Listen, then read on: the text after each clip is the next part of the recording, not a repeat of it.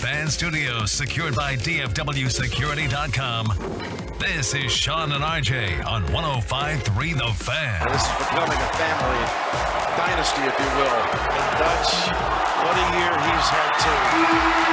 Hurley and the Huskies have their dreams come true. Good morning, Metroplex. This is a Tolo Tuesday. We are live as always. Sean Sharif, RJ Choppy, and Bobby Belt walking into the studio, maybe with some sleep issues. Why are you here? What's going on? I don't know. Spittle had said he had been meaning to tell RJ something. Said he was going to tell him yesterday while he was interning for me to be here at 5:30. That's all I knew. All right, that's. I'm kidding. I couldn't sleep. I was like, what? I got to get a chair. We got Peyton and Ryan in the back. We're live on the Fan Cam, Twitch, and YouTube. Jim Nance's final call on CBS for the UConn Huskies winning the national championship.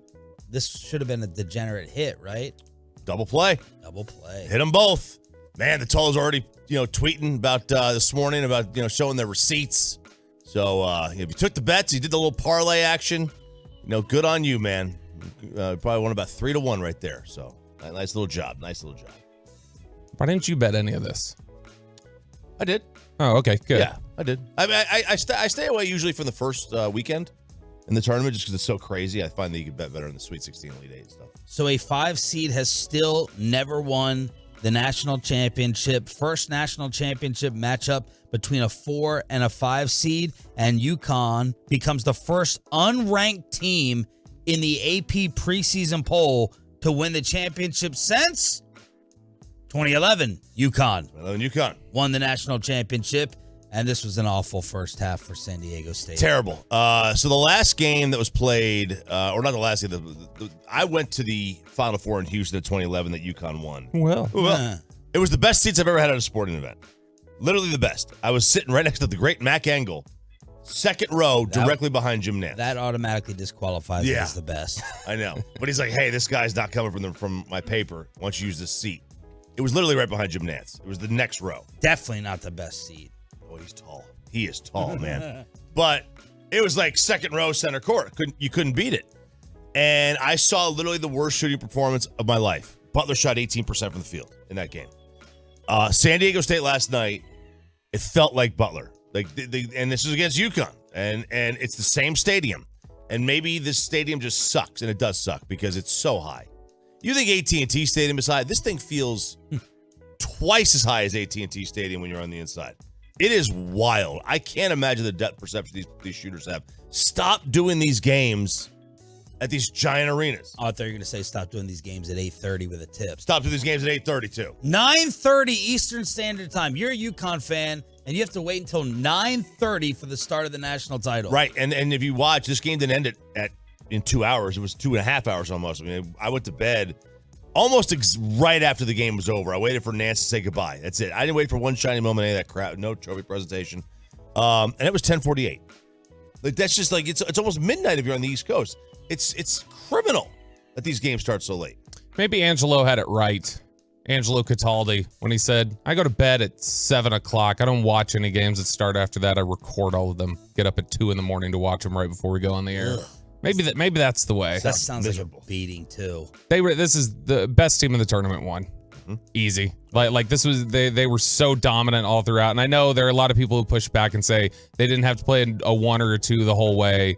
No, but like Gonzaga was a really good team. St. Mary's was good. San Diego State was good. And they went through the average score of their games in this tournament was 79-59. Ooh. They just walloped everybody.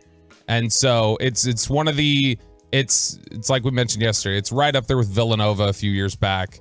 It's reminds me similarly to the kind of run that Kentucky went on in 09 or whatever that was, or no, Florida was 09 or 08, and then Kentucky was 12 with Anthony Davis and that whole team.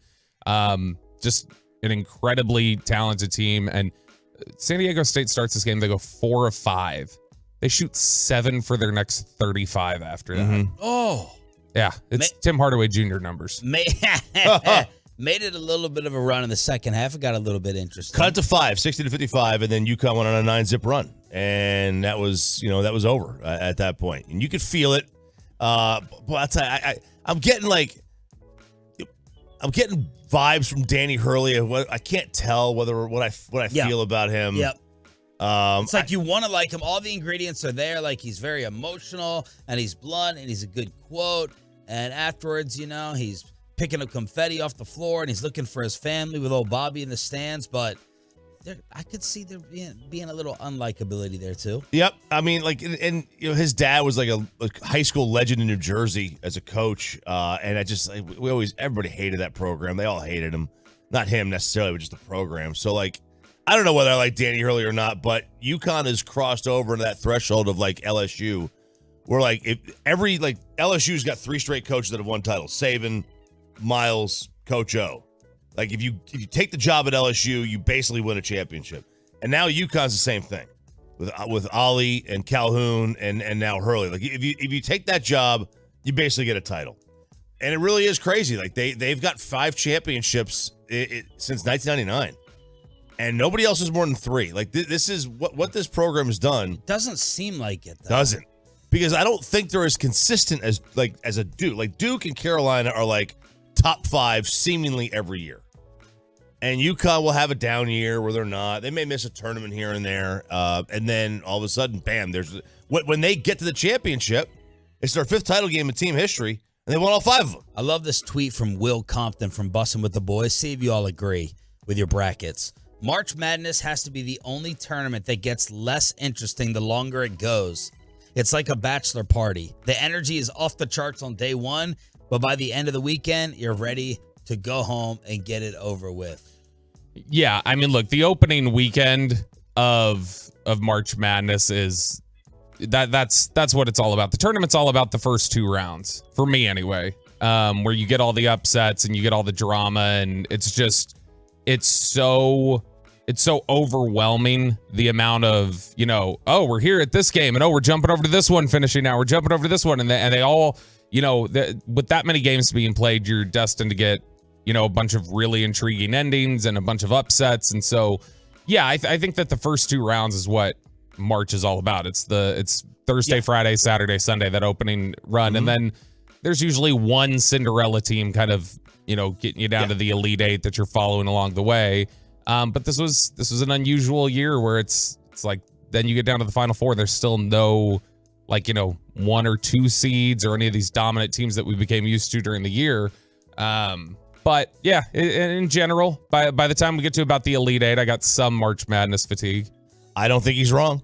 I mean, I still love it, but I mean, it's not nearly as interesting as the first one, because I mean, the first weekend, the first day, and Thursday and Friday, I'm going to count as the first day. If the one game stinks, you just change to another one, and if this game stinks, you're stuck. But also, it's like those first 2 days are they're fun. And once you get to the Sweet 16, it becomes like a business trip. I wonder if this was the earliest that brackets have ever been decided. I think it's not. I don't think it's close. Right? I think a lot of people had. I know, a lot of people I've talked to had, unless they had UConn, and a lot of my friends are UConn fans. But so outside of them, I don't think most people had a point after the Sweet 16. A point? I don't think most people got a game right after the Sweet 16 that didn't involve UConn. Oh, I was gonna say, yeah, I got UConn to the Final Four, but that was it. But most people had UConn probably losing to who was their one seed? Kansas. I'll bet you most people had them losing to Kansas. A lot of people had them losing to Kansas. A lot of people had them losing to UCLA. I did. I had UCLA. So I think only 1% of people had them winning the title in the 1.8% in the ESPN bracket challenge. So you're talking about, if that number's that low, you have to think no more than 10% had them in the Final Four. Anyone have UConn winning the championship out there? 877-881-1053. Truckwreck.com text line, 877-881-1053. We have to celebrate the Dallas Stars as they clinched last night, and the biggest hit from the Texas Rangers came from someone's jaw. Tolo Tuesday edition of Sean, RJ, and Roberto in early, right here on The Fan. Dallas Desk has spent almost 40 years making your time at work more enjoyable.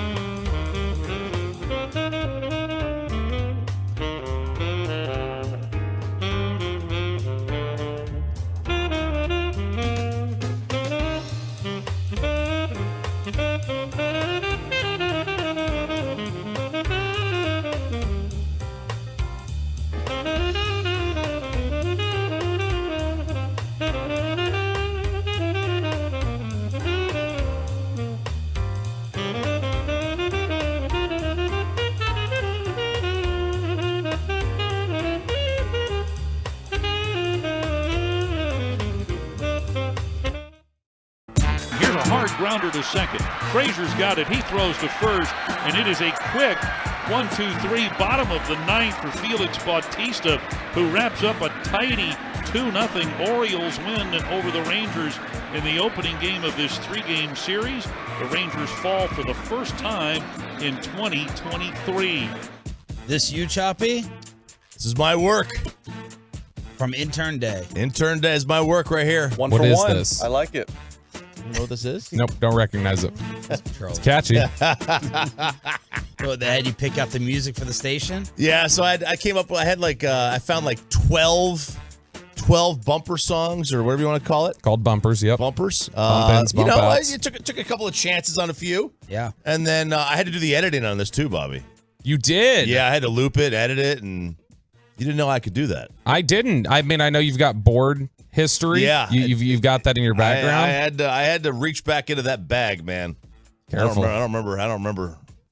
Didn't know I knew how to do that. Careful now. Don't show them you can do too much. Yep. No kidding. That's right. The bats completely disappear. One hit. I think it was an infield hit against the Baltimore Orioles as the Rangers lose their first game of the regular season. It was an infield hit. And we knocked out their starter. Yes. In the second inning. Yep. Line drive up the foot, ankle. That was not the offensive performance. But, this is baseball, man. You scored 27 runs in 2 games, and you combine for 2 in the next 2. That's the way this, as Wash would say, that's the way baseball go. And were we a little overinflated by the Phillies? The Phillies got beat to death again last night. They lost like 8-1. And they're the only winless team in the sport right now. But look, they were going to go 162-0. So They weren't? No, I didn't think so. They might go 161-1. You never know. I think that's likely at this point. I think given everything we've seen. Yeah. Look, it sucks that you get one hit and you score no runs. But, I mean, the encouraging thing here right now through 4 games is the bullpen doesn't look bad. No. I mean, what are they on now? They're on 12 2/3 scoreless innings in a row with the bullpen. And you just look at the last few games. They gave up, 3 Saturday to Philly as a pitching staff. They gave up 1 the next night and 2 last night. John Gray looked good. Yeah. I mean, John Gray had the striking out the side in the first inning. He's, even the hits that he had. Now, the first home run was like a damn missile. But just, missed with 2 pitches. Gives up the 2 home runs. Otherwise, he was great. 2 solo shots, 6 1/3, 2 earned, 7 strikeouts for Gray. You will sign up for that. I mean, every single. I don't care who the pitcher is. It could be the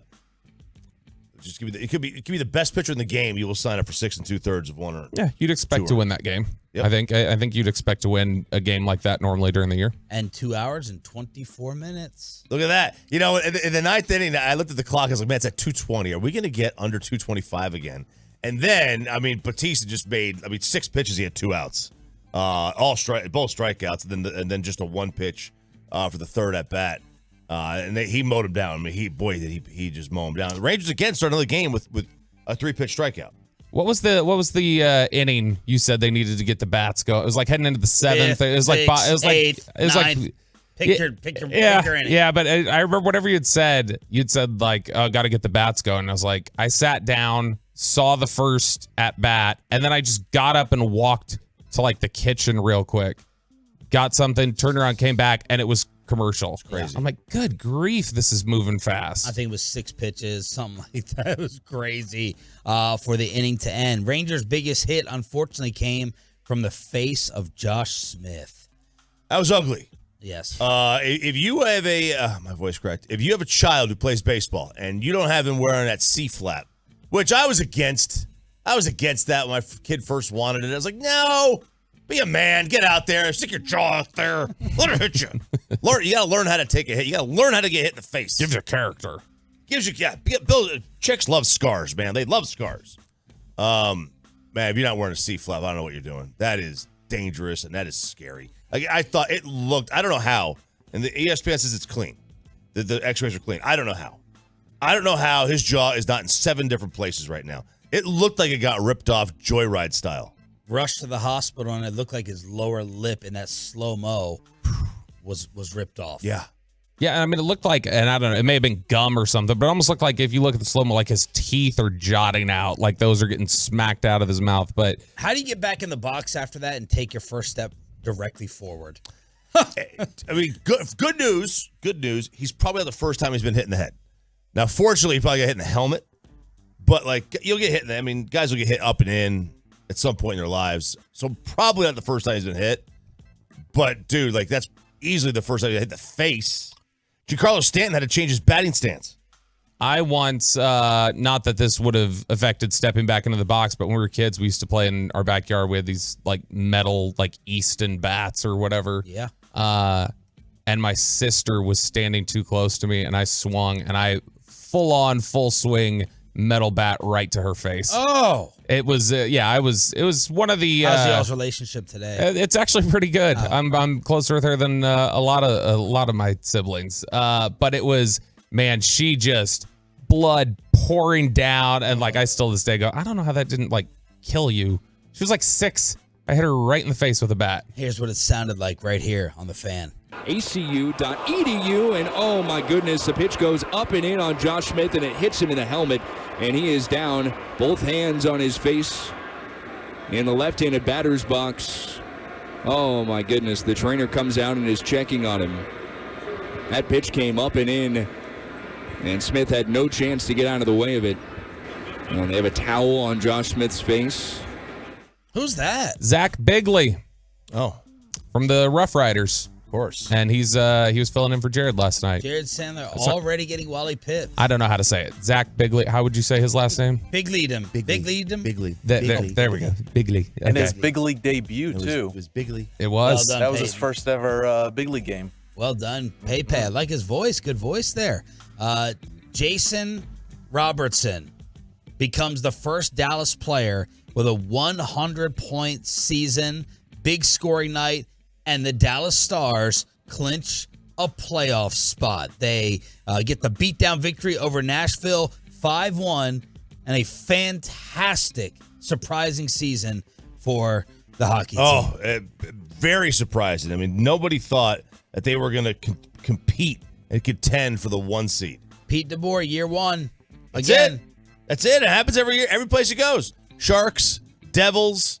It doesn't matter where he goes. That first year, that team makes the conference finals at the minimum, and then they have a complete and utter torpedo after that. So they were chanting Robo at the AAC because he was on the road when he broke Madonna's record. So he got number 101 in terms of the points. 43rd goal accounted for the 100th point. Oh, yeah, and he had 3 assists. So they are 23 years old, 3rd NHL season. He's incredible. They have 98 points. That's a statistical tie with Minnesota at the top of the Central. And then so they right now would take on Winnipeg in the first round. But they have a plus 54 goal differential. That is second in the NHL, tied with the Rangers, the New York Rangers. Oh. But it is second to Boston. And again, I say again, their goal differential is plus 54. Boston's is plus 120. Oh, my Lord. That's stupid. It's insane. God, I hope they get eliminated. So the Stars are going to the playoffs for the 4th time in 5 years with their 3rd different coach in that span. And we talked about Pete DeBoer, and you look at his record in year 1, previously took Jersey and San Jose to the Cup in his first season with those clubs. Stars 98 points, so 5 games left. So history says we may get there again. History says it should get there again, at least to the conference finals. That's what history kind of shows for Pete DeBoer and his franchises that he is his last 3. Anthony Rendon gets 5 games for the interaction with the fan in the stands. Yep. Is this game 1? This is the opener. Yeah, this is on Thursday night. So there's a video out there of him you can't really hear what the fan says. Yeah. All you see is Anthony grab from below. So the fan's elevated at the he's probably what 8 feet in the air, 7 feet as the stands are. Grabs his shirt and holds him down and is like, you called me what? And then and that's about it. And then you see him reach up, try to slap him upside the head with his other hand. And he got 5 games. 5 games. He got a 5-game suspension. That's it.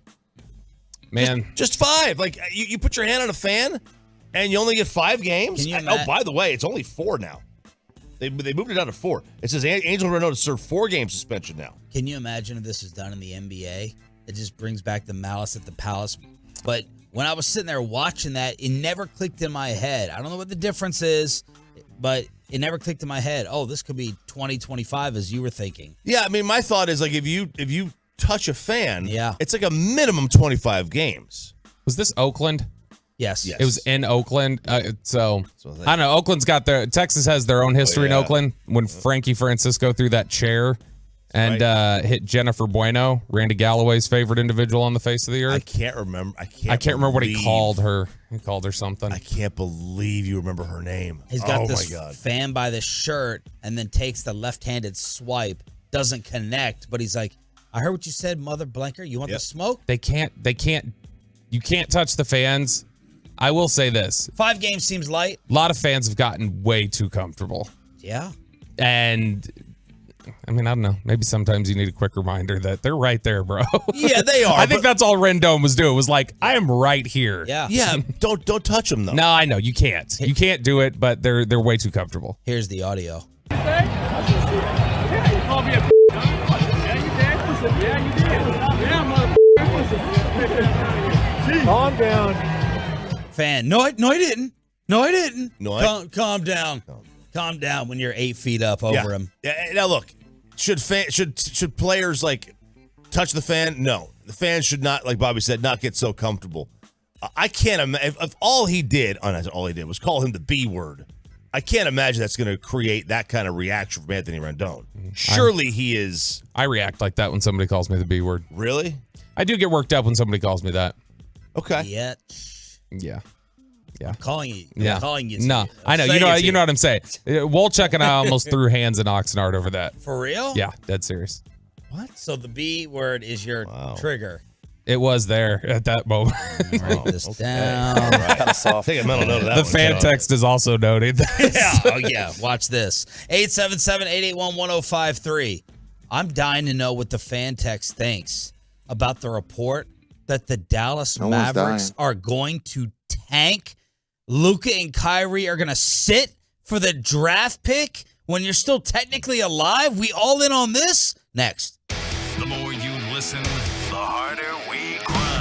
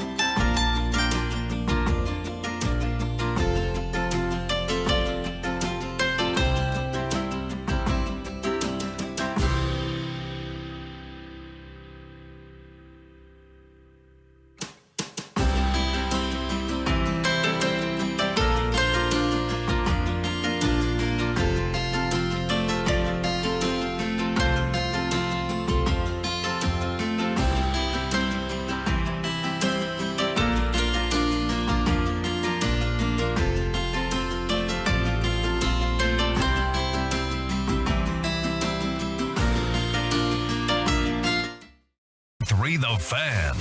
Shout out to the 6 a.m. Club. We are live, as always, in studio. Sean Sharif, RJ Choppy, and Bobby Bell. Thanks for joining us. Running on 12 years here on DFW Sports Station 105.3 The Fan. Almost to the day. Is it? A week from today. A week from today, Sean, will be our 12-year anniversary. Wow. 12 years. What are you guys getting each other? 13th year. Oh. That's 14th good. year, 20th year. Let's make it a 25. Yeah, when you get to 15, that feels like maybe something. You know, just like in A round number. Yeah, just like in your dating life, your marriage. You know, 5, 10, 15. Nothing at 10, though? Y'all didn't do anything for 10? I think 10 snuck up on us. 10 was in COVID, right? Yeah, would have been. Yeah, Was it? we were still at home. Okay, excuse. We were still at home. Where were you 12 years ago, Peyton? What were you doing? Let's see. A What was zygote? that? That was 2011. I was a freshman in high school. Oh, God. I was a freshman in high school. Wow. 31. And now look, you climbed the ladder all the way up to this. I'm big time now. The report yesterday from Shams Charania. I'm with you. Play it. I'm told that the organization is seriously considering the possibility of shutting down those three guys. They have a top 10 protected pick. So being out of the play-in race, it behooves them not to try to keep their pick. And at that point, you have the flexibility of having that potentially top 10 pick.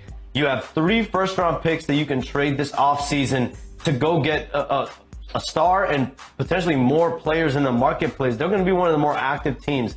So you go get Kyrie Irving, who's playing at an elite level. You try to go get him, Luka Doncic, some help. And you have 2 guys in Luka and Kyrie that have been playing through stuff. Luka's dealing with a thigh injury. Kyrie's been playing through plantar fasciitis. So they clearly need more depth on this team. Kyrie Irving, even though he's played at an elite level most of his time in Dallas, he just has not clicked so far for this Mavs team as a unit.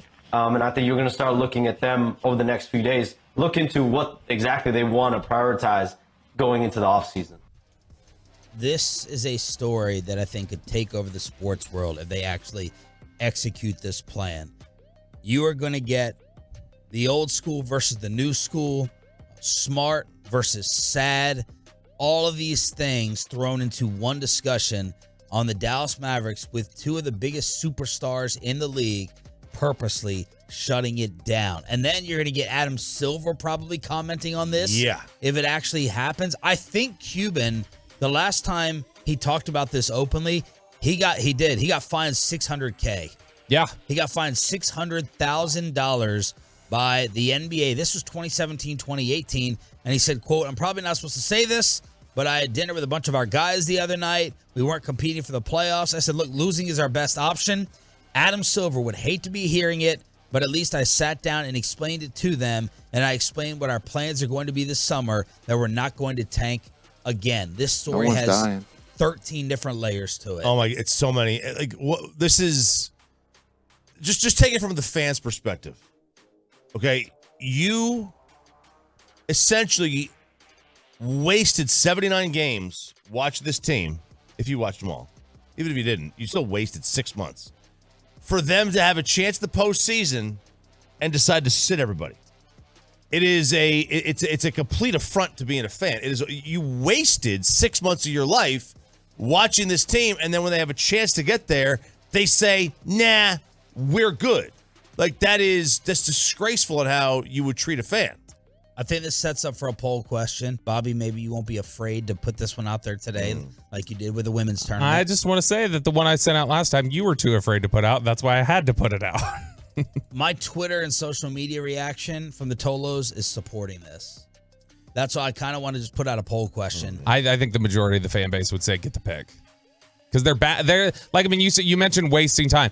They have a very decent shot of, even if they play everybody, they're out. Oh, of course they do. It'll be just as wasted. So I think they just feel like rest the guys up, guarantee the pick. They of course they have a decent chance, but the playoffs in the NBA is a half court game, and that is where Luka thrives, in the half court game. Where this team, where you can have the individual player, the guy who go get you a basket in a playoff game. There's a reason they made the West Finals last year. There is that. When you have the best player on the floor in a basketball game, you've got a chance. And they basically do. In most every game they play, they have the best player on the floor. This is such a sad, tremendous indictment of athletes today. If they went to Kyrie, it'd be one thing if it was Cuban and Nico, but if they went to Kyrie and Luka and if they signed off on this, Michael Jordan rolling in his grave. How many? Yeah, disgraceful. If they're like, because you're supposed to think, right? You can do it every game. I can do it every game. Just get me in. You think LeBron is thinking this? LeBron is thinking they can win the title right now with his return and the Lakers side. He may be delusional, but it's just the mindset, as Corey Majors, one of his favorite words. It's just the mindset, and the belief that you give me any type of weapon in this fight and I can kill you. LeBron feels that if he's on the floor, they got a chance to win. Yep. Every game. And wow. Look, I just want to know Luke and Kyrie's reaction to it. Because I was first worried yesterday initially about, all right, this is sending Kyrie out of here. Mm-hmm. You just packed his bags for him. You just told him, we don't believe you can get it done, and we're just going to quit. We're going to quit on the season and hope that a draft pick can come here and save us. Wimbawamba. We can go ahead and get a chance at him. Wemby. And I'm dying to know what Kyrie's natural, authentic reaction was to it. Who thinks, A, they're going to get the cold envelope? Okay. Stop it, Patrick Who Ewing. thinks they're going to get the cold envelope? Right. All right, nobody. And secondly, don't give me, I know Shams brought the 3 picks. Don't give me this. You really think the Mavs are going to get anybody to come here? We have, seriously, how they many won't have a times? choice if you trade the picks. They're going to get Draymond and LeBron. How many times have we been fooled? And the powder's dry. We get the powder dry. How many times are we going to get fooled here? But that's not for free agency. This would be for a trade. And right now we have the 10th worst record in the league. 877-881-1053. We may even take calls on this at 8 o'clock this morning. I know overall it's the smart thing to do. You got to know what reality is, right? You got to see the train coming or the train falling over these days in this country. And I know it's the smart. It just doesn't feel right. It just doesn't feel right when your 2 horses are healthy. So we have the 10th worst record in the NBA. We're 20.5 back. Well, there's a chance you lose these 3. Maybe you can have the 6th worst record. So now you're talking about not just the top 4 pick. You're talking about the sweepstakes for the next LeBron James. And that's what everyone thinks that this kid is. So let's take it to the other side. You missed the playoffs. You were going to get run anyway. Give Luka some rest. The guy's been running on fumes for 2 years, playing his offseason schedule and partying and drinking. And you give Kyrie time. You get yourself a chance with the front office to get rebounders, get defensive players, and then you get a top 4 stud, and all of a sudden you feel like you hit a reset button for hope. If they were out of the playoffs already, obviously tank. Get it. To me, if you've got a chance to get into the playoffs, you gotta fight your way to get in. You gotta at least try to get in. That's just my opinion. Like, I would tank if I wasn't in them already. If I was out of them by January, I would just basically fake Luka injury for the next 3 months and just go. Yeah, to me, if you're this close and look, they're still on the outside looking in. Yeah. Okay, it still with binoculars. Yeah, I mean, they basically got to go 3-0 and hope the other team goes. Hope OKC goes 1-2. But if that happens, then they get in. But also think about it like this. Like, I mean, I know we're talking about, hey, you've got a shot at like being in that lottery to get number 1 or get number 4. It's not even like totally about that for me. Like, this is about being number 10 or having no capital. Like, even 10. This is 10 versus nothing. If you finish right at the edge of the play-in and are out, New York gets your pick and you're done. Like, it's about adding another young asset to go with Jaden Hardy, Josh Green, Kyrie, Luka. That's what Luka's supposed to do. He's supposed to bring all these guys in here. He's supposed to come on and play with them. By the way, I wonder, you mentioned how Kyrie would feel about this. With how cerebral Kyrie is about everything and how like high his basketball IQ is, I wonder if he'd be in favor of it just from the perspective of we've just started playing together. Chemistry's not there. We're not going to be able to figure out this chemistry before then. The smart basketball moves to do this. Shams then added they have to bring Kyrie back or it would be devastating. When it comes to Kyrie Irving, they gave up 2 starters, a first-round draft pick, and they gave up multiple second-round picks for him. So, like Chandler said, to not bring him back, I think would be so much more devastating for that organization than bringing him back. I think the feeling that you would have if Kyrie Irving walks, let's say to a Phoenix or to a Clippers or another organization, and you don't get anything back for him, there's no such thing for the Mavericks as, let's see how life is with no Kyrie Irving, and let's see if this team is better. Because at that point, you literally reach rock bottom, and then you're looking at Luka Doncic. Like, you literally have to look into rebuilding because there's no way to maximize that roster hold and that money from a financial perspective. So I still believe the Mavericks' first and foremost priority this offseason is bringing back Kyrie Irving on a deal. And then from there, you have 3 first-round picks. You have salaries to go out in the marketplace, whether you want to go get a star player, whether you want to get other rotation type of guys. They clearly need bodies in the front court, on the wing. So you have to try to rebuild this team around those 2 guys and figure out what kind of talent you can get in here. Luka Doncic is still under contract with a player option through 2026. So it's not like they're here with kind of the time running out on Luka Doncic. Bobby put this out 4 minutes ago. It's got 55 votes already. It's 6:12 in the morning. Bro. 82% are voting tank. 82%. All right, let's be in the Mavs room. Cuban, Nico, Kid. Raise your hand for tank. 2 out of 3. You're not raising your hand, Choppy? No, I'm not. Okay. I would tell you if you got team building, which you say you're the king of, versus competitive spirit. The spirit of the sport, the spirit of the game. Yeah, like if I have a chance, if I have a chance to make the postseason, I'm gonna try to make the postseason. If I don't, then I'm just gonna tank it out, right? And until they have that, now obviously if they get eliminated, then go ahead and sit them, and then try to lose. Because if they get eliminated, that probably means they lost anyway. I mean, let's be honest. Like, you've been gifted this play-in opportunity, but like in reality, 4 years ago, we're talking about they already are eliminated. They already are like eliminated. that, and that's the thing. I think you got to think of it in those terms. Even if they get into the play-in, they are not. There is 0 chance they're going on a run that gets them to the title from the play-in. That's not happening. That is 0%. Well, they're not going from 10 and winning the West. Oh, I don't think they're gonna. No, I don't think they're gonna win the West. I'm just saying, like they could get to the second round. Ooh, I don't think so.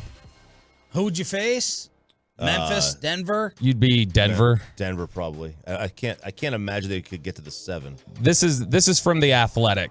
The other day when they were ranking the NBA draft prospects and we're talking about this tanking, they said the 2024 class is expected to be one of the weakest in recent memory for scouts. That's next year. From the top all the way through the lottery. The 2023 draft, by contrast, is seen as a strong class through the lottery and into the teens, but tapers off and has a lot of questions due to the lack of emergence from upperclassmen. So, I mean, yeah, you get into the play-in, lose your pick to New York, you have it next year, and then you're in one of the weaker draft classes in recent memory. We have a report from Bobby's boy on Zeke Elliott, a top 10 player, says I'm not talking to any teams outside of the top 10. An update on the Jalen Carter saga, and Odell Beckham gets an offer. That's next on The Fan. Well, let's get you over to K Post Roofing.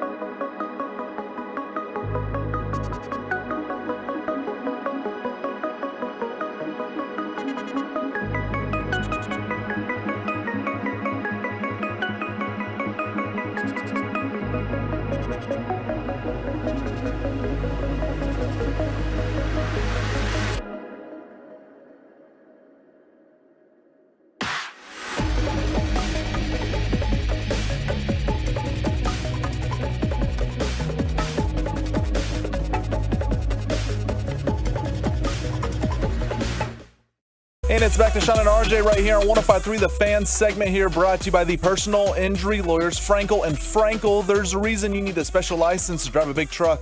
So companies that hire drivers and put them in a big truck should be held accountable for what happens when one hurts you. Frankly, you need Frankel and Frankel. Visit truckwreck.com or call them 214-333-3333. This you? It's me. Nice, 2 for 2. Thank you. How many have been playing these songs in the past? How can we haven't been? Yeah. Because I wasn't doing the music, I guess. Wow. Blame Troy.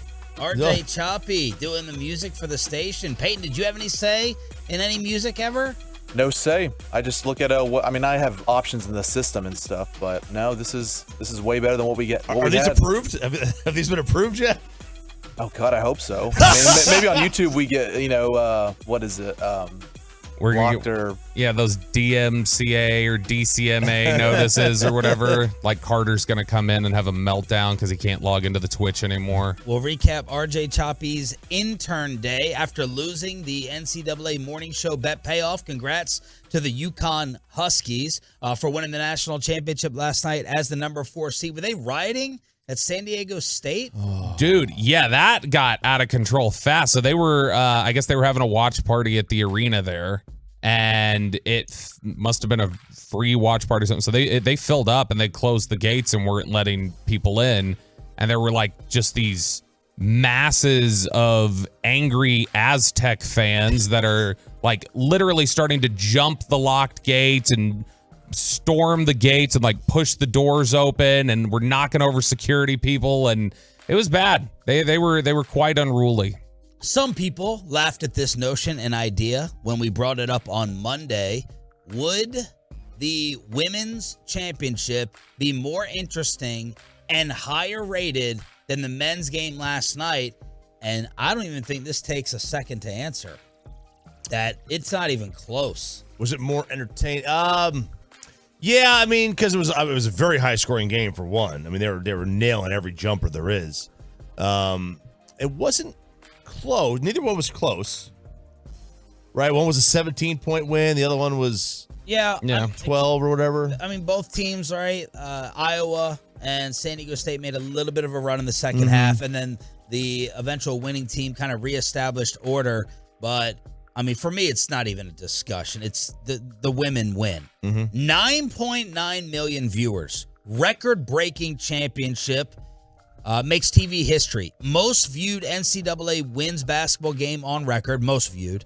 Up 103% from last year. Peaked at 12.6 million viewers. Most viewed college event ever on ESPN Plus. So I can't wait to see the ratings comparisons. But women get the W. W gets the W for me in this one, Bobby. Yeah, I mean, look, I know I'm one of those 9 million myself and contributed that. You can just call me 0.1. 9.9. Yeah. No. Now, are you saying you're interested to see it because of how close they got, or you think they might be equal to the men's? Because that's not going to happen. If it was on ESPN Plus, that's not going to happen. Well, so the women's game was on regular ESPN, but it's also on ESPN. They had it on various platforms. Yeah.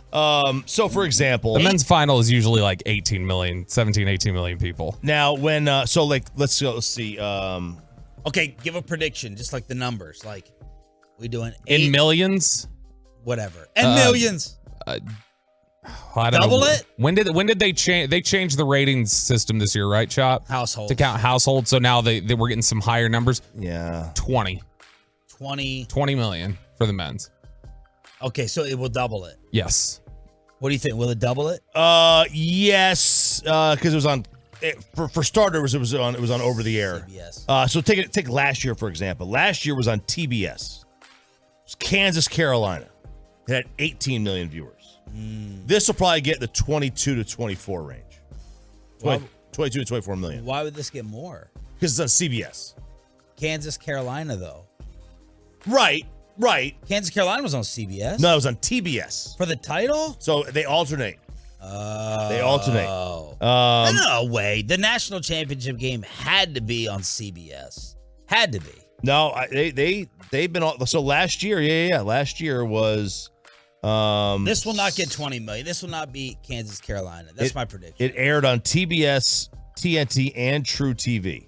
Okay. So it was on all three of them. And then the previous year was on CBS. I can't find the previous year.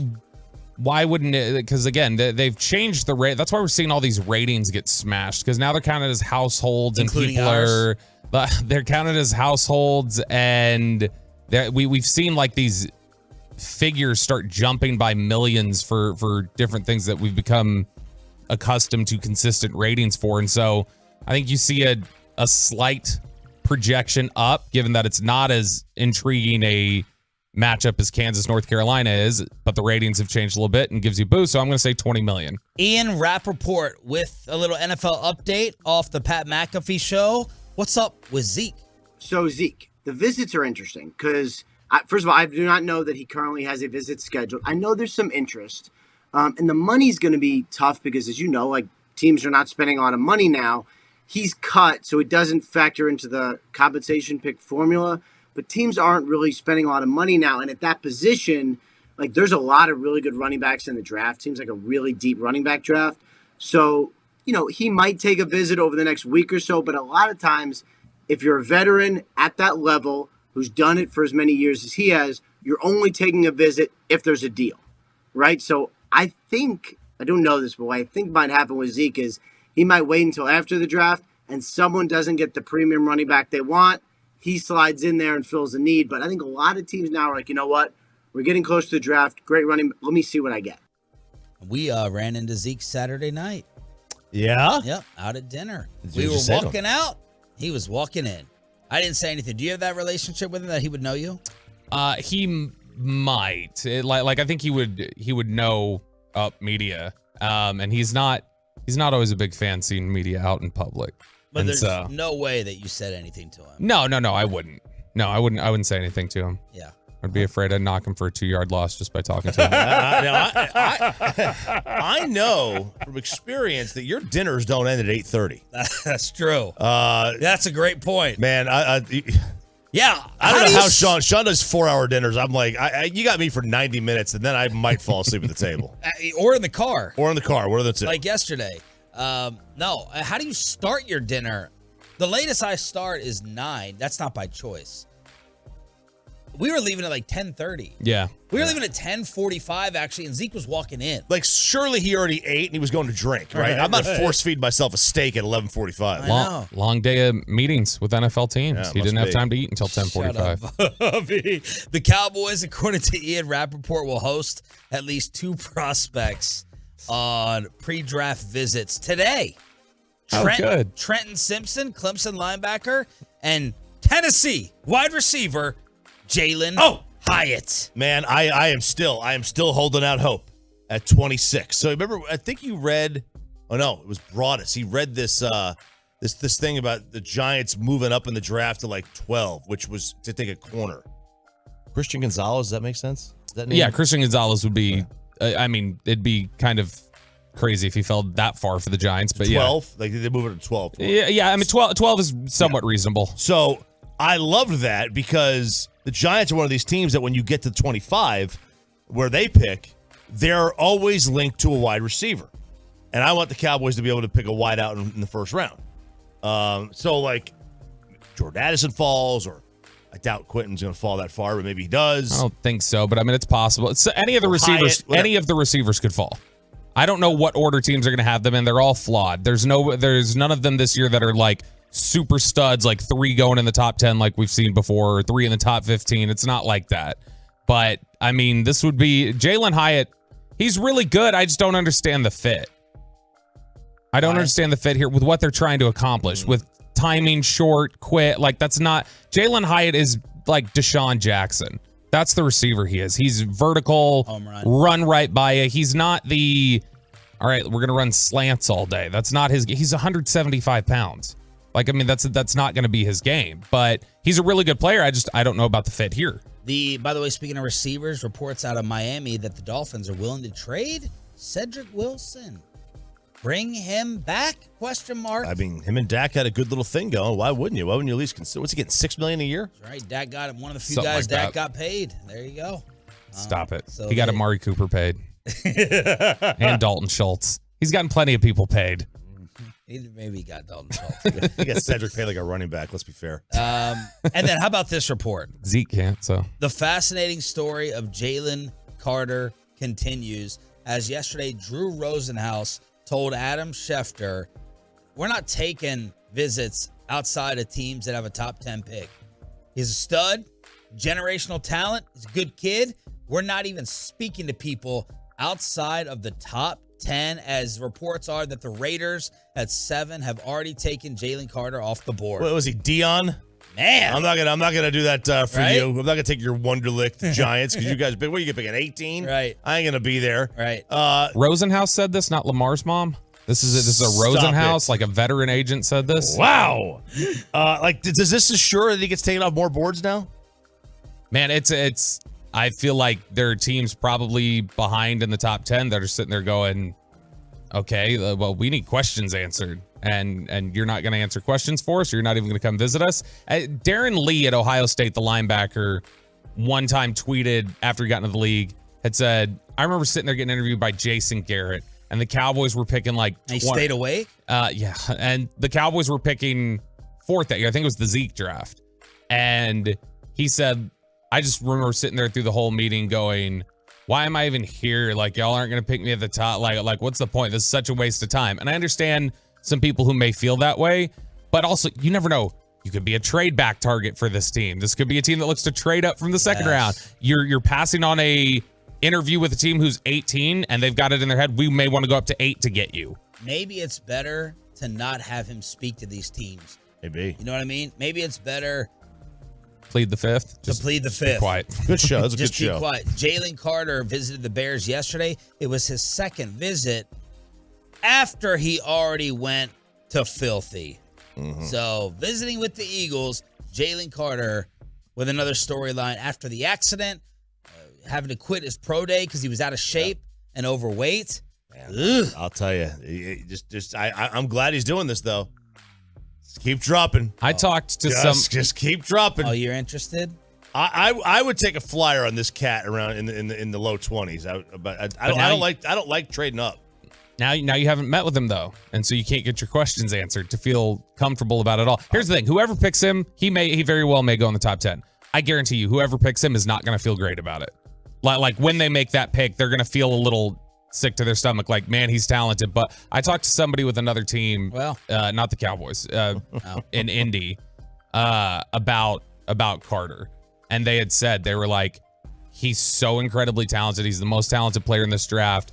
I would be terrified to pick him in the top 10. I'd be scared. It's crazy for him though. Like you said, there's a team that's picking at 14 that could easily move up to 9 and take him. Like, how you don't recognize that? Rosenhaus, I think you're right. I think Rosenhaus just protected him. Yeah. Doesn't want him to interview because himself. It makes no sense because surely Drew Rosenhaus is aware that you could trade up. Odell Beckham gets an offer, and RJ Choppy interns for the entire station after losing the March Madness bet. Let's find out what intern RJ was like next. But occurrences like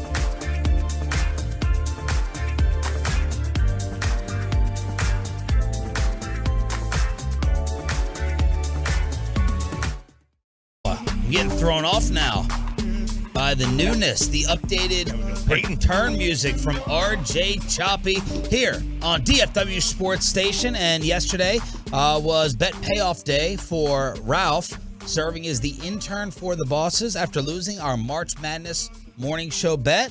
How did it go? Well, I enjoyed the work I had to do. Hey, you seemed very excited in the meeting. So, like, they had me do return music, this stuff, and then also write liners.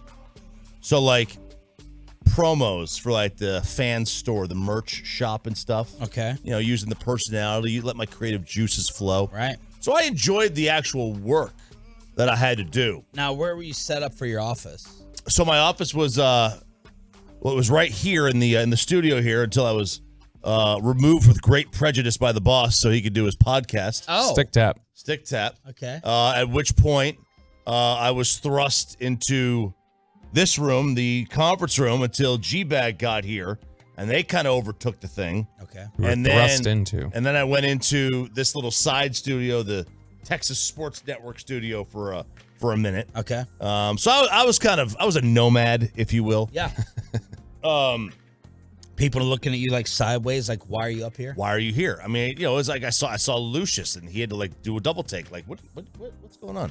Dawson, it was like, yo, what are you doing up here? And then, you know, random TJ, I think I threw him off downstairs. TJ, oh, downstairs. Because I went downstairs. Interns don't get lunches, Sean. So I went downstairs to get one of those little tuna packets, and I had myself some tuna. So I had to go downstairs a little shop. Remember who you're talking to. He goes, your buddy left like an hour ago. I was like, yeah, it was like 3 hours ago, man. Go make that money, though. But go make that money. So I enjoyed the work. I'll tell you, though, dude, this 9 to 5 stuff's for the birds. Yep. We have no idea how good we have it. That was awful. Was it bad? Oh. When did the fatigue kick in? 10:45.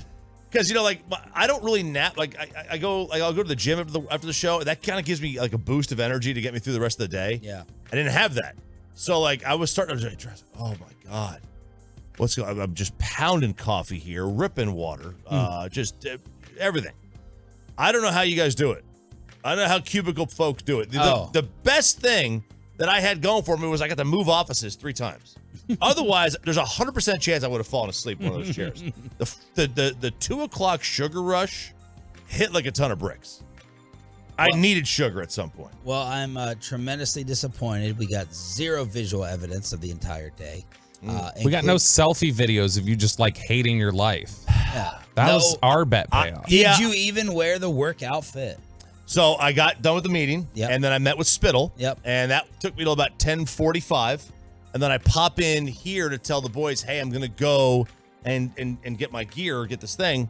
And like, well, no, come on the show here. We're going to do baseball nuggets. Here we go, Bobby. So I came on the show, and now it was like 11:15. Wow. And I'm like, all right, well, Spittle needs the room at like 12:30. I can't do it. I don't have time for it. Wow. So I owe you guys an outfit. Wow. I owe you guys an outfit. I'll, whatever. I'll wear a tux to a fan hang. I don't care. There you go. Something like that. Whatever your wedding suit is. Or just tomorrow. You could just dress up tomorrow. I mean, it'd be funny at a fan hang. It'd be funny at a fan hang. Yeah, go full black tie. Full black tie. So did Gavin or Tim make you do anything? Like that was Tim came in and says, hey, I'm out of hot cocoa. And I was like, okay, I get some hot cocoa. You got it? I got it. Yeah, Corey Majors asked me to fill up his water. Oh. Damn. Yep. And then so did the G-Bag. Okay. So what time did you get out? 3:45. Oh. It's a long day. That was long enough, I think. Did that beat traffic? If by beat traffic you mean it took me an hour to get back to Fort Worth, I don't think so. So what time were you home? I was home like 4:30. 4:30. So what time did you leave your house yesterday? 4:30. So you were gone 12 hours out of the house. That's long. That's a long day. That's a long day.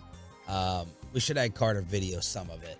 But we didn't have the work outfit. So we'll do that in the future. Any other observations of the shows?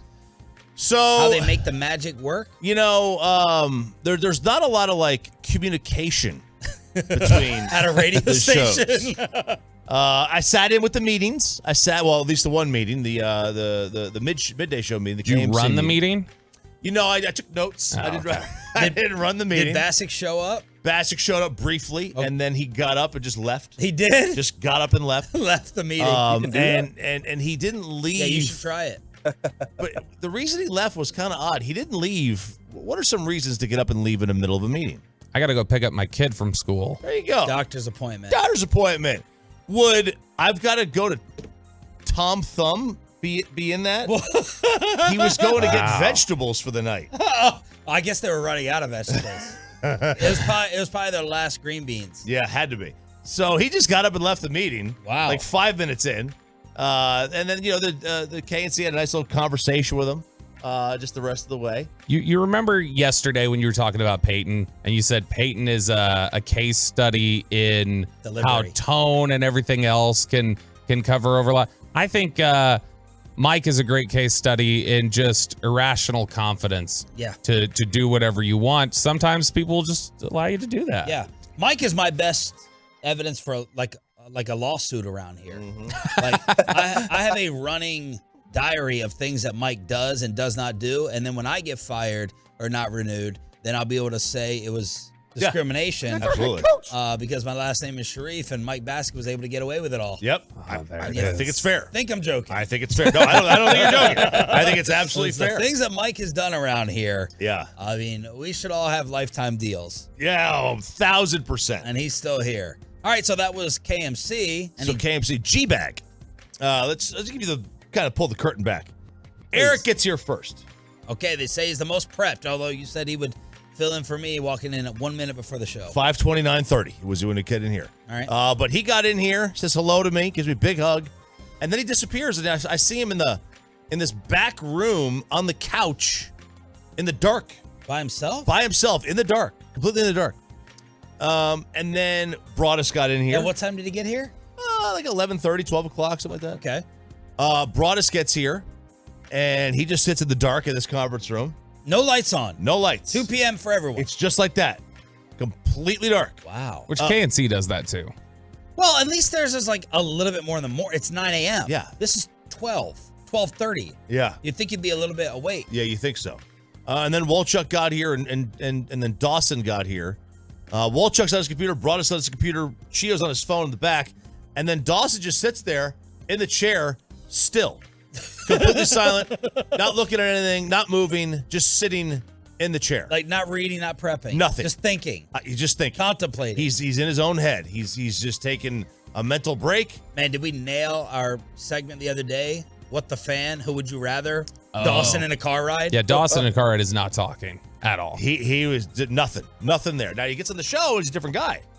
But off air, just complete and utter dead So silence. they're not sitting there with each other, same rooms, exchanging ideas, this and that. No, they're not using the whiteboard and writing show ideas on Broadus there. isn't scripting Brainstorming. segments. No. Well, they had a 4.5-hour show. They didn't need a prep. Wow.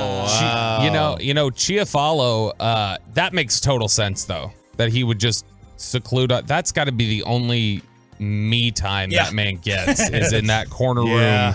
Because like you go from a house with 3 children under 3 and everything there, and then you get over here and you've got the most crowded show on the station. You got people everywhere, opinions coming. Like I could see definitely just like I need to be in here to prep in silence from noon to 1 and not talk to people. But between breaks, silence. Unlike your cell phone that just went off. it just started talking. I don't know what that is.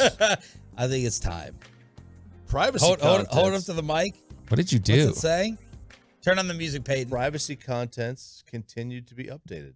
Okay. All right. You're getting an update. Cool. Whatever. Maybe Goodness. Get you a camera. iPhones would never. No, ever. Yeah, we don't ever update. So like that, that was basically it. Then I wrote in the afternoon session. I wrote a lot of liners. Okay. Did you record them? No, they're for you guys to record. Oh, okay. So I wrote one for Sean. I wrote one for Chiafalo and myself. I haven't written yours yet. I got to get to yours still. 1053thefan.com/merch, So by the this way. is creating extra work for us. We win the bet, and now we got to do extra. Yeah, work. what is It's a 15-second liner. We can knock this out. And Are they comical? Are they funny? I tried to make them Or comical. are they just like go to the merch store? Hand them to us. Let's go ahead and just do the read right now and get it out of the way so we don't have to record after the show. Okay, so I tried to make them to the personality. I got to change yours up. I got to change yours up because I didn't put power rank in there. Okay, here we go. Tolo's choppy. What up, Tolo? Sean Sharif here. What do I always say? You're appreciated. And you can get your You're Appreciated hoodies, long and short sleeve shirts at the fan shop right now. Keep Toloing and get the gear online at 1053thefan.com/merch. Sean and RJ here with some exciting news for the Tolos. RJ, that's right. You want to wear what the pros wear? We're not pros. Yes, we are, Sean. Whatever. Get your Tuolo, You're Appreciated hoodies at the fan shop right now. 1053thefan.com/merch. All right. Oh, we got one here from Woolchuck. What up, sexy? Woolchuck here. What up, sexy? Woolchuck here. Can I ever be as good looking as Chiafalo? No, but we can dress like him. Get a G-Bag Nation shirt at the merch store. What up, how do I do Hagelin? So, do you want to make your wardrobe better? Dress like me. And same Duke sweatshirt every day for a year. Han Solo too. Coach Ballsack here. When I gave up 756 to that fart knocker, this is actual writing. I thought I was going to launch a memorabilia career. Well, that day's finally here. Get your masterpiece shirt. These are good. Oh, thank you. These are good. I don't see where Bobby's is. He didn't write mine. I haven't done one for everybody. I didn't do one for Dawson or Broadish yet. I still got some work to do. All right, so you did some actual work. Well done. And then all these new music bumpers are gonna be playing today. Yeah, just fantastic stuff. Which we're not sure if they were actually approved with by the like bosses. ASCAP or yeah, anything Ryan said else. we already got copyrighted twice, so there you go. So I'm real? joking. No. Like on YouTube? No. Okay. All right, 877-881-1053 is the truckwreck.com text line to hit us up here on DFW Sports Station. Thanks for being a Tolo, y'all, and turning it on, leaving it on. Is UConn now the best basketball program in the country? We'll talk about the national championship, the Stars clinch, and the Rangers bats completely disappear. Plus, the Mavs sound like they want to tank while they still have a chance at the playoffs. We signing off on that. Headlines on a Tolo Tuesday, and then another special listener.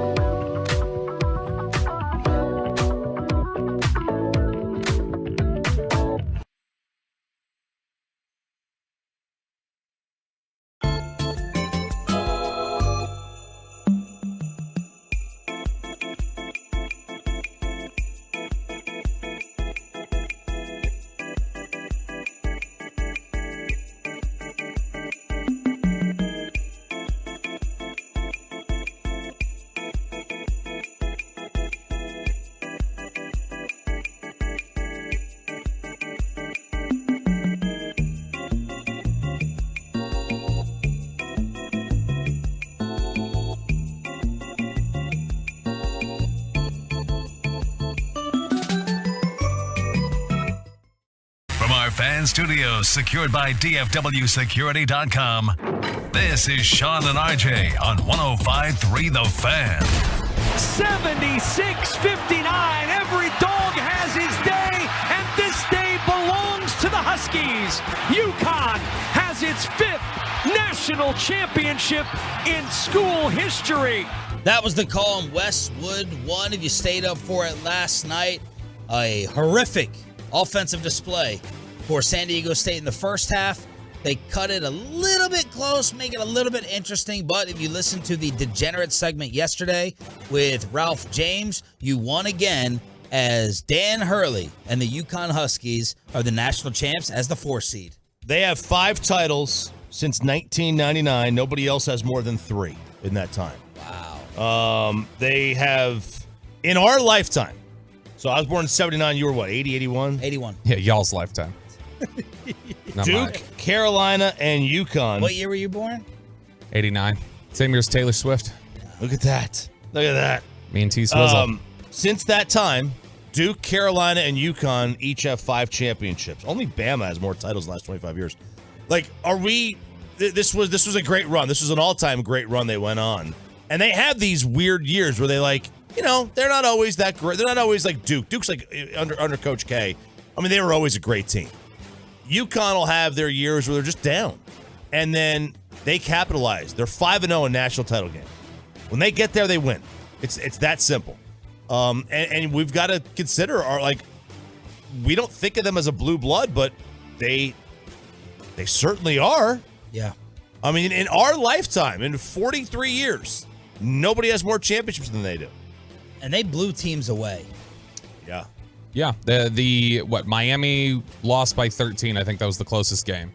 Average margin of victory for them was 20 points the entire tournament. Just absolutely. For the whole tournament? 20? Mm-hmm. That was the average margin of victory. Wow. Won every game by double digits. So now we need to rephrase what they are for college sports. Yeah, I mean, I think you have to put them in the category of Bama? Well, I mean, look, only Bama's got more championships since in the last 20 years. Somebody on the fan text I thought made a good comparison earlier this morning where they called them the San Francisco Giants, where it's like they just kind of pop up and win titles every few years. Yeah, I think it is a good comparison. How lucky that is. Head coach Dan Hurley after the championship. Hey, obviously, dream come true for all of us. As a part of the program, we sold the vision, put together a special group of people, a coaching staff, and unbelievable players like this. So it feels great to come through on promises made by me to all this, the great people of Connecticut. And then with these guys, this was our vision. This was our dream. This is what we talked about when we recruited these guys, that we could get together and do something big like this. And it's just great to come through on promises made to players and to this university. I mean, look, they got as many titles in history as Duke does now, and Indiana. And those are legendary programs. Only Carolina, Kentucky, and UCLA have got more. And now this is the 3rd straight coach to win a championship there. Ollie won it before, and obviously Calhoun. It's a great program. It just is. There's no doubt about it. They basically the market cornered. They're a national brand. I mean, they're getting guys from other countries. They're getting guys from Texas. They had a kid from El Paso on the team. Yeah, because you never hear about the mean streets of Connecticut. No, but they get the best players in Boston or maybe New York City that go up there. They've always had that market cornered. How does that change with Pitino going to St. John's? They kind of keep the New York athlete in there more, but man, they do recruit nationally and they recruit well. And I wonder how much ESPN has helped.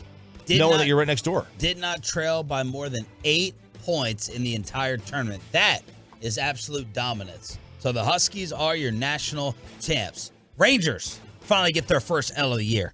Here's a drive deep into left field off the bat of Mateo, sailing way out of here. It hits the facade of the second deck. Mateo with a majestic blast. It's the second solo home run for Baltimore tonight, and the Orioles lead 2-0.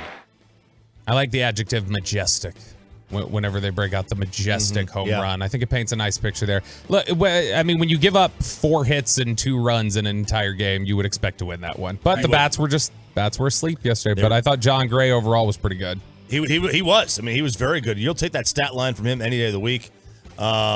And like, I don't know if you noticed this, we had mentioned some of the base running, the Mullen steal. Like, that's exactly what Harold Reynolds was talking about. That was within 4. He said most stolen bases or outs are made within 4 inches of the bag. And that was your 4 inches of that. This bag is bigger because he barely got in. And that's why I think teams are going to steal a lot more bases this year than they have in the last couple of seasons because of that. The percentages are going to go up. Josh Smith appears to be okay after taking the fastball right to the face. Right to the face with the slow-mo replay of his bottom lip almost leaving his entire head. Yeah, I don't know how he didn't break anything. I don't know how he didn't lose 6 teeth. I don't know how his teeth did not go through his gums and lips. I mean, it was bad. And if you're a parent and you got a kid who plays baseball, dude, that's C-flat, man. I don't know how you got to get that. You have to get that for your kid. Lucky that the guy on the mound throws soft fastballs. Whether he got hit by 88 or 88, something. Yeah, better than 98. Than 98. Yeah, I guess that would have been the difference in the broken jaw or whatever it was. But yeah, it was good to hear. I know Emily Jones tweeted last night, said CT scan's clear, everybody feeling good, and so it was just it's a good thing to see because when he got hit, it was just like that's one of the scariest things in sports when you see a baseball player get hit in the helmet or right up there on the face or whatever else. Rangers, Orioles again tonight right here on your home for Rangers baseball. 6:30 pregame with a first pitch at 7 p.m. on DFW Sports Station. They'll try to get a little Baltimore revenge. The Dallas Stars clinch a playoff berth with a really nice win. Nashville is fighting themselves to make the playoffs, and the Stars completely shut them down. The Hockey Hawk, Gavin Spittle, chiming in saying you got a very good game from your backup goalie who's been out for a while with an injury. And then Jason Robertson, the 23-year-old, goes over 100 points. First Dallas Star to do so. The 4 others in franchise history were with Minnesota when they did it. And the then Timberwolves. Defenseman Thomas Harley made his season debut. All new Spits and Suds talks about him and why the Stars called him up. Shameless plug. So there's the recap from Spittle as the Dallas Stars are in the postseason. Yep, 98 points, tied atop the Central. They're in first place, though, but same amount of points as Minnesota. Vegas is still the 1 seed, and they're going to be unless they kind of really fall off. They got a 3-point advantage over the Kings, but a 5-point advantage over the Stars for that 1 spot. Is this a smart or disturbing report from Shams saying the Mavs are thinking about shutting it down with 2 healthy superstars? I'm told that the organization is seriously considering the possibility of shutting down those 3 guys. They have a top 10 protected pick. So being out of the play-in race, it behooves them not to try to keep their pick. And at that point, you have the flexibility of having that potentially top 10 pick. You have 3 first-round picks that you can trade this offseason to go get a star and potentially more players in the marketplace. They're going to be one of the more active teams. So you go get Kyrie Irving, who's playing at an elite level. You try to go get him, Luka Doncic, some help. And you have 2 guys in Luka and Kyrie that have been playing through stuff. Luka's dealing with a thigh injury. Kyrie's been playing through plantar fasciitis. So they clearly need more depth on this team. Kyrie Irving, even though he's played at an elite level most of his time in Dallas, he just has not clicked so far for this Mavs team as a unit.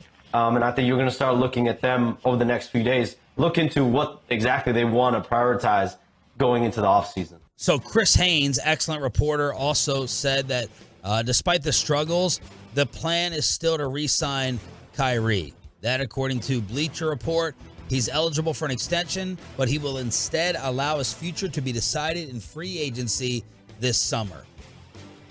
Have they talked to Luke and Kyrie about this, if you had to guess? Yes. I would think so. I would hope so. Yeah. I just hope that the mere suggestion or the question doesn't turn Kyrie off that this is a loser mentality. I need to get up out of here. Surely, I would guess they'd have to feel pretty.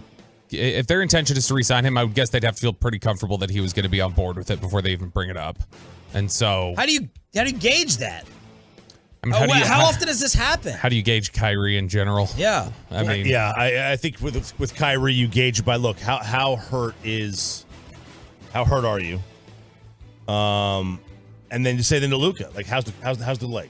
How's the quad? And what if they're like, we want to go, we're competitors, we just need to get in? Then if your two best players, which I hope they said as competitors, if your two best players are saying, let me lay them on the table, then you let them lay on the table.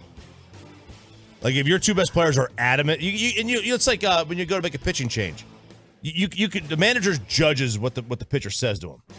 If they say to you, let's keep going, let's keep playing. Right. Sit them down. You know what? If they're like, dude, no, let's go get this thing. You know how to summarize an NBA head coach's job responsibilities? If anybody dies? No. Don't get fired by the superstar. You're not going to do anything that angers the superstar and gets you pushed out. If they do this, the players are on board. Will this make you look at Luka and Kyrie differently if we find out they signed off on it to sit the final three? Nope. Nope? Nope. Wow. Michael Jordan rolling in his grave. I have bring out the old school. I'll tell you this. It won't make me look different, but miss me with the all-time great talk if he does. Jordan would never be in 10th. Jordan would never be in 11th. Well, then even more of a reason why you need to stop the all-time great talk. I'm saying No, Jordan. you need to watch the Jordan would play the Last Dance with him against Indiana when they were fighting to get in. He was hurt. They put him on the minutes restriction, and he acted like he was going to quit the team and raise hell because of the way that they limited him. That's just a direct contrast. I don't mind if organizations have big money on the philosophies of tanking, but man, if a player says, "No, I don't want to," we're a game out with 3 to play. I don't want to go. Man, that's just that's not all-time great talk. Here's the dilemma. They're going to lose the first-round pick this year to the Knicks if it is not in the top 10. This is from the Porzingis fiasco. If it does land in the top 10, they'll eventually send a top 10 protected first next year or the year after. If they send their pick to the Knicks this year, then they'll be able to trade their 2025 first starting this summer instead. So they're likely going to have limited future first-round picks to operate with this summer. 23 or 25, 27, and then pick swaps. It gets confusing, but they don't have much to offer in terms of assets. No. After that. Get your talent now. Get your talent now, especially if the Athletics write when they write and say this is a very deep draft and next year's is not very good at all. Is that give up your pick next year and take the pick this year. I would do it if I was the front office. It doesn't feel right, but I just wonder if this will follow or stain Luka and Kyrie if we find out that they were good for it. The way to spin it is the guys didn't want to do it. They wanted to go out there and play. We had to make the best decision for the organization. And how's Adam Silver going to respond to this if it happens? This is a humongous problem. Big time. You can't have an organization with 2 of the, 15 biggest names in the sport. Yeah. Maybe 10 names in the sport. You can't have an organization say you have those guys on your team and you're actively not trying to make the playoffs with 3 to play. Can't have it. So that's the report from Shams. We have a report that the Baltimore Ravens have offered Odell Beckham Jr. a contract. That from Adam Schefter. It seems that the Jets and the Ravens are the 2 teams in the mix, with the Rams also possibly lingering. The sad news is that an aging Odell Beckham coming off 2 knee surgeries would still be the best wide receiver Lamar's ever played with. No. Hollywood Brown. Yeah, Hollywood Brown was better than aging 2 injury. Yeah, no, you're probably right. Still, but Hollywood Brown was nothing anyway. I mean, he wasn't very good anyway. He was okay. Maybe he would have been a better player if he had a quarterback. Maybe. You never know. Does this help? Does help whatsoever in keeping Lamar? Probably doesn't a little bit. factor in too much. Probably doesn't hurt. How about that? Probably doesn't hurt. Yeah, it doesn't hurt. Yeah, can't hurt. I mean, any more than what it sounds like their negotiations have hurt so far. So, I mean, might as well. Look, it's just been the negotiations have been tense. There's been all the talk about how he wasn't even consulted about Todd Monken being hired as the offensive coordinator. You know, you've got all the playing things out in the media. It's taken a bad turn there. So there it is. Headlines on a Tolo Tuesday. The Expressway is next. We're commercial free from 7:20 till 8 o'clock. And we have a Celebrity Classic giveaway for you to go hang with John Smoltz, Tony Romo, and our buddy Adam Thielen from the Super Bowl. That giveaway plus Ask Reddit is next on The Fan. But look, Sean Shreve here for the Tolo team of attorneys.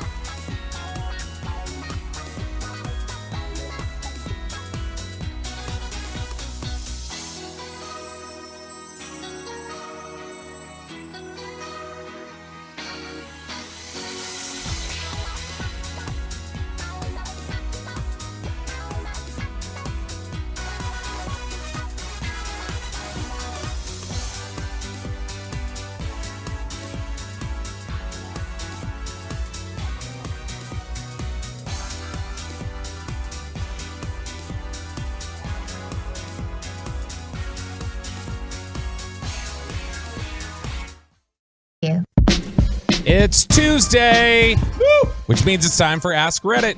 We want to hear from you at 877-881-1053, 877-881-1053. You can also weigh in on the Twitch and YouTube chats or on Twitter. Ask Reddit, of course, is the Reddit forum to ask and answer thought-provoking questions. We bring you the most viral questions from the last week. And just get your thoughts, kick them around here, and get your thoughts on the truckwreck.com fan text. Okay, guys, first one up here. What are you starting to dislike more as you get older, Sean Sharif? People. That's the easy answer, isn't it? Yeah. That's the easy answer, man. That's the easy answer. Would you describe yourself as a people person? Yeah. But it's waning. Yeah, I just don't. People are selfish in general. That's what I found. Like, yeah, my wife always used to get mad at me, and she's like, "You're so petty. You're a scoreboard keeper." I'm like, yeah, I am. Yeah. If I invite you out 3 times and you don't invite me once, we got to move on. We got to move past it. You know what I mean? I think I'm enjoyable to hang out with socially. I don't think when we do hang, it's a bad time. I try to feel and read the room, buy shots, get drinks, maybe pick up a tab, go to fun places. But people that just lack a thank you too. Just like, hey, appreciate it. Thank you. You're appreciated. I just move on to the next. She's, my wife's like, well, what happens? Like, if you sit there and you run out of friends. I'm like, move on to the next. It's not that hard. Find new ones. Cut and go. Find new ones. People. Already a couple coming in. 808, staying up late. 940, Taylor Swift. There you go. That's called personal growth, 940. Choppy. In people in general, I find myself caring what people do. That doesn't affect me more now as I've gotten older. I really hate traffic. Like yesterday, the worst part of being the intern yesterday was knowing all day. Mm-hmm. All day. It wasn't the work. It was all day knowing that when I left here, I was going to be faced with traffic. Like it works you up more today than it used to. Easily. If I know, like if I see a stoplight and I see like more than 2 stops, I'm just turning around and going home. I'm going to find a different route. Like yesterday, I had to drive. So I drove up to Sarah's just after the show. And it was downtown Fort Worth. It took me about an hour to get there. And instead of sitting in traffic, I got off the road and basically took Lamar the entire way through Arlington, stopping every 78 feet at a light. That little turnaround aspect that you have there, I've got something a little similar, which is on my drive home when I hit the city streets, if I'm like, I'm hungry, I want to stop, I want to get something to eat, I'm not even going to entertain turning left. Yeah. Other side of the highway. I'll turn right, but like I'm even talking on city streets. I'm not turning left and then having to cross traffic to go out. No, absolutely not. For me, it's going out. Yep. I used to love like going out frequently. So going out with me on Saturday, was that a build up that you were kind of dreading a tiny bit? No. That was fine. Like, I mean, I think in general, it's more just fine. No, you know what I'm saying. Fine. Like, you know what I'm saying. On to the next one, Sean. On to the next one. So, on to Pepe. No, what it is me and Peyton going out in Denton. It used to be like Price Street, baby. It used to be you want to go out Thursday, Friday, Saturday, Sunday night. That's when I would want to go out. I'd want to go out all 4 nights. Now, like I'm out of the house so much, like just running around town doing whatever, that when I get to be home, I want to be home. And Kristen's the opposite because she's home so much that she's like, I want to get out of here. Right. And so even the thought of going to a game for me is miserable. Unless it's like Friday night or Saturday night. Mm-hmm. That's going to be a Ranger game Friday or Saturday. But going to a Cowboy game and then having to work the next, it'd be awesome if you didn't have to work the next day. Didn't have to like show prep like that. But yeah, Choppy loves going out. Bobby and I do not.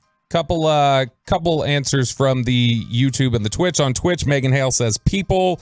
Steve from Tyler, the older I get, he's tired of the longer recuperation time after partying. Oh, yeah. Stone Dog. When you get our age, you cannot do Friday and Saturday. RJ might be able to, but It's one or the other. That's it. Stone Dog 146 says big businesses and banks. On the YouTube, we got Daniel Garcia saying staying up late, hate 9 p.m. starts during the week for games. Michelle Gonzalez, all-star games and events doesn't have the same appeal anymore. I agree. The all-star games I used to like get so excited for as a kid. Now I don't care.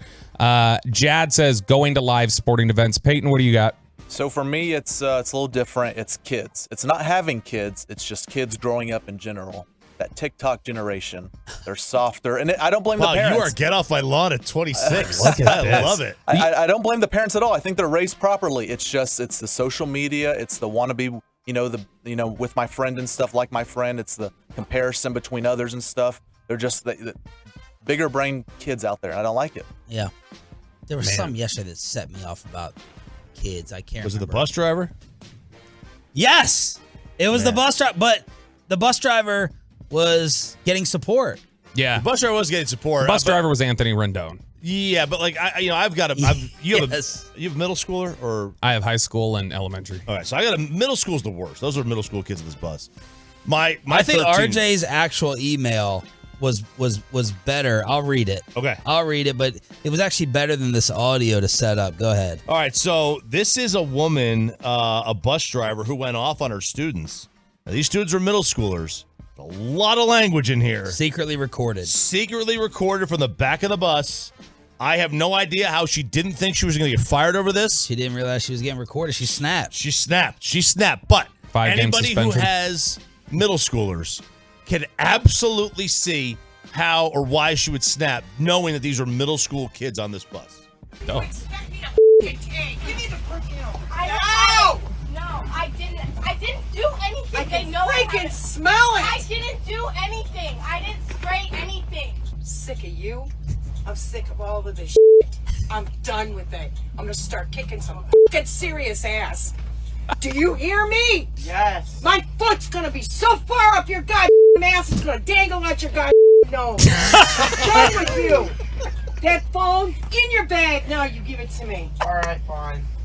God, I can smell it. I didn't spray anything. I'm allergic to this shit. Open the I didn't spray anything. They just like to start it. It's right in the big backpack. It's in the big zipper. You like to start shit too, Maya. You're no innocent angel here. I'm done with this shit. Done. I've had my fill. I'm done with it. I'm ready to walk off this goddamn bus right now and let you people walk the f home. How much more do you think anybody can freaking take? Shut your mouth. I don't want to hear another goddamn word out of your mouth. Excuse me. What did I just fucking tell you? You think it's funny? You think it's funny? You're all... No, you didn't. You're so full of shit, Jackson. You're as bad as he is. Jackson. Done. Done. Not another goddamn word out of any of you.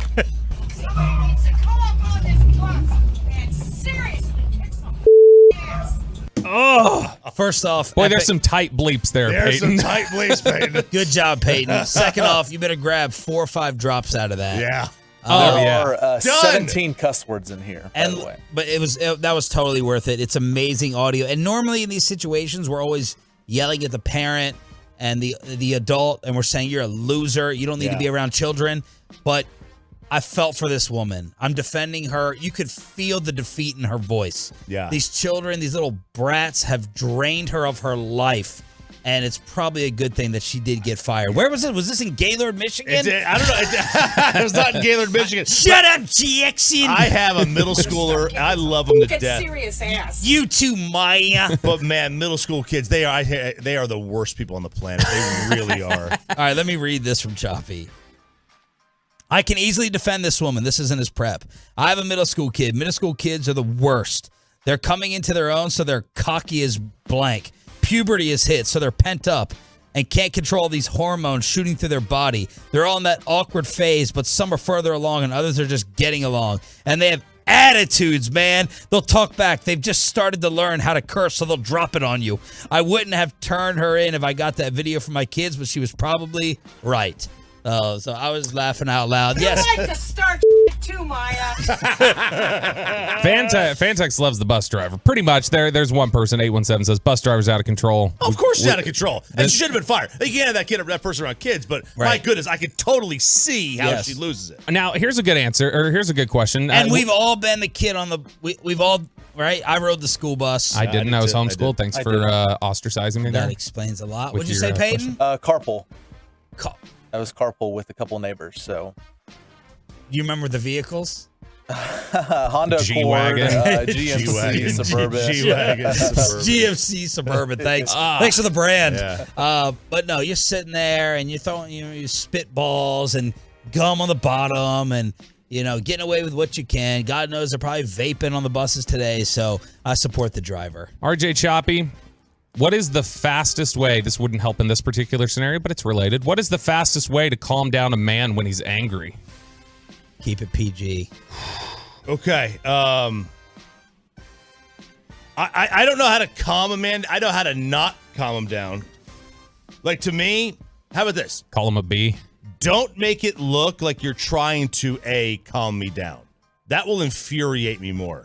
Yeah. If I think you're trying to calm me down, I will get more upset. And then B, don't try to change the subject. Mm-hmm. Because to me, an argument needs to resolve itself of its own momentum. Okay? So you have to let the argument... So, I mean... It's poetic. Yeah. That's a poetic way to phrase it. It's up to the man, I think, or whoever, to leave the house and mow the lawn. Clear your head. Do whatever. But that's it. Like, I don't know a great way to calm someone down. I just know what not to do. If they are angry, so if they are angry at you, that's going to be tough. Yeah. That's a tough position to be in. If you are an observer, a friend, a buddy's getting mad, that's easier. You just, I know, buddy. I know. Here, come here, and you just kind of walk them off. But you just dude, you're right. But hey, let's just calm down. Come here, like real quick. A couple answers here, real quickly. Twitch, S-Doc and 7. Not sure the answer's radio friendly. No. The PG response is your wife or girlfriend prepares you a great meal. Yeah. Twolo Vader, whisper. If someone is angry, talk softly because they have to shut up to hear you. It's an old referee trick from dealing with coaches. Texas size rips on the Twitch. If you're that worked up, you need to go see Kev's talking doctor. YouTube, Thaddeus Buchanan. Fastest way to calm him down is simple. Just Tolo. Listen to the fan. Get all that aggression out. Sean, what's the quickest way to calm a man down when he's angry that you can say on the radio? If she could make you a drink, but it's like giving me the first sign that you agree. This is a problem I have with my wife. First public dispute, like someone spilled a drink on her on our third date, and the guy didn't apologize, and I was like, what the F is wrong with you, dude? Apologize and go get her another drink. And she got mad at me. And I told her, I said, I don't give a damn if I stab somebody in front of the whole bar. Publicly, you got to defend me. And then we can talk about it behind closed doors. But if you don't have my back in front of other people, that's going to make you and I blow up. So give me the initial support. Have my back. It doesn't matter who's right and who's wrong. And then we can fix it behind closed doors. But she's never followed that policy. She does not want the confrontation. She's like, stop. Don't sit there. Don't cause a fight. Be quiet. She gives me no public support. So frustrating. There's no public support. Meanwhile, I would sit there and have her back no matter what, and then tell her she was wrong later. Dude, the biggest one for me, whenever that'll set me off similar to that, is if I am telling the kids something, and Kristen knows this is one of my personal. If I'm telling the kids something, and Kristen chimes in with a defense for and it's all right, not in front of them. Undercuts you. You want to tell me that behind the scene, and she doesn't do it a ton. So Kristen, if you're listening, not starting a fight here. No, but if you just in general, if I'm telling, if Jacob comes out and I'm telling him bro, you can't do this, blah blah, and then she goes, well, I mean, it's his friends were doing it, he could, and it's not here. If you want to circle back, and then I can circle back later and go, hey, I overreacted to that, whatever. But do not start here basically telling me I'm wrong in front of him while I'm having a disagreement with him. That'll set me off. I totally agree. You got it. You're right, Sean. You got to have your partner's back. Got to. Peyton seems like somebody who would be good at diffusing anger, Peyton, how would you do it? It's simple. You just have to let me be with my dog. Let me cuddle with my dog. Just let me be all nice and cuddly with them and stuff. Talk to them. What type of dog? I've never seen this dog. So one. What's the dog's name? So there's 3 dogs. Like an actual dog, or you like your buddy? Not my dog, but like my dogs. You want a 4th? There's one loose in the neighborhood. Nobody's claiming it. No more. That's the one he was hit yesterday morning? So we have Bailey, Astro, and Callie. Bailey. You named a dog Astro? That was my parents. That's not his generation. That was my parents. They said, "Oh, stop being all sportsy, guy." You know. Okay, Bailey was for who? What do you mean? Sport. Oh, Bailey was just that my parents liked the name. It wasn't Dan Bailey. No, it was Andrew Bailey. They're big fans. But they had an ABC: Astro, Bailey, Callie. So the next one is D. So we got to figure out a D word. Are you getting another dog? No, I don't think so. They want one, but I don't think they need one. I mean, 4's a lot. This next question, I'll lead off with Peyton here. This one I think, has a very easy answer, but there's some alternatives. Peyton, what instantly kills the vibe at a party? Ask Reddit questions every Tuesday. That's what we're doing. Other than Sean Sharif bringing commercial break conversations to the party. When couples get in a fight. Boom. That's the number one. When couples start arguing, even if they're not all loud and stuff, if I can see them in the corner of the room and stuff, and they're like, usually it's the girl, pointing and screaming at the guy and stuff, and the guy's just like, saying something back, it kills everything. It kills everything. Even if the music's loud and I can have a good time, if the couple's arguing and stuff and throwing a hissy fit, I'm out. No, that makes it more entertaining. Yeah. We can all sit back and watch. You like the fight? I don't know that I can remember one. Sean and I love other people's drama, though. Would love it. I love it. I'm down with OPD, too. Yeah. But I think especially if it's out of my house. Don't break anything. So, I think a couple fight is a vibe killer instantly, but especially if the couple fight it's the couple hosting. Yeah. That's not fun. Look, the answer to this is simple. If the music goes out. Oh, what happened to the music? Whether it's a Spotify connection problem at the pool party, I don't know, some quick power outage. Someone calls the phone and stuff. I've had that where someone calls the phone and it starts going off and interrupts it. When the music stops, that's awful. Ice running out, alcohol running out, food. Yeah, food running out's big. But I think the couple fighting is the easy one. That was the first thing that came to my mind. I'm saying music stop. 817, nothing ruins a party more than Bobby Belt drunkenly throwing out outrageous takes. Yeah, I agree with that. I'm going to go with one that's a little offbeat, but there's always somebody like this. You guys, you're hanging out at the party. You start talking about things. What, you've never heard this song before? The person who then starts stopping everybody down from enjoying it to show them something at the party. That's you. No, it is not. You show us something. You show us 19 things a show. Every day. Hey, look at this. Hey, look at We're this. talking about a party. I'll do that here because it's a break. Have you seen this video? I'm not distracting from anything in the break. But no, somebody who starts rolling through. Wait, have you heard this song? Have you heard this song? And they're playing it in the middle of a party and stopping everybody down. It's all right, this is dragging it down. This is not the you show. This isn't going to work. A couple of the submissions from Reddit. Someone getting extremely wasted, too out of control, starts turning it into an angry vibe. Yes. People throwing up. Well, I mean, then I've ruined quite a few parties probably. The drunk one who's loud as hell. Am I the loudest drunk person you've ever been around? Ever? No. In terms of the discrepancy from my normal voice to my drinking voice. Me and Choppy are loud. My brother's very loud. But yeah, you are loud. You just have this tone. It's and plus you have a weird voice anyway. So when it hits that higher level kettle. And just stays, I don't have a weird voice. I have a great voice. But when you get it up there and it stays, it's just like this all the time. It's just the same thing. It's always just talking like this, and it just never comes down whatsoever. So Mavericks looking for some revenge today. Opposite of that, the car ride to the Super Bowl party, I almost stopped, dropped, and rolled. Yeah. I almost don't. You've said this several times. I don't remember saying anything in that car ride. I wasn't drinking. I know. It must have been an Adderall high or just an excitement level. I don't know what it was, but it was just I'm here the whole time and it's just shop. Did you like this song too? And Steve, there's no breath. Steve from Tyler on the Twitch with a great answer as well. Crying drunk girls.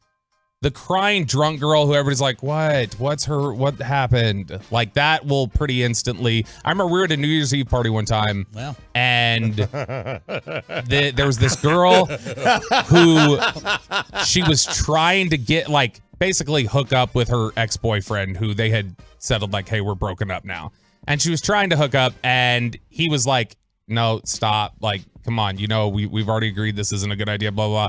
And when it finally set in with her, like, he's saying no, she just, in the middle of the floor, like, dropped her knees and started loudly crying. And it ruined everything. The entire rest of the night was screwed up because of it. I feel like we have a line drawn in the room. That's a young person party issue. Throwing up, the couple's fighting. I'm not experiencing these things at the events that I'm at. I mean, I'm not at Ragers anymore either. No, For me, it's an adult problem is the ice has run out. Yeah. Ooh. Yeah. Here's an adult problem. No more what? No more cups. No more cups. No beer pong balls. We're hungry. We can't get out anywhere. This is an adult problem from the YouTube Choctaw Uprising. Politics. People trying to talk politics at the party is a vibe. Oh, I love it. This all goes into the selection process of who you invite. Absolutely. I don't hang out with people who have intellectual conversations. Okay. As a rule, I want the conversations I had to be very, very dumb and basic about nothing. About I want to have conversations with people where we complain about other people, not where we're like, so what do you think about the G6 summit? Right. Or whatever the hell it is. Yeah. I don't care. Do you think AI is pushing things too forward, or like should we slow things down? We got one more. You want to do one more? Or you want to? What is it? Bam. It's what's one item everyone should have in their car. Yeah, let's do it. This is easy to me. Kleenex. Have Kleenex in the car, like some of the little travel Kleenex. There's so many times where it's just either you need to like blow your nose or something, or you're driving. It's like, oh crap, something spilled, or there's some need to always wipe something in the car. There, you need to have travel tissues. I don't have this in the car as much as I would like, but I always love it when I have like a $5 bill. Like a 5 or a 10. You want to go into the store and get like 2 lottery tickets, and I don't want to run my debit card. It's just, the change at the fast food. You just want to have like a $5 bill sometimes. And I don't have that because no one carries cash anymore. Air freshener could be one. Hand sanitizer. Hand sanitizer. Yeah. I think it would probably have to be napkins. Otherwise, a bottle of water. Bottle of water. It's a good one. Bottle of water for me is essential. Gotta Generally have water. keep a bottle of water, napkins. Jumper cables from the 919. Jumper cables. Great answer. A mask. I mean, stop it. Go ahead, Chop. Go on your rant. Yesterday, I go to the right here. Now, I knew I was in Dallas County because this wouldn't happen in Fort Worth. But I get to the gas station right here, and I go to pump my gas. And this lady gets out of her car next to me, wearing a mask. You're outside of the gas station. You're at a risk. She didn't want to breathe in the gas fumes. This is where I get back to people and other people doing things that annoy me as I get older that have no impact on my life whatsoever. But it just annoyed me. Just, why? Why are you doing that? Why? I don't need to see that. But also a knife. You need a knife in your car. You can cut the seatbelt if you get into a car accident. okay. Or bang out the window with one of those little things. You got to have those. All right, Ask Reddit every Tuesday with Roberto Belt here on Sean and RJ. Let's hook up the Tolos. For turning it on, leaving it on, we want you to go hang out with some celebs. That's right, Tolos. Call number 10 right now at 877-881-1053 wins a pair of Saturday Clubhouse passes to the Invited Celebrity Classic happening at Las Colinas Country Club on April 21st through the 23rd. Get tickets and information right now at invitedcelebrityclassic.com. That's caller number 10 at 877-881-1053. Call and get your tickets. Man, you are struggling with your reads this week. Jeez, man. I need to start reading these. 0 for 2. Yeah, read them beforehand. Are you cutting out coffee? You don't sound like you're dragging. Just half a cup now. For the whole show? Only half a cup. Why? I knew something was different.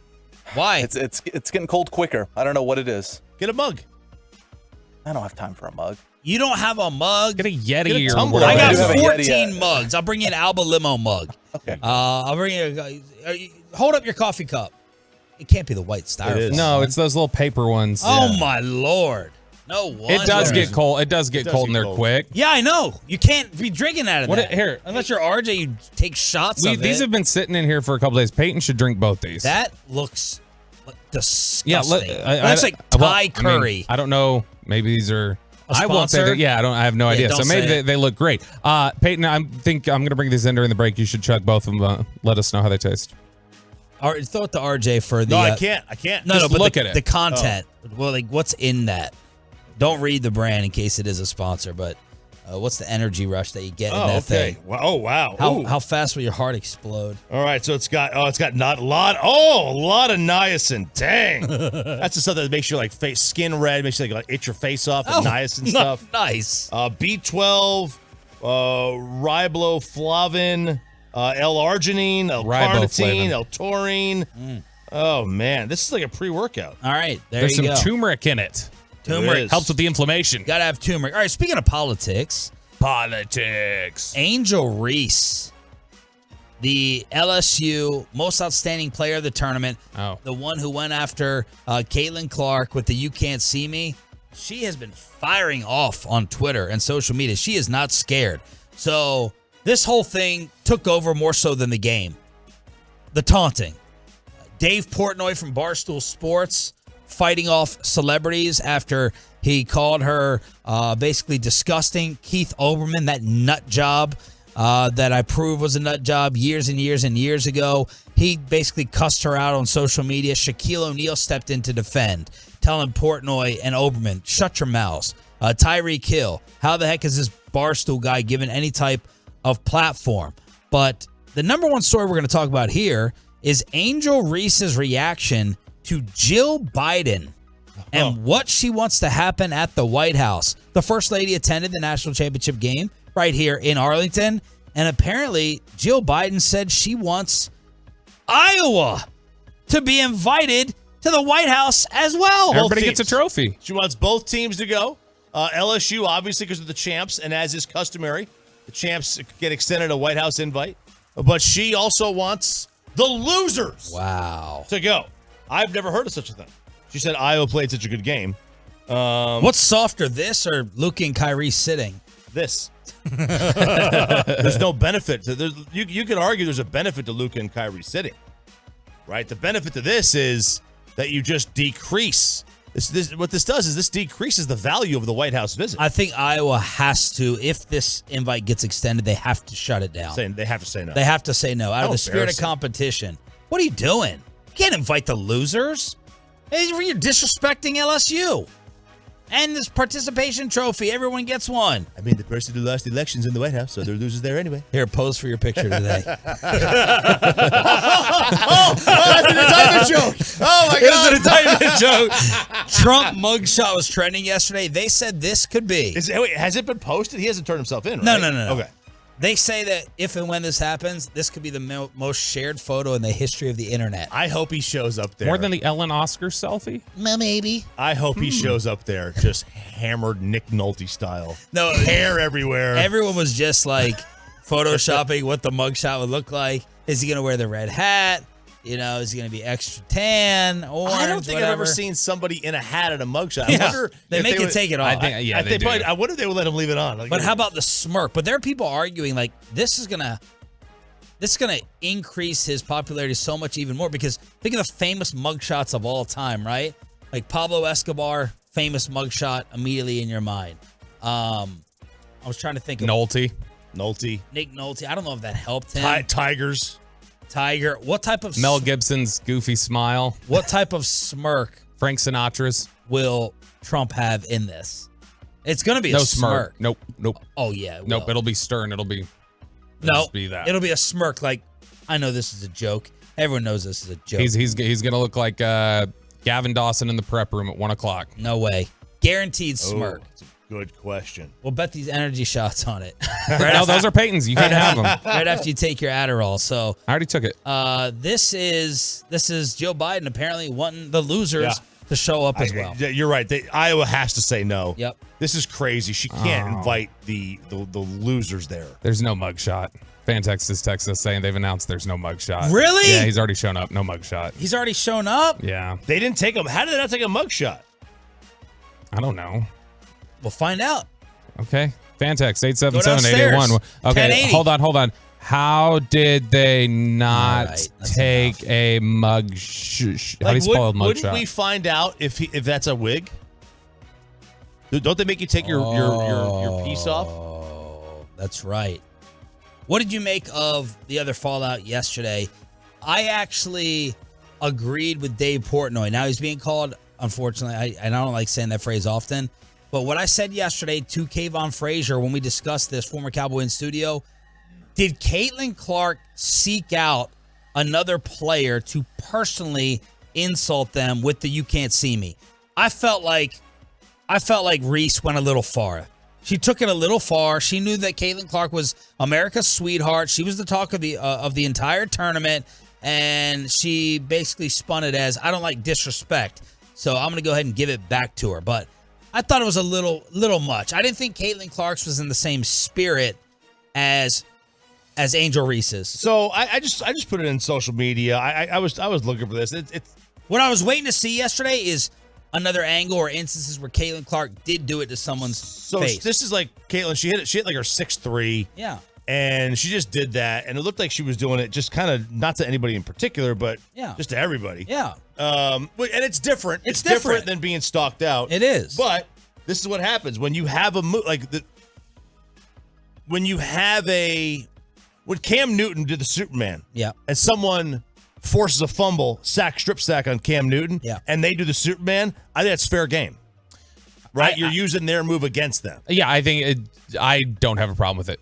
I honestly don't have a problem with what she did. I would have been fine with it if it stopped after a minute. I would have been. It just never ended. I would have been much better with it, in the second quarter, and LSU's on a 12-2 run, and she nails a 3, and she does it right in Clark's face, as opposed to after the game was over, because then it's like you can't trash talking after the game is said and done, like Luka has said before in the past. Talk during the construct of the game. But, I don't care. This is her move. She's just using her move against her. It's Jair Alexander hitting the gritty in front of Justin Jefferson when he knocks the ball away. It's the same thing. And so, to me, generally, I think it's not the same thing. Why not? Because if Jair did it 7 times, you'd be like, okay, enough. That's the difference. She just didn't. This went on and on. Okay. On. A better example of it. I had no problem. What was it? 15, 16 years ago.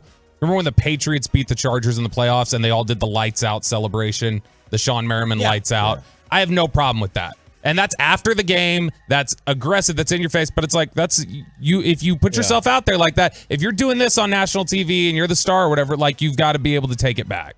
I want to take Maverick calls on whether you're okay if they basically quit. They're technically alive. And there's a report that Kyrie and Luka are both going to sit. Smart or soft? And Stephen A. Smith calls out Luka Doncic next. Let's get you over to QC.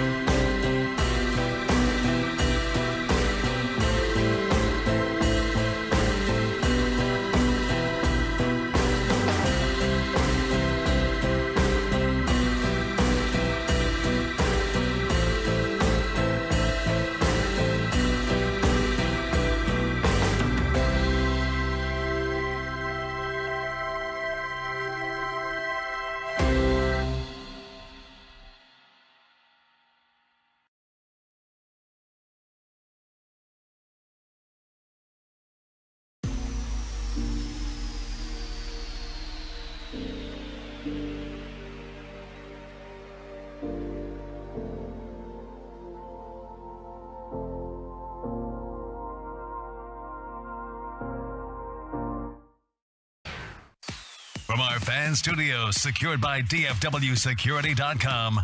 This is Sean and RJ on 105.3 The Fan. 8 o'clock hour here on Sean, RJ, and Bobby. Thanks for being a Tolo. That stands for Turn It On, Leave It On, DFW Sports Station. You are appreciated. Appreciated. So, Shams Charania from The Athletic dropped the bomb yesterday. It doesn't matter that this got out, right? Because obviously, if Luka and Kyrie don't play tomorrow night, we'll know what they're doing. We'll know that something is up. The report is that the Mavericks are considering shutting both down in order to try to lose to hang on to their draft pick that is top 10 protected right now for the New York Knicks. And I'm expecting to see this story on all the first fake shows leading the way. And I got to know what the Tolos are feeling. We put out the poll question, would you be in support of this, or is this an insult to competition? This would be one of the most blatant, if not the most blatant disregard for competing that I could ever remember in the history of sports. Mark Cuban previously got fined for openly discussing tanking back in 2017, 2018. The league lit him up for $600K, but you're technically alive. Mm-hmm. You are technically alive, and I'm expecting old school, new school fights, and I want to see what the Tolos think at 877-881-1053 on the Diamond Factory hotline. What are the results of the poll right now? So the question was, would Mavs fans rather tank for a lottery pick or play out the final 3 games for a shot at the play-in? And right now, with 593 votes, it is tank 78.9% to play it out 21.1%, or broken into actual figures, that's 468 votes to 125. Wow. So if I was Cuban or Nico, I would say we're sitting you if you guys are okay with it. It is the overall smart team decision. They have a lack of assets, the draft protection, all the things that play into it. And I know what Cuban's thinking in the back of his mind. He's thinking he's getting Victor. And if somehow, some way that works, and again, the NBA has changed this. They have weighted it so that 3 teams have the same chance. Mm-hmm. It's not the worst team in the league. That was their anti-tanking approach. That was their tank solution. So Cuban is thinking, can you just imagine if we have Luka, Kyrie, and Victor? We've saved this entire thing. We've all of a sudden turned it around. Or if you get a top 3, top 4 pick, right? That's still fantastic. The Mavs have the 10th worst record in the NBA. With a few more losses, they could have the 6th worst record in the NBA. But I want to know how the Tolos feel. Steven in Oklahoma. Steven, you're live on The Fan. Hey, guys. How y'all doing this morning? What's up, man? What's up? Good. Hey, I just want to say I'm on Team Tank. I just feel like what we've seen this year as supposedly an offensive team, just our free throws have been costing us games, if anything. And so, I say we go for somebody who can help turn this thing around. Thanks for the call. Well, their defense is what's costing them. Kyrie has been more than fine. 26.7 points, 5 rebounds, 6 assists. He's shooting 51% from the field. He's shooting 37% from deep. But defensively, while they're scoring 117 a game with Kyrie here, that's a top 5 offense, they're giving up 118 per game. That's a bottom 7 defense. The team ranked 24th in defensive rating through February 5th. That was the day before the Kyrie trade was made. They were 24th in defensive rating. Well, 23rd in defensive rating since then. So they were bad, and they're still bad. No, they got better. Yeah, they got much better. All the better. They're better. Now, not to totally discount it, though, free throw shooting's been a problem for this team. They're 23rd in the NBA in free throw percentage. You've got the other day, just the end of that game against Atlanta. And I get McGee and Wood are not, we're not talking about Steve Nash at the free throw line, but still, you went 2 for 4 on those free throws, and the game ended up in overtime. Mason in Greenville. Mason, are you also on Team Tank and just bail on the rest of this regular season? I'm all Team Tank. I think the best word to sum up this season is kind of pathetic, that we've had, towards the end, 2 of the best players in the league, and we can't put it together because we got Dwight Powell, who gets rebounded out-rebounded by Luka on a nightly basis. We got a big guy who can't play defense. Why can't we just get rid of him, get rid of Kidd, put Christian Wood on the floor more, and do all this next season? Get rid of everybody now. Let's tank and start fresh next season. Keep Kyrie. All right. I feel like we have, and this is a good thing from the Tolos, because I remember this big fight happened. We wanted the tank for the number 4 pick and eventually got Zeke. And there was a lot of resistance to it. And I think we have now evolved a little bit over the years to understand you're not going anywhere. If you're not going anywhere, then go ahead and benefit with the higher pick. Stephen A. Smith, who has been public enemy number 1 when it comes to Kyrie Irving, right? He almost fought Jay Williams over Stephen A.'s dislike for Kyrie. He had a little different message yesterday. Ladies and gentlemen, this is Stephen A. Smith you're listening to right now. And I don't have a single negative syllable to utter about Kyrie Irving. He is not the problem in Dallas with the Mavs. He's averaging 26 a game, 51% shooting from the field, about 37% shooting from three-point range. He's a reliable offensive weapon in the fourth quarter. He has brought to Dallas what you brought him to Dallas to do. Luka is the one, dare I say, that has a huge question mark hovering over him. And it's nothing statistical. That's the beauty of what Kendrick Perkins just pointed out. Luka is on the verge of becoming the first player since LeBron James in 2004-2005 to score 2,000 points, over 500 rebounds, and 500 assists in the season and not make the playoffs. That's what Luka is on the verge of doing. And that was LeBron's, like, rookie year, second year, not prime. Like, if you you can't miss the playoffs in the prime of your career when they also have not even the playoffs, the play-in. The play-in. You got 2 extra spots. Yeah. So did I get that right? Yeah, it's 10. Yeah, it's 10 instead of 8. Missed the play-in. So you can't be an all-time great and do that. Especially not when, I mean, you're sitting there. You were 4th in the West at one point. They were 4th in the West at the time of the trade. Yeah, like, you know, and again, he's right. There's nothing statistical here. Like, the talent is undeniable. It didn't work out with Porzingis. He was here, and everyone blames KP, and that was fine. He deserves a lot of the blame. But here he is in Washington, putting up career highs in points per game, field goal percentage, effective field goal percentage. His second best three-point field goal percentage was great, and his second best assist per game. Brunson's dominating with the Knicks. And Kyrie's playing well, and they're not winning. Doesn't make him look great. No, and especially when this is like, they've changed coaches. I don't know if they changed coaches for him or not, but I think we all agree they changed coaches for him. Yep. And it didn't work. This would be the 6th time in NBA history that a player's averaged 32 points a game with Luka, and they didn't make the playoffs. Oh, my. Steph Curry, Bernard King, Allen Iverson, Nate Tiny Archibald, and Wilt Chamberlain. I'd like to see the games played on them, too. Like, Luka's played in 64 games. So what is the, Steph was and Steph made it to the play-in tournament that year. And that was the year, obviously, they didn't have Clay, and they were hit by a bunch of injuries. I mean, there were circumstances there that were a little unique. Zach in Plano. Zach, you're live on Sean and RJ. Go ahead, buddy. Hey, what's up, guys? I think that they need to go for it, try to get in Oklahoma City. They play Golden State tonight, so if they lose, we're tied with them. So if we beat Sacramento, we got to go for it because no one would want to play us in a 7-game series. We just tighten up a little bit on defense, and in the playoffs, superstars arrive, right? So we got 2 of the best. So I'll take our chances against anyone in the West. The West is still wide open.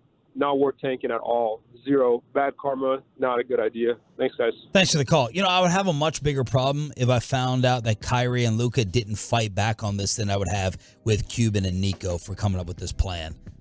I'd have to question your competitiveness, your heart, your sports integrity.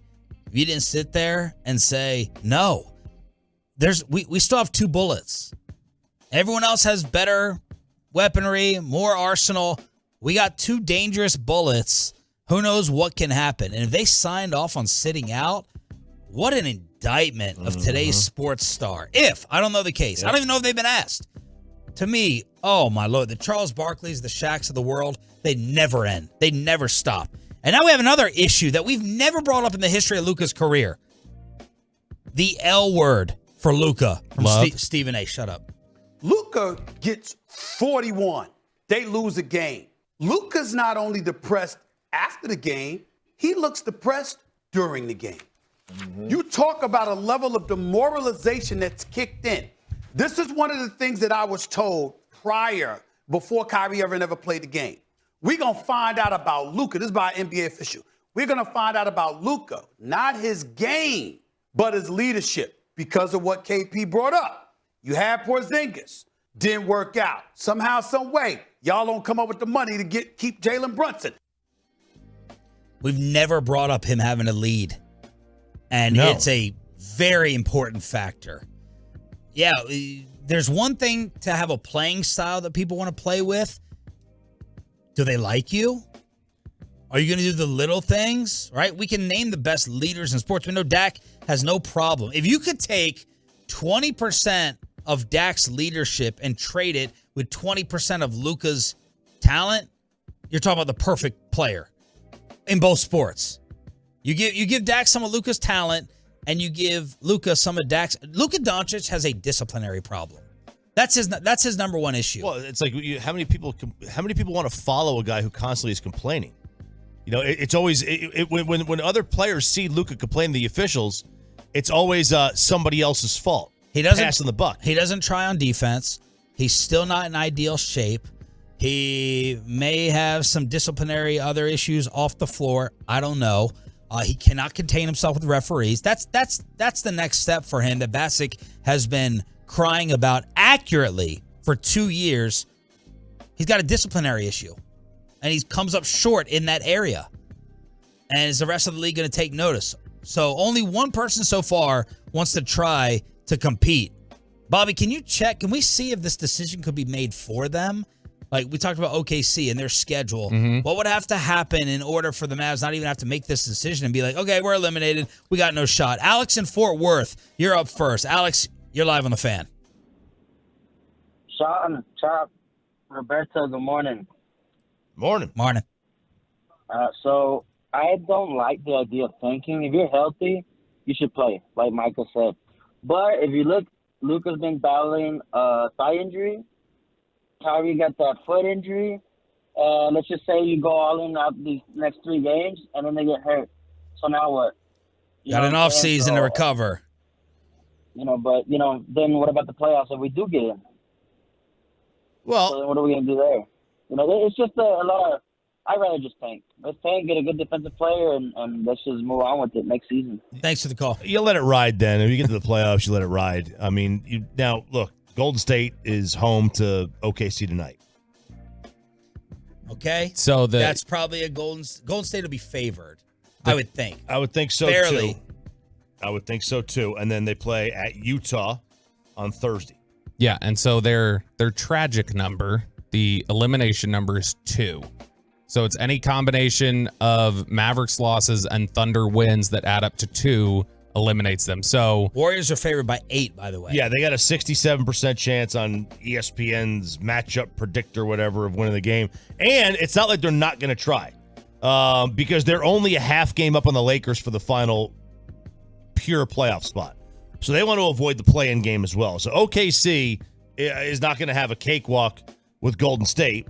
And then they play Utah, who is behind the Mavs, so they may have nothing to play for, but it's on the road. in order for it to be made up for them, like let's assume they just play this out and they keep winning their games, the Mavericks, they would at least have to play Sacramento. Oklahoma would have to win the next 2 games on the road against Utah and Golden State. If they did that, then they would enter the second to last game Friday against Chicago. They would enter that already eliminated. On which day? Friday. So the last 2 games. So you would have to play against Sacramento, but that was if Oklahoma City is able to beat Golden State and Utah. Yeah, they got to win them both. And then they have Memphis on the final game, and Memphis is potentially going to be trying to avoid getting the 3 spot. They would probably want the 2. So they're going to have to make a decision before it's made for them?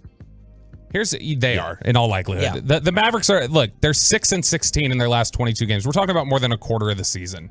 If you average that out to a full season, that makes them 22-60. Like they're just not a good basketball team right now. That would have you right now. If you were a 22-60 basketball team, that would lock you into no worse than the 4th best odds for the number 1 pick in the draft. That's where they're at right now. All right, Sean, RJ, and Bobby here on DFW Sports Station. Thanks for being a Tolo. That stands for Turn It On, Leave It On. So far, about 80% of the Tolos want them to go ahead and lose out and reset this thing for next year. Speaking of next year, any of the local teams finally going to have the chance to win the NCAA tournament after UConn last night? And we have reporters getting fired and some conspiracy theories to go along with it. Next on Sean and RJ. But first, I have the DFW Security Special. It's spring, and there's nothing like the crack of a bat, the roar of the crowd at a baseball game.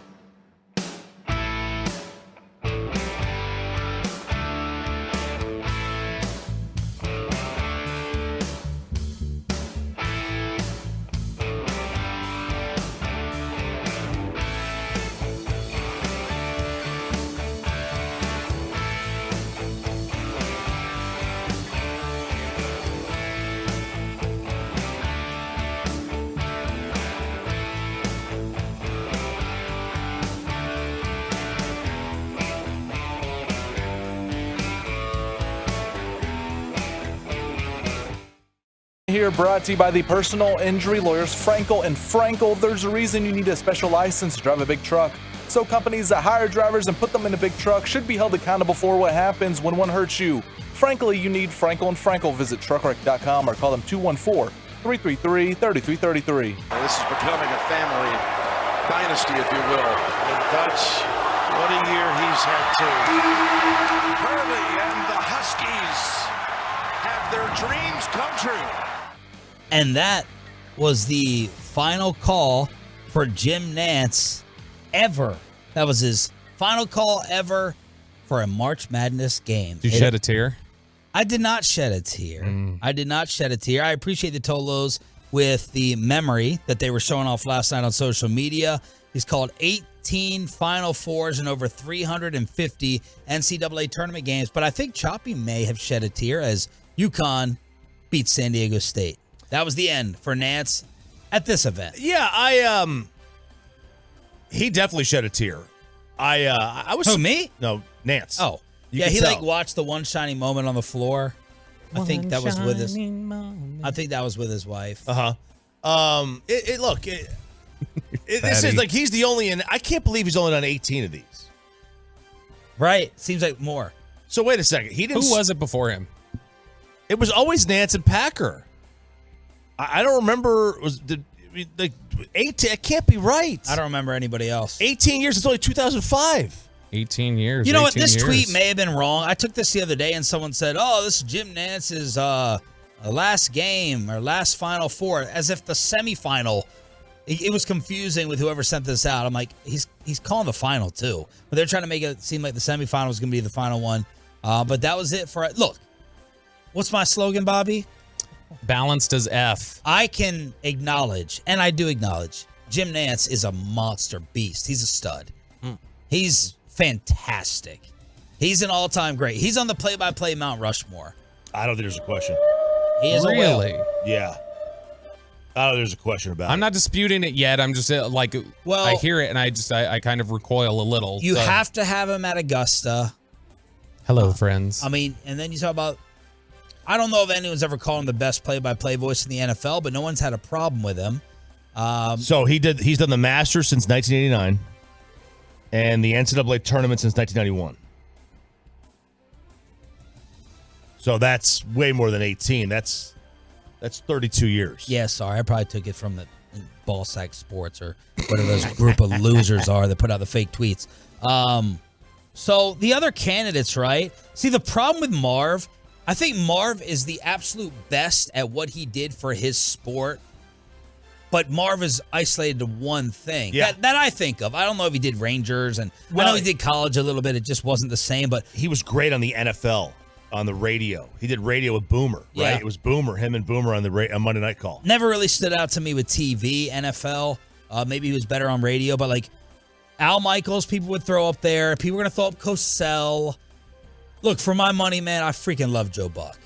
I do too. Joe Buck is the GOAT in baseball. To me, it's not even close. In terms of play-by-play. I love Enberg. Dick Enberg's so great. Enberg was great. But I don't know. Okay, maybe Nantz isn't definitely on there. But the point is, he's a stud. I just don't like Jim Nantz because he feels like he's above certain topics or questions. He did it to our guy Landry Locker, or he did it to that station, 610 Sports Radio, our sister station in Houston. He did it with us.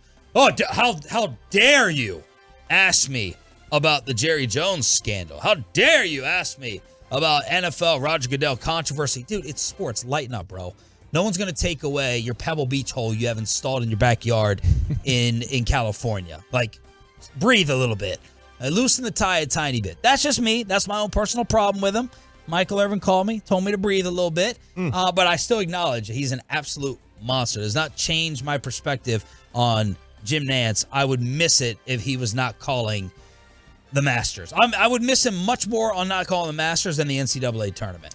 Yeah, the tournament is different. I mean, like, I'm going to miss, when Tennessee finally cuts the Nets down sometime in the next 50 years, I'm going to miss the women, the man. I'm going to miss his that Bobby won't be watching his scripted call. I miss his scripted call, which he always does. I thought I was a little bit disappointed in last night's. I thought he was going to have some better send off.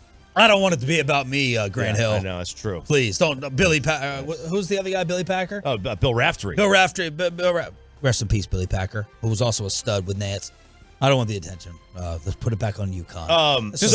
Just saying that is then putting the attention on it absolutely is. By the way, we got to throw Summerall in there for best player. I mean, you got to actually talk to be up there. I know, it's true. Let the game breathe. That's true. Let the game breathe. Hickman to Harper.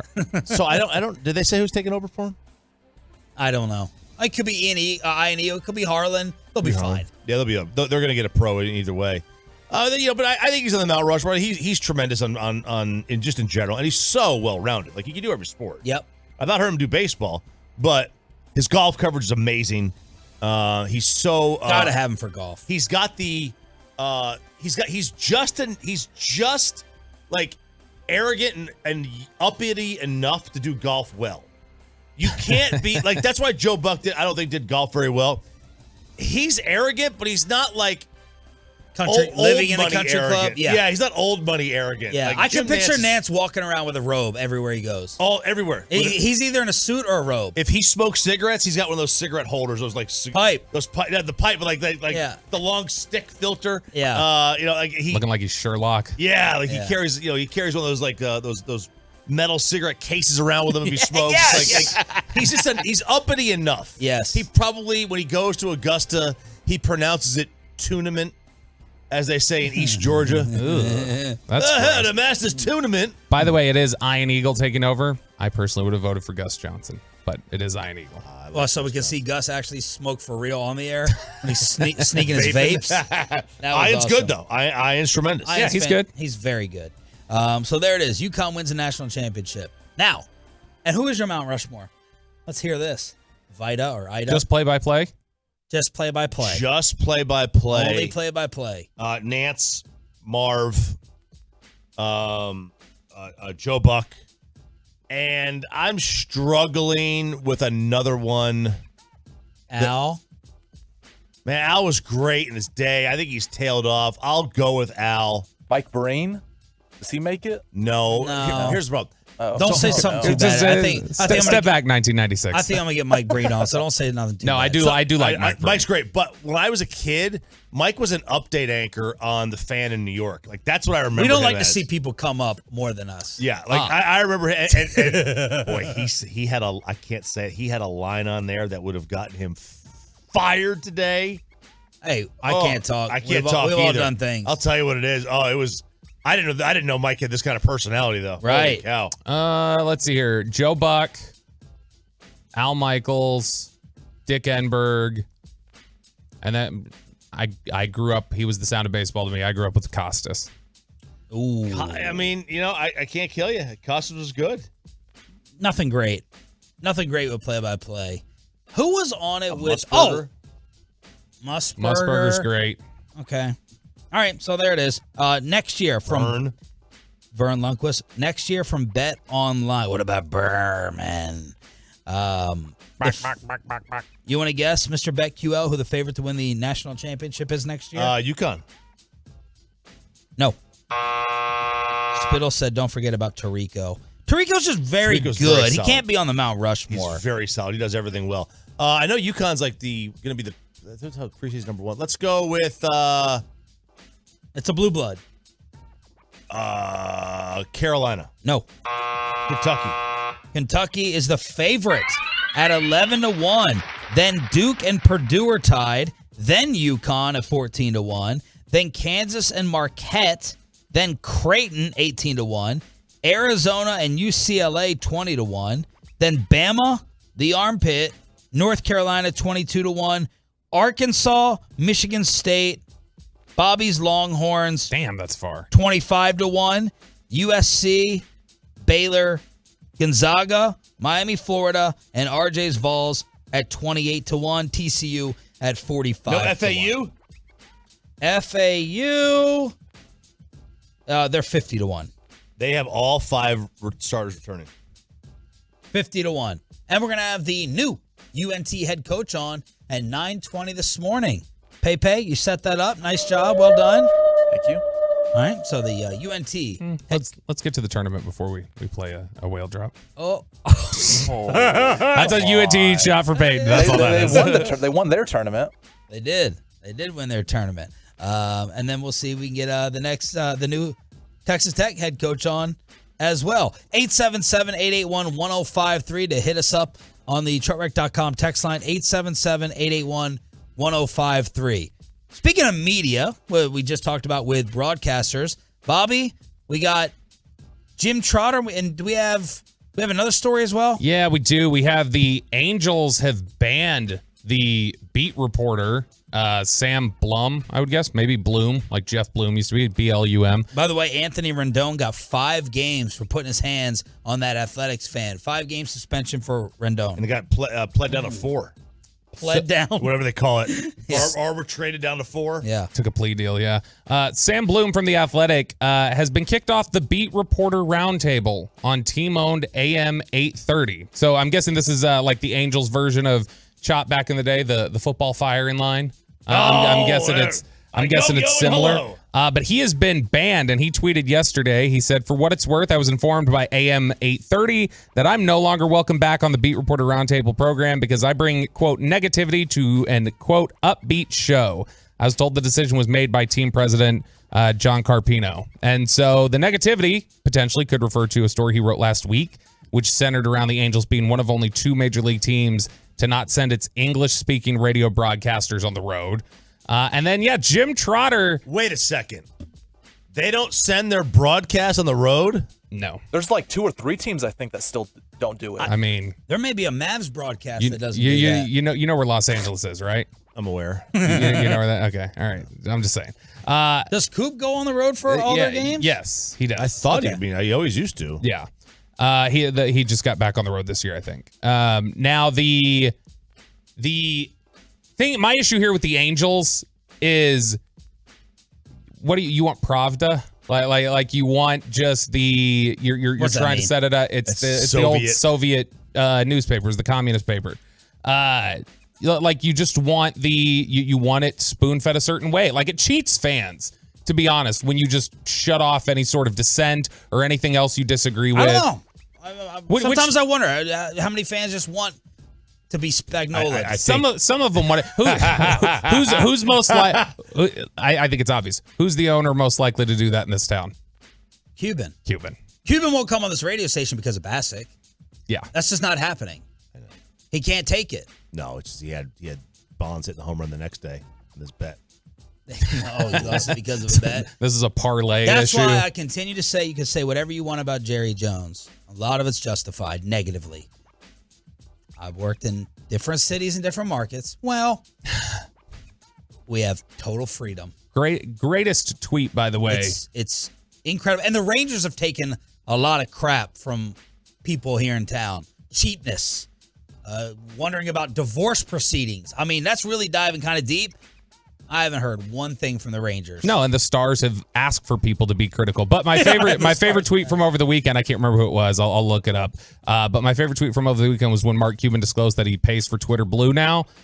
Somebody quote tweeted it and said, "This man paid for Twitter Blue and couldn't find the money to get Jalen Brunson." Well, it's $8. It's $8 a month. But still, I think the investment of Jalen Brunson was better. Yes, it was. There's some media watchdog. All right, Todd McShay with his very latest mock draft. Who are the Cowboys taking at 2026? Bobby has it, and below the belt next. But let's get you over to Platinum Chrysler.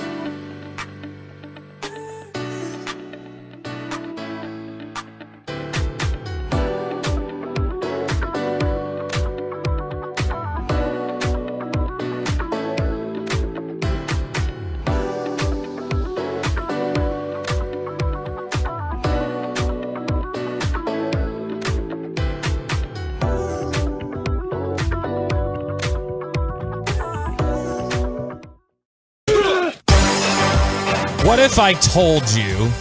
What if I told you? You could get the reincarnation of Jason Witten in this Cowboys offense. Would you take it? That's a trick question. Yes, I would take it. I would take a absolute luck Hall of Famer, great veteran leader. The secret's in the dirt.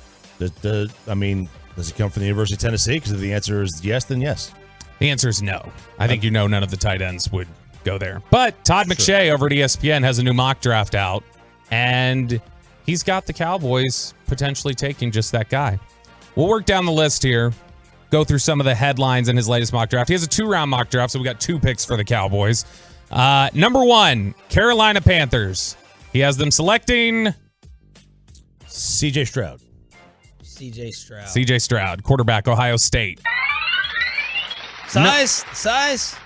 You know, size matters. Frank Reich caught up with Peter King and goes, "You're the one who started that? You're the one who talked about how I've never had a quarterback under such and such?" Size matters, right? When he caught up with him. Number 2, the Houston Texans. They select Bryce Young, quarterback. So Alabama. Michael Lombardi, former NFL GM, crotchety brother of Brian Broaddus. He is. He loves Bryce Young, like RJ does. Loves him, says he's got the it factor. Apparently, his intelligence is off the charts. I like him a lot. He makes fantastic, reads and throws, and Michael Lombardi's salivating over Bryce Young.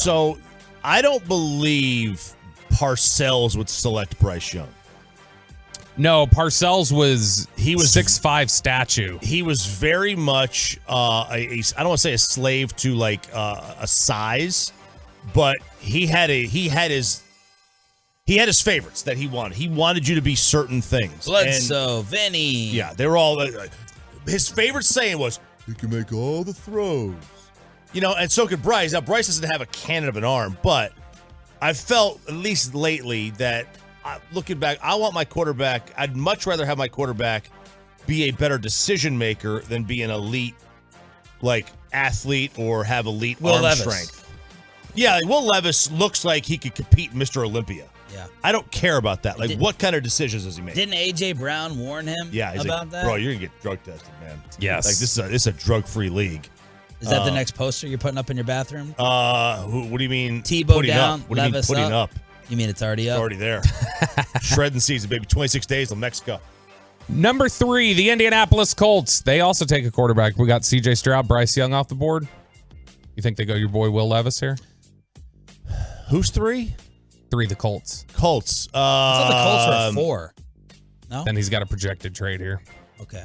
He does have. They are 4. If that's the case. Then maybe you should include that since this is your segment. I would say they go with. I would think Richardson is who they go Anthony Richardson, quarterback, Florida. Number 5. Real quick, the Anthony Richardson. Whenever Anthony Richardson works out, I'm tracking it. I'm all over it. He did a backflip at the end of his workout, and he hit the top of the stadium. Yep. Did you see that? Yep. Gainesville. With the ball? Yeah. Like Joey Gallo. He is the biggest boom bust in this. He could be Jamarcus Russell or Patrick Mahomes. He has everything. Apparently overthrew one receiver who was 70 yards away. One of his deep balls hit the ceiling. Frank Reich, Pete Carroll, Doug Peterson were 3 NFL coaches in attendance. So you said you were judging who was going to be in attendance for these other workouts. Yep. I think Anthony Richardson's got. He's the guy I would take. I'm all about upside. I would much rather have this boom bust or a guy where I could get the super elite guy than anything. I'm scared because he had Florida is never void of talent ever, and he couldn't win. Sooner or later, I think winning. He's very raw. He's still very raw, and I think that explains away some of it. He's still learning, and so that's part of it. Number 5, somebody we've discussed a lot. McShay initially had him falling out of the top 10. His most recent update, he has the Seahawks taking Jalen Carter at number 5. So not afraid.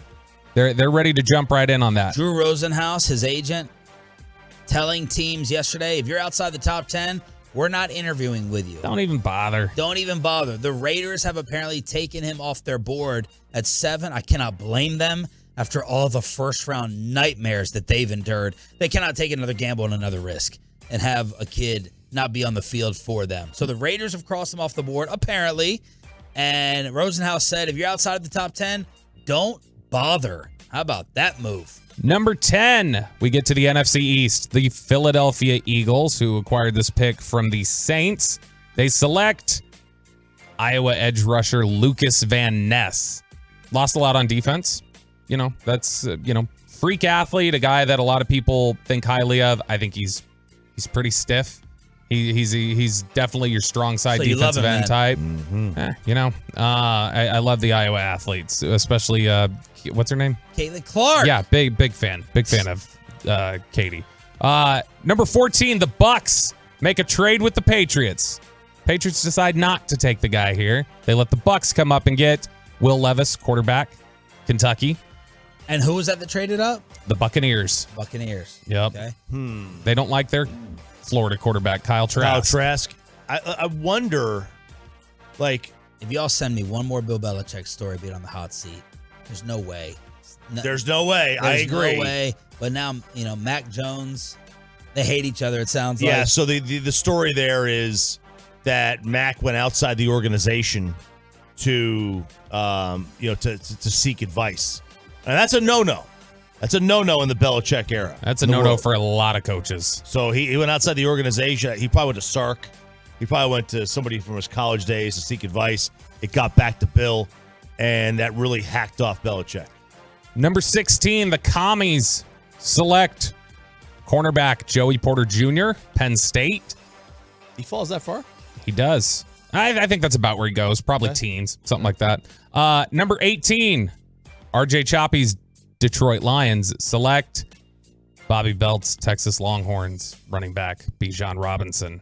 They just paid David Montgomery. I wonder if they would actually do this. Thank goodness. Save us from this. What's paid David Montgomery though in this? It's $3 million or whatever. You can walk away from that if you want to. I thought it was $6. I thought it was $6 a year.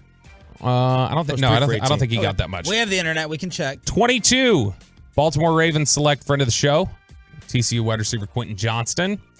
Number 23, the Minnesota Vikings select. After it was reported yesterday that the Ravens made Odell an offer, according to Adam Schefter. I'd rather have Quentin Johnston at this point. Number 23, Tennessee quarterback Hendon Hooker goes to the Minnesota Vikings. Didn't someone just have him going 5? Was that Kuiper? No, that was Tannenbaum. Tannenbaum. Yeah, he's out of the league for a reason. Number 25. He missed on quarterback. It's number 25. Yeah. Read Collision Low Crossers. You'll see why he's out of the league. Great book. Number 25, New York Giants select Emmanuel Forbes, cornerback, Mississippi State. He is 6'3", and I believe 166, the thinnest built corner you will ever see. And there's a lot of questions, a lot of debate about, okay, is he going to be able to hold up at the next level? And then it gets to the Cowboys at number 26. And the Dallas Cowboys select Notre Dame tight end Michael Mayer. And here's He's what the McShay next writes. Jason Witten? He is Anthony Fasano. He is very much in the Witten style of play. And Which is? I want to hear how you describe it. He is the classic 30-year-ago throwback. He can play in line. He can block. He runs. He catches balls in traffic. He's got strong hands. It's not going to be anything down the field. It's going to be the Y option. It's going to be the curls. It's going to be all that. He is not the... But you do need guys that can run every route. Sure. Do you need it at pick 26? Do you need that at pick 26? Are you hesitating in saying that you wouldn't want Jason Witten in today's NFL at 26? Not if I thought the Travis Kelce, George Kittle skill set was there, and it is. Because you've got Luke Musgrave from Oregon State there, and Luke Musgrave's footwork is like that of a receiver. So he'd be off the board, according to McShay? Dalton Kincaid from Utah would be off the board. Luke Musgrave would not be. Luke Musgrave would be there. And where's he from? Oregon State. So... Brought a scout at his dad, Bill Musgrave. Or his uncle. What about Casey, his sister? No, that's different Musgrave. Okay, there. all right.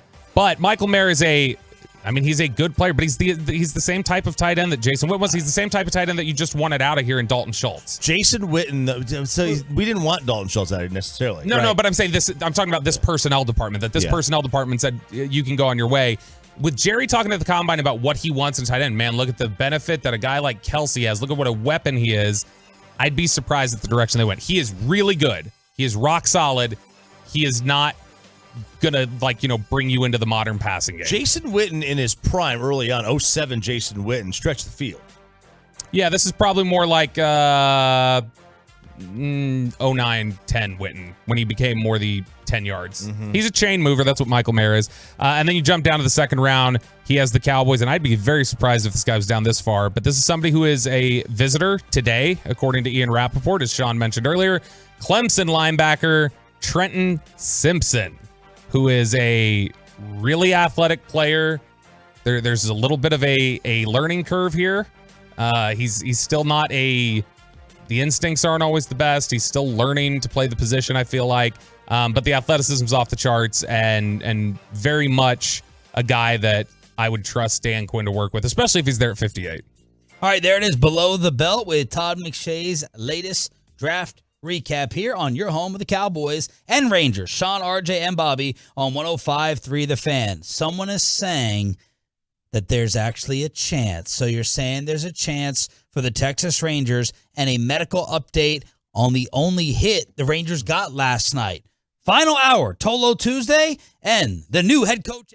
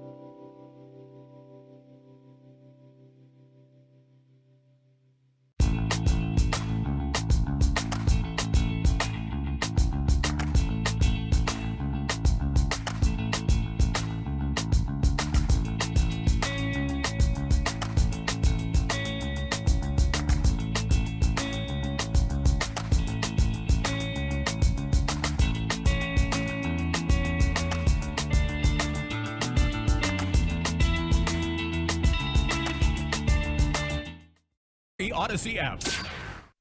From our fan studios secured by DFWsecurity.com, this is Sean and RJ on 105.3 The Fan. ACU.edu, and oh my goodness, the pitch goes up and in on Josh Smith, and it hits him in the helmet, and he is down, both hands on his face in the left-handed batter's box.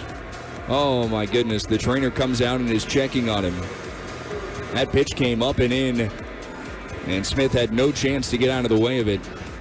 And they have a towel on Josh Smith's face. Fortunately, it sounds and looks like Josh. Well, it doesn't look like he's okay after his lip almost came off of his head. Ugh. But all the medical reports afterwards, nothing broken?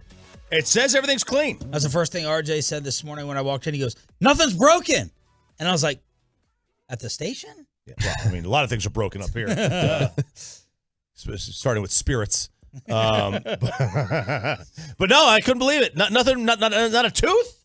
He didn't get a tooth chipped. Wow, good. Thank goodness. Thank that gosh. was ugly, and he got up pretty quick. The blood was all over the pants, so that's fortunate. It's unfortunate that was the only action for the Rangers at the plate last night. They get one hit by the Baltimore Orioles in 2 hours and 24 minutes. Orioles hit 2 solo home runs, and the Rangers suffer their first loss of the year. Rematch tonight, 6:30 pregame, 7 o'clock first pitch on this station. Yeah, one hit in addition to the hit by pitch on Josh Smith. Yeah. That was it. You had those two, and that was it. And there was never really any threats. Like, I mean, there were maybe like 2 or 3 really good batted balls where it's, they made a great play. I remember Adelise. That's right. Very nice. I remember that the inning after Baltimore hit that first home run, he hit one to the warning track that kind of had an awkward play on it where they were able to save it. But other than that, yeah, there was really nothing going on last night. The Orioles didn't really have anything going on. Yeah. They only had 4 hits. Now they ran into those 2 pitches and had the home runs, but overall, I mean, the pitching was good. You should win that game. All right, Chop, let's get into where the Rangers are being ranked early on. This is ESPN's baseball tiers. Yep, so doing a little tier action here. Slotted into tiers according to the likelihood of being handed the World Series trophy after the last out of the World Series 7 months from now. It's based on the final preseason forecast for each team, projection of the win total, built on the rating of rosters, depth chart, strength, weaknesses, yada, yada, yada. And then they did 10,000 simulations of the season to determine each team's chances of winning it all.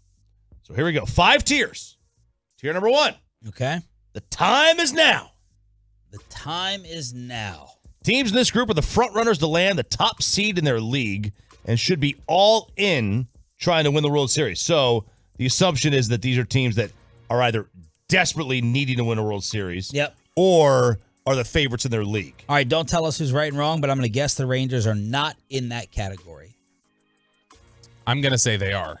Peyton's convinced me. Time is now. Yeah. Time is now. Okay. It's what was the old slogan in 2010 with Vladimir Guerrero, those commercials? It's time. It's time. The first one of the teams up here, there's no particular order here, but the Yankees are in this one. Their win total on 10,000 simulations is 95. 12% chance of winning it all. The Braves are on here, 93 wins, 10% chance of winning. And that's it for the time is now. Oh, so you just gave away the answers. Pack it up, 28 teams. Pack it up. Yeah. Not us. No, okay. Time is not now, so. Let's go to tier 2. So the Dodgers aren't in that. No. The Dodgers have a title. The Braves have a title too. But I think what their thought process is that Atlanta's the favorites in the NL. I don't get it. The 10,000 simulations must have screwed the Dodgers somewhere along the way. All right. Next one. The time could be now. The teams in this group don't project to land the top seed, but could easily end up in the top tier by season's end. They're all clearly in the win now category. So Braves and the Yankees were in this one. They said they should win the top seed. In this one, by the way, are we in here? Could be now?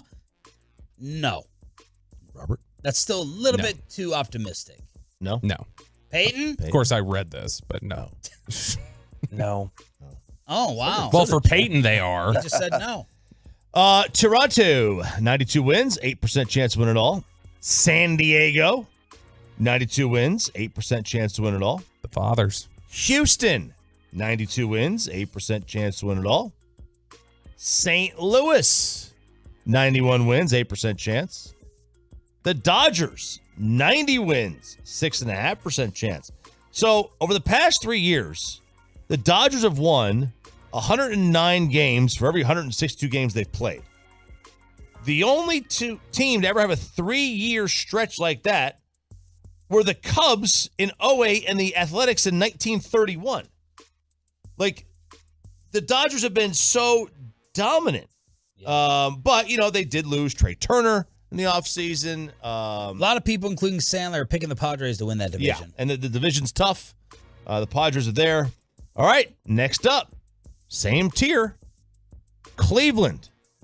90 wins, 6% chance to win it all. The Mets, 89 wins. I'd be stunned if the Mets only won 89 games. And 5% chance to win it. Why is the time not now for the Mets with all the hype? I think because they're not projected to be the number 1 seed, that the Braves are better for them, better than them. Maybe why the time is not now. It seems like this list is basically here's the favorite in each league. That's the time is now. And then the time could be now, like the teams that they're projecting to make the playoffs around them. Yeah, I agree. I think that's about what it is. Mets, 89 wins, 5%. Rays, 88 wins, 5% chance to win it all. Phillies, who have not won a game this year. Bro, the Phillies can't beat us. Why are they ahead of us? They can't. The Phillies are not good. Philadelphia as a city can't beat us. They also don't have Bryce Harper. The NFC East. They won't have Bryce till the All-Star break. And Rhys Hoskins is gone for the year. So I don't see how Philadelphia can remotely be anywhere close to this list. The best and easiest bet this year in Major League Baseball was the Phillies under win total. It was like 88 wins. It was easy under. Easy. They're not going to come close to that. Wow. So you were feeling that before the season started? We bet it. Yeah, we talked about that was the degenerate. We bet it before the year started. Anti-American choppy here against the hero, Trey Turner and Kyle Schwarber from the World Baseball Classic. That's right, absolutely. Okay, Tier 3. So that's it. Rangers do not make Tier 1 or Tier 2. Tier 3, channeling Lloyd Christmas. So you're telling me there's a chance. Yeah, baby. Yeah, I think we can argue our way into this category. Okay. What are the other 2 categories after this? So you're telling me there's a chance. There is wait till next year. Okay, we could be in that. And then 2 years away or more. No, we're not in that. Okay. Tell me there's a chance. Let's go that. So this is the description. The odds look stacked against these teams in terms of immediate title contention, but a playoff berth is in play, so anything can happen. I think this is where we are. Mariners, 85 wins. All right, they got a 49% chance to make the playoffs. Minnesota, 85 wins, a 48% chance to make the playoffs. Joey Gallo, was that home run number 3 in 4 days? 3 in 2 days, I think. 3 in 2 days. Yeah. And what happened with the foul ball? He hit a foul ball. Where were they playing last night? I don't know. Wherever they were playing. I thought they were in Minnesota, right? Is that No, where they it were was? in Miami. They were in Miami. Miami? So that little canopy or whatever, the little roof, he hit a ball onto the roof. He fouled it onto the roof. And Laz Diaz, the umpire, was seen on camera just going, damn. Well, Laz was saying damn because he was actually able to see the ball. He doesn't. The joke is Yeah, blind. I get it. Is he blind? No, but figuratively, he's umpire. It's like blind. Angel Hernandez. Yeah, it's an umpire joke. Okay. He's Angel. Hey, Oh, that'd be awesome. Hey, up, you're missing a great game here. Blind umpire. Where's your little collar pull, Dangerfield? Hey, up. Okay, Mariners. Minnesota, 85 wins, 48% chance to make the playoffs. Milwaukee, 84 wins, 49%. And your Texas Rangers, 83 wins and a 37% chance to make the postseason. I would take a 37% chance to make the playoffs. Absolutely. Rangers haven't reached 80 wins since 2016. Dang. After 80 wins since 2016 we haven't reached? Hang on. So it gets worse. No. It gets worse. Did we win 2 division titles at that time? 15 and 16. How many losses over the last 2 years do they have? Over the last 2 years, they have 184. 196 losses over the last 2 years. Their 5-year win total average per 162 games is 67.5. It's the lowest point since 1974. They remain one of 6 franchises without a championship, but they've been at it the longest. With a debut season of 1961, they had an 8-year head start on the Padres, Brewers, and Seattle Pilot franchise, which launched in 69. Nice. Pivotal issue. Lucky for the fans, their owner and front office aren't taking a passive approach to ending the epic title drought. It's not easy to go from that many losses to a forecast for a winning season, but the free agent splurges over the last 2 winters have improved its outlook by leaps and bounds, winning actual games rather than forecast the hard part, and so much depends on a Jake DeGrom-led rotation completely built through free agency. Today, Bruce Bochy is going to be joining the KMC Masterpiece at 12:20 weekly on your home of Rangers baseball. But yesterday, G-Bag had the GM, Chris Young. At what point in the season do you think we may have something pretty good here? Oh, gosh. I mean, September. I think that, I do. I say that jokingly. I mean, my expectation is that in September we're playing meaningful games. I feel like we do have something. I mean, I am excited about the group we have. I believe in the leadership we have in the dugout with Boach and our coaching staff. I believe in the players we brought in. I believe in our young guys, and certainly how fast it comes together, I can't predict. But I believe in the group. I believe that if we go out and play the game the right way and play up to the ability of each individual player collectively, that we will be in a great spot come September and the end of the season. And then those ranking tiers brought up everything surrounding DeGrom, and G-Bag asked Chris Young, what are fair expectations for your new ace? Well, first I'd say is that probably nobody has higher expectations for Jacob than himself. I know I talked to him after his first outing, and he was so disappointed. He wanted to just give the fans a tremendous start to the season, and I think it was. I mean, we won the game, and he said that. He acknowledged that we won the game, and that's all that ultimately matters to him. But I think he wanted to go out and dominate, and so to not have the results was disappointing for him, but it shows what a competitor he is, too. And really, as I evaluated the game, he went 3 2/3. He struck out 7 hitters. It was pretty remarkable. There were really only 2 hard hit balls. There were just some fluke base hits that, that's baseball. They happen. And as I said, Jacob DeGrom is only going to have so many games like that in the season. So the fact that we could knock one of those out on opening day and still win the game is a great sign. Maybe those are the breaks you need in a season to go your way. And I'm excited about his next outing here on Wednesday. Home of the Rangers with Bruce Bochy and CY on weekly with KNC and the G-Bag Nation. So we're in that tier. Saying there's a chance. Yep. Let's see. There's White Sox are also in the tier. Marlins are in the tier, and then you get to the wait till next year, and we've passed them by. They've got a pretty good chance to reach that 37%. I mean, if the bullpen keeps pitching the way it has. So we've got through 4 games here. The bullpen's gone, I believe, 12 consecutive innings now without allowing a run. And on the season, 15 1/3 innings. They have 2 earned runs allowed. The ERA is 1.17. The walks hits per innings pitched is 0.98. Even the fielding independent percentage, which is a peripheral statistic, which says this is really what your ERA should look like, is still really good. It's 2.5. And so if the bullpen keeps pitching the way that they are, if they keep holding on to leads, not making mistakes, they've got a great chance, because that was one of the areas we were really concerned about. CY on the bullpens, hot start. Well, look, I think that'll come and go throughout the season, but the bullpen strength and really their how available and fresh they are is oftentimes a function of the rotation. And I said this in the offseason that we allocated our resources to address our starting pitching with the idea that good starting pitching would make our bullpen better. And certainly we probably don't have established names in a lot of our younger guys in the bullpen, from Jonathan Hernandez to Jose Leclerc and Dane Dunning and Cole Reagans. And but I think we have very good quality. And I think that by our starters going deeper in games, and certainly Boach and Mike Maddox, one of their specialties is really managing a bullpen. And I thought we saw that last night. Again, it's about putting these players in the best position to be successful. And I think that's what great coaches do.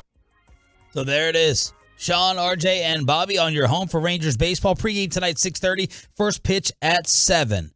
When we return, Peyton Russell special, the new head coach of the NIT champs, Ross Hodge, on UConn winning the title.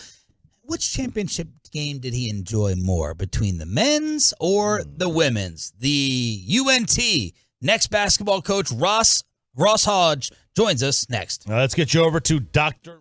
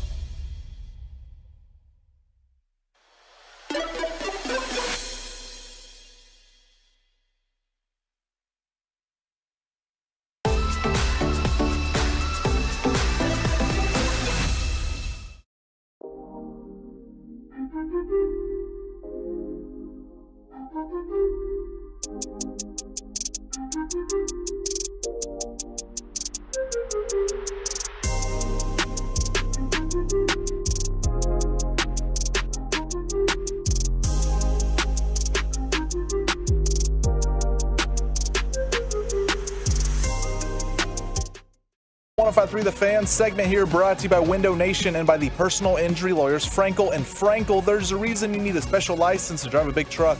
So companies that hire drivers and put them in a big truck should be held accountable for what happens when one hurts you. Frankly, you need Frankel and Frankel. Visit truckwreck.com or call them 214-333-3333. 4 seconds, 3 seconds, the Mean Green win the NIT.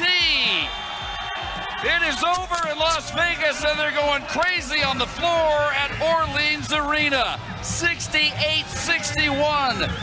They're going to cut down the Nets in Vegas. That was the call from UNT Radio. We got Peyton, a part of the Mean Green, going and getting us their new basketball coach. It's Sean, RJ, and Bobby on DFW Sports Station 105.3 The Fan. And let's welcome in the 19th head coach in Mean Green men's basketball history, Ross Hodge, on the Diamond Factory Hotline. Good morning, Coach. How are you? What's up, guys? I'm doing good. How about yourselves? Doing pretty well. A little media whirlwind for you. Are you tired of talking to people like us yet? Not about Mean Green basketball, no sir. Well done. Already coached well by the PR department.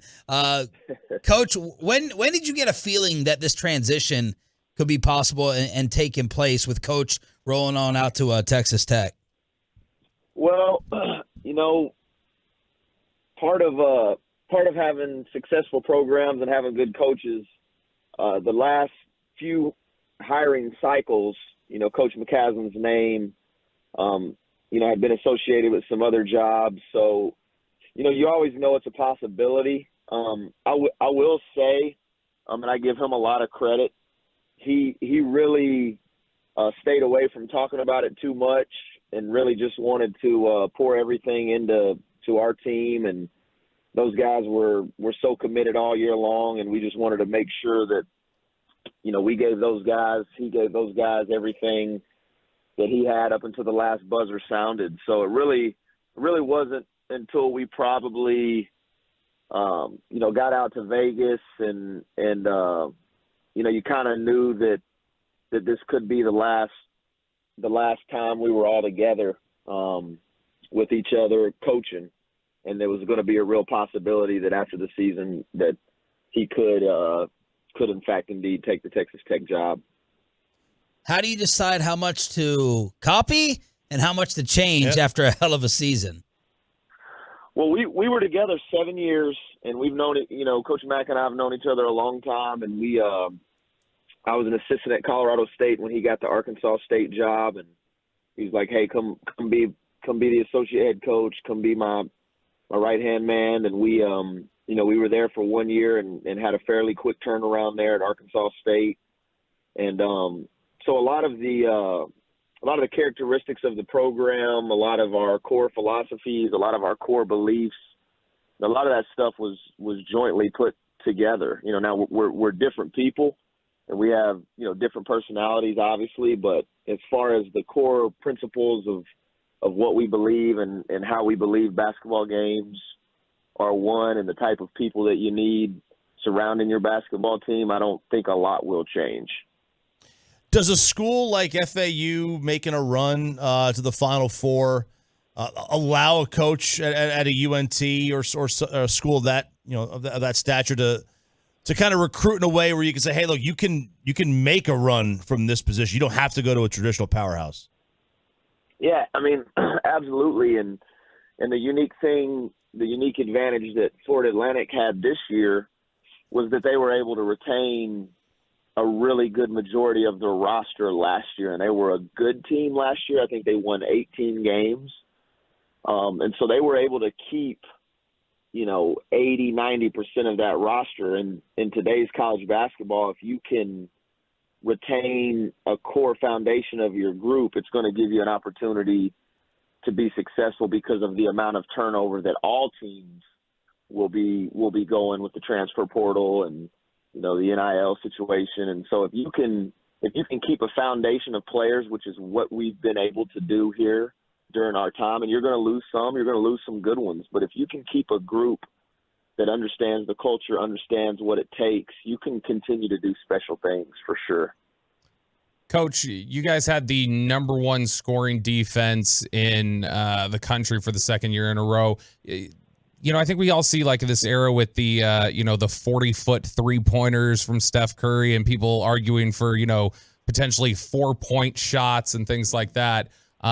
It's a different approach, I guess, in terms of trying to build around a really strong defensive unit. Is that what goes into that decision when you're talking about roster building and program building, just saying like, hey, this is the way that we're going to be committed to this? And how difficult is it to find those types of players to buy in this era? It's a good question, and we've been good defensively the last several years. Like you said, the last two, we really elevated, and we've done it different ways with different personnel. If you look at like our last year's team, we defended the 3-point line really well, and we had 2 all-league defenders in Thomas Bell and J.J. Murray. And when we lost them, I think everyone thought, well, man, you're never going to be able to replace those guys, and you got to kind of find a way to be as good as you can be defensively with the personnel you have, and the same way with offense, and it goes hand in hand. It's not football, so you don't have your defensive team out there, and then when you get the ball back, here comes the offense. So we really do try to find versatile players that are skilled and tough and will be committed on that end, and ultimately buy into winning. And really good teams that win in March are typically very good defensively. Coach, we saw some teams that were a little bit older this year in the tournament make these great runs. Do you think that the transfer portal in that situation can really help teams out by allowing them to get older players in there versus some of these young 18-year-old kids, and it's just like men versus boys? Yeah, absolutely. You win with older experience, and kind of like what we touched on earlier with Florida Atlantic. In particular, if you're older and you're experienced with the program that you've been part of, because even with some of the, one-year player for us, Kai Huntsberry, who ended up being newcomer of the year in Conference USA this year, he was just a one-year player. And it really wasn't until February that he really hit his stride, because there is an adjustment period, even with really talented, really older players. So, I think your best bet is in this time period. How do you maintain, the integral part of your roster and keep those guys? And so, yeah, not only are you older, but you're also experienced, and you're experienced at the program that you've been in. The new head coach at UNT, the defending NIT champs, Coach Ross Hodge is joining us here on 105.3 The Fan. Be honest, did you get more enjoyment from the men's or the women's NCAA tournament this year? Man, we were so consumed with trying to win at the NIT. This was probably one of the least amount of tournament games that I was able to watch. Got to peek in and watch some in our off days, but playing all the way to last Friday. I did watch a little bit of the Florida Atlantic game, but my son's an 11-year-old baseball player, and so they're playing all the time. So even I went and watched them play Saturday, and so it was kind of like watching the FAU game on my phone. But I didn't really didn't get to watch either as much as I typically would have. But that was a great problem to have, because there's nothing like playing deep into March and winning a championship. When you talk about the, as you just discussed there, the transfer portal and how that's impacted college basketball, how it's impacted college athletics in general, Is it sort of a double-edged sword, sort of a blessing and a curse? Like when you have the success in the NIT like you do, like that it shows people, hey, if you're disenchanted or you're looking for another place, North Texas is definitely a spot that you'd want to consider. But also at the same time, maybe you leave larger programs out there smelling some blood in the water and saying, oh, look, there's maybe some players here that would be of interest to us if they were to enter the transfer portal. Does it have that sort of double-edged sword aspect to it? Yeah, we joke about it. We say that the portal giveth and the portal taketh away. So it's part of it, and we've certainly benefited from it. You look at our roster this year: Tyree Edey, Jaden Martinez, Kai Huntsberry, and we've lost some important pieces through the years, but it definitely gives you an opportunity to reconstruct a roster quickly, and that's where having a junior college background. I played junior college for 2 years, was a junior college assistant for 1 year, then was a junior college head coach for 5 years, as was Coach McCaslin. And you have roster turnover every year, and you're constantly putting different puzzle pieces together, and so it is a challenge, but it allows you to find good players that you may not be otherwise able to get, or they'd have to sit out a year. Will you play a kid in one-on-one to keep him out of the portal this year? Depends who the kid is. Who was that did that? That was Kim English at Providence did that. Yeah, Kim English, yeah. Coach, is it true that you're a big Dallas Cowboys fan? Love the Cowboys, man. Born and raised in Dallas. They've been ripping my heart out of my chest for the last decade, but I'm a glutton for punishment, man. So I hang in there with them. How do you feel about the some of the moves this offseason? They're adding Brandon Cooks to the offense. You got Stephon Gilmore at corner. You feel pretty good about what they've done so far? I love both those moves. Love both those moves. Would you like us to relay any message to Jerry Jones for you when he joins us every Tuesday? Hey, tell him let's figure out a way to get one more Super Bowl, man. one more. I'll get greedy. Coach, congratulations. You won't even get greedy, man. Congratulations on the title. Congratulations on the promotion. And Peyton, as the only standing member of the show from the Mean Green, why don't you bid Coach adieu? Coach, let's get him go Mean Green. Go Mean Green. Let's go, baby. There it is. Coach, thank you. We appreciate it. Appreciate you guys. Ross Hodge on the Diamond Factory Hotline. I was expecting a little bit more from you. I was expecting you Peyton. very, hallmarky and long and drawn out, sappy, a send-off. I mean, should have given a call at least, not just a go Mean Green. Could have given a call. Speaking of the green, the Dallas Stars officially clinch. Jason Robertson becomes the first Stars player with a 100-point season as Dallas officially becomes a playoff team. Fourth time in 5 years with their third different coach in that span. And Pete DeBoer does it again. In year one, he took Jersey, he took the Sharks to the Cup final in his first season with those teams. So hopefully it happens again. As last night, they beat down Nashville 5-1. Yep, and they're back on top of the Central. So they'll, as of now, they will get the 4th seed in the Central in the first round of the postseason. They're still 5 points back of the Golden Knights, who are, I don't want to say running away with it, but that's a tough road to get over there. Is everybody okay? Is KMC okay with the Mavericks quitting? Next on The Fan. But let's get you over to Boomer Jacks, your official game day headquarters and the place for half-price wings today.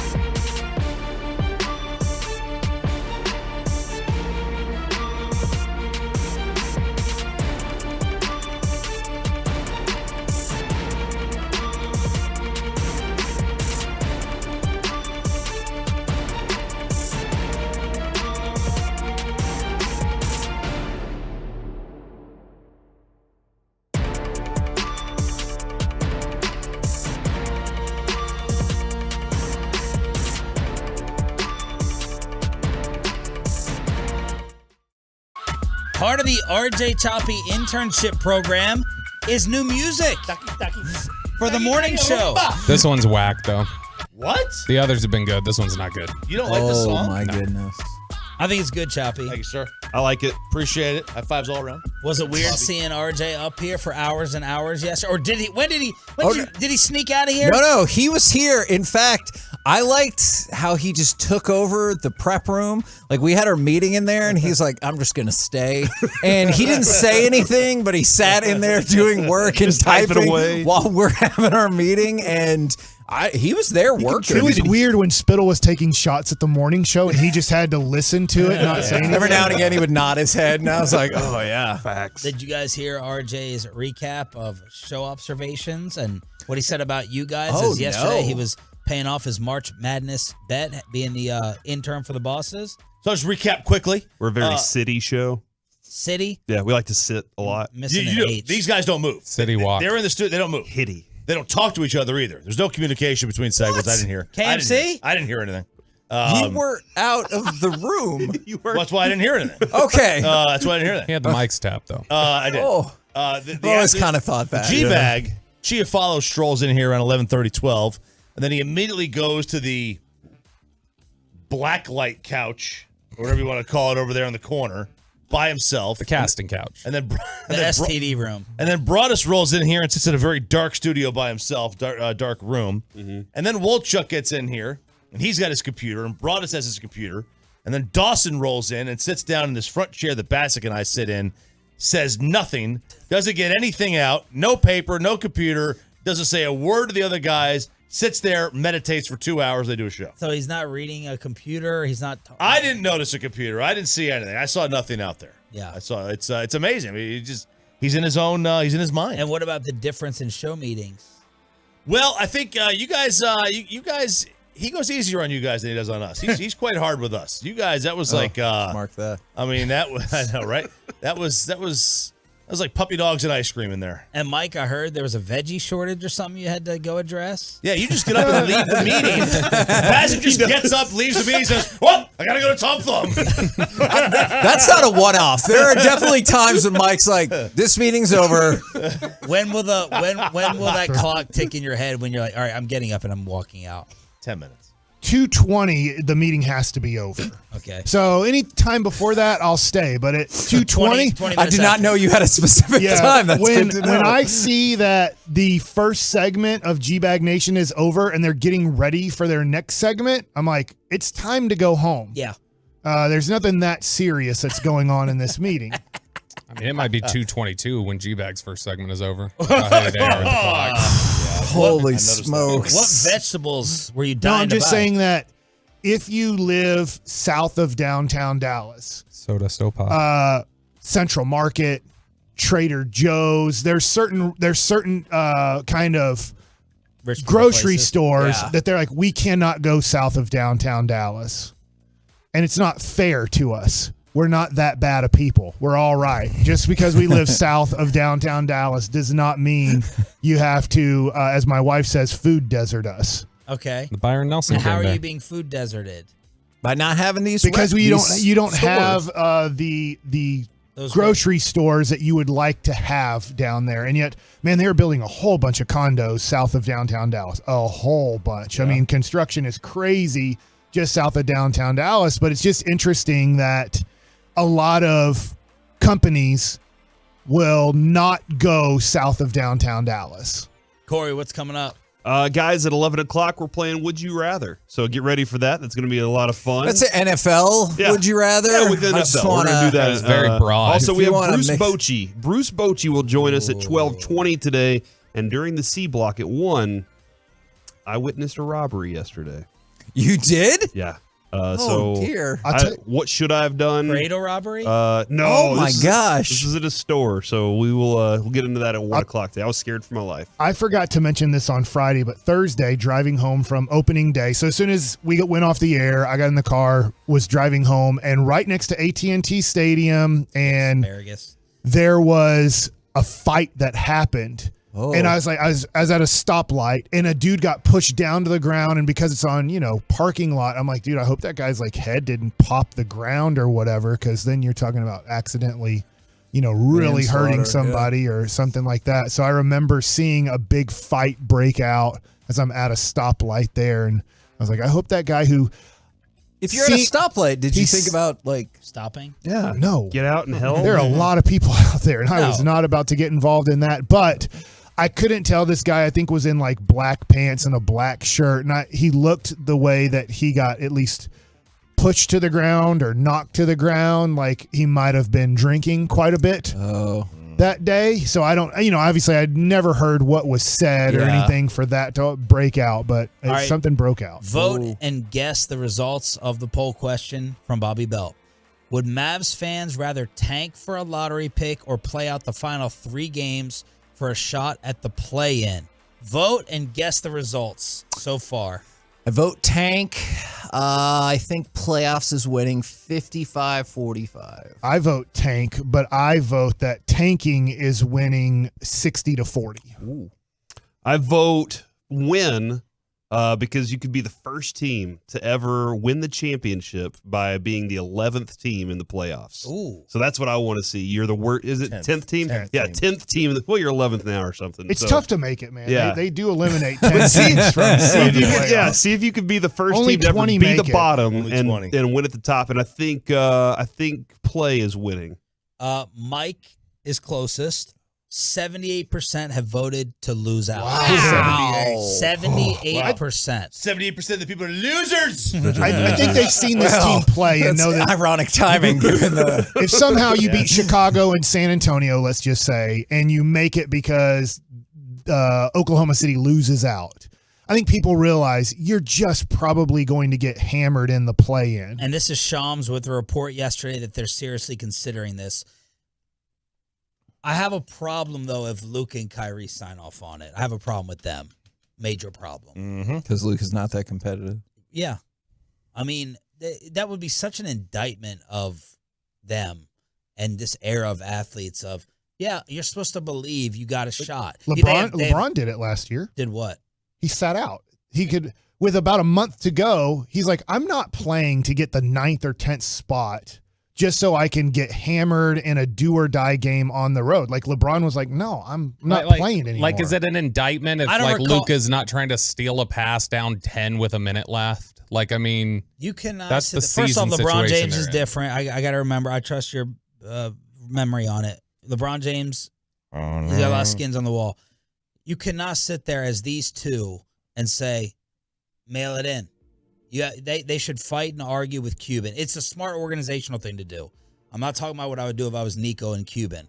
But you cannot, as a competitor, sit there and say, we're healthy, sit us. We're fine with it. They're not healthy, technically. They can play 40 minutes. But I'm just saying. They can play 35, 38 minutes. And you're part of this younger generation, Bobby. These softer people. These softer people. It's not surprising that you would have this approach and just give them go ahead and give them a meal. Your wife is wrong. I mean, it's your generation that's trying to invite Iowa to the White House. Maybe they'll go to the White House. Oh, my gosh. That's what they're going to do. Okay. Say this. Holy Say this. moly. Which one's softer? Iowa going to the White House and the Mavs quitting? Dirk never missed the playoffs in his prime. Mike, you wouldn't be Curry disgusted did. if they were fine with it as the players. So did Kobe. Come on, Mike Bassett, Holland would be in here rolling in his grave. Rolling in his grave. He's No, alive. I do think that Luka We'll find out should, tomorrow. to your point, You know what I especially as he's the face of the franchise.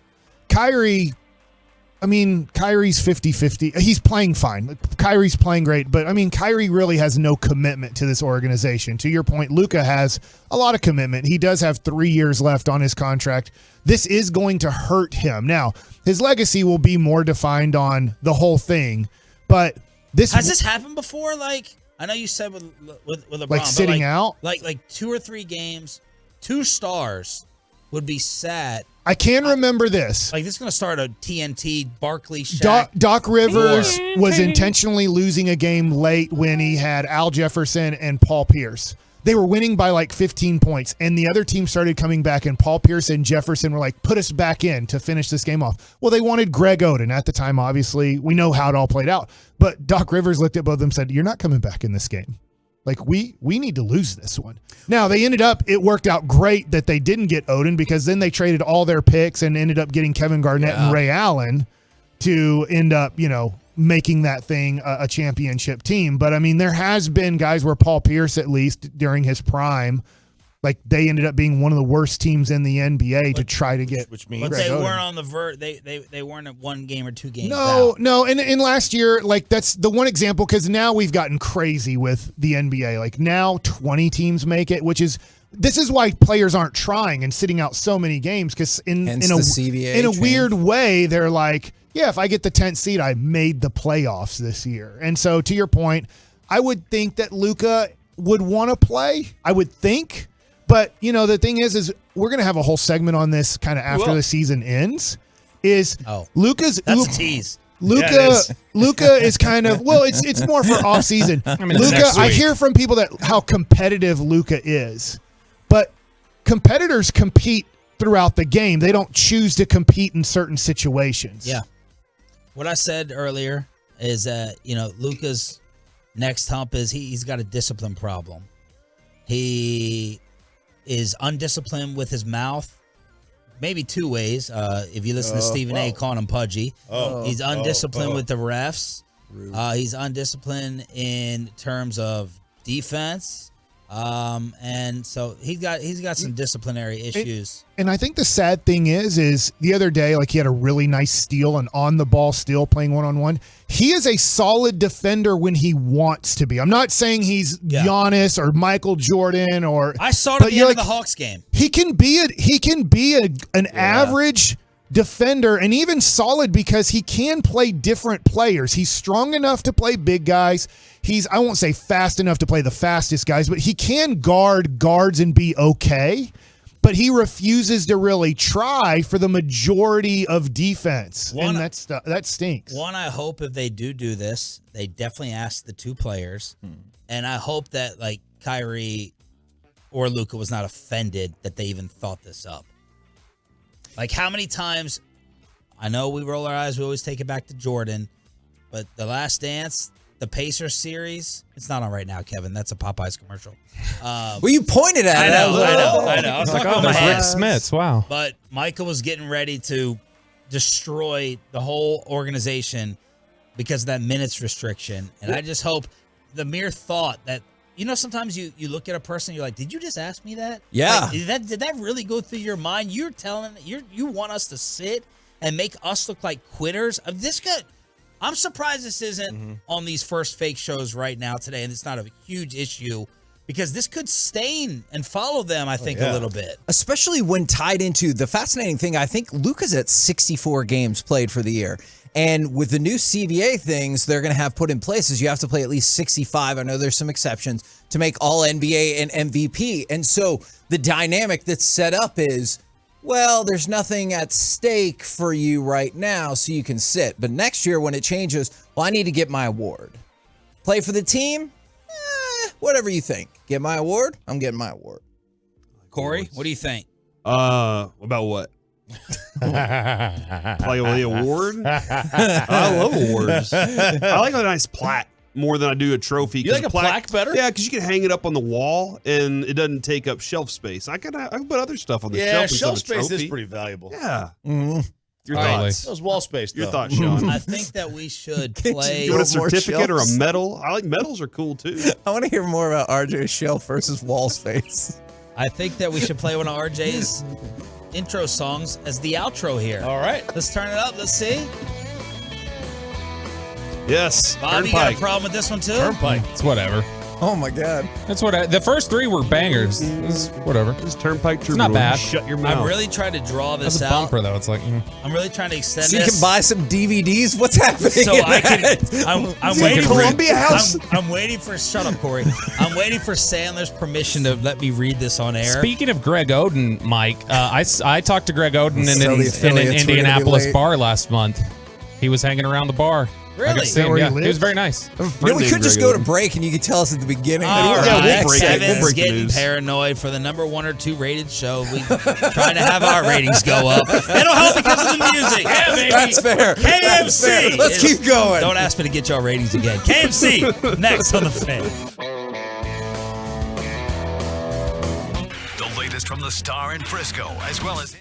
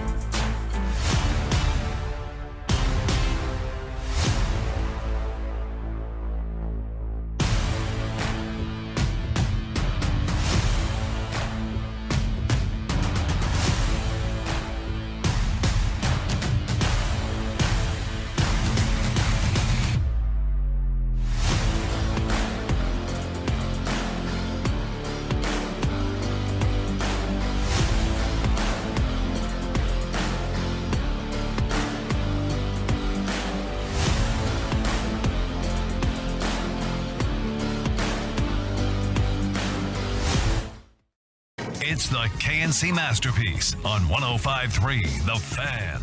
KNC Masterpiece right here on 105.3 The Fan. Already having a heated debate about days that we might have to pick up. Did you know that the days used to, I guess, just be numbered? And they'd be like, this is day 1, 2, 3, 4. And they would start all over again. All right, I think we approach it this way from After now on, 4? Reggie. Today is After 7. I mean, look, you stopped at 4. You got the idea. Today You is live day in this 1. world. Today's day 1. Tomorrow's day 2. Today That's how we're going to do it from now on. cannot be day 1. Isn't It's today day Tuesday. 4?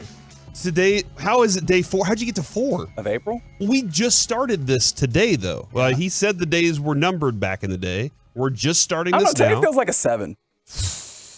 That's valid. That's valid what he just Okay, said. I don't know when or where, but I feel like we will need to. We'll have to put some more this thought into conversation. it and maybe start next week. I was wondering also how quick, I did look this up, how quick we changed the dates, as Yes.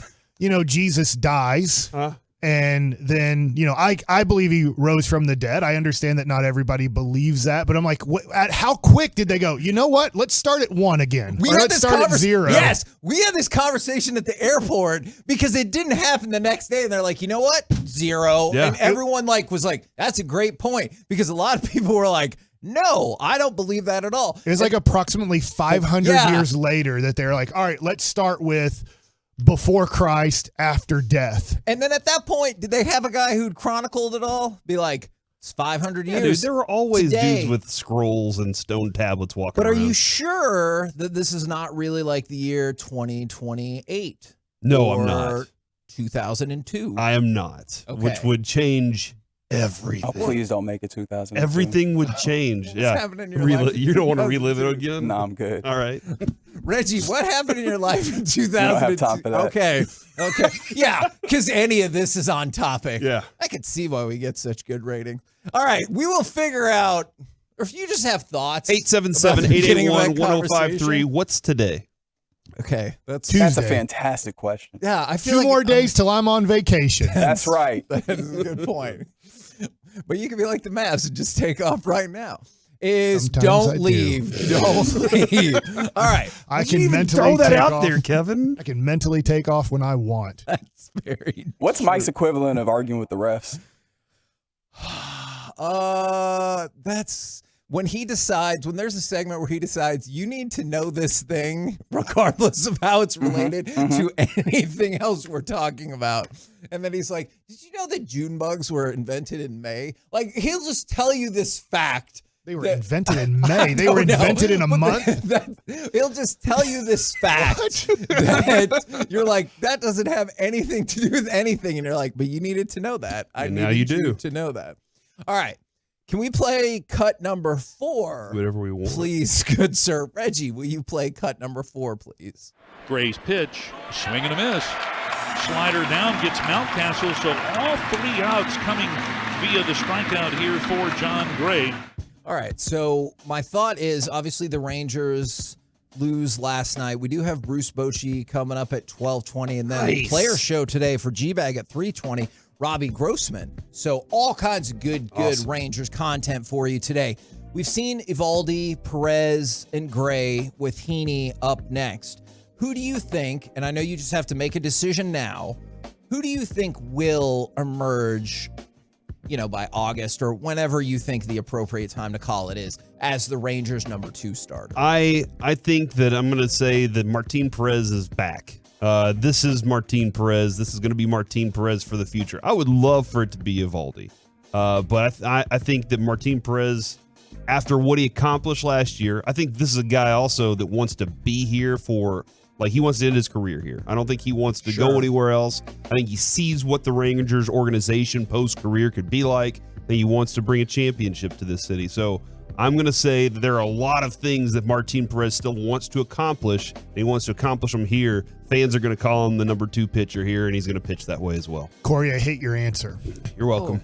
Because I agree. Oh! I wanted to see me. how many different names, because I do think there's a lot of competition. So to add on to what you said, I think Martin Perez will be the most reliable regular season pitcher that the Rangers have.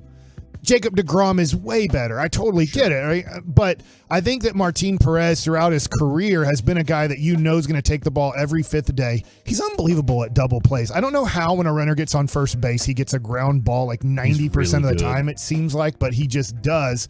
And I think you're going to know every fifth day he's going to pitch. Now, I think, Kevin, the other part of this is part of your question was if the Rangers were to make the playoffs, like who would be your game 2 starter? I think that might not be Martin Perez. Do you think it would switch to Evaldi? Yes, if healthy. But I think Evaldi's going to have to miss some starts. If you just look at his career history, you're going to probably miss 5 to 10 starts from Evaldi this year because of injury. I hope he doesn't. Yeah. But if you just look at history, you'd say Martin Perez is going to make 30 starts. Evaldi's going to make 22-ish, maybe, and I hope more. I hope he makes 30 starts. But so you're going to rely on Martin Perez a lot in the regular season. Martin Perez can eat up innings during the regular season. But in the playoffs, a lot of times, sometimes you go, man, this guy has more swing and miss. He can be more dominant. And so you might start Nathan Eovaldi in game 2 and go, we're going to go back to reliable guy Martin Perez in game 3. But that being said, John Gray was great last night. And that's who I'm going to go with. And can I tell you something to support your Martin Perez thought is Martin Perez has made 17, or Perez, if you prefer. Perez has made 17 starts at Globe Life Field since he came back to the Rangers. In 11 of those, he's given up 0 or 1 run. That is wild. 11 of his 17 home starts since he came back to the Rangers, 0 or 1 runs. And so like 2/3 or 1 run, 2/3 of the time, just about, you're looking at him giving you a situation where you damn well better win the game. I know it doesn't always happen like that, but if you're the pitcher and you give up 0 or 1 run and you go a good length of time, you have to think we should win this game. Yeah, and yesterday, if John Gray goes out and pitches 6 1/3 and gives up 2 runs, he'll win 15 games this year. Yeah. He'll be like 15-5 and be a borderline all-star pitcher. Right? I mean, he was good last night. Yes, he made some mistakes. They took advantage of 2 mistakes. He did make more mistakes than that. In fact, what was interesting with Bruce Bochy is you could tell that in that 7th inning, and look, it's his first start of the year, you could tell that John Gray was fatigued. His slider was very flat. In fact, I think it was almost good that he walked the last hitter he faced because he had lost his stuff. Yeah. He was now throwing very hittable flat sliders with not much depth on them, and he just walked the guy, and then Cole Reagans ended up getting out of that situation. So I do like John Gray a lot. His deal is also health. It's also consistency. Just talking to people who followed him in Colorado, he could be dominant for 2 starts in a row, and then his next 2 starts, like, wait, why has it gone away? And so it was just kind of, with John Gray, there was greatness and then inconsistency where there wasn't kind of that. Martin Perez, just kind of that consistent. You know that he probably won't throw CGs for you or strike out 12 guys where they just can't touch him.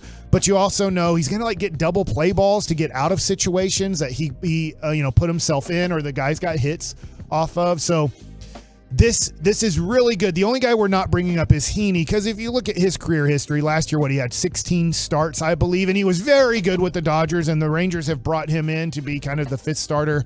I don't think Heaney can get in this conversation, but I do think Eovaldi, Gray, and Martin Perez are the conversation. Which is pretty cool that you have the ability to have that conversation of, yes, we have 3, it feels like viable options to be your number 2 starting pitcher, assuming DeGrom is number 1 based on talent and everything like that. And Heaney, I thought, was going to have to compete a little bit more, or at least be on his toes for Odorizzi or maybe even Reagans. But at the beginning of the season, obviously, we talked with Chris Young last week. Odorizzi, they haven't even still figured out what the problem is with him, so you shouldn't count on seeing him for a long time. And then Reagans, at least to start the season, they've got him in a bullpen role. Yeah, with Heaney, Kevin, the only time we've seen him in a Rangers uniform, Mookie Betts destroyed the 3rd pitch he threw. Yeah. So that was very early in spring. I think there were questions about his mechanics and what he was doing wrong and whether or not he could find that back. And I have seen enough from Martin now, for me, to know that this is a dude that's not letting the pressure of the world collapse on him when he needs to get that final strike, which is like, Mike, you talked about this a long time ago. He was one of those pitchers where if he had 2 strikes on you, he wanted to make the perfect pitch. Yeah. And he would struggle because he would try that so hard to do that rather than trusting his defense and all those things. And now he looks like he left Texas, went on a little journey, and has really come into his own as growing up. I actually have a question for you guys about what he just said. The only reason I didn't pick Martin Perez is I couldn't figure out if that's what I thought or that's what I wanted to happen. You know what I'm saying? Like, with all due respect to the other guys, they are not from the Rangers. I know Perez went away and stuff, but he's a Rangers guy. Yes. And I couldn't figure out if I was just rooting for him more than Gray, Evaldi. I mean, you're rooting for them all because they play for the Rangers. But you know what I'm saying? Like, I want Martin Perez to succeed a lot because he's one of our guys. Now, the other thing, too, is I don't think anybody will emerge as the number 2. I know it's a great question, but I just think at the end, if the Rangers win 90 games and make the playoffs, you're going to go, yes, DeGrom's our number 1. That's easy. Sure. But usually when we talk about who's your number 2, well, even when you had Derek Holland and Colby Lewis with Cliff Lee, you knew that Cliff Lee was your number 1. And then you're like, all right, we have CJ Wilson, we have Colby Lewis, and we have Derek Holland. Bunch of random. It was like they're all good. It's just, how do we want to set this up? They set it up where CJ Wilson was the number 2, if I'm remembering correctly, and Derek would remember way better than I am because he's part of this group. He should be here tomorrow. Colby Lewis, number 3, Derek Holland, number 4, but it never felt like, well, Derek's the number 4, right? Because number 4, there's a bad part of being a number 4, right? That means you're not a 1, 2, or 3. Yeah. And so, but it didn't mean Derek was a number 4. Just like I don't think it would mean, let's just say John Gray was your 4th starter in a divisional round. It wouldn't mean that John Gray's your 4th best pitcher. It would just mean we set it up this way, and then you don't have Max Scherzer and Justin Verlander. That's easy. Now you're just saying who's our number 1 because then somebody falls into number 2. I just don't think the Rangers are going to fall into this at the end of the year. He's definitely our number 1, which that'll be easy. He's definitely our number 2. I just think you'll be like, man, these 3 guys are good. How do we match up with this team and how do we set up this rotation? And honestly, the playoffs are different than, like, if you're imagining Twins versus Braves or whatever, when your guys would go 1-4-7, 2-5. You know, like, it doesn't work like that anymore either, partially because you have a shorter series to start, but also because you can see 1, 2, 3, 4, and then your ace pitches again in game 5. Like, that has shifted as well. So you don't necessarily get 3 starts in a 7-game series from your And obviously you get a 3-game series if you make the playoffs and don't get a bye. And that one, I would say you're going DeGrom, and then you're seeing what the matchup is. The other thing, too, is you might have your 3 and 4, you might go, how do we set this up? Do we want them to put a righty lineup up there against Martin Perez? And then after 4 innings, I'm taking him out if he's just doing pretty good, because then I'm bringing in John Gray for the next 2 or 3 innings. Or Nathan Eovaldi. The reason there's a 2018 world champion in Boston is Nathan Eovaldi was unbelievable out of the pen as a long reliever and a guy in pressure situations. So you might go, Eovaldi's not going to start in this 3-game series against, let's just say, I don't know, the New York Yankees. But what we're going to do is after 4 innings of Martin Perez, let's just say he's given up 1 run and guys have been on base and he's gotten out of situations with double plays. Now we're bringing in Nathan Eovaldi for the next 3 innings and then getting it to the 8th and 9th inning.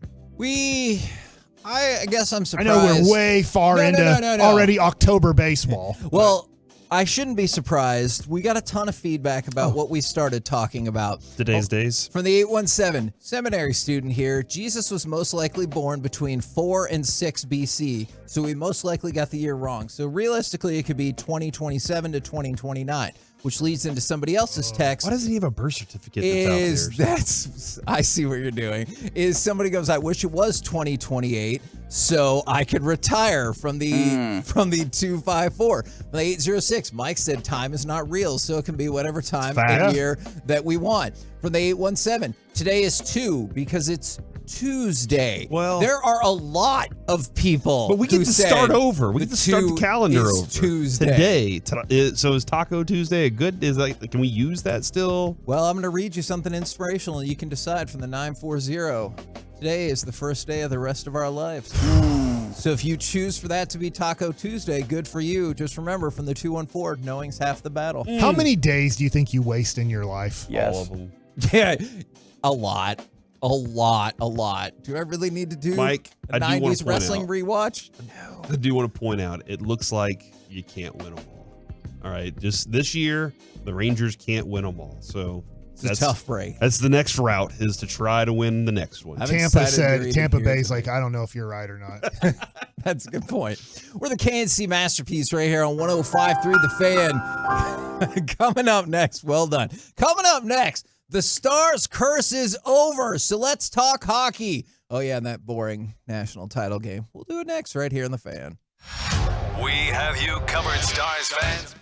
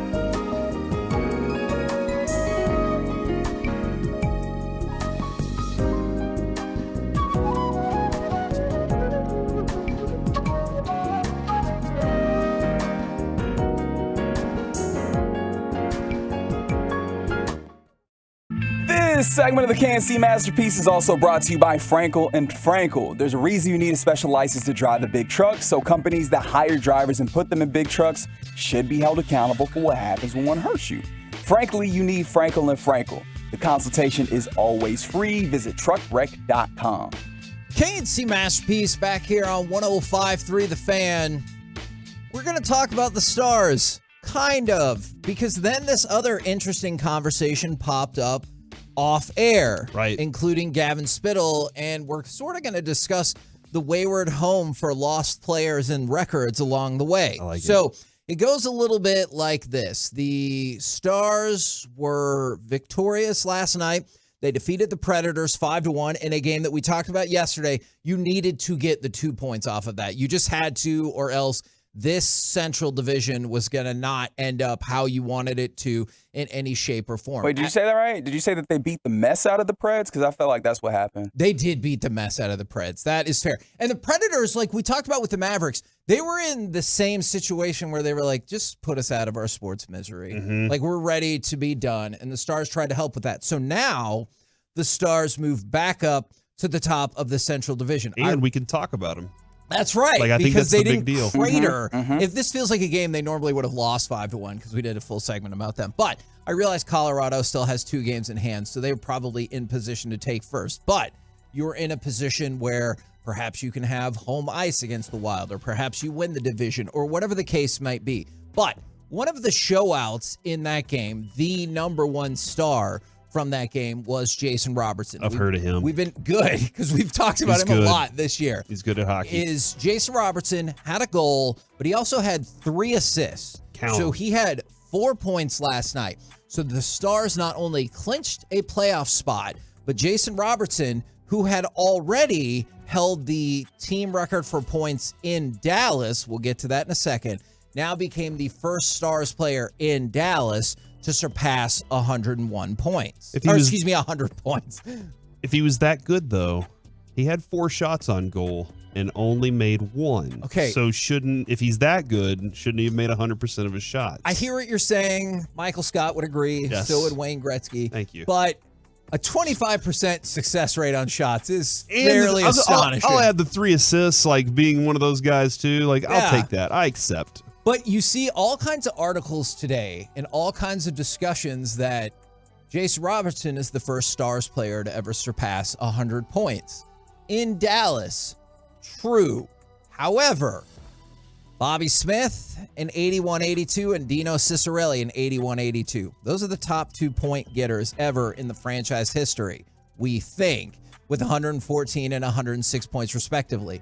Now, Jason Robertson is on pace right now to finish second with 107 points. But then we got into this discussion about who claims whose history or whom's history. Do the Dallas Stars claim the Minnesota North Stars history, or does it revert back to Minnesota? Because, Corey, you brought up something that almost made my brain break, is that the Baltimore Ravens started in 1996, and that is all of their history. Yeah, Pro Football Reference has it going back to 96. And I presume that this is kind of a weird place. You had the Baltimore Colts, who are now the Indianapolis Colts. Correct. Have you looked at the Colts to see if they claim? Oh yeah, no, they Baltimore? claim that is just a moving of an organization. I think with the Baltimore Ravens, Cleveland Browns situation is unique in that I think there was an agreement that history stayed there. Okay. I think that typically, which would then mean that the Cleveland Browns knew ahead of time that they were going to get their franchise back. I don't know about that, but I feel like they worked it out so that there wasn't a revolt in the Midwest. Is really how that happened. The other point, though, and this is the one that Spittle brought up that I think might be the most fascinating. Houston, which we don't really care for Houston Oilers? that much. Yeah. The Oilers. I like some people from Houston. The franchise essentially goes to Tennessee and becomes the Tennessee Titans. They were the Oilers for like 2 seasons, though. And then they say, we're not recognizing us as the Oilers and their history. They want their own brand that they started there. And then the Texans have the same thing where they want their own brand in Houston, and they don't. So if you're a former Oilers player, does their history belong to nobody? Where do you go? If you're Earl Campbell and you're like, all right, I'm going to go to the big banquet tonight, Are you going to the Texans banquet, or are you going to the Titans banquet, or do you even have a home? I think the Titans maintained the Oilers' history. Like if you're a Cowboy, if you're a former Cowboy, right? But you have a home. Earl Campbell doesn't want to go to a Tennessee Titans game to be celebrated. It doesn't feel right because those Titan fans could care less about what he did. But now we're conflating two things. Are we talking about official history or just like the way place that people want to kick it? Because I get it. I want to know both. And I think that like for Earl Campbell or for, let's just say, Sean Payton and Sean Payton, for Gary Payton and Sean Kemp. Oh, yeah. I never thought that was For actually Walter the combination. Is that those guys don't want to go to an Oklahoma City Thunder game and be celebrated, and the Oklahoma City Thunder, like, we could care less about Gary Payton and Sean Kemp. Like There's no city connection at all there. Like there's like Sean Kemp and Gary Payton probably spent so much time in those communities. Yeah, and I don't there's know, no like connection in Oklahoma like City. with the Sonics, I don't know. Does Shea Gilgeous-Alexander have to beat Gary Payton's records? Yeah, and then if they get their team back, and again, is there an agreement? Because somebody backed up what you said, Reggie, is there was an agreement between the city of Cleveland and the NFL to avoid a lawsuit, like you said, and they become the Sonics again. Do they get to claim 1 year of Kevin Durant? Or how? And like, I'm just really fascinated by all of this. And a lot of people are saying from the 682, love the Stars. I don't care about Minnesota North Stars history. Right. From the 561, Minnesota's old records don't matter. F them, and that whole entire state goes Stars. Because now they have the Minnesota Wild. Would you conflate the North Stars with the Wild? Or you're like, this is a brand new thing? It's not like we're going to have the great Kent Herbeck come here and like celebrate his career. But that's a different He was sport. pretty great as a you. twin, for sure. Like he was awesome. But you're right. If the Minnesota Twins had relocated, I wouldn't be like, God, it's Kent Herbeck night. We really got to go check that out. God, the Hartford Whalers, like the coolest jersey, has no That is home, true. Kevin, except for in Carolina, and that's very far from Hartford, I think. And do you think in the same time zone? Hold on. Time zone means you're close. Is that Enough. Is that how we're classifying this now? For the most part. Okay, Unless if like you're the in same- El Paso, then you're like, the mountain time zone is really close to us, closer than most central time zones. How many time zones away means it's far away? I don't know. Pacific time zone is far away.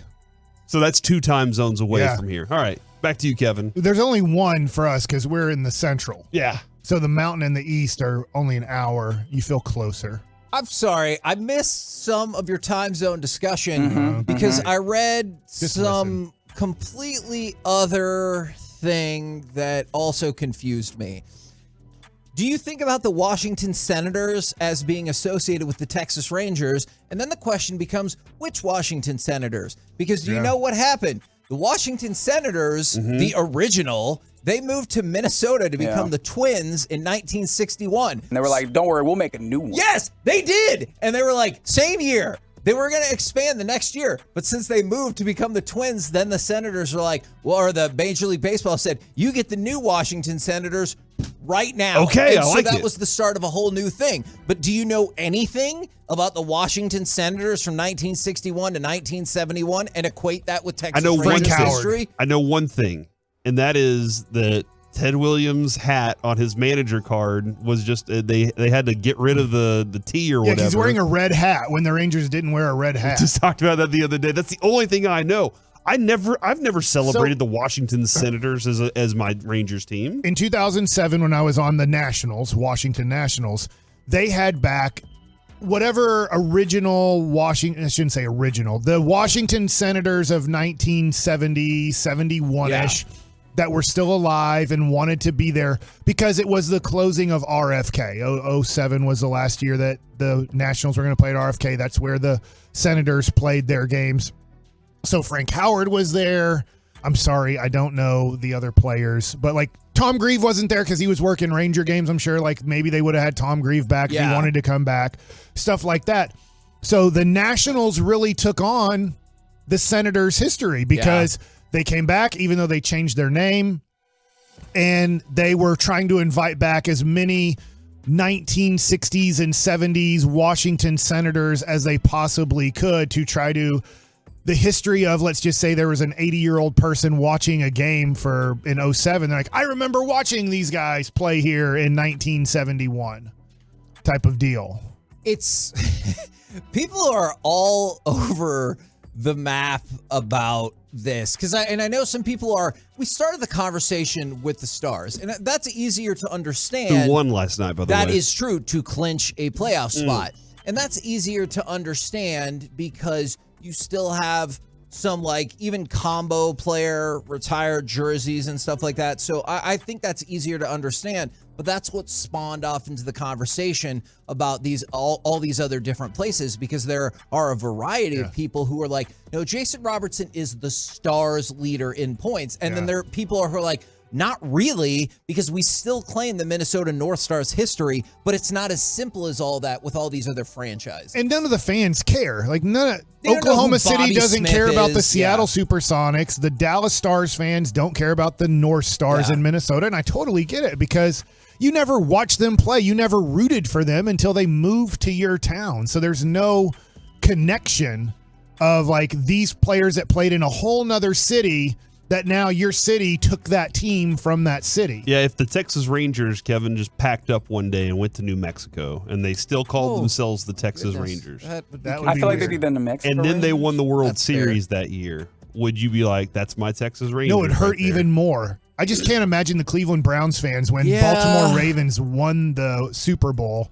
If they're like, well, that was our team, and they still have some of our players left from when Cleveland but left. there's no Cleveland Browns player or a Cleveland Browns fan. We talked to Derek. The Browns fans can deal with it. I mean, they got a Baltimore, and then they drafted Ray Lewis. He's like, y'all wouldn't win it if it was stayed in Cleveland, dog. It's just the city. That's the problem. And so, of course, some people are weighing in too. Can the city of Dallas claim the Chiefs championships as well? Look, plenty of people have. As somebody from A&M, Absolutely. you can claim whatever championships you That's want. right. That's what we do. We'll put up in the stadium. I was at one of those games. They lost by 40 points, and we were like, championship. Why do we always try to keep ourselves limited to one city? Why you were just you were born in that city doesn't mean you have to be a fan of that city's teams. They're gonna come get you, right? No. Okay, personally, just because you go to a college doesn't mean you have to be a fan of that college. That is how my fandom has gone for the most part, but I do think it would be a bold strategy but you have to swear off those teams. Can you keep your team and be but I'm also claiming this team? I'm a fan of That's humans and the successes that we all celebrate together. Okay. That's kind of my approach to this.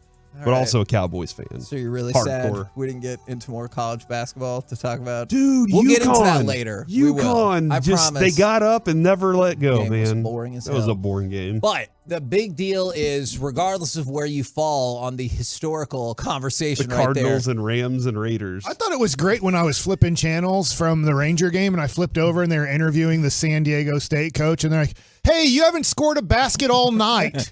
Do you think you will? And he's like, I don't know. At this point, I don't know if we're going to score an effing basket. That wasn't exactly how it went, but I hear you. I was like, I'm going back to the Ranger game. The Rangers might not be getting hits, but I do not want to watch basketball where they're like, yeah, it's been 9 minutes since San Diego State has put the ball in the basket. So the Stars are victorious to go back to where we started. The Stars are victorious over Nashville 5-1. They do clinch a playoff spot and continue the push to potentially still win the Central Division. We're the KNC Masterpiece right here on 105.3 The Fan. Coming up next, it's time for Baseball Nuggets with Mike Bassett. Let's talk about the Rangers' respect after 3 games. Well, 4 now. Next. RJ Choppy joined by my good friend.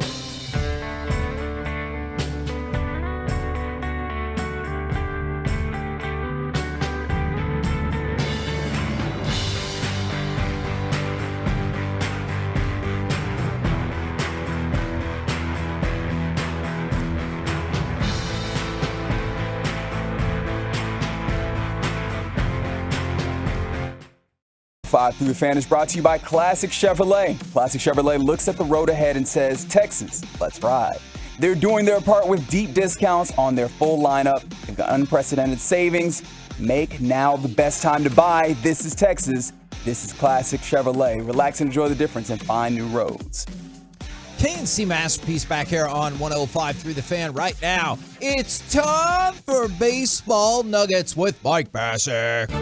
All right, so before I get into after the series against Philadelphia, because most power rankings came out yesterday, so that's why I teased after 3 games, because the Rangers lose yesterday 2-0. They get 1 hit. And unfortunately, I remember being on the phone with a kid who I give lessons to, and I was kind of talking to him because he wants to throw today like 800 pitches. And he threw 62 pitches on Saturday, and I'm like, listen, I'm being nice to allow you to throw 30 pitches today or 2 innings, whatever comes first. And I really don't want you doing that, but I'll allow you to do that. And as I'm talking to him, Josh Smith gets hit with a pitch in the face. And it was, you know, I don't know. It was 89 miles an hour, I believe, is the speed of it. I don't know. Once it gets, it was 89, yeah. Once it gets to, I don't know, I'm going to guess 85, I'm going to guess, and the ball hits you directly in the face, it becomes very dangerous. Not that 75 or 80 doesn't hurt really bad and can break your face. That's what I was thinking. At a certain point, I'm like, degree of damage, I guess, going to be different, but it's going to be horrifying one way or another. Now, it sounds like, if you guys can check for me just to make sure I'm reporting this correctly, because I don't want to be wrong on this, it sounds like there was minimal damage. They said the scans are clear, yeah. So, obviously, he was bleeding. He's going to be swollen. You know, his kind of face area, mouth areas looks exactly where he got caught. I'm surprised that possibly teeth didn't pop out, luckily. Sure. Like, I mean, it sounds like best case scenario in this is that Josh Smith will miss a little bit of time just to make sure, recover not only physically, guys, but I'm just wondering mentally how we're going to be. Because now Willie Calhoun got hit by Urias, who threw about 95, 96 in spring training. Now he got hit in the eye socket. Yeah. So that one, I mean, he's still playing. Willie's still playing. But he had to work on being able to see the ball and everything, too. It changed his trajectory of his career. Willie did admit later in the season that there is still a lefty-on-lefty fear that he goes through. And so I think that this one, luckily, didn't cause damage. I don't know if they're going to end up putting Josh Smith on the injured list just to make sure, like, hey, let's give him not only physically, but give him mentally the 10 days that he needs. We can ask Bochy that at 12:20. I don't know if he'll want to, like, tip his hand, but we could try. And the other thing, too, is I know this gets into another conversation, but if people are like, well, Clint Frazier had a good spring training, they really can't call him up because he's not on the 40-man roster. Because then they'd have to. Then you have to make moves, and nobody's, as far as I know, nobody's going on the 60-day injured list for the Texas Rangers to open up spots, which is great, right? You don't want that because then that means somebody is kind of out for the year, out for months. So this is where when you're out of options and you're not on the 40-man roster, you're screwed in this call-up. They're not going to call you up. I'm really fascinated, Mike, by the mental aspect of this because I've already seen a couple of people texting in saying, like, I know it's lower level, but it really messed with them. And I remember when I played baseball in Little League is I was at first base when somebody got hit in the face and they tried to let them keep playing and they were like bleeding still at first base. And it was horrifying to me. Now I can look back and be like, that was irresponsible. As a kid, it was just really scary. And I am curious about the mental aspect of it. Okay. Let's go to after that game. They play again today. Yes. Good news. Nobody died. But, you know, I mean, that is good news. Yes. I agree. But they'll be fine. Obviously, the perfect season is over. But we will be okay. Now, there is a team that still has the perfect season available. It is the Tampa Bay Rays. And by the way, man, they're really good. Yeah. And big shock. Wander Franco, who, you know, he has to stay healthy, but he is off to a great start. The guy who is going to be kind of the next guy who struggled last year and then obviously was hurt. looks like he's starting off very hot. Yeah. As the future shortstop of the game in Tampa Bay. Let's go to power rankings. Okay, now this is only through. I just want to make sure because a lot of them came out yesterday, so I want to see. So before the Rangers lost, this one was 21 hours ago. So just to give you an idea, they're going to have the Rangers at 3-0. If I told you this is CBS Sports Power Rankings. The Rangers started the season at number 17. Before the season started, the Rangers were power ranked number 17 by CBS Sports. Where do you think they have them power ranked now? I have a quick question. You might not have this information available. All right, I'll try my best. Do you have any idea where the Phillies were ranked at the start of the season? That might help me. Number 1. That I don't. Maybe That's where the Rangers are. Were ranked number 9. And then you said this is MLB? This is CBS Sports. I say crisscross. Give me the Rangers at number 9. You trust CBS Sports? I always feel like they're like. I thought it was the USA Today that always jobbed us out. Okay. You say 9?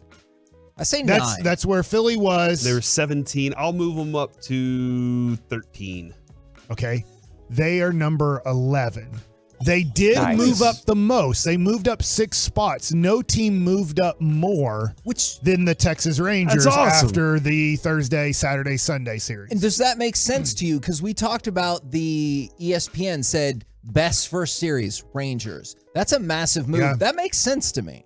Now, they're not going so much off of how they've played through 3 to 5 games. Because number 1 power ranked team, according to CBS Sports, is still the Houston Astros, even though right now they are 2-3. They lost to not Chicago last night. They lost to Detroit last night, who obviously I think got their first win of the year. So, and Detroit does not give a damn about winning this year. Also, Mike, you mentioned that the Rays are undefeated. The Minnesota Twins also 4-0. Ooh, well, Minnesota Twins are number 10. On the list. They moved up 5 spots. So they moved from 15 to 10 on the list. And by the way, Joey Gallo hit another home run yesterday. He's in his Tim Hardaway groove. That's good. Tim That's Hardaway good. Jr. groove. Let him do his thing, man. I'm happy for him.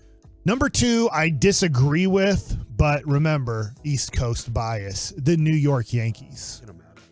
They're 3-1 on the year. I get that they're very popular. They are a good team, but there's no way they should be ranked over the Rays right now. Mike, you know what I saw for the first time Pitching this staff weekend? for the Rays is awesome. The stars in the sky. No, I saw a TikTok, Reggie, that had the roll call.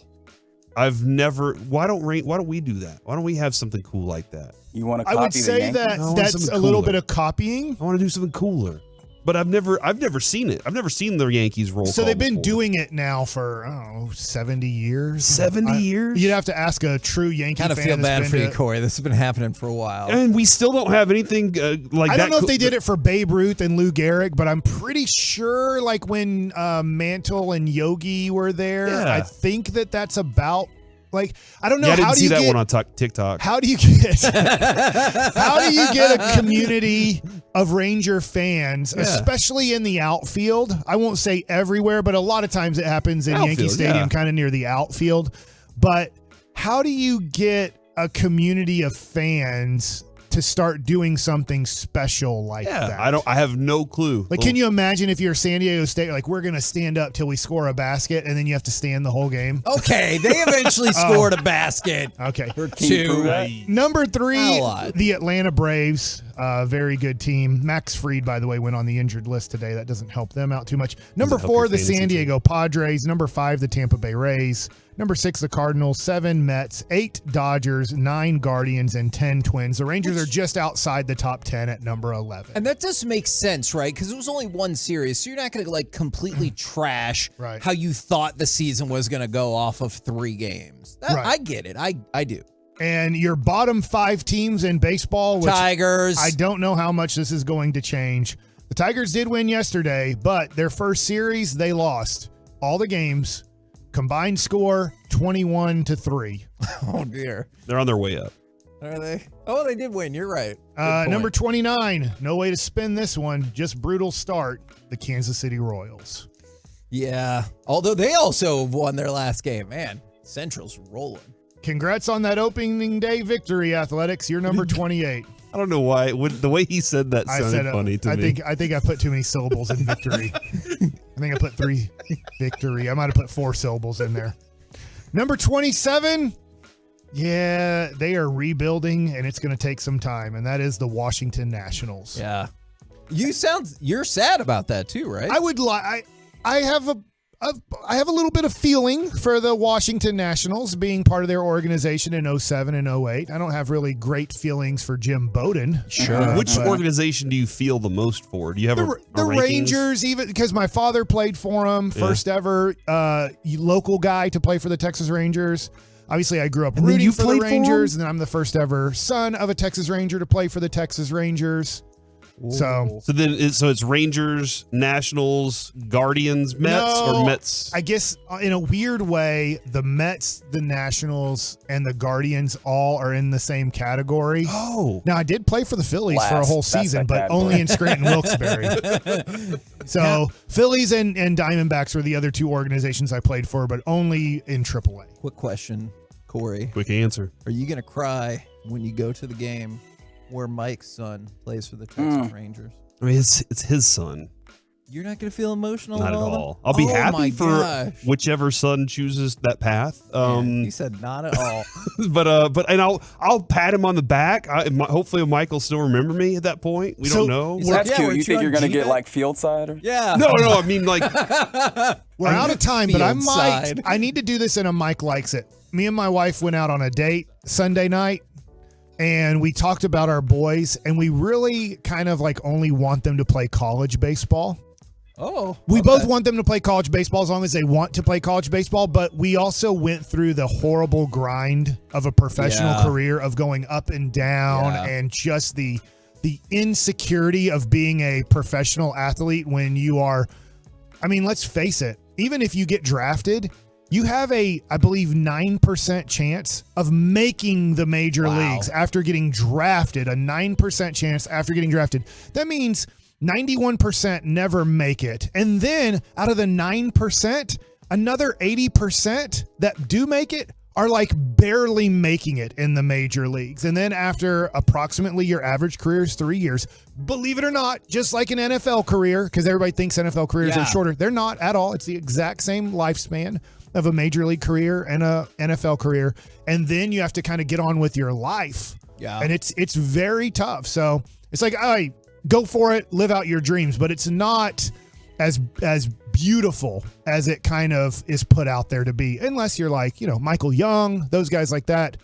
Obviously, they have great careers, and that is really fun. We're the KNC Masterpiece right here on 105.3 The Fan. Coming up next, now we will talk some about that national championship game and how the women's TV ratings came in. Plus, was this proposal really worth it? We'll do it next right here in The Fan. The more you listen, the harder we cry. The headlines are...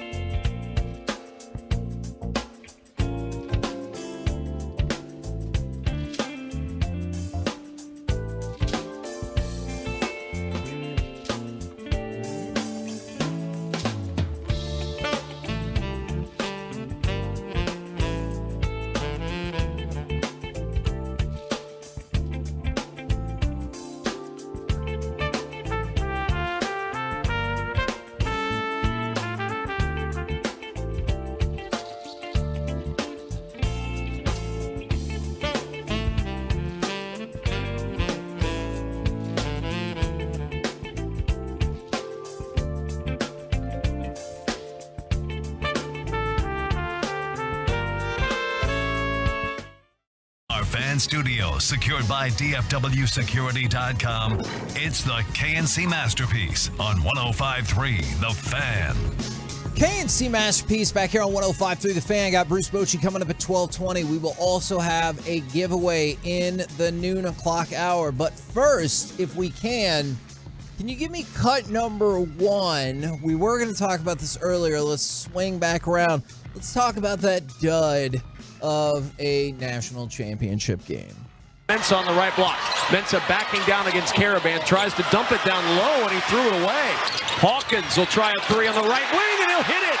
Being pushed back by the defense. Hawkins, a fadeaway three. Now, at one point, it appeared as though this game could be competitive. It was 10-8. San Diego State was winning, and you're like, hey, maybe we got something. Next thing you know, it's 22-10. And a timeout was called, Kevin. Yes. After 10-8, and everything changed from there. That's also when I flipped the TV over at 22-10 because there's a commercial, I believe, in the Ranger game, and they were interviewing the coach like, you haven't scored in forever, have you? Yep. Because over that next, I think it was 6 minutes, 14-2 run, and the game did not feel like it was particularly in play after that. But didn't you say it was going to be probably a blowout? Yes. Like, you predicted that. I mean, the line was 7.5, wasn't it? But I said double digits just because historically, if you come into the national championship game having crushed folks, this is the 6th time it had ever happened. Is of the previous 5, 4 of them won, and all 4 of them won by double digits. And so, like, for the most part, and that's exactly what happened. And so UConn finishes with an average margin of victory of 20 points. That's the 4th largest since 1985. And 1985 is kind of the barometer for a lot of people because that's when they expanded the field to 64, about what it is today. I know they went up to 68. And then UConn finished the season 17-0 against non-conference opponents and won every game by 10 points or more, which is, as much as I hate UConn, it is truly astonishing. And they have now improved their record in NCAA finals to 5-0. All right. But like Mike said, they did it. It felt like a tune-out game. I can't imagine you watched the whole game because I don't know how many people watched the whole game. I didn't watch the whole game. I watched up to halftime. And then you're like, this game's And over. that was enough for me. I mean, the 8:20 start time already kind of beat me up a little bit. I was like, the people up in UConn, or probably the East Coast in general, were really mad because for them it was 9:20. yeah. And so I was, but Kevin, when it's your team, it doesn't matter. Sure. That wasn't my team. Sure. So I had no other interest other than I'm going to talk about it tomorrow. But I'd seen enough. I saw what I needed to see to go, okay, UConn has this handled, and Kevin told me that it was going to be a double-digit victory, so I'll just assume that until tomorrow. But Corey, often in the men's national title game, it isn't your team, right? So I think the distinction here that needs to be made, and I guess, can I read a tweet verbatim for myself? Okay. Oh. The stakes aren't redeeming the quality of play in this game, and that says something. Well, that's what, like, when I say it wasn't my team, if it's my team at 8:20, it doesn't matter how late the start time is, I'm in. But usually no the matter stakes what. of the tournament itself are what redeems the quality of the games, right? Like, I know there's a lot of people who want to say this. They're wrong. College basketball is not a better quality of game as NBA, and particularly this time of year. What carries the tournament is that the stakes of it, whether it's your bracket or just like the idea of upsets or what have you. It's the stakes of the things that carry these games, so that if it's a bad game, as long as it's close at the end, we're happy with it. Right. That notion of stakes did not keep people bought in, which tells you just how poor quality of game, shot making, all those things that we actually had on the court. Yeah, the stakes that I got at Tom Thumb earlier that night were far better. That's a great point. Okay. I just think for me, I do like the NBA draft, but when nobody is going to college basketball anymore who's great, like your 5-star guys, Jaden Hardy, for example. I know it's a little bit different because of COVID and everything, but I mean, Jaden Hardy was the second, third, rated high school player in the country. He didn't go. Scoot Henderson would be right now possibly the best player in the country. He decided not to go to college. And I'm hearing that there's a possibility, I don't know this, but there's a possibility like Trey Johnson, the number 1 overall player in the country as a junior who's at Lake Highlands, just won the state championship. There's a strong possibility that he doesn't go to college and play college basketball. So Brandon Miller, who was the college guy, they got bounced. Yeah, and I don't know this, but was Brandon Miller like a top 3 recruit in the country? Because I would assume Scoot Henderson and then the 2 twins might be. Yeah. And so you just start looking at it and you're just like, I think as we go on to this, the women's basketball game, did it get such great ratings because of star power?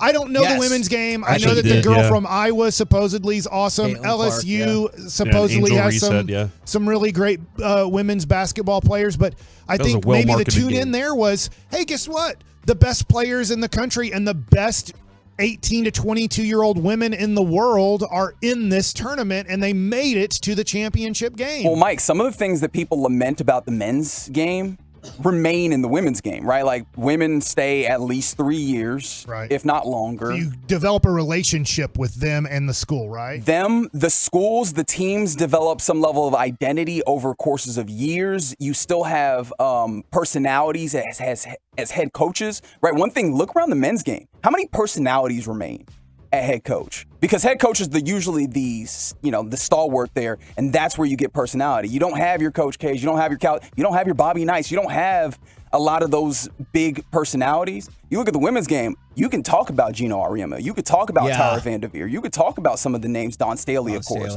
And so I think Mulkey, yeah.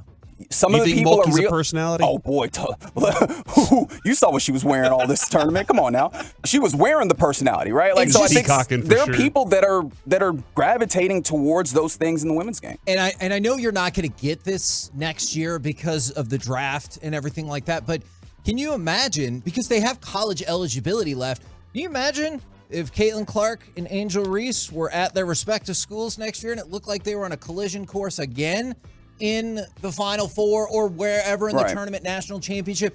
People would be hyped about that because that's what you've lost. Is next year, I don't believe it will be this case, but if it was San Diego State against UConn again, people would be like, well, okay, cool. Like, what rivalry was I really locked in on? But even if the Blue Bloods were there, if North Carolina and Duke played in the Final Four again this year like they did last year, there'd be a whole lot of different people that were making the impact. Armando Bacot would still be there. That is true. But, like, for the most part, I don't know how many people are stopping down for that. So Caitlin Clark, she's a junior. Yeah, I think she said she was going to go to the draft. I thought she had said she was going to go to the draft. I think she's going to the W. Here's what I don't know. She should come back, try to have the collision course with Angel Reese, and then earn her way into the White House. Okay, we'll get to that in a second. That's a great point. What, you're saying she should run? Do you think Iowa has more money to give her than the WNBA? Because I don't know the WNBA salaries. I'm not as familiar. I think it's like $40,000 is average salary in that league. I'm not as familiar with the last 3 to 4 years, but I know one of the reasons that so many players would not abandon the WNBA to play overseas, but they would essentially like supplement their income by playing overseas as well. For a couple of reasons. First of all, you might just want to supplement your income because you can. Right. But also, I think part of the reason was they thought maybe they weren't making as much money. As they should be. If I was Iowa, you're damn right I would back up the money truck, because you saw with the TV ratings, and we'll get into that in just a second. By the way, I was way off. It's 120,000 approximately. Yes. Okay. But still, like, somebody from Iowa, you would think, or the collective boosters from Iowa, I would think would be like $1 million. Come play here your senior year. We've got $1 million for you, because they have made Iowa a team that's mattered in a way that, like, they could be your South Carolinas, your UConns, or whatever, just because of her in this moment. Now, it took forever to get the TV ratings for the men. I will let you decide for yourself why you think that is when the women's TV ratings were so readily available.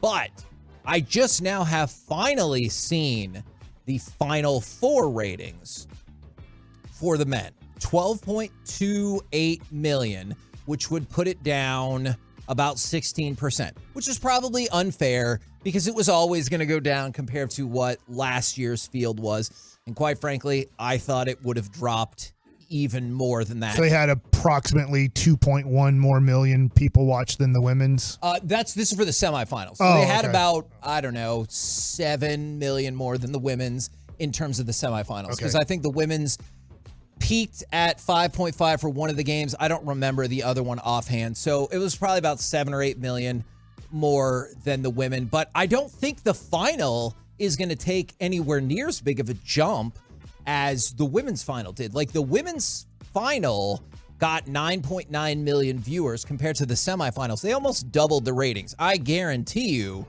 that the men will not double up the ratings of the Final Four for that national championship game, because historically that's just not what happens. So there's going to be a lot closer gap. But that Iowa LSU game for the women's final was the highest rated women's NCAA women's championship game or basketball game, period, ever. Wow. And that's a big ass deal. Part of it was because they moved to broadcast TV, sure, but part of it was the story built in. It jumped 103% from last year. That's astonishing. Because of the Iowa player and that LSU player? Yeah, I think there's no way that LSU player's from DeSoto, right? Because I went to Duncanville versus DeSoto a year ago, and I think the best player for DeSoto was going to LSU. Angel Reese has been there a few years. Okay. Angel Reese is from the DMV, or actually, I think she might be from Baltimore. She was born in Baltimore. Went to Maryland. Yeah, okay. she went to St. Francis. I think Academy. there's a freshman that's at LSU that I think is from DeSoto. That's why I don't know. I don't follow the women's game at all. I think it goes to personality again, as well as smart TV area, because TV people can be conditioned, or sports fans can be conditioned, 2:30 on a Sunday is when you watch basketball. Yes. Like, we've seen that plenty. And so what do? They put it on broadcast TV on ABC, which is a station for basketball, at 2:30. And people tuned in. They like what they saw, whether it was Reese, Clark, Mulkey, whatever, because that game wasn't particularly competitive in the second half. Like, I know it was competitive for a while, but it wasn't particularly competitive in the second half. So big win for women's college basketball. Sure. The thing that sucks about it is it's probably a big win for the NCAA too, because they've talked about selling the women's tournament rights as an aside. And I don't love big wins for the NCAA because I think they're a very, very shady organization to begin with. But name one time.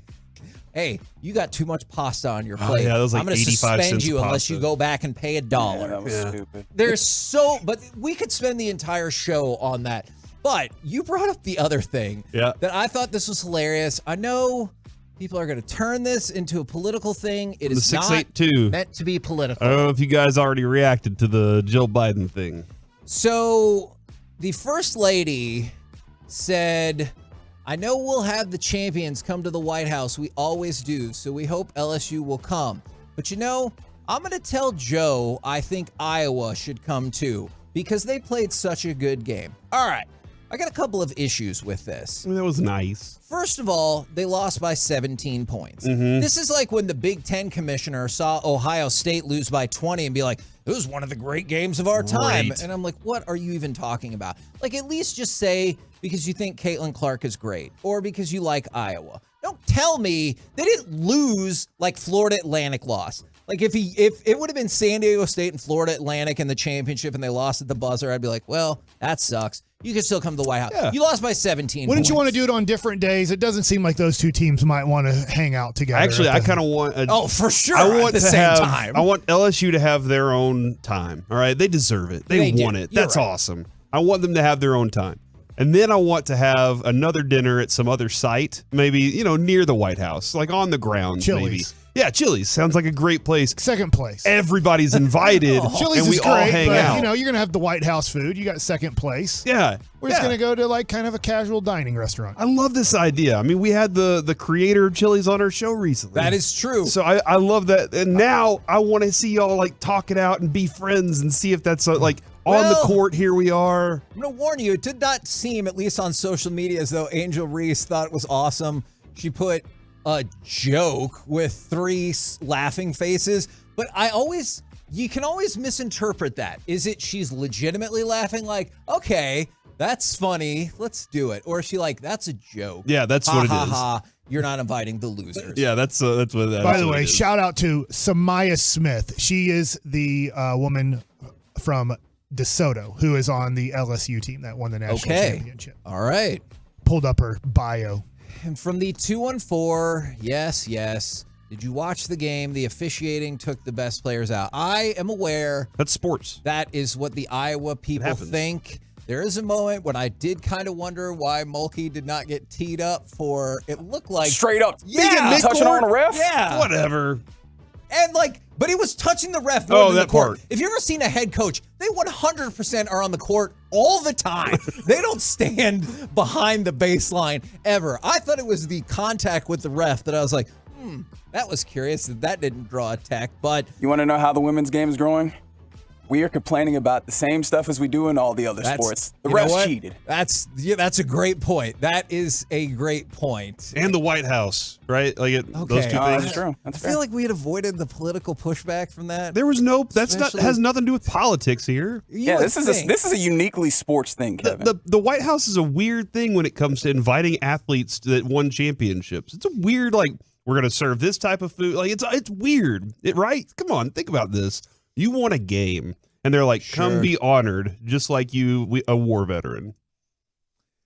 You know, Corey, you make some good points. Politics. See, and that's what I was trying to avoid. This goes back to like the 20s. This No, has I nothing know. to do with. I know, but there are people, especially today, Why? that are going to make this into whatever they want to make it. Why? Corey just said wanted- the athletes are not as important as You're vets. always going to have the Empire, and you're always going to have the Rebels. Oh my God. Star Wars is awesome. What? We're the KNC Masterpiece right here on 105.3 The Fan. Coming up next, let's lighten it up a little bit. When you think you kill him, somehow he's back to life with some midi-chloron thing or something. You almost had that part. Midi-Clorox? No, that is more wrong. Yeah, just put the Clorox in your. No, that is even more wrong. You have so many chlorons. Coming up next. Many chlorons. Has your car ever been towed? And if so, tell us the what and how of it all. Plus, are the Dodgers really going to enforce this banishment? We'll do it next right here in The Fan. All day, every day.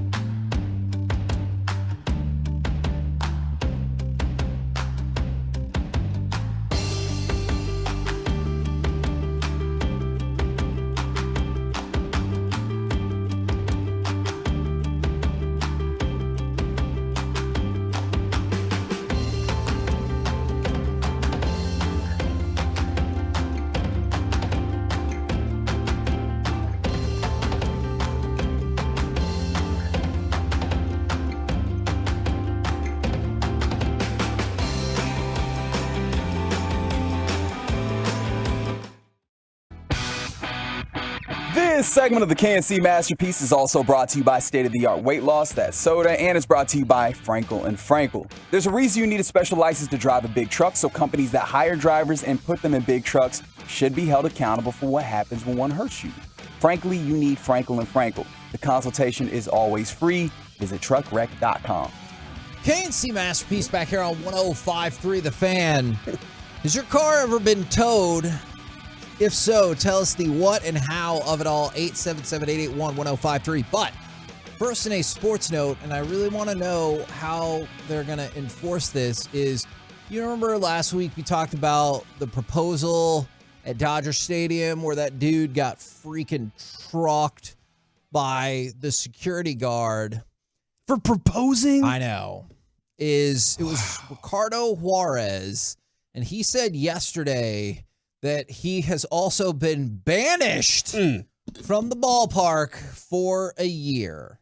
A whole year? So, do they have how do you do pictures this? up at every I've never seen entrance? most wanted signs at a game. Mike, you were pointing out that they have the software. They have they got snipers everywhere. They do have software where they have face recognition where, let's just say you throw a beer on the court, or you don't run on the field or court, but you throw something on the court. They have the technology with the cameras that they have that are on, but they don't do that when you enter the arena. Alarms don't go off because you got kicked out of a game 3 months ago that they're like, there's the guy. Like, I don't know how they stop this from happening, because I understand that they can look up your email and they can do all kinds of things where your credit cards can't buy tickets. But what if you're outside the American Airlines Center? There's people selling tickets all the time to the Maverick games, and you're like, yeah, I'll take two. I thought this and was, you just walk in. I don't know how they stop that. I thought this was a clever way, Kevin. This is a very small scale because the stadium's big. Mike's right. It's very difficult with a big stadium unless they have a picture posted at every entrance. And are those people looking at that picture every time? There's a pool. There was a pool hall in Garland. Yeah, I know this place. And my buddy we were working a double one day at that on the border in Garland, and he was like, "Let's go play some pool in our break." And I was like, "All right, sounds like a deal." We go over there, we play. You have to have your ID. You have to give them your ID so that you can play. I gave them mine, and then I went back to work and forgot to get my ID. Yeah. Some more people ended up playing on that table and never paying and left. And so my ID was the one that was on it. So I go in the next day to get my ID, and the guy is behind the counter, and he takes my ID, he hands it to me, and right as he does it, he pulls a camera out and snaps a shot of me real fast. And I was like, what's happening here? He was like, you're banned. You can never come back. I'm keeping your ID too. I was like, you can't do this. He's like, I'm calling the police right now. Police show up, and I explained to him what happened, and they let me go and everything. But I thought it was clever. He was like, yeah, here's your ID. Snap. Gotcha. And I was like, oh my gosh. He almost had. I never went back anyway. So, but he did ban me. He took my picture was up on the wall. How many pool halls are there? There used to be CJ's. That feels like something that died in the 90s and was popular like in the 70s and 80s. I don't know if this will date this story even better. I don't know if it's the same place, but the place I was thinking of was right next to a video store. It wasn't like a Blockbuster. It was like an yes. Okay. So that will just show you like what year and era that it was the pool hall right next to the video store. And some people listening right now are like, I do not understand the words that you've just said. I do love pool tables just because if you're with a whole bunch of people and you just like, I don't want to talk really to anybody, but you're like, let's play pool. Yeah. And then you don't have to talk. You can just play a sport. So I promise, my car didn't just get towed or anything, and hopefully it will not. But I was just curious, have you ever gotten your car towed? And if so, tell us the how and why of it all, Mike. Me and my brother-in-law got our car towed at College Game Day in Columbus, Ohio in 2007.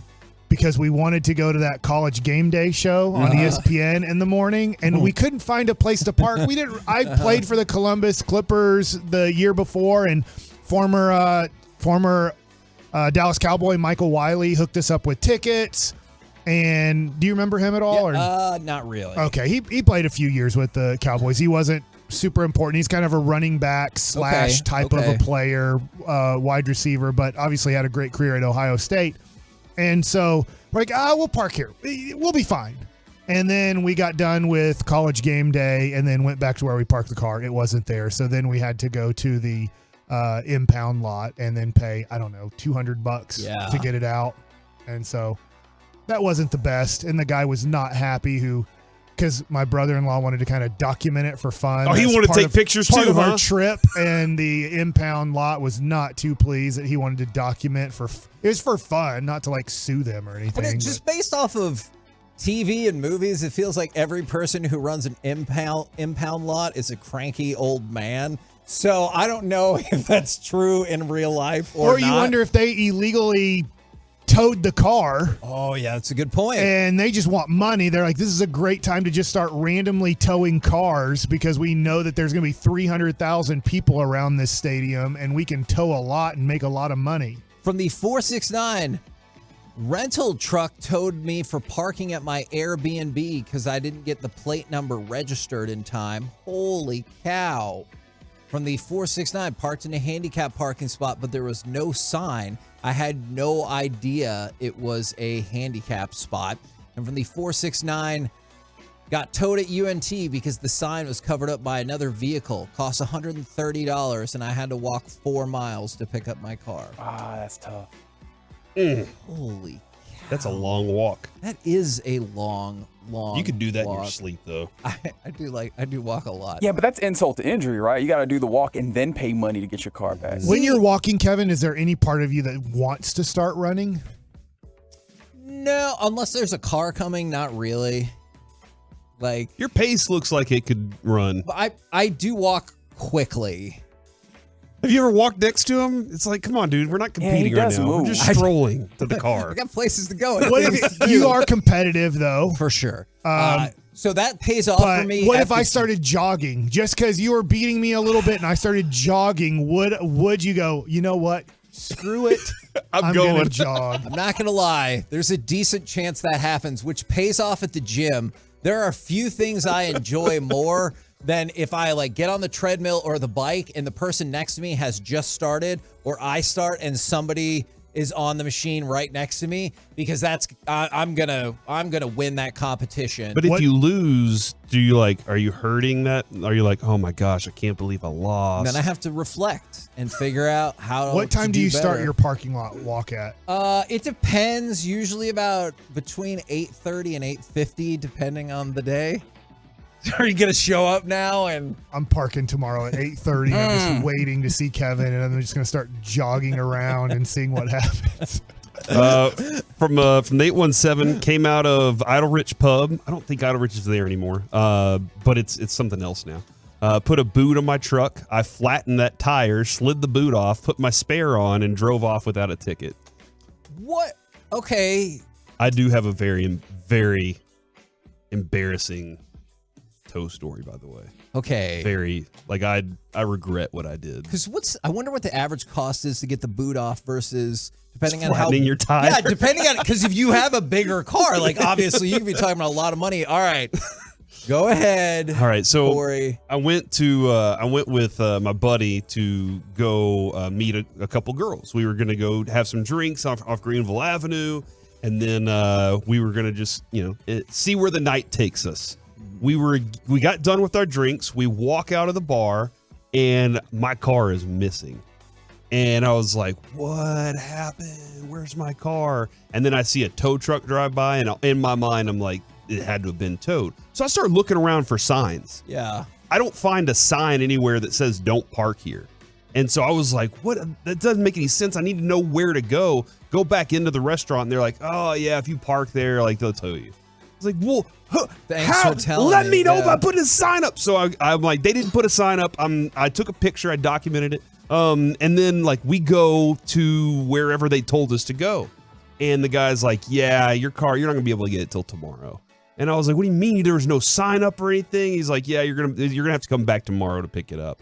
And that's when I had a few drinks. Oh no. And decided at that point to yell, you don't know who I am. Oh my God. You don't know the people I know. I'll burn this mother down. Yo! What the hell, Corey? I'm bringing all the people I know back with me tomorrow. How did you think this was going to resolve the situation? That's a great question. The dude was behind like a bulletproof glass like window, so I don't think he was too scared of me at the time. Wow, big threat. And then I went, like, I got home and I cooled off, and the next day we went and got my car, and there was a lady in there. So were you fearful that it was the same the whole guy? time I was just like, my Were buddy your was like, so friends? you kind of said something last night that, Oh my that I don't think that you gosh. really wanted to say, and I was like, oh my gosh. So I don't think I've ever threatened anybody with "you don't know who I am." Had you before, been on the but that's- radio at that point? No. I was, So just think, very young. he'll definitely do it now.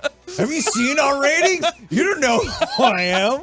Well, I had the opposite of doing that to somebody this weekend in Melissa, Texas, where my kids were playing. I'm behind the home plate and I'm charting the game. And a guy comes up to me and starts asking me questions about the facility and if they're at the right place. And I just look at him, and the parents started laughing because I just looked right at him. I go, "Who do you think I am?" Oh, Mike. They thought you were And just he goes, the facilities he- manager. I guess he had overheard. I was talking to somebody who knew who I was on the radio and knew that I played baseball. He goes, "I didn't know that you played for the Texas Rangers." And I'm like, "Okay." But I'm like, I don't understand your question. He's asking me about the baseball facilities in Melissa. And I'm Yeah. like, I don't know these places. I just follow Your directions to here. I like that. I just follow directions to here. That's what I would say too. That's 100%. From the 214. Yeah, I got a toe story. Met my cousin for breakfast at a place that rhymes with, let's say, Buffet Crazil in Dallas before we left for a Cowboys game. Parking was patrons only. We're patrons, so I could just leave my car there, right, and go to the Cowboys Yes. game. Wrong. Oh. Came back, car was gone, towed, argued my point, and it didn't matter because they said $300. Tomorrow, $325. Next day, $350. Yeah, man, the people who run the tow yards would be terrible hostage negotiators because they're like, no, you get nothing, and we were gonna shoot you right now because they don't negotiate. You're like, all right, it's $240. Okay, well, can I pick it up tomorrow? Yeah, $275. What? Hold on. Well, hold on. I can't get back today. Oh, yeah, I know. $275. You can't help me out? $280. And they're like, I don't. The worst part is when you're vindicated, too, because you're like, man, I didn't do anything wrong. Too bad. Yeah, that's how I am with my kids and grounding them. They're like, once they argue back, now you've extended it a day. Keep arguing. Let's see. Yeah, that is a great point. And There now are you a lot pulled you pulled lawn care duty, Grandma. So the one I was gonna throw out there. Oh, that's what's that movie with Ben Stiller? I wanted to, with Ben Stiller. That's yes, right. he did say that line. That is true. Is I got towed because just in my college ignorance, I thought everything was going to work out fine for me if I just operated at my own pace. I got a flat tire, pulled into a gas station that was near my apartment, and I just walked back to the apartment because it was like, It's right there. Yeah, right there. And so I couldn't change my tire in the moment because for whatever reason, probably because I was an idiot, I didn't have the right lug wrench. And so in my mind, I was like, I'll figure it out.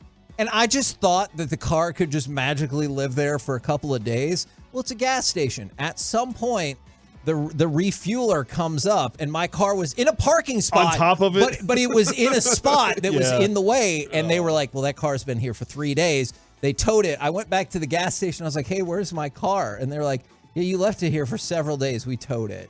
And you're like, I'm never getting gas here again. Actually, I just felt really dumb, and I learned a multi-$100 lesson right there. We're the KNC Masterpiece right here on 105 Through the Fan. Coming up next, it's time for Gridiron Gravy. Corey always says the Frankels know all the laws, They do. but apparently this NFL draft prospect does too. We'll do it next right here on the Fan.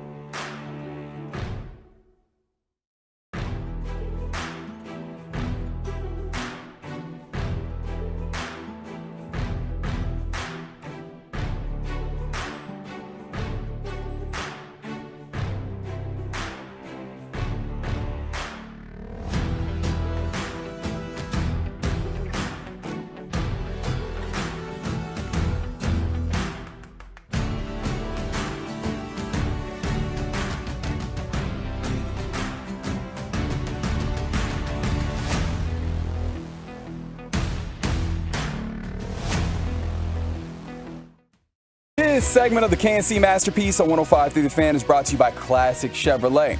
Classic Chevrolet looks at the road ahead and says, Texas, let's ride.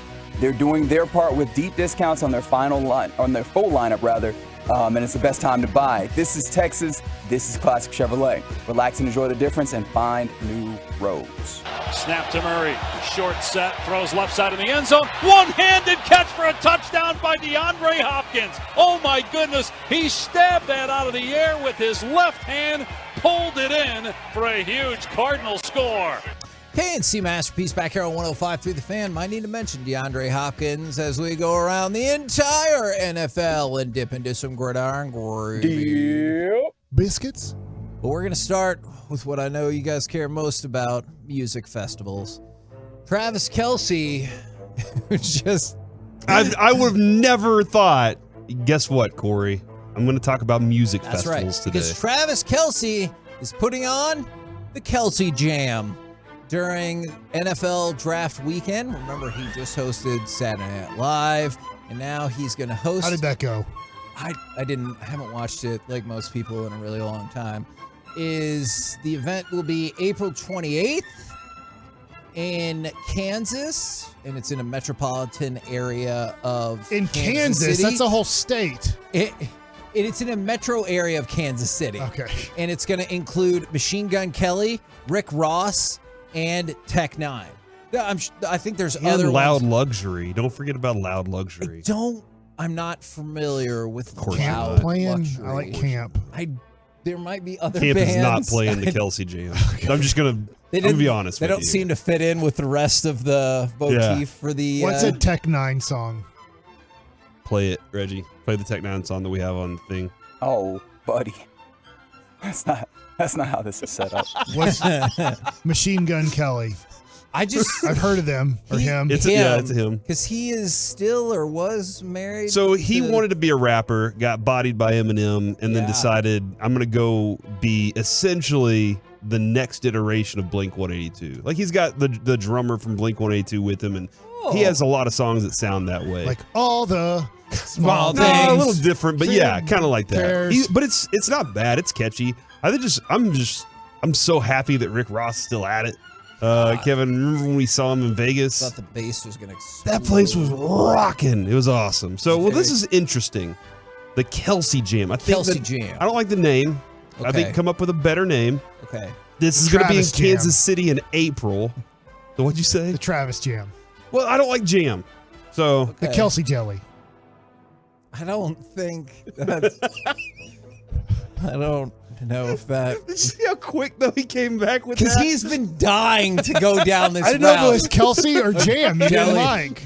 Jelly and So, Jam you jokes. said you didn't like it. I like and the thought, well, Kelce maybe you just concert. don't I like guess that's wrong, but Kelce. yeah. Come up with a better name. I think Travis Jam is not that bad because it Just sounds don't kind like of like jam. Traffic Jam. Yeah, I get it. All right. The Colts Just trying to help. are busy. Appreciate it very much. Fix it. They worked out C.J. Stroud and Bryce Young yesterday, and they're going to have Will Levis in on Thursday as the Colts try to figure out what they're going to do or if they're going to move in the upcoming NFL draft. I mentioned DeAndre Hopkins. There has been buzz building that with the lack of ability to find a trade partner, perhaps the Cardinals would just cut DeAndre Hopkins. So now you can get him for a fifth.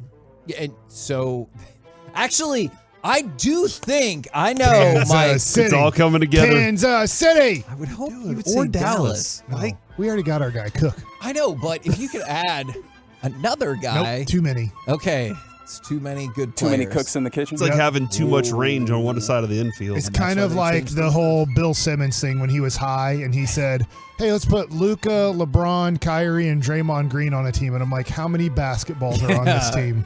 So there is buzz building that maybe he'll get released, and I know a lot of people hope or believe that he wants to play with the Cowboys, so perhaps he would make that decision or maybe even take a slight pay cut because we always want the best.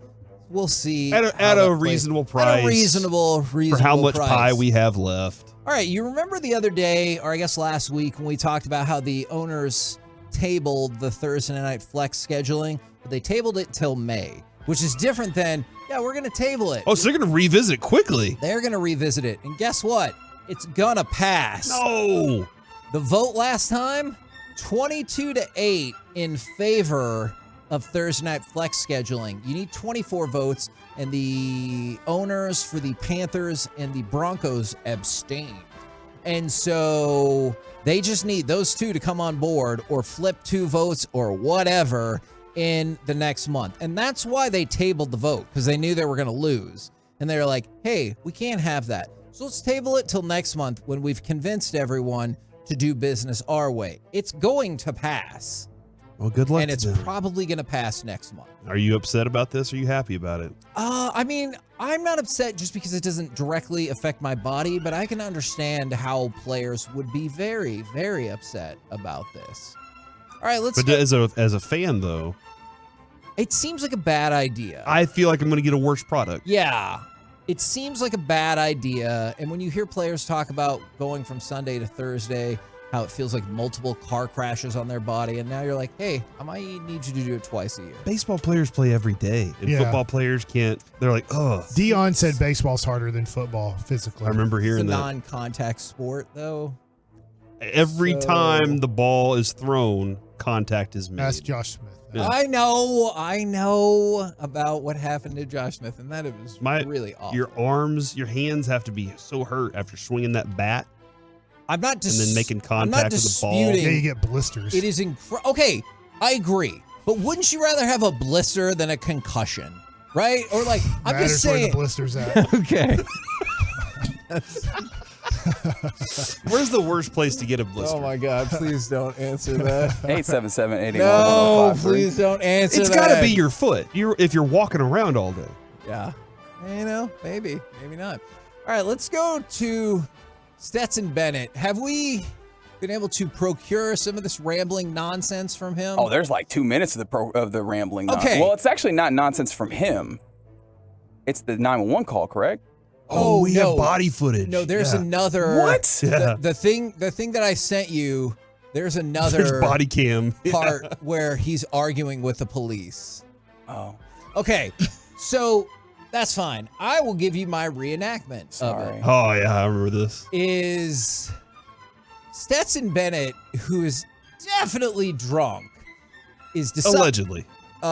Sure. Yeah. In my estimation, Yeah. he appears to be drunk. Right. He feels like a human. You're sobriety alleging test. that he was I drunk. am alleging Okay. that he is drunk as hell. If I'm alleging it, let's try and reenact it the best we can. The officer said he reeked of booze.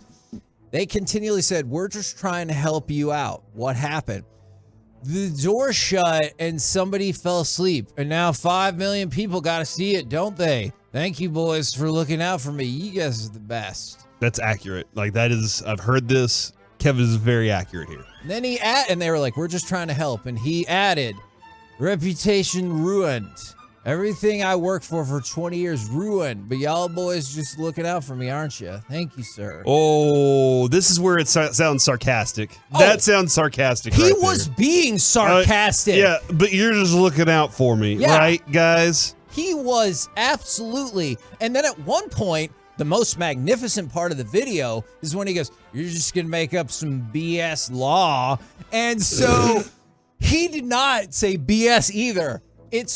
Corey always jokes that we don't know all the laws, but the Frankels do. They do. Stetson Bennett triumphantly declares that he has not broken any existing laws. Mm-hmm. So the cops who are in the car and definitely don't control any of this are going to invent some quote unquote BS laws to get him in trouble. Did you say VS laws? BS. Okay, because it was tough. Still drunk. Yeah. Is that Victoria's Secret? Is that yeah. Sober up, Kevin. He's missing the H. VHS. This is a mistake. Yeah, by the sound he of was the sober for audio, that part. dude was he was very sarcastic toward these officers. Yeah. Probably could have. When you say something that makes you angry or you don't like and follow it up with, "But thanks a lot," like that is almost universally a sarcastic thank you. And he did it multiple times. 5 million people got to see it. You guys are the best. Reputation ruined. You're just looking out for me. Like a lot of sarcasm happening there. And there are a lot of places that on your body that people say are bad to get Oh my blisters. and I can't read most of them. From On the rear end would be the worst can't. for someone sitting all day. You can't. Right next to your Yes. Don't read some of evacuation area. What? That is even weirder than you would have just said that. What would you say instead of evacuation area? Helipad? I've had concussions and I've had blisters, and I can sleep through a concussion. You shouldn't immediately You're go not to sleep. supposed to do that. But it's possible. Yeah, you can kind of like get through the concussion. I'm trying to help you out. Don't make an argument that concussion is easier than a blister. I I've don't had think both. you should. Blisters hurt. Oh my god. By the way, Concussions hurt immediately. Brian Dable was They being can hurt asked about all the great things they did in 2022. His immediate response was, "Yeah, we got smoked in the playoffs." Yeah. And that is actually the attitude that you want. Wasn't it Kinsler that said that the other day? Yeah. He was like, "You're only as good as your last one," and so like that's where Dable's mind is right now. Is we got to the playoffs. That's not good enough. Last couple of things for you. The Ravens reportedly offered Odell Beckham Jr. a contract, and Jim Trotter declined the 3-month severance package from the NFL media because he would have had to sign an NDA. Hey, he is not into hush money, is what he's saying, right? Yeah, or What are you doing right now? What is that? Not what? That, Oh my essentially, God. like a severance package for signing an NDA is like, hey, there are things that you know And we'd like you not to talk about it. And I wonder if that's the next phase in his media career, whether it's writing a book or more likely picking up another TV gig where he openly discusses some of those things, and he might see that as more lucrative than the 3-month severance he was going to get. We're the KNC Masterpiece right here on 105.3 The Fan. Coming up next, opening day has passed. March Madness is over. What's the next sporting event you are amped up for? 877-881-1053. We'll do it next right here on The Fan. Coming up on The Fan, get ready to...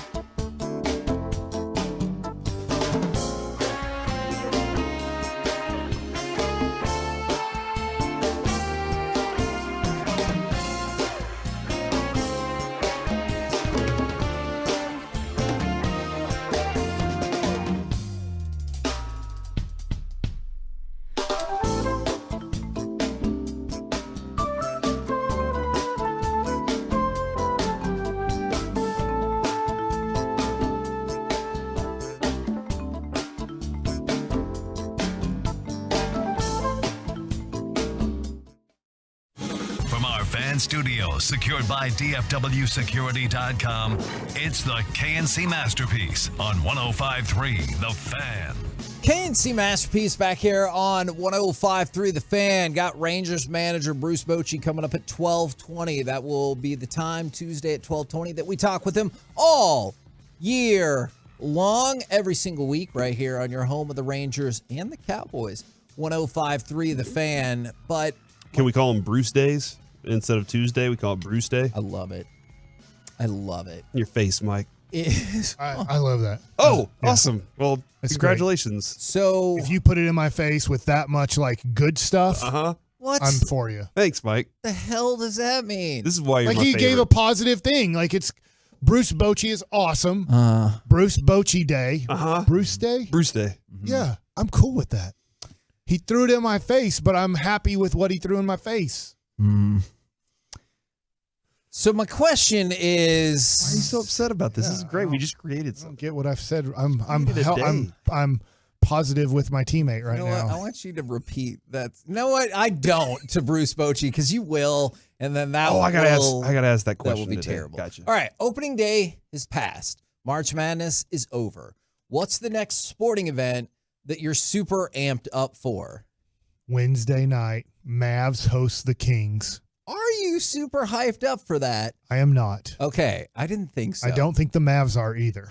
So From the I will flip on the Stars hockey once we get to the playoffs. Yeah, I mean more so- like big things, not just a rogue Stars game. Well, playoffs. What I'm Yes. saying is Okay. I feel like that's bigger than a random game, right? It Like, is bigger especially than that a- first game of the playoffs. No, you're you're right. all pumped up, and then So some I don't know. of the options I wrote down: the NBA playoffs start April 15th, NHL playoffs April 17th. I know RJ, if he was still here interning, would say the Masters, which I believe starts on Thursday. Yeah. And then the NFL draft the 27th, so about 3 weeks out from that, and the Kentucky Derby if you're fancy. I have watched the Kentucky Derby like 7 times in my life.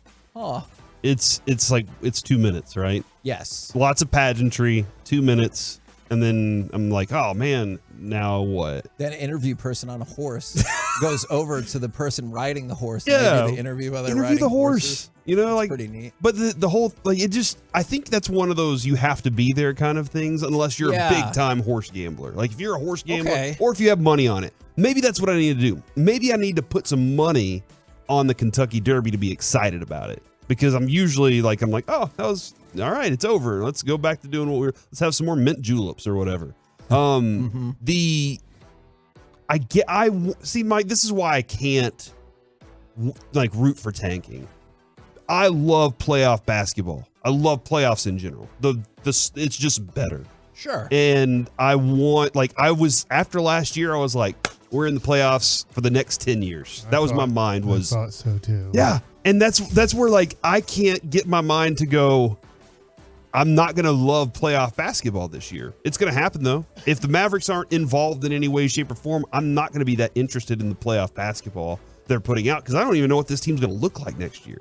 Matchups will have to be very key for me to care. Obviously, I don't care about the Eastern Conference till it gets to be Milwaukee, Boston. I think there's a chance Philly gets in that mix now instead. I don't. Okay. As long as both teams are healthy. Okay. Do you think Boston has too much chaos or No, Philly has been making some moves, and so I'm just curious. I would still go with Milwaukee and Boston as well. I'm just curious. Phoenix Golden State, if that's like the 4-5 matchup, I'll be very interested in that.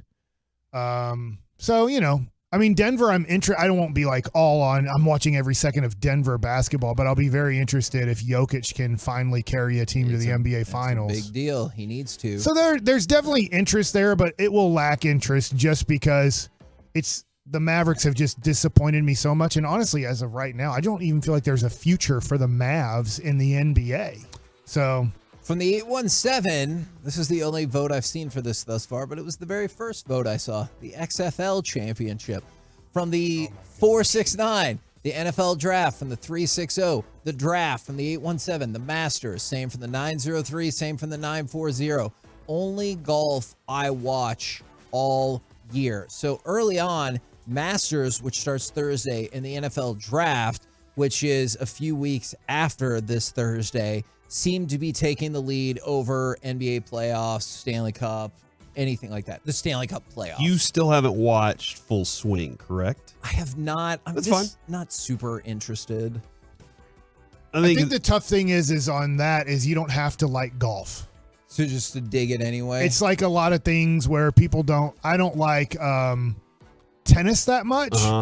Sometimes when I watch it, I enjoy it. But watching that thing with Nick Kyrgios and a couple other players, like, oh man, this is awesome. Yeah. Even though I don't really follow tennis that much. Yeah, so. I thought it was more like you got these characters and this is the explanation of the characters. But I'm very curious did that show grab a new audience?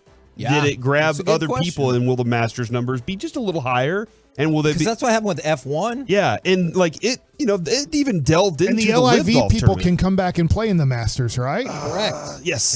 Yeah. And so like there's a lot of interesting potential things brewing there. So I think the Masters might be the next best thing for me, aside from random Rangers baseball games. I haven't lost the love yet, Kevin, for this team. This team, they lost. I'm excited tonight for one Heat. game. They lost one game. Now, sure, they won't be able to win them all, but they lost one damn game. I would hope you would have not lost your passion. Don't give for up yet, Rangers Kevin. baseball. By no means am I giving up on the Rangers. Quit whenever you want to, but quit on golf. I don't know if I ever started. Do on not golf. ring that bell. Do you understand me? I hear you. What are you excited about, Kevin? Let's ask you that question. The Masters? It's definitely not the Masters. And in fact, we did this segment last year, and I think it could be fun again on Thursday, is in honor of the Masters, what's the most overrated day in sports? Because remember, Choppy said opening day is overrated. I think the opening day of the Masters is overrated. Oh, the Derby. Oh, yeah. Yeah. Because, like, How if you're not many into... ratings back you up on this? What do you mean? The Masters ratings? Oh, yeah, the Thursday ratings are, like, fine. But they're good, right? I guess. I don't know. I'm not entirely sure All I'm right, understanding. Kevin. I don't know if I'm understanding your question. I'm not familiar. Do you know what ratings are? I do, but I'm not familiar with what the Thursday Masters ratings usually are. I don't know. Why not? But You pay attention to all the ratings. Okay, like 5 or 6 million would be my guess. You just earlier you threw out the NCAA women's tournament ratings. Yeah, it'll be that was better a than big that. deal. Yeah, It was impossible to be on social media without seeing that. Will Again, the- I'll let you decide for yourself. Do you why think that the is. Masters will draw more ratings than the NCAA women's championship game? For Thursday, no. Why not? Because they just won't. Because of science. We need to market I this don't better. know. I got you. I see what you're saying. I don't know. Maybe 10 million people do watch the Masters on Thursday. I'm not familiar with that. I'll look it up. I'm going to say the Stanley Cup playoffs because it starts before the NFL draft. So that's the very next one. And the Stars have a real team. Like they have a legitimate shot in the playoffs. Now, Does this make you excited at all? This is actually just now from Tim McMahon, quoting Luka Doncic. Quote, "I'm playing tomorrow. When there's still a chance, I'm going to play." Close That's what I'm quote. talking about. That's the Luka I want. I love to hear it. Is Kyrie, did he say he's playing too? I only saw that quote from Tim McMahon. I'll let you know if I see want anything them else. to play together. All right. But does he have to make an announcement that he is Yes. going to play when it hasn't been said for sure? He is outside of a rumbling Yes. of there are rumors. By the way, somebody just asked. Yes, I did end up with a perfect bracket. I Feels had like that picked would have come up UConn. in this segment. I'd picked UConn earlier in the bracket picking thing. Do it. Congratulations. Thank you, Mike. I appreciate that. His support the whole time has been really what was driving me. Why didn't you Kevin put said- it in the pool and you would have won money? Because I just got there too late. I also don't feel like it's fair when you know all this. Yeah. Makes sense. I agree. If you know it, like Yeah. you shouldn't be able to cheat like that. You know? I'm also trying to look up. Ooh, okay. Hold on. This is not from last year. I'm trying to. The 8 a.m. to 3 p.m. coverage of the Masters in 2021 drew a robust 463,000 viewers, which was the most in 3 years. It's not on television. from 8 on Thursday. It doesn't come on television. You have to watch it on the Golf Channel. This article says the Golf Channel had it. I will bet you $1 million. Oh my gosh! I will literally bet you $1 million that on Thursday you cannot watch the Masters on television because I have to watch it on my video, my computer. They don't show it at all on Thursday? Nope. Not even Yes, later? they do. Later in the day, like at 3 p.m., it finally comes on the air, and they'll show highlights from the morning and then show live action some. So, Thursday on Aspen? It says on CBS. I will once again. Yeah, CBS. You have I'm to not go, making this wager. I don't watch. You the have to Masters on go Thursday. to CBSSports.com to then watch all of it. You can obviously throw it from your computer onto your television now with technology, but it's not on. It's not on regular flip the channel and here's the Masters on. That's why every year everybody gets mad on Thursday and Friday. They won't put it on television, and the Masters is like, we don't care. We're not putting it on television till we want to. Saturday and Sunday, yes, they put it on television approximately at like noon. Why don't they care? No, it says right here, he's right. First round replay is at 8 to 11 p.m. on ESPN. The first round tournament coverage is 8:45 to 8:45 a.m. to 7 p.m. Masters.com, Masters app, CBSSports.com, CBS Sports app, Paramount Plus, and ESPN Plus. So, Kevin, they just forced you, if you want it, to get Paramount Plus or ESPN Plus, as we've been discussing with the whole app situation the entire time. Okay, well, that's at least a smart way to offer a product that isn't usually available. But also not smart if you want ratings, you know? Like, come on, what are the ratings? It is weird that they do build it up. Right now, we have it on ESPN. They just did a whole 5 or 10 minute segment on the Masters because they're there and getting ready. And then it's like, but we will not put it on television to show who is going to qualify for Saturday and Sunday. They do put it on like at, I think, 2 or 3 p.m. It finally comes on television. From the 214, the NFL draft, Kevin. That's the one. And we have all the coverage right here for 3 days on 105.3 The Fan. Which I do love. We're going to be at Pluckers. At the Pluckers, that's right. Which one am I going to you with? I think they are still determining the final locations. But it would be really weird if they hyped the NFL draft and they're like, all right, they're about to make the first pick. Remember, at pick 8, we will start showing you what's happening. Like, that is weird to me. Wouldn't it be better if they just showed, like, majority of the first picks and they're like, all right, you guys don't care as much anymore. Switch over to Paramount Plus. Yes. Probably, Something yes. like that. That's probably not a bad idea. Enjoy our replay of this whatever football game. Here's some other drafts that you might remember. Or they just show like the 30 for 30, what was it, the class of 83 or whatever that was called. It's like, here, watch this for a while. We'll let you know when a skill position player you care about's been I drafted always like again. being at Pluckers, though, with some of the fans in the audience. And at like pick 12, somebody takes Joey Porter Jr. Oh, I was hoping the Cowboys would have got him. I'm like, we still have 14 more picks to go. How in the world did you think he was getting to 26? Is hope. You know, hope's a great strategy. Oh, I've been man, told. they took Jalen that's Carter. a terrible strategy. Well, Jalen Carter might drop. We're the KNC Masterpiece right here on 105.3 The Fan. Coming up next, we will talk with Texas Rangers manager Bruce Bochy right here on 105.3 The Fan.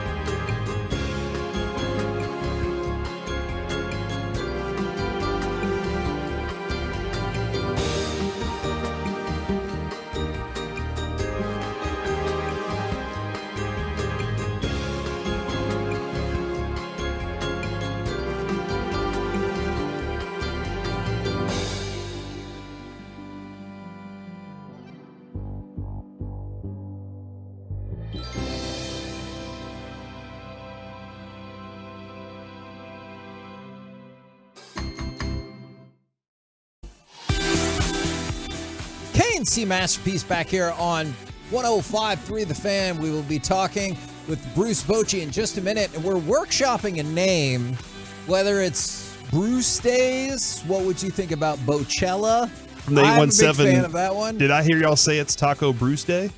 Oh, So I don't know. Okay. Like, we'll have to confirm with him if it's cool. So you have thoughts or opinions about what we should call this segment going forward. And since we were talking about the Stars making the playoffs, the Mavericks maybe, but probably not, by making the playoffs for the Knicks, Julius Randle got a $1.2 million bonus. Good for him. So that's a heck of a day. You got to love it. All right, right now on the line, Texas Rangers manager Bruce Bochy to kick off our weekly show all season long. Good afternoon, sir.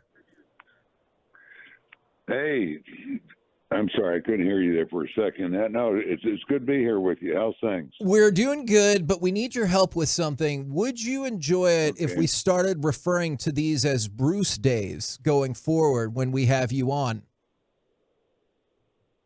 Bruce Days? Yeah. You know what?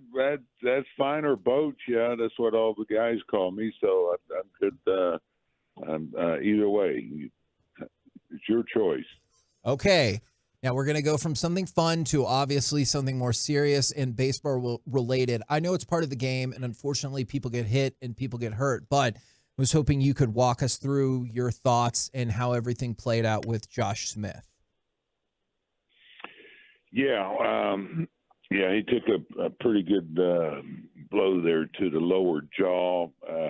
Looked like it was maybe a cutter that didn't break, and he hangs in there so well against left-handers, and the ball just stayed in on him. And I saw a lot of blood when I got out there, and we're all praying for him at that time. That's always a scary situation. I think it was about 88 miles an hour, and so anyway, he walked off on his own, which was, great to see. And then we did have some tests done, and they came out clean. And last night he said he felt a lot better. He wasn't in pain or anything. The latest update was, slept in the day, but got up and felt pretty good. He wanted to know when he could take batting practice. So, so right now we haven't done anything. We will evaluate him when he gets to the park. And because you do have that concussion protocol that we have to go through. So, that's always a possibility. But right now we have not done anything, and he seems to be doing quite well. In addition to the physical protocols that y'all have to go through, I'm curious, is there any kind of like mentally based protocols or discussions that you have to have? Just because I feel like psychologically that could obviously kind of scar you a little bit. Well, there are concussion protocols. They have a base on all these players. So, I'm sure he'll probably go through that test. And, but you know what? To your point, it's always, I think, a little nervous for guys when they first get back in there, maybe, especially with left-handers, maybe for him. But, some guys don't. It's part of the game. I got hit pretty good in the Dominican. I never saw the pitch. It was twilight, never saw it hit me in the chin, but didn't do any damage or anything. But it does scare you a little bit, and I was fine. But some guys, it takes a couple of bats to get comfortable again. So, Boach, when it comes to playing clean baseball, I heard CY talk about that the other day when he was being interviewed, and a lot of managers will talk about clean baseball. And can you kind of explain to the audience that might not understand the term clean baseball, some of the things you're talking about, besides like, we didn't make any errors today, some other things that you really appreciate about clean baseball? Yeah, well, to me, if you talk about clean baseball, that means you're doing the fundamentals very well. Yeah, you had a good game fundamentally, and that covers a lot of things. It can be the execution of making pitches, even catchers blocking pitches, throwing runners out. It could be running the bases, which is a big part of the game that's very underrated in our game. Taking the extra base, not getting doubled off, just making a base running blunder.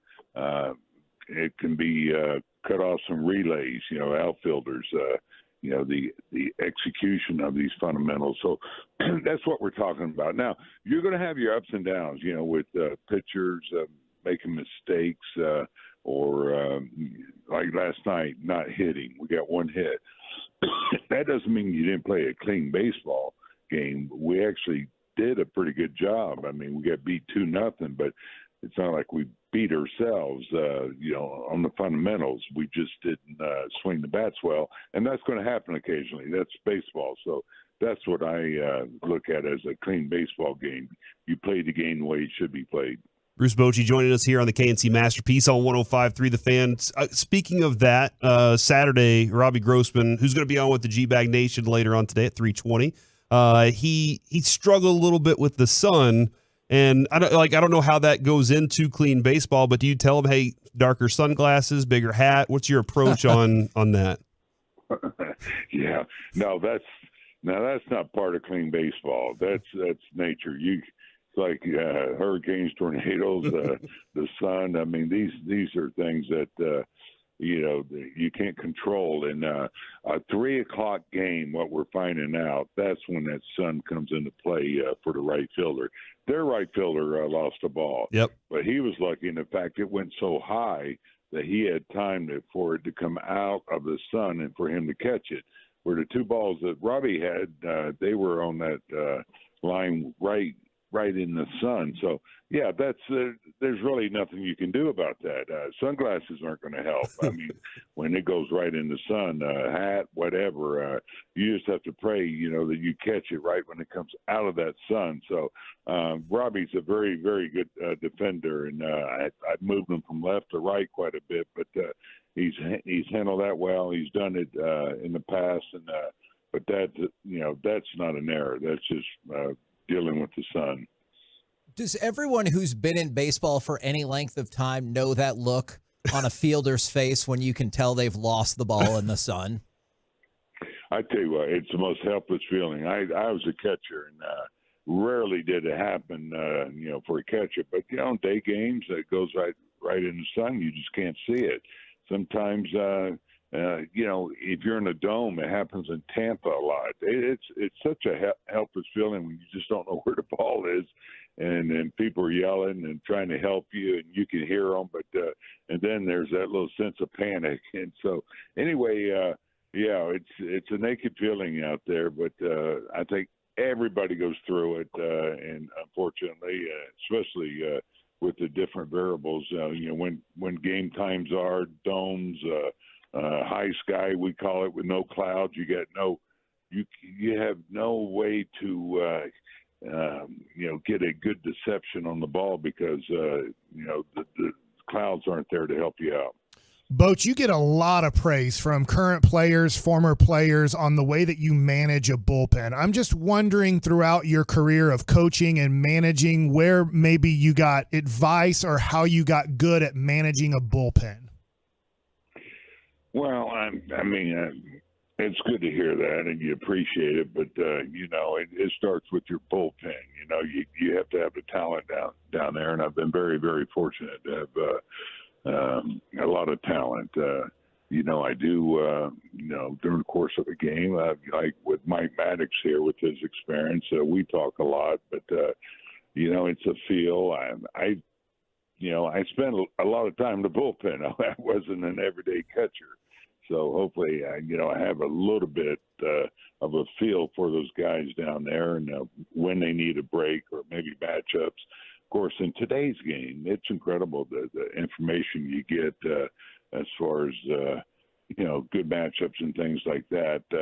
But still, you can't get away from your gut or feel how guys are throwing things like that. And so I take all that into play when running the game and try to keep those guys fresh. You have to understand you're going to need those guys in late August and September. So it's up to us to make sure that we have them down there. This is I think, very good bullpen. It's got a chance to be really, really good. So you might have, as a catcher down there, heard some of us bullpen pitchers complaining at times when we've gotten up for a third time in a game, which people don't understand that does take something out of you. So if I have to warm up in the third inning because there's trouble, fourth inning because there's trouble, fifth inning you choose another guy, sixth, seventh inning, it's sometimes tough as a manager to then call down and say, get that guy up again for a third time tonight. Oh, it's a great point. And, we keep track of that. At times we get them up, how hot they got, when they got up, were they ready? And you're right, that counts. So you got to take that into play. The tough one, especially with the lone guys, because you're having a guy out there, he might be struggling. He makes a pitch and gets a double play, so he goes back out there, he does the same thing, and then third time they're either in or they're done. And so probably the next day they're going to be off. We always check with them. Next day they play catch. So I'll find out who's available tonight. Right before the game. Now, we've been with Gray going as far as he did. We're sitting good in the bullpen. Now Reagan's has not done a lot of this relieving, and this spring we used him as a starter. So he's a guy that I can tell you now I'll do all I can to stay away from him. He's going to tell me he's fine, but it takes a while to get used to that. That's an interesting point. That was kind of where I was going with this next question was, how do you know when you have your finger on the pulse of the group or individual players? Because the game with Martin Perez, it looked like everything was clockwork for you as you just said, I'm going to go to this guy and then go to this guy. How do you know when you have that kind of team? Well, it takes time for me. It took all of spring training, getting a good feel of the guys that would be with us, including the position players, and they're getting to know me. But I gotta see how long it takes them to get ready. How much time do they need? I just don't believe in getting a guy up 6 hitters away, just to get them up. I try to take care of them and make sure they don't throw too many pitches down there, especially a young guy. He's going to have the nerves, and he's going to be firing down there. And but things like that takes time, and it still is. I'm still getting a feel for them, but I'm lucky to again have a Mike Maddox beside me and Brett Hayes in the bullpen, who was with these guys all year last year. So he's a great reference for me. And as far as the position players, I rely on the coaches too to help me, just get to know them and learn them.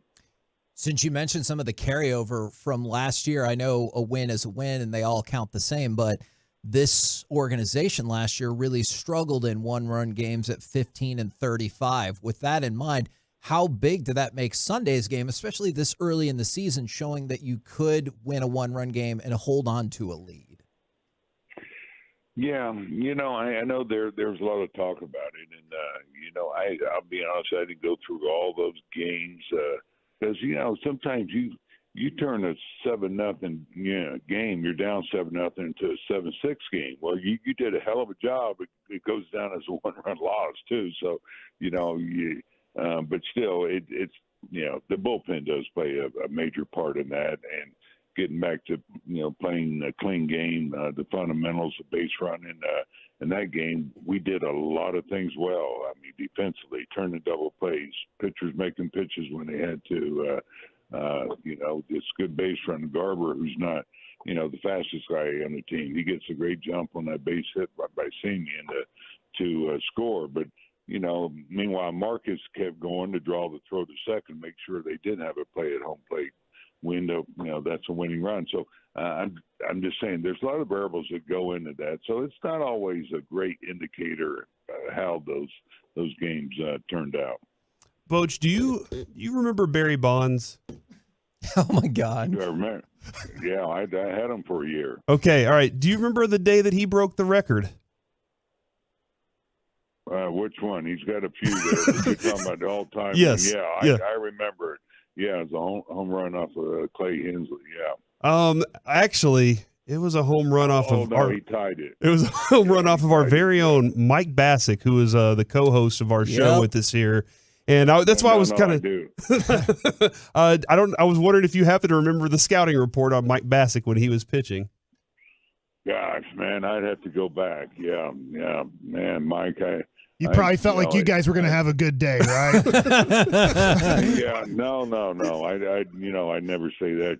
I tell you what, you never know about when it's that pitcher's day out there. But no, I got so many players in my head right now, and I got to. I just can't recall, to be honest, Mike. But I do remember the home run, and Barry. There wasn't a better hitter in our era, and there really wasn't. So, Mike, I feel for you. You had to face him then. I'm still amazed that that was his last year in Major League Baseball, and his on-base percentage that year was .480. Good gosh. Yeah, I got to spend a year with him, and regardless what you think, it's just amazing. This guy could get one pitch a game and wouldn't miss it. I trust me. I had to face him a lot. He hit more home runs off of us than anybody. So I'd have to wear it. Hey, how come I didn't walk him? And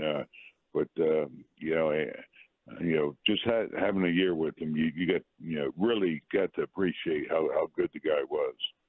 Well, we appreciate your time, not just today, but we're looking forward to talking with you every Tuesday throughout the season. And obviously, heck of a start for the club already. So thanks for jumping on with us. Yes, sir. All right, guys. No, thanks. Good talking with you. And it's time for us to get back on track here with a win. Love it. I like it. There you go. Thanks, Boach. Texas Rangers. All right, thanks, guys. Manager Bruce Bochy right here on 105.3 The Fan. Did you love it, or was that a sarcastic I love it? No, I really did. That is the danger. Kevin, you say things sarcastically is what we're trying to point out here. Your last two questions were, do you remember Barry Bonds, and do you remember that record? So I don't know if I'm pretty sarcastic, in this space, you should be throwing out the sarcasm. My sarcasm, a lot of people don't get it. Yours is like, oh, that's definitely sarcastic, right? And that's the problem. It's my dry delivery. We have the opposite spectrum of the same problem. is Corey's to the point sometimes with the delivery where nobody knows you're being sarcastic. They just think you're a jerk. Yeah, They exactly. think I'm a jerk because when I'm trying to be sincere, they're like, okay, thanks a lot, ass. Yeah. Because I'd be like, oh, yeah, you look really nice. And Yeah. they're like, okay, well, screw you. I will say though that every Tuesday when he's on with us, I think we're going to learn a lot more about good baseball. Like that's just one of the things, Mike. Him talking about the bullpen and handling that, just it's special, man. And maybe it was a silly question. I liked how Bochy answered it, but I heard the other day I was listening to see why he comes on. I don't think every week, but he's going to come on a lot with the G-Bag Nation, and he's like, yeah, clean baseball. And I think that sometimes that's a tough one to define besides, well, they didn't make any errors tonight.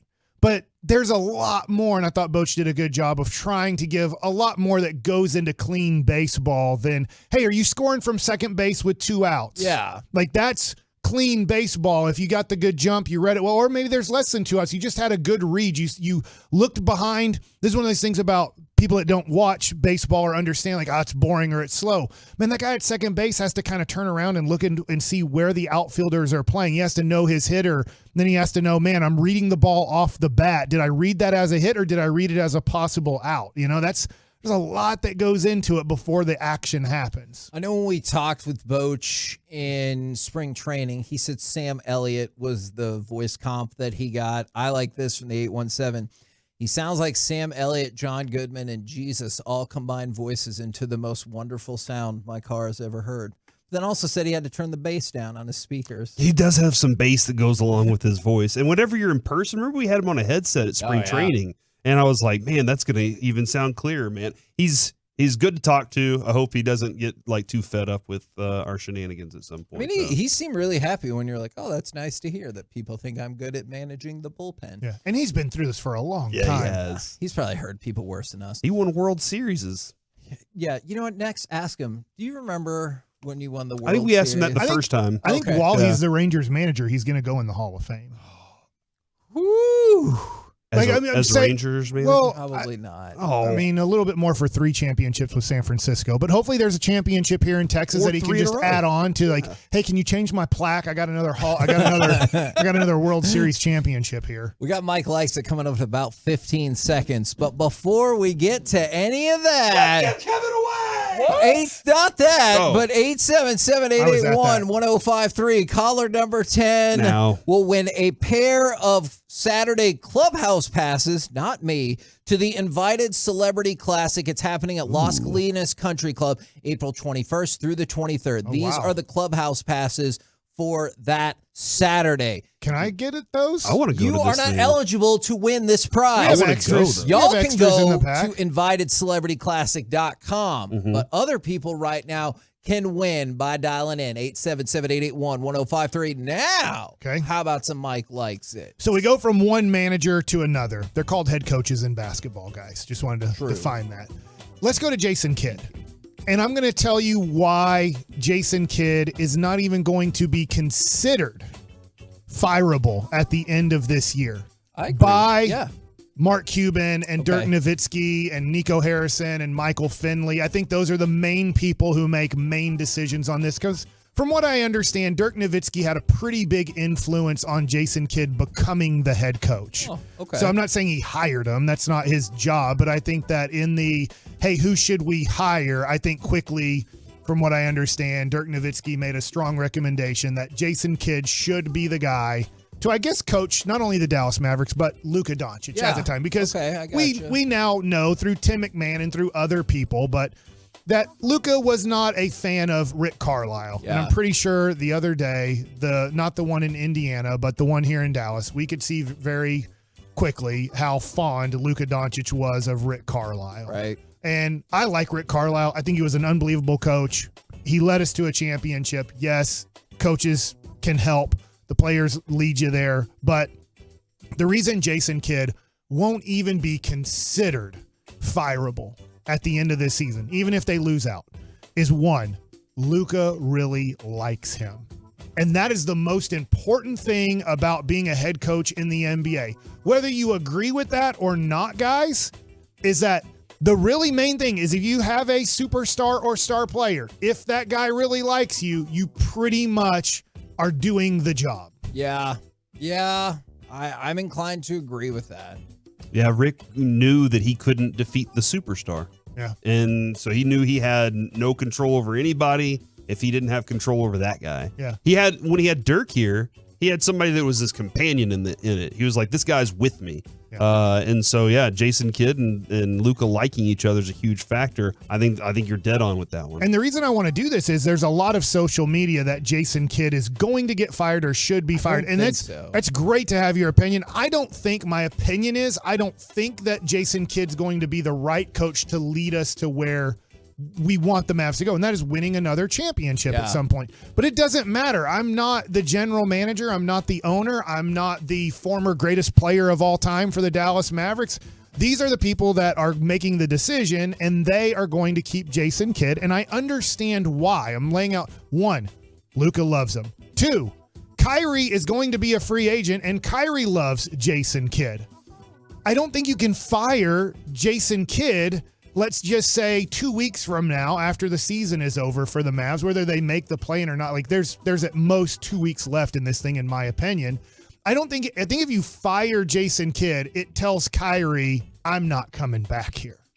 And so I do think you have to keep Jason Kidd to influence Kyrie in staying a Dallas Maverick. Whether you want Kyrie to stay a Maverick, Kyrie said he's testing free agency.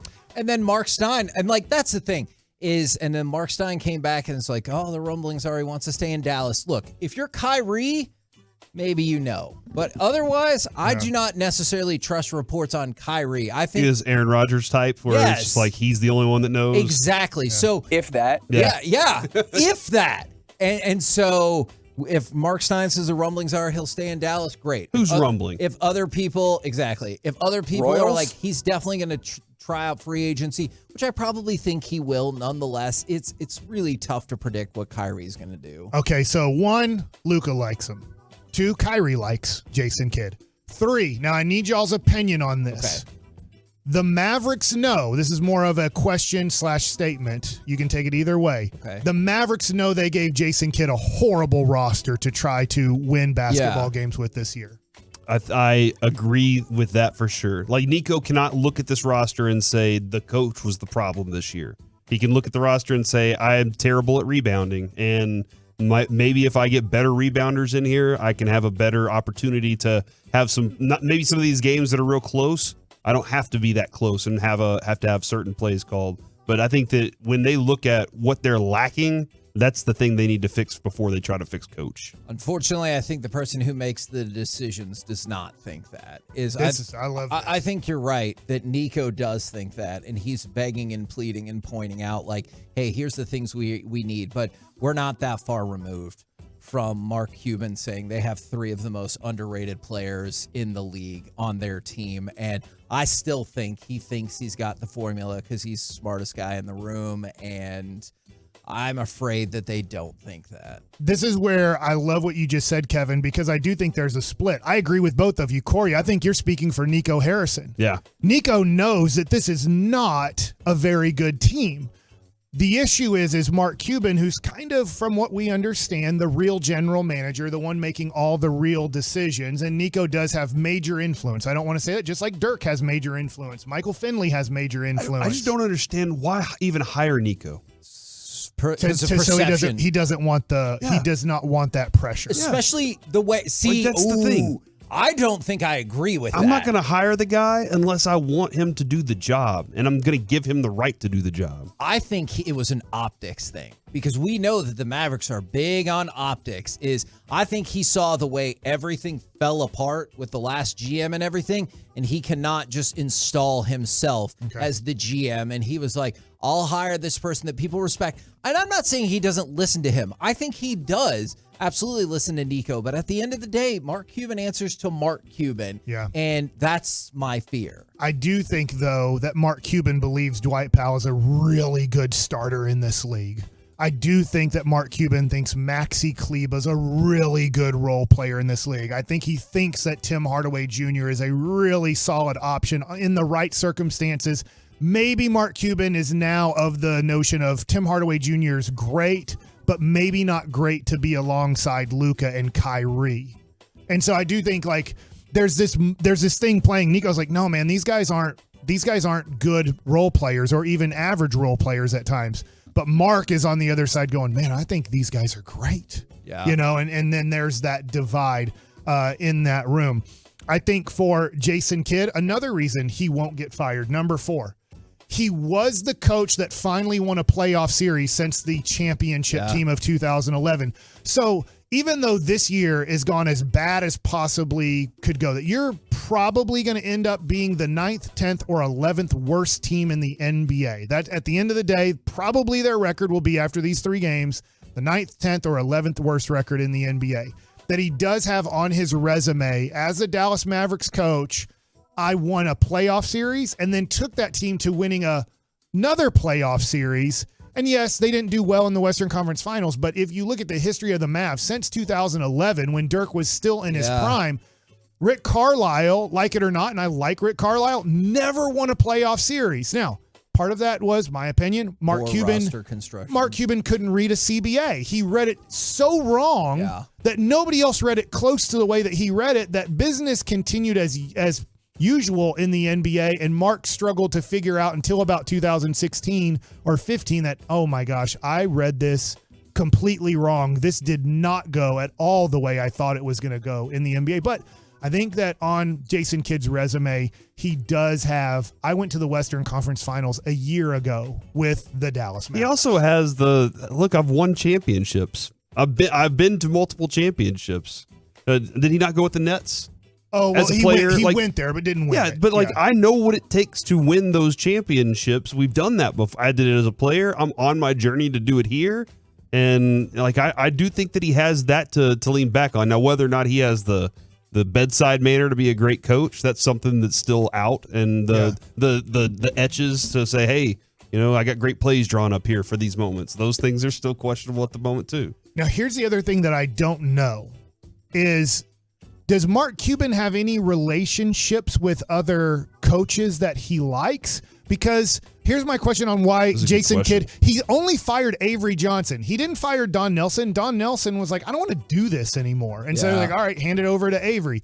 Avery alienated himself into getting fired by alienating himself from Jason Kidd, from Dirk Nowitzki, from coaching staff, from a whole bunch of different people that they're like, okay, I have to. He didn't even fire Rick Carlisle. He wasn't firing Rick Carlisle. Rick Carlisle was going to be the coach last year. But Rick Carlisle decided, I'm not going to do this anymore. I know that after my contract ends, I'm out because Luka doesn't like me. It's not going well here. And I have an opportunity in Indiana. I'm going back to Indiana.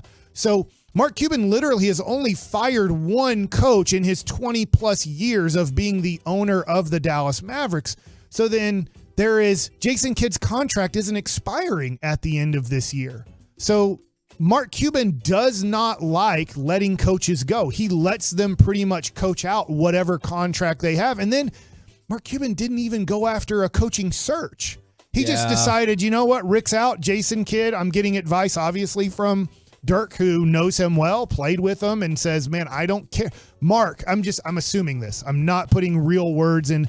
Mark, I know that he wasn't good in Brooklyn. I know he wasn't good in Milwaukee. He's going to be great here in Dallas and Luka Doncic. And Mark said, all right, fine. I'll hire Jason Kidd. I'm not even going to interview another person for this job. So does Mark have anybody in his Rolodex that he even knows to be the next head coach? When it comes to this question, I'm not even limiting it to head coach. I'm also adding, like, when it comes to negotiations, does he have the connections to pick up phones and say, all right, let's make this deal work? I don't know. Because it feels like Donnie was always that guy anyway. And so that's like, I see what you're saying with the coach. I think that he is a isolated billionaire in this, where I don't know how much he is connected to the rest of the NBA and how much pull he actually has in those things. I don't know the answer to that, but it does feel like he's the isolated billionaire coach that's the rogue maverick off doing something else that not all the other NBA owners are in on. Yeah, so I think I just wanted to lay out why I know the talk on social media. I know the talk with Mavs fans. I totally get it. I'm not the biggest Jason Kidd supporter, but I totally understand laying out all the reasons why it won't even be a topic with Cuban, Nico, Michael Finley, and Dirk Nowitzki at the end of this year. We're the KNC Masterpiece right here on 105 through the Fan. Coming up next, it's time for the C Block starring Corey Majors. I witnessed a robbery yesterday. Oh my God, what? Could I have done things better? Next on the Fan. Oh. This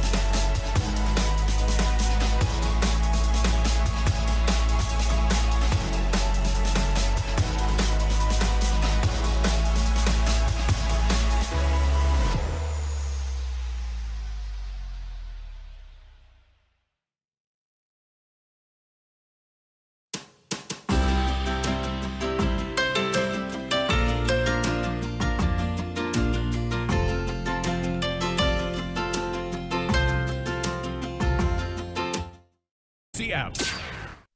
From our fan studio, secured by DFWsecurity.com, it's the KNC Masterpiece on 105.3 The Fan. KNC Masterpiece back here on 105.3 The Fan, and it's time for the C Block starring Corey Majors. Oh my gosh, we were trying to figure out if there was a Star Wars map. That thing is it's impossible. All right, I witnessed a robbery yesterday, but before we get to that, Mike, I need to ask you about stealing.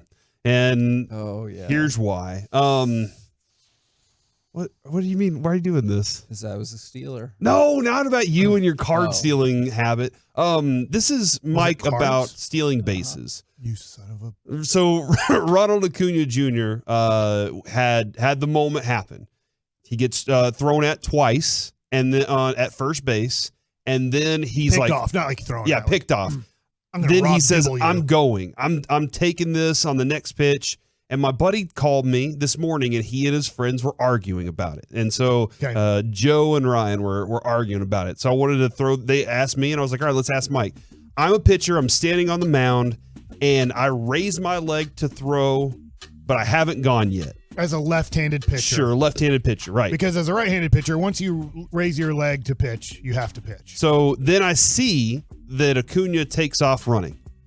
I can throw to first base. As a left-hander. You have to step towards in a 45-degree angle. You have to break that 45-degree angle towards the first base side. And as a right-hander, let's say I'm getting set, and I hear he's running. Like going. Yeah. Step off. Going, yeah. So then I can really they'd say step off. I can make my move, but if you step off of the rubber, that's now what I believe disengaging, which is then also an attempt. Right. So correct.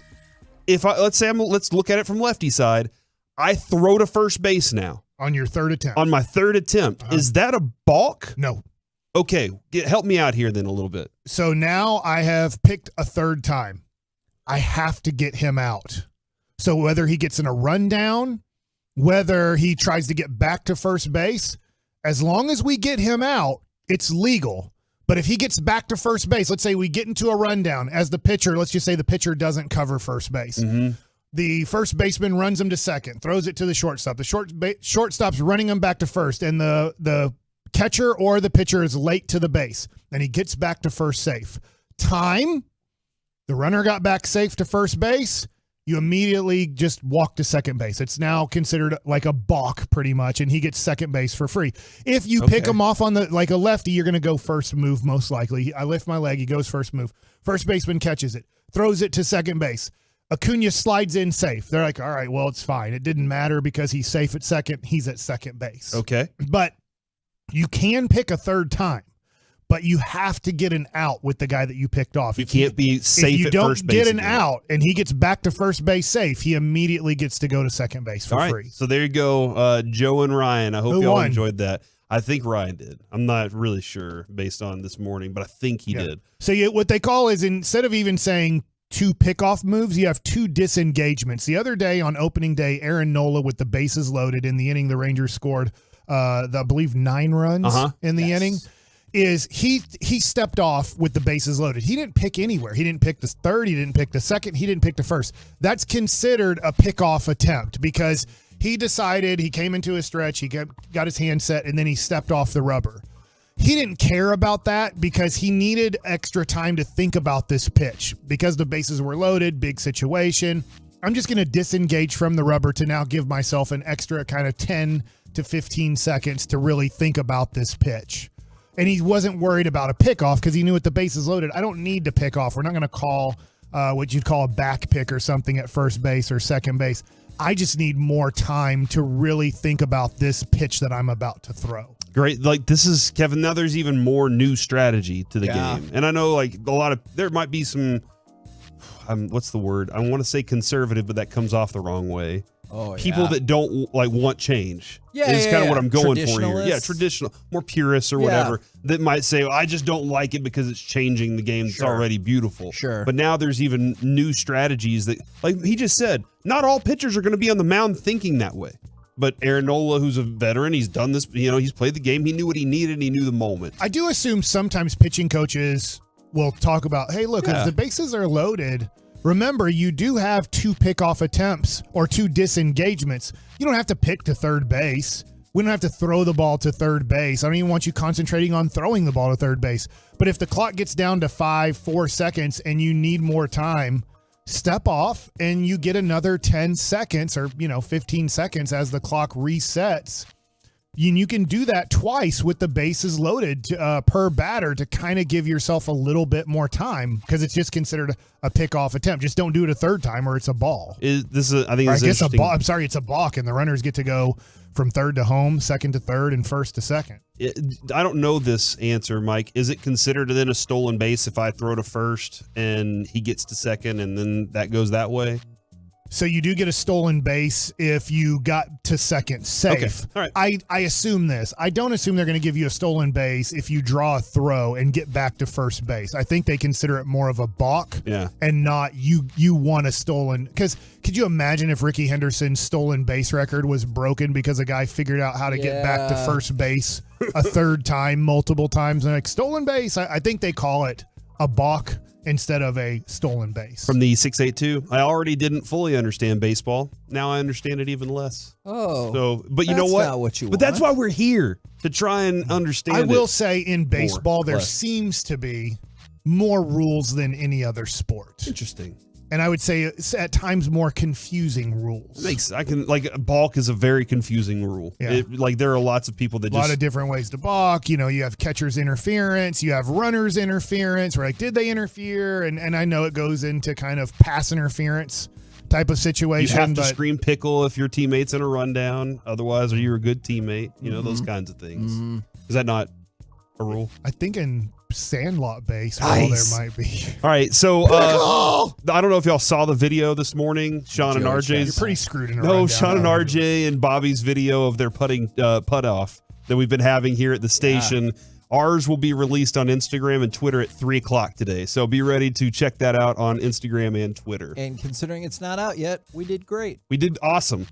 My favorite part Once it's out, I don't know if I can claim that. My favorite part on Sean and RJ's was, if you haven't seen it yet, then I'm tipping you here. Sean, he didn't make his, but Carter, who put the video together, like as soon as he putted the ball, he just threw the X up there on him. So that was really disrespectful because it hits the little bump there and rolls off, and it didn't even get to the. I can't wait to see what Carter does to G-Bag Nation video. Love So it. check out the videos. You can find it on the 105 Through the Fan, Instagram and Twitter, and all over the other places. Kevin, are you ready to hear my story about the robbery? Yes, but also if you need a video to watch Joey Chestnut eating wings in front of the Pistons. Okay, all right. It's the most unbelievable thing. Was it disrespectful as well? No. Several of those players, you can tell they have never seen or conceived of anything like this. The way he gets the bone out of the wing and eats it, it's amazing. Did he eat the cartilage? This is a condensed version. Okay, gotcha. All right, so I went into a boutique shop yesterday. A what shop? A boutique shop. Oh, okay. Not the booty shop. With like flowers. Sure, yeah. And I walk in and it's me, it's the guy that's running the shop, and it's one other customer. Oh dear. And the customer talks to me one time, and I kind of explained my thoughts on the stuff that he was buying. And then he goes back to, all right, that's cool. And what? Why are you looking at me? Are we allowed to ask what kind of? This is a CBD shop. Oh, okay. Yeah. No, I was just okay. See, the way that you said it made it sound a lot more cryptic and problematic. All right. Yeah. Okay. All right. Then to add to it, he asked me, hey, does this stuff hit? And I was like, what do you mean by hit? And he was like, you know what I mean by hit. And I was like, yeah, you'll be just fine. The Delta 8 products, you'll enjoy them, because that's what he was looking at. And so wanted to get high, something like that. Thanks, Mike. And so I make my purchase for a CBD cream for my ankle, and then I'm walking to the car, which is right out in front, right? That makes sense. All of a sudden, I open my car door and I hear, "Hey!" And I see this kid trucking it. He's in his flip flops, door wide open, looks me in. Yeah, slides. Oh, okay. He was in his slides. Doors wide open, looks me in the eye as he's taking off running. And my first thought was, reach out and stop him. And then my second thought was, I'm way too old for that. And then this kid crossed the street, down the street before I could even turn back to look at the owner of this place. And I was like, oh, what do I do in this instance? Do I do anything? Also, Kevin, in this instance, he did not he chased him as far as he could get to, but he even looked at me and he said, I can only go to the door.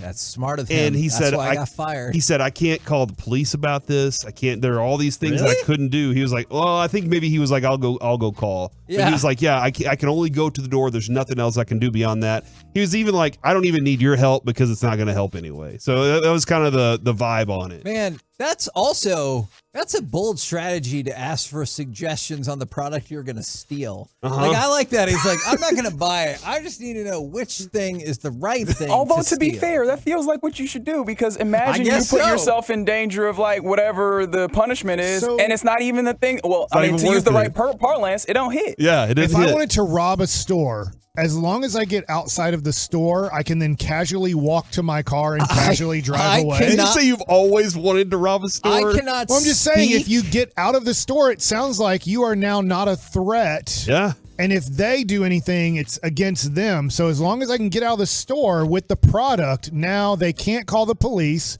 The police aren't going to really show up quickly.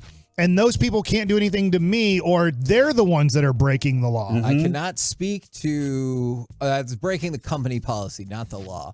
I cannot speak to all companies' policy. I guess that company's policy, our Blockbuster policy was not engaged. But like I said, I got into multiple dust-ups with shoplifters before I eventually got fired, probably rightfully so, for doing this too often, including the guy that I knocked down across the parking lot because it was raining and he fell down. See, I did help the college bookstore catch a serial book thief. Ooh. This dude actually was like, he was stealing and selling thousands of dollars of books a month. And I happened to see him one day, and I was like, I went to my boss and I was like, hey, because I think she had a crush on me. And I was like, hey, that has nothing to do with the story, by the way, Reggie. It just was something I wanted to add into it. I was like, I saw a guy taking books, and she was like, where? And I was like, in this corner. And she was like, well, I got cameras. So she went, and I was like, oh, I didn't know there was a camera back there. Now, I appreciate you letting me know that. And so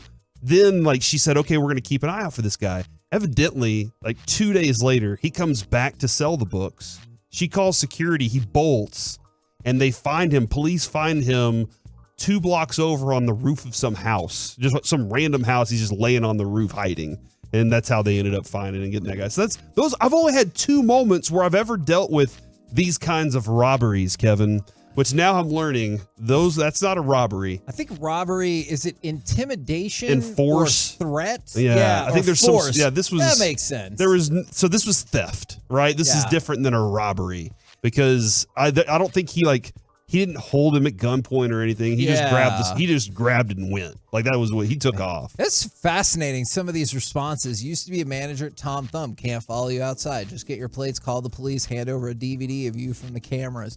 Are we just going to lay out all the policies of local establishments? Is that what we're doing right now? Look, people need to know. Which people, Kevin? Yeah, we need to know which places we can go into. Whether you're starting a business and you need to change the corporate rules, or whether you're looking to thieve. I don't know. I'm still bitter about Blockbuster to this day. I noticed. I'm glad all of them except for one went out of business. Because when I was apologized to, I said, you should be. This is BS. That person's a thief. And I almost said the wrong word. Is from the 940. Crook? Yep. I was checking. That's really funny, Mike. From the 940. I was checking out a chain store, and these people walked out with as many boxes of shoes as they could carry. The workers just kind of shrugged. It's kind of like when we used to talk about the unfortunate double dipping of the movie practice.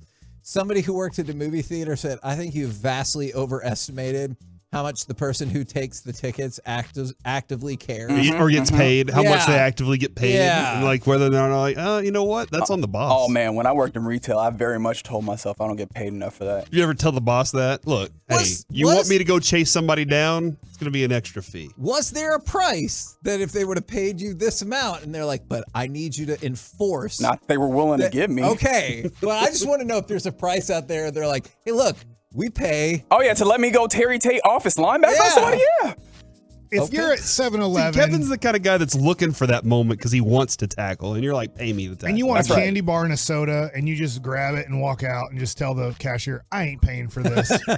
Like, I don't know. I don't know the answer. I would not recommend that. I want to make that very clear. Like, you're only stealing like $4 worth of stuff. And I don't they're saying that they can't really do anything. Well, then, so, do you think you're going to not report that to the cops that hey, somebody stole a Kit Kat and a Coca-Cola? But now great, I'll be right there. Now the prices on the stuff I buy are going to go up because somebody's stealing. Like, that's what I'm told, right? The grocery store has to get their no such thing as a victimless bottom lines, and that's because and Avery was like, but that's not because my friend stole Snickers, Dad. And I was like, well, son, we have to have a long story. That's a part of it. Walmart even said they were raising prices because of their shoplifting, and I'm like, I feel like you should get better employees. Do I need if I see something like that happen, if the employees inside aren't going to tackle or chase any further, do I need to just be like, I'm letting them go too? I think at the front doors we should have automatic robot tasers. And so you just have to hit the button, and it's like, if you can walk out this door, and if you do, it ain't gonna feel good. Sounds very dystopian. Don't tase me. And then, do you think they'd keep stealing if every time they walked out the door they'd get tased by robot? Absolutely taser? not. I mean, you make an interesting point, but this is why. I'll read the joke one first. Is from the 214. AMC 30 in Mesquite doesn't care. I was once told when I worked there not to stop anyone, including somebody who came in with a bucket of KFC. What? Wow. But then this is where it gets more serious, and this Movie is and some- probably why it's not a great idea to chase after people. I realize I made poor decisions. Is from the 940. I was a manager to Cracker Barrel. One of my fellow managers was shot when asking a customer if they were going to pay after following them outside. Oh, wow. And I bet that stuff happens a lot. And so it's probably my best interest just to not get. Unfortunately, I be hate like, to I say think it. I see him going that way. I hate to say it, right? But if you don't get involved, you'll avoid that trouble, which is probably what a lot of businesses think and everything like that.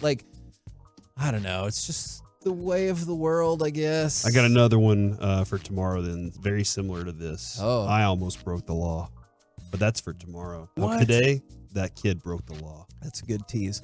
We're the KNC Masterpiece right here on 105.3 The Fan. Coming up next, ranking the talent in each position group for the upcoming NFL draft. Plus, Joey Chestnut has put all of the Detroit Pistons in awe. We'll do it next right here on The Fan. The latest from the Star in Frisco.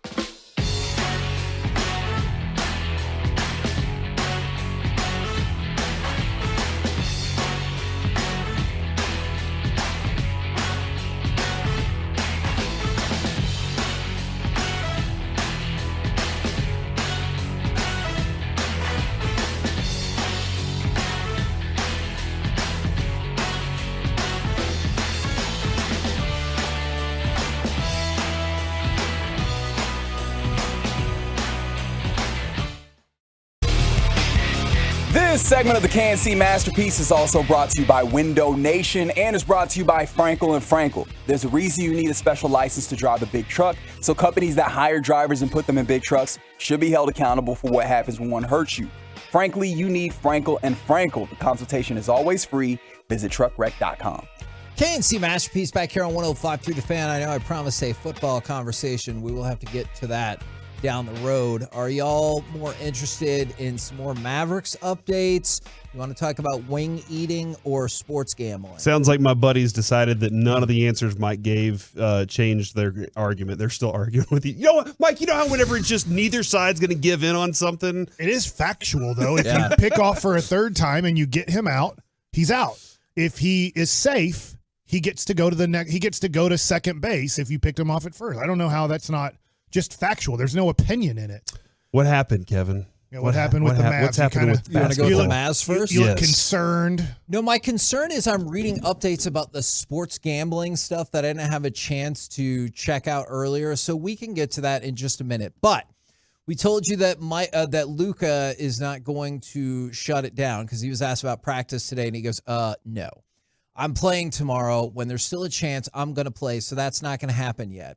Now, I know some people have keyed in on It's good optics. Yet.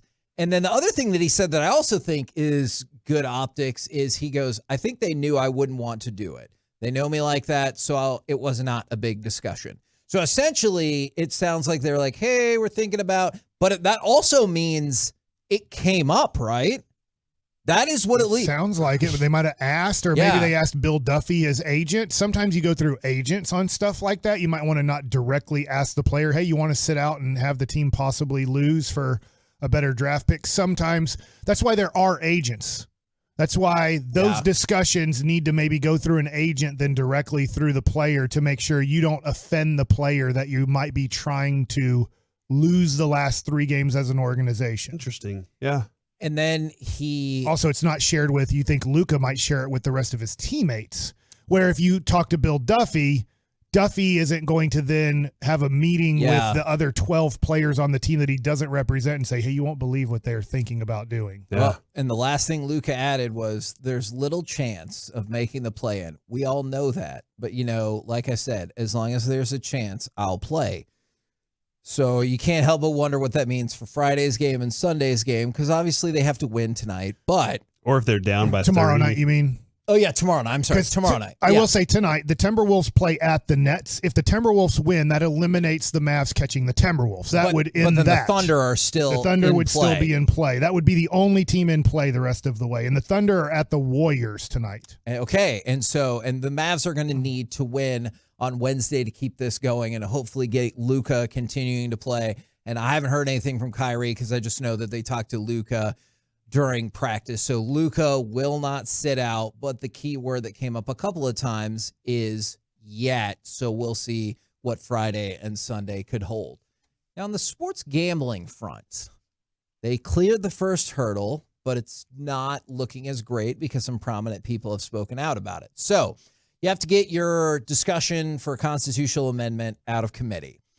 And I don't try not to bore everybody with some of this, but the point is both the mobile gaming and the casino gaming pass through committees by the identical votes of 9-3. So at least in this committee's mind, they are the same types of bills, even though they do totally different things. So now you can at least move it out of legislative committee, although the lieutenant governor has given strong indication that he will try to squash this before it even gets up to a vote. Who's Lieutenant Governor? Dan Patrick.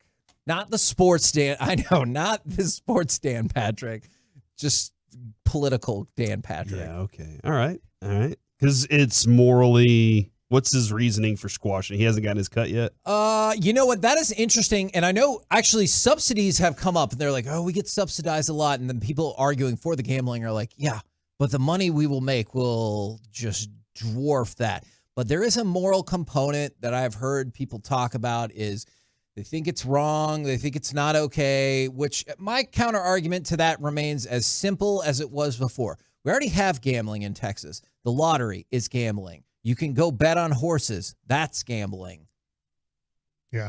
What's the problem? Do you think if people start doing DraftKings on their phone, our society is going to fall into anarchy? Because these are the two different bills, and I think we should differentiate because I know some people still have an old-timey idea of casinos where, like, the prostitutes and the mob are going to come in the second you build your gambling casino. They're already here. Yeah, if that's fair. But the other one That's is... true. There are prostitutes and there are mob people that live here. That's fair. But the other one is the mobile gaming. So FanDuel, DraftKings...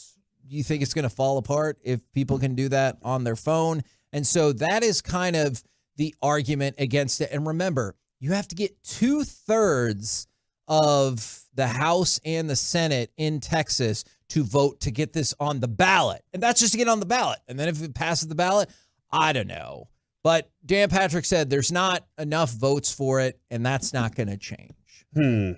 So I mean, I understand this. First of all, I'm okay with the gambling being in Texas, but I understand that it will hurt more people than help in that there will be people that lose everything because of it. They will get addicted. They won't be able to stop and their lives will be ruined. Now that's their freedom to ruin their lives. That's true. That's what you've kind of given them is you like, hey, I'm going to give you this freedom. For the most part, this is going to ruin more lives than help more lives. Okay, I want to make this clear. Because more people lose than win. Okay, but hear me out for just 1 second. I'm not disputing that whatsoever. I would love to see a study about this in other states. This study probably exists. I'll go seek it out. Is if you just take it from that, I'm 100% with you. If you factor in people who get jobs and everything like that, then I wonder. Like, let's just say, I'm just making these numbers up, right? Like, let's say 50,000 people go broke and lose their house versus your casinos that you build with construction, with the full-time jobs and everything like that. You're able to create 70,000 jobs for people who can now get a place to live. Like, I know those are made up numbers, but I would love to see a breakdown of job impact versus I hear you on that. People who fall into that. I have no idea. And then the other thing is too, is I'll be like, where did you get that from? Because we have so many politicians now in general, whether they're Republican or Democrat or independent, that will manipulate numbers to make it look like they have done the perfect job of all perfect jobs. And you're like, yeah, but those numbers aren't really true. You know, it's kind of like Mark Cuban says, I lose money every year unless I win the championship. Like, we know that's a lie, but, you know, it's tough to prove. It's not like we can open up his books to show how it's,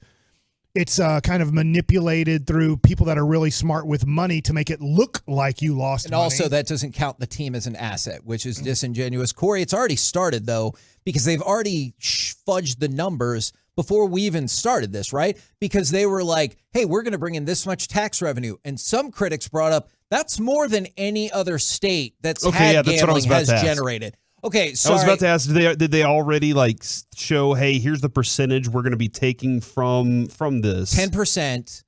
Or here's the percentage we're willing to give up as they're trying to push it through. I think 10% is going to be the tax, but there's projections of between $2.5 and $5 billion. And some critics are arguing, well, that would pace you ahead of any other state that's done sports gambling now. Not at the beginning. Because our state is so big? Yeah, I get Texas is big, but it'll take just a second. I know people will be in the second it happens, but you've seen other states of Jersey or wherever have built on their gaming. So it'll take a second, and they were projecting it out to begin with. So that part has already started. Kevin, you have an addictive personality. That is true. You've said that you couldn't live in Las Vegas. For sure. If there was a casino or legal gambling here, is that changing you right now? I don't think so, because if you live in Las Vegas, now keep in mind, I don't live in Las Vegas. I've heard numerous times that if you don't live in the actual heart of the city, you can live like a completely normal life and everything like that.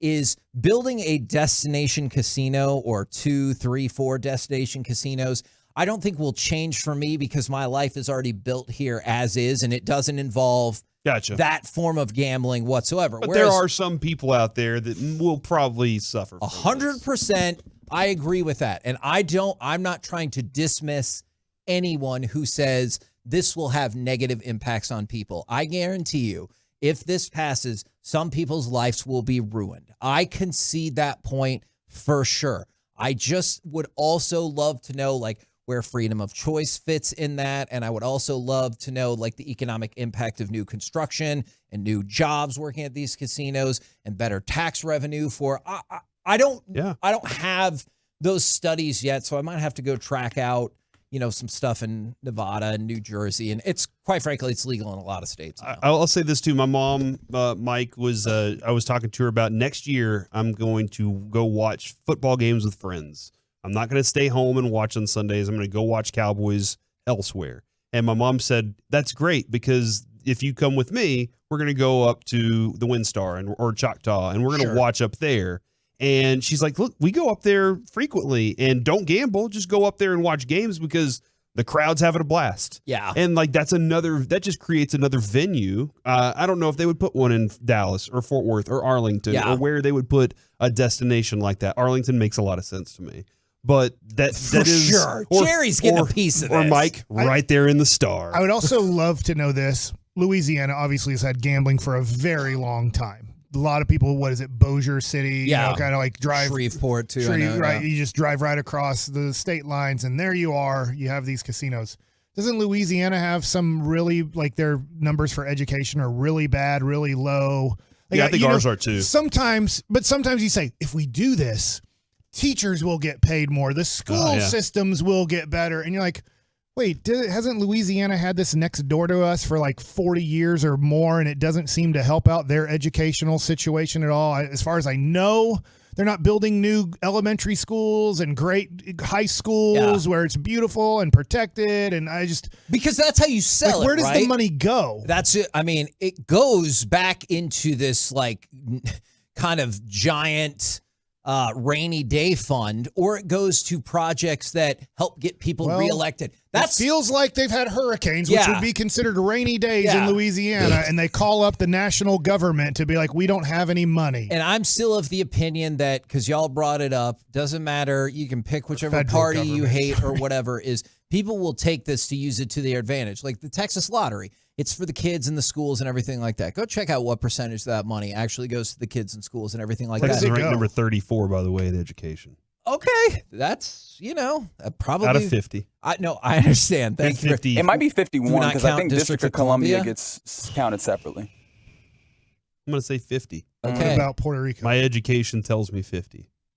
Okay. That's why we're 37. What a weird cause and effect. 34, sorry. Yeah, see, we're already moving up in the world. But I wanted to make people aware of this, because we have a lot of people who want to gamble or like to gamble or are against it, it's all across the board, is that you passed the first hurdle. You had to get this out of committee. Otherwise, not only would it be DOA, it would be DOA for a long time. You got it out of committee. We'll see if they can get it up for a vote in the chambers next. I will say I do have a couple of friends that I am worried about when this passes. Like, personally, there's a couple of buddies that I'm like, they might get so excited about this at first, and then a few years down the road are like, I'm homeless. I might take a second job as a pit boss. That's not that fun. Have you ever been a pit boss? I've seen them. They're not dealing with good people. They're like, man, you've seen them in real life? Yes. Okay. Hey, when you're in Las Vegas and they have to come over because something has happened. Yeah. The dealer messed up, or somebody's complaining about something. The whole table's drunk. Hanging Chad type of deal with a card being dealt on blackjack. And you're just like, this doesn't look like a fun situation on who to kick out and who to calm. I love those moments. I'm in.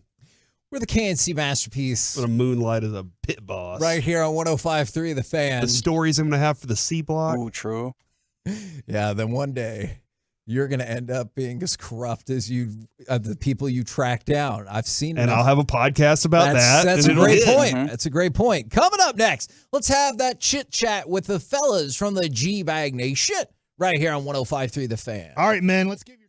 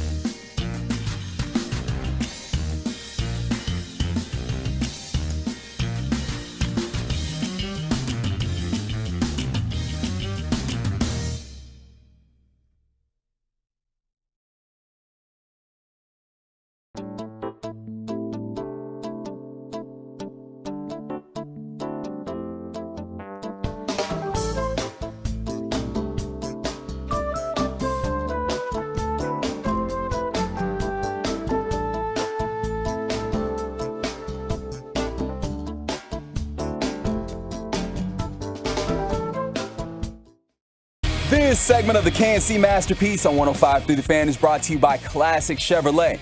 Classic Chevrolet looks at the road ahead and says, Texas, let's ride. They're doing their part with deep discounts on their full lineup. Unprecedented savings make now the best time to buy. This is Texas. This is Classic Chevrolet. Relax and enjoy the difference and find new roads. KNC Masterpiece right here on 105.3 The Fan, where I'm currently having Gavin Dawson watch the video of Joey Chestnut eating wings in front of the Pistons players. So messy. This chit chat, we will get back into this, brought to you by D&M Leasing. Gentlemen, how is ya, and what are your early thoughts about this video? As always, watching Chestnut work, it's a mixture of awe and disgust, Peggy. Yeah.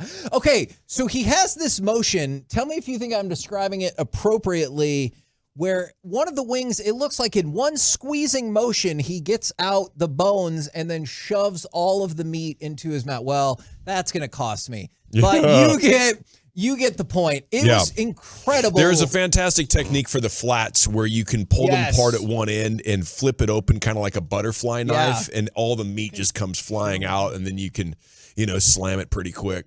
And in 3 minutes and 13 seconds, he ate 38 wings. And all of the Pistons players are recording it. One looks like it's the most amazing thing he's ever seen in his life. When they told him how many he had, he goes, "That's it?" Like, he was furious that the number was that low. So it's amazing because he's got, at one point, he has like 10 wings in his mouth. Where he just keeps putting them in, and he doesn't actually swallow them. He's like ripping. And see, the issue with this video is they're showing the Pistons players too much. Yeah, I need to see more Joey. He's Except for that one guy who goes, his jaw drops.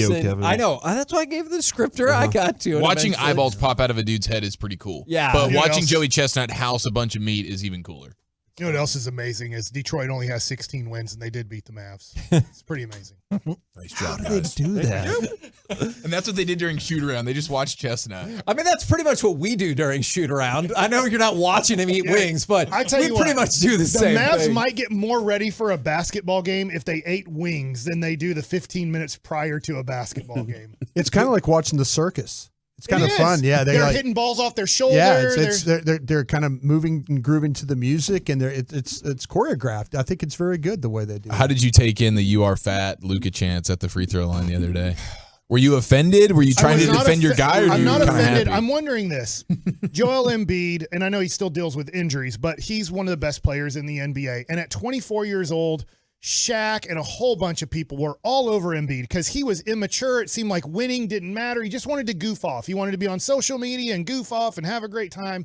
And everybody got fed up with Joel Embiid. They're like, dude, you can be way better than this. This is sickening that you're an all-star and you're not taking this serious at all. You're goofing off. You're not leading your team. And it's, for some reason, I don't know why, but at 25 years old, Joel Embiid decided, you know what? I'm going to take this crap seriously. I'm going to try to be the best basketball player that God created me to be. Not just, hey, I'm an all-star. I'm going to enjoy being an all-star. I'm going to see what God created me in basketball form. How great can I be at this as long as I stay healthy? And Joel Embiid changed. Yeah, he actually had Ben Simmons as a teammate to serve as a really bad example. So that's probably why he said, you know what? I maybe need to do something different with my life.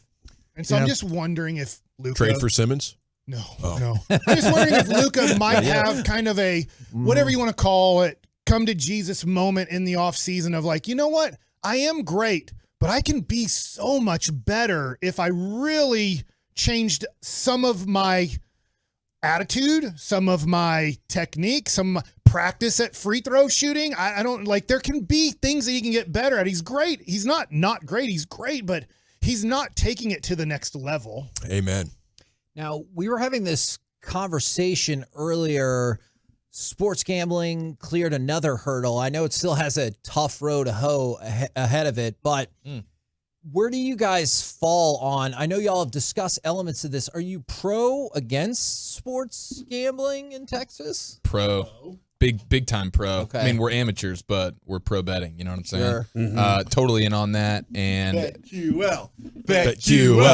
BetQL. Oh, sorry. Yeah, I'm way for it too. Okay, me I'm too. way for it too. Yeah, it sounds great. You know, I think actually Texans overwhelmingly support it. Recent polls. So if it gets, so the toughest thing it's going to have to do is clear the votes in the House and the Senate for Texas. because if it gets on the ballot, it will probably pass. What's going on? What's going on with the states of Louisiana and Oklahoma? What kind of lobbyists we got going there? And that's a great question. I do know that Jerry, for example, and other prominent people in Texas are pushing for it. So yeah. Write a bigger check, Jer. Yeah, that's a powerful group to have. But if I'm Louisiana and Oklahoma, I'm taking every lobbyist I have to shut this down. They're trying. That would be something. The state of Texas, I might be wrong about this. They get something from those states. Yes, they do. To not have gambling here. So, but so many, elected officials, powerful people, Perry, Patrick, Abbott, all these guys are pro. So I think there's hope. You think Patrick is pro? I have been As led long to as it believe helps that him. he is not pro. Well, he's not pro passing Democrat-led things. Yeah, I did see that. Yeah. Thanks a lot, Kevin, for making this. I'm sorry. I just wanted to specifically. Way to go, Kevin. Okay. I think Gavin just did a brilliant job of explaining Patrick's background very well. Yeah. Remember, not sports Dan Patrick. Is all right. So something that So hopefully the whole state wants this. All the population in the state wants it, but one former sports senator. It's not. It's nine not, senators. Yeah, Okay. it's not that one. Is hopefully a nonpartisan issue. Have you ever been towed? And Oh my gosh. how did this happen? Yeah, I got towed in Austin. I went to a concert and I parked, I guess, somewhere where I wasn't supposed to be parked. And I came out after the concert, and guess what? My car is gone. Oh. And I had to somehow. I think I ended up getting an Uber, and I went to pick up my car. The people there are rude as hell. Yep. They hate you. Yes, they hate their do. job. They're like, "What Hey, the hell you're are right. you doing It's very here?" crusty old guys. Yeah. Involved. There's $300 down the drain. Let me go get your car for you, you bleep hole. I'm like, no, bleep you. You towed my car. All right. I would have been happy to just leave my car there. I didn't ask you to do this. Why are you ruining my day? You're acting like I'm ruining your day. I'm the one that's ticked here. Why are you ticked? Yeah, I was on the other side of 75 here down on Greenville. I was hanging. I was going to meet. Hey, let's meet over. Why does everybody want to meet at bars where there's no parking? No parking. Oh my Why do you gosh, tell yes. me? You know why? It's because everybody Ubers. Nobody has to park. Yeah. So that's the whole idea. But so you got me who I'm like, okay, I'm going to go try and park Vanderbilt Street over here. Get towed from there. I walk out. It's up on the rack. I walk up. It's on the rack. I say, sir. And he looked at me and he goes, you give me $200 right now. I'll take it down. So I went and got $200 cash out of the machine and gave it to him. He lowered it and took it off the rack. But if I wasn't there at that time, that thing's gone. That's gone. I wonder how often those deals get made if you're a tow lot. truck person. I could see that. There's a lot of money being made Yeah. by the tow truck guy that's lowering it for cash. Put the cash in my pocket and you have it back. Proper businessman right there.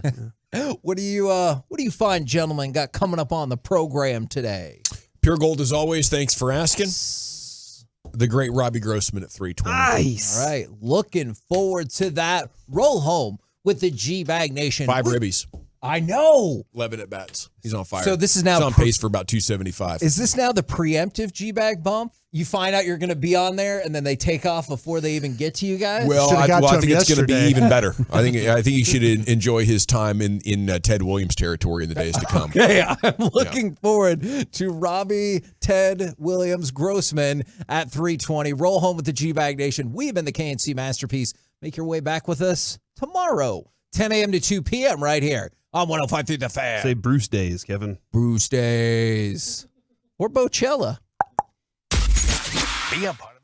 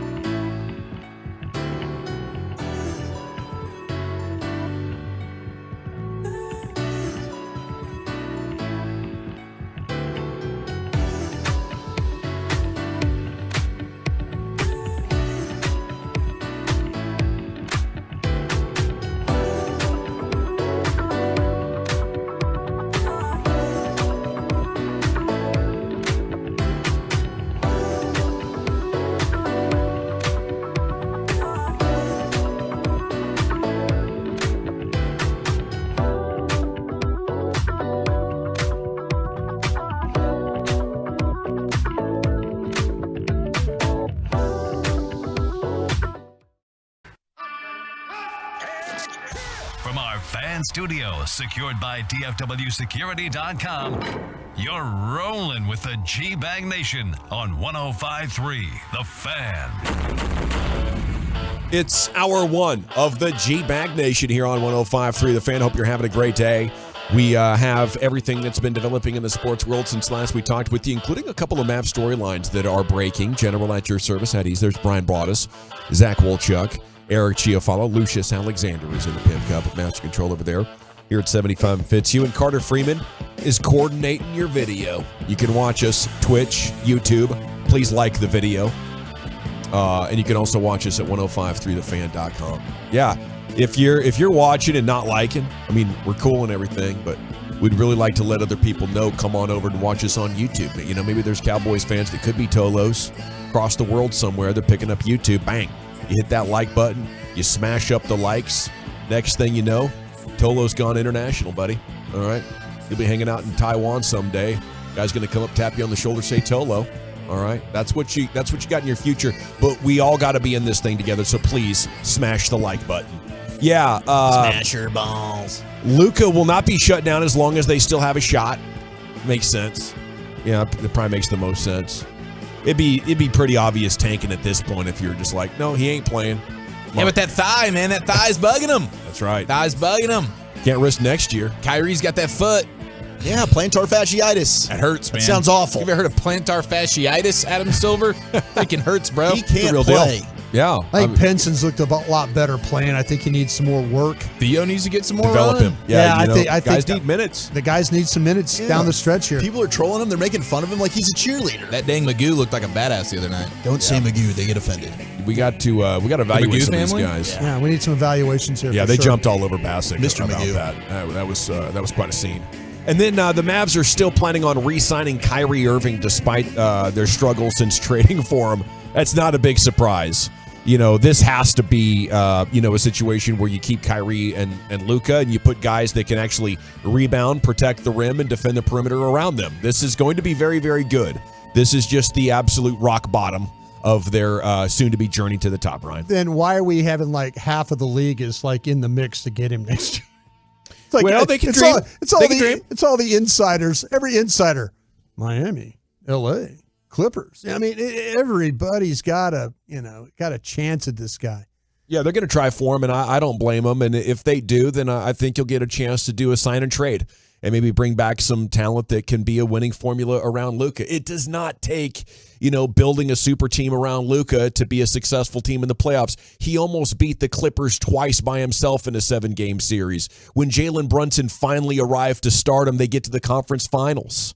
Have you changed? Your attitude about this changed? Well, I'm disappointed in this season, right? But I don't think we should let our disappointment in this season drag us down into a place where we're pretending like Luka's the problem. You can build a damn good team around Luka pretty quick. And if Kyrie Irving does want to go, that's fine. But I think they're going to be able to keep him. And Chris Haynes of Bleacher Report says that's the Mavs' plan still at this point. I wouldn't have changed anything. Yeah, I'm with you there. I'm not gonna point the finger that Luka is an anchor on a particular team. The way this team's constructed, it certainly makes the warts that Luka does have a little bit more eye-popping. But you put some good defense around him, you put a guy like Jalen Brunson around him, and all of a sudden, here we go. It's a Western Conference Finals run. It's a formula that you won a championship with Dirk. I don't know why. Ever since then, it's just been like, we got to get another superstar. And it has not panned out. Well, has that proven, though, around the league that if you don't have the extra superstars, it rarely works. It worked in Milwaukee. I mean, Chris Middleton's not a superstar. Those but he's are a very really good player. Very good role players. Really, yeah, and that's what you borderline need. all-stars. That's what you need. Yeah, that's all you need. I think, and Giannis is a tremendous two-way player, so maybe it's a little bit more difficult of a needle to thread from a Mavs perspective. But I think you have superstar players, and when times get tough, their flaws become magnified. There are real flaws with Luka. And we have some Stephen A. Smith play. We're going to play a little bit later on. Like, the leadership is an issue. He's in the public, he's got this boyhood charm, like, I'm smiling, I'm light, but he doesn't get along with people. He doesn't. I'm not going to name names, but there's been a lot of people that have come through this organization, still in this organization, and he's like, bleep this guy, bleep that guy. Didn't want to play with Porzingis.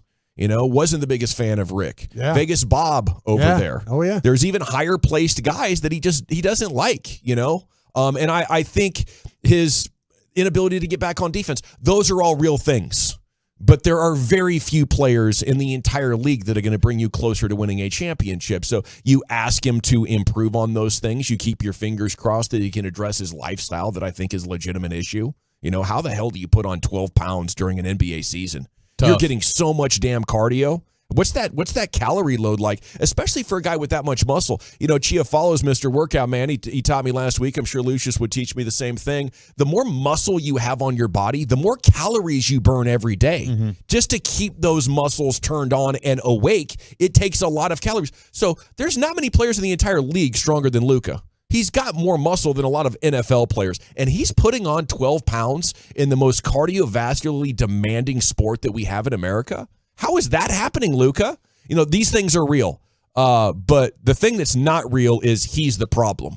He's a great player. The problem is either in your front office not knowing how to build a team, or you're stuck in the middle of a rebuild process.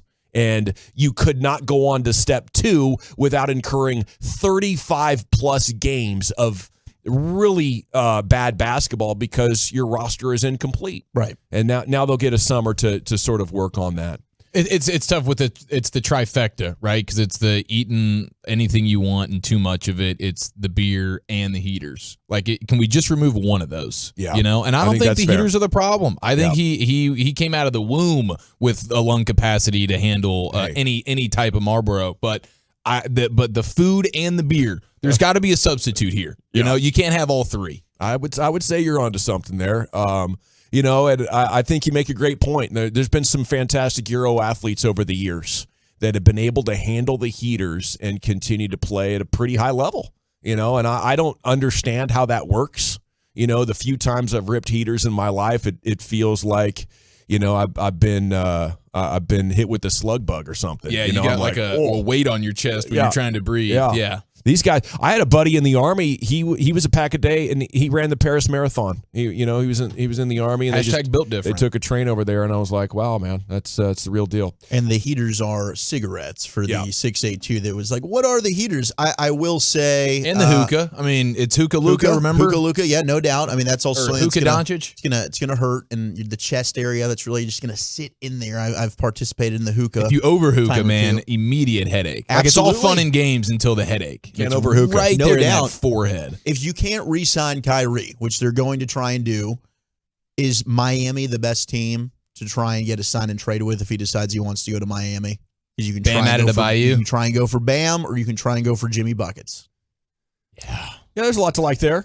If they're willing to work with you. I kind of feel like Pat Riley's not really interested in working with you here. From what I understand, it's like, no, Bam Adebayo, you can't be involved in a trade, even if it means bringing Kevin Durant to town. Yeah. When they were in the mix on that, they'll probably be like, "Here, we'll give you Tyler Hero." It's a weird thing. I don't want Tyler Hero. He's already been paid, and he plays no defense. No, he's not. His offense isn't good enough. He'll fit right in. But I kind of love me some Jimmy Butler. You Jimmy talk Butler about leadership and holding people accountable. Man, I have an even better idea. He's from the New Jersey area. He's already played with the Nets. How about trading him to the Knicks for Jalen Brunson? Do you think that would work? Is that genius or what? I think that's genius. Boys, right I'm on a run. It's well thought out, too. Okay. John Gray was great, but a storyline from the last couple of seasons reared its ugly head again in this glorious 2023 campaign. They damn near got no hit, Brian. They sure did, though. I mean, that game was moving right along, but the one time, I mean, we've seen this, and we were all kind of talking about, man, look at the Rangers' offense. Look at this, look at that. And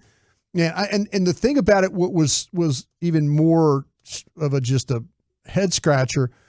The Orioles bullpen had to pitch that whole game. They took the starter for tonight's game to finish that game. They 5 innings from their starter for tonight. I mean, they were a mess. Like, they were trying to figure out how they were going to navigate that game. And the Rangers said, "No, we'll help you out today. We just won't hit." So that's unfortunate. They had the Orioles kind of in a bad spot when it came to the pitching. They had injury early in the game. I know. I'm waiting. I'm like, these later innings, we're going to start cashing out. Yeah. But that Tyler Wells dude was. Tyler Wells came in there, dealing. and you thought 5 he innings. was Roger Clemens. Yep, the way he was pitching last night. He pitched Yeah. really well, Yeah. and we spoiled a John Gray start that was really good as well. Yeah, it's tough, but they're doing a lot of the right stuff. Hopefully the offense gets fired back up. I guess it's either feast or famine right now. Andrew Heaney tonight, 7:05 first pitch. Rangers still tied for first in the West with the Angels, and the Stros are 2-3. Was Heaney the guy who made the bold statement that I think I could hit a ball off him? Was he the guy that It was Sean Manaea. Oh, Sean Manaea. It was Sean Manaea. Yeah, Okay. it wasn't one of Sorry, our Heaney. guys. I thought it might have been you that I said, hey, I made the bold statement after Heaney would take you to the woodshed. after dog. polishing off like an Italian dog or whatever that thing I did. I made you the let bold, out a good belch. I and made the statement. I think I could hit this guy. But it was Mustard all over the mouth. Yeah, it was Sean Manaea. we could put you at the plate and him at the mound for 150 million years, and he would just K you time and time again, bro. that Sean Manaea, I could get a hit off him. I don't think so. I could get a hit off dive him. right on the Don't even plate. talk about He's that. throwing at your head. Yeah. Ooh, last night we had. That was a scary moment. Shout out to Josh Smith. Oh, though. Josh Smith popped right up. LSU guy, super tough. I loved what Bochy not going to said. stay on the ground. No, Yeah. that's a Bochy was champion. talking with KMC's like he was already asking when can I go take batting practice. Yeah. It's like what a freaking badass you are, Josh Smith. Real deal right there, that Josh Smith. And yeah, just at 89 mile an hour heat, that's the time you're super thankful the guy up there isn't, bringing the real Jacob deGrom stuff. Yeah. 76-59, UConn takes care of business against San Diego State in the final as expected. Got close for a minute there in the second half. Aztecs made a little bit of a run. I think the coach might be special, though, and looking at that roster that he put together, it's just different than a lot of college rosters. I mean, he had like NBA size at every position this year. It's just crazy how good that UConn team was, and matched up with a smaller school like San Diego State was. I think at times it was eye-popping. It looked like an NBA team against a Division II team at times, and it was just kind of fascinating to see that as your final matchup. But hey, that's the nature of this beast where players are going one and done. It's smaller schools that can keep groups of guys together for longer, that figure out ways to win and execute against pressure. And salute to everybody who made it one of the most unique tournaments I can remember. Yeah, the NCAA did these programs a favor with the COVID situation, giving everybody the opportunity to take another year. In 2 years, we'll be back to maybe a more normal where you don't have 5th and 6th year guys playing 7, 8. Yeah. So but that's the beauty of the tournament. Their whole idea is to give somebody a chance to get to that big game, and they did. San Diego State pulled that thing off. Connecticut, though, we talked about them yesterday. They had a little bit of some problems in the Big East. The Big East is a basketball conference. Let's be honest. They play really good basketball there. But they got in the tournament. They took everybody to the woodshed. You're right. The size of their team. Hurley as a coach. I mean, he's got that right amount of toughness, and that's what UConn used to be with Calhoun. They used to be a mean, nasty kind of a 5 guys on the floor. Yeah. And they got back to that, and that's why they won this national And what a championship. program, man. I mean, we were talking, with What a Fonzo history. Ellis Yeah. the other day, and he said, Yeah. he thinks that UConn is a blue blood now. And it's hard to argue 5 championships since 1999 with 3 different coaches. Wow. I mean, that's not just a one coach. That speaks Yeah. to the program The tournament they won in Dallas, that was a magical run. It was. Because they got into the Big East tournament. They were a Thursday play-in game, basically. Shabazz Napier. Yeah, they were like that UConn team was struggling during the year, and they went on that run, and they did not lose a game. I mean, it's impressive. Impressive. Jim Nance bowing out of his Final Four with pure class. 37 years? Yeah. He's still going to do football and golf? Think so. Okay. Yeah, I think he's just not. I think Ian Eagle's going to take over for him. All right. He's just sick of watching a bunch of bricks and men's college basketball. He's like, I'm over it. I've seen enough of this. How about the Stars coming through with a huge win, 5-1 over a good Predators team last night, put them on 98 points, clinch a playoff spot, and tie with Minnesota in the division. They'll host the Flyers on Thursday. So congrats to the Stars. and best of luck. Hopefully they can, take it to another level here down the stretch. Messi and PSG unlikely to do another deal. He's being linked to a return to Barcelona coming up in the summer transfer window, Brian. Yeah, that's with PSG. They're in a situation right now where they're thinking about having to buy a stadium. They're playing in a stadium that is not really a home to them. So there's a lot of financial the revenues and things, not looking so much at the players, but how are we going to buy a stadium? That's been a big thing about, where do you allocate resources to? That's you watch that PSG play. That's a high-end group of players right there. So Messi to return to Barcelona. A lot of questions about Barcelona too, because of their club involved with some match fixing or dealing with officials, payoffs, things like that. These European soccer clubs, there's always something going on with It's crazy. Usually it's in Italy. But you're right. And it's crazy how some of the biggest brands get involved with actually paying off officials. And like they need to. Like they're not good enough just to win outright. I don't know how they don't get banned from competitions permanently if they're ever linked together, but I guess they're too important, too big to fail, something like that. Tiger Woods getting ready for his 25th Masters. He says he does not know how many more trips around Augusta he has in him. I know more guys on the Champions Tour than I do on the regular tour now. And you know what? Like, say 15 to 18 years ago, and if you would have said, Broadus, give me odds on Tiger Woods ever playing in Champions Tours golf, I would have given you like the worst odds ever. And now I feel like because they let them play in carts, Tiger Woods is going to go find a way to win a senior PGA and a senior Open championship because he could get in a cart.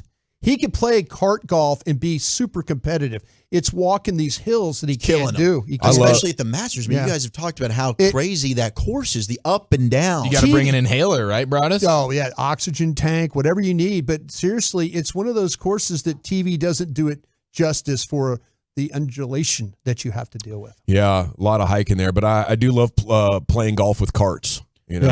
All-time favorite. We should just do the cart hit. Just make a new game out of this. You drive up, you just spank the ball. Ooh, cart hits? Little ball spanking. Okay, I'm down. Hey, we got extortion talk. The DFW sports star was recently a target. I believe Eric has the details on that. No, Wolchuk has the details on an extortion story, right? Extortion news. Yeah. Jordan Spieth extorted. Would you ever extort a professional athlete? And be honest about it. Next.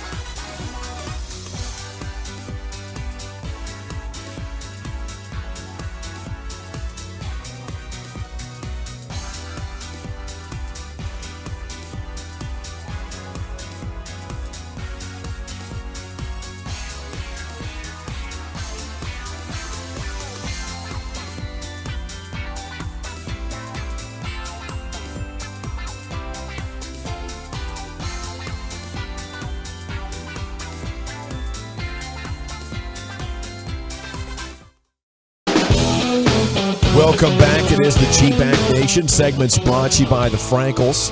There's a reason you need a special license to drive a big truck. So companies that hire drivers and put them in a big truck should be held accountable for what happens when one hurts you. Frankly, you need Frankel & Frankel. Consultation's always free. Truckwreck.com. It's brought to you by Soda as well as State of the Art. And here's Wolchuk with the details on some extortion. Who have you extorted? 877-881-1053. And how have you gone about it? It's a safe space. Now. Just let us know. The craziest thing you've ever done to try and get into a sporting event. I want to know. Leave your name and address when you do it. Yeah, please. And we'll already have your cell phone number, so you don't need to worry about that. But there was a Masters survey about the strangest requests that the players have gotten to attend the Masters. And a lot of them say, yeah, people ask for tickets, but they don't realize just how difficult it is. Huge. Like, we only get maybe 10 tickets per person, and a lot of it's just for their family. Yes. And they don't get any extras. None. And you know this, Brian, because you try and enter the raffle every year. I'm in the lottery, been in the lottery for 10 years, only got the tickets one time. And the rule is if you win that, you can't resell them. True. So it's borderline impossible, it seems like, to get tickets to the Masters. They make it extremely difficult. Yes. So people, they'll reach out to the players, and the players are saying, you know, I get asked all the time, said Gary Player, could we come play a round of golf with you at Augusta National? It's not easy to organize golf there. That's Gary Player. He's basically like, people, don't ask me this stuff. Well, he is, it's easier for a member to, now as a former Masters champ, Gary, I think it's 3 times, 61, 74, 78, I think were his years. But Gary Player is show off. He's an honorary member of Augusta as a champion. Now, Jack Nicklaus is a member of Augusta National Country Club. Right. So it's easier for him or gentleman, Condoleezza Rice. She's a member of Augusta. Easy for them to get tee times as opposed to a former winner. So you would, It's got to be a real member, not an honorary member? Yes. To get tee times to do that. Yes, absolutely. Yeah, so I mean, a lot of the players said they'd start getting requests of, can you bring me some of the egg salad sandwiches back? Can you bring me the pimento cheese sandwiches back? You can order that now. And yes, so now. By the way, I have the entire list of concession stuff. I think on Thursday we should do a Masters concession item draft. I love that idea. I think that would be a lot of fun. Okay, I think that's a great idea. By the way, Gavin, you'd love the potato chips there. The Masters jalapeno. They've got flavored chips. Do you think I'd like them? Oh yeah, I don't know. You're a potato chip guy though, right? But you got a sensitive tum-tum, man. Yeah, but I would say I don't know. But if you see me, chip me, dog. Okay. Unless it's spicy. Yeah, I was kind of worried about that spicy part of it. No, don't worry about the spice, man. No, I didn't know We're about at the Masters. I can handle it. Maybe I'm just a the schmuck. beer's really cheap. You just punish a bunch of those. I didn't know about these Masters gnomes. Tony Finau goes, I didn't know people collected the gnomes. Yeah. His aunt began collecting them, and they sell out fast. They're always wearing a different outfit. Yes. So the gnomes are amazing, but Jordan Spieth had the best response to this. Dallas native, who won the green jacket back in 2015. And ever since then, it's just been... He's been struggling a little bit. I think so. But you know what? He might win this week. He got married. But that's the thing about the Masters, man. You only got to do it once. It's the marriage that's weighing him down. You're a legend forever. He's a legend. He's invited to the meal on Saturday night. So he said, quote, when I moved houses in 2015, I left a few things in a safe, like my high school ring. And I guess the guy that ended up moving into that house afterwards found it. Jesuit. Said he'll return them if and only if he'd go over to their house, Jordan Spieth, for dinner. And this guy that got the ring could have Masters badges for the week. Jordan Spieth said, I was like, no, I think you should just return it because it was the right thing to do.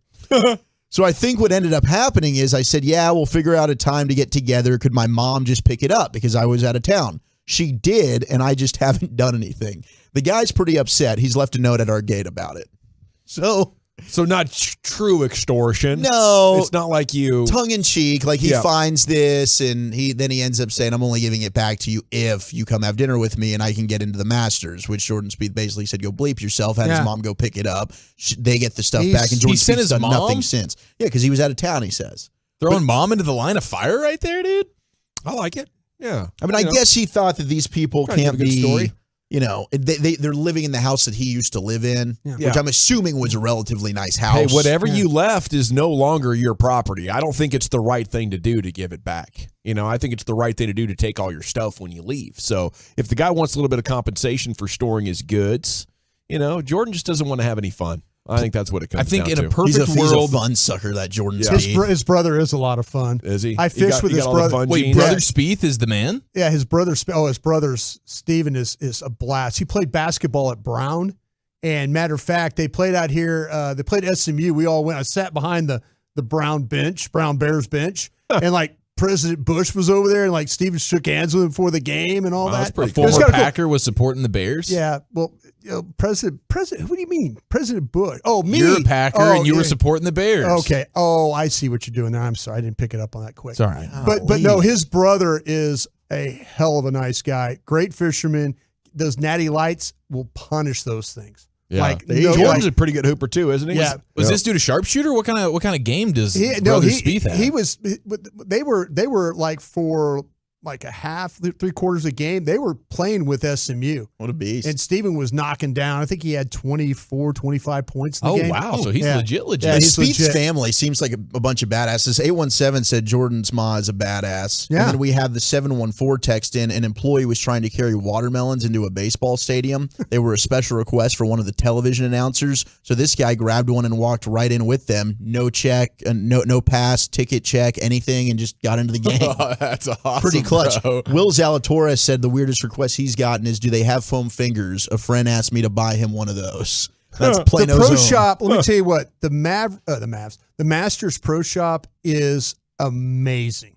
I mean, it's so well run. Like, don't stand in line, and like you could see all the items up on the walls and stuff like that. So you walk up, you say number 5 extra large, boom, right there. You don't even, there's no him hawing around. Well-oiled machine. Oh, that they made, there's no telling how many millions and millions of dollars they make at that tournament. The Masters. Because they don't allow the merchandise to be sold any other way. That's you cool. have to get it on grounds. They're moving merch Yeah. over there. It's time now for the G-Bag of the day. Into the Pimp Cup we go. Here's Lucius Alexander. Yeah, let's get this in. Day 2 for the Florida State representative that was trolled Mo Tavern's way. Is it Mo's Tavern or Mo's Bar? What is it called? It's on Mo's Simpson? Tavern. Mo's Tavern? Yeah. Okay, yeah. He was trolled the Mo's Tavern's way. Bart Simpson will call it to Mo's Tavern and have a name that if you say it out loud, you sound ridiculous. And here he goes right here getting trolled. Day 2 for this guy. Day 2. Waves in opposition. Anita Dick. Wow. Is an opponent. As an opponent. Waves in opposition. Holden Hisk is also an opponent. Also an opponent. You got to see the video because the lady next to him was like, something's not going right. It's not going right, bro. I need you to look at me in my eyes right now. Hold on, let's see. Hold on one time. Waves in opposition. Anita Dick. Bruh. I don't want one. I need is an opponent. Man, God bless Spittle for playing Waves that. in opposition. Oh. Holden Hisk is also an opponent. Wait, Spittle did what? For approving the playing of that. You got to give that prop. You just be giving props to everybody. Yeah. That is right there, Tim Collins. Okay. Oh, Tim Collins You just be giving approved props to that. anything. TC? You are wild, bro. Tico. You are a wild man. Let's see what we got here. It's Toxic Tuesday in the G-Bag Nation on the G-Bag of the day. Because it seems like all of these situations are about anger. Let's go to Dennis Tessington. Dennis Tessington had a road rage situation right here. And he thinks that he can hit somebody's car with a tire iron and break their window, but he's too old to go to jail, apparently. Too old.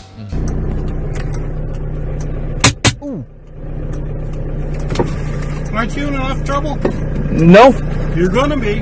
Why? You're gonna be in a hospital if you don't get out of here. No, you can't bring a weapon out on me. Yes, I can, because I have one.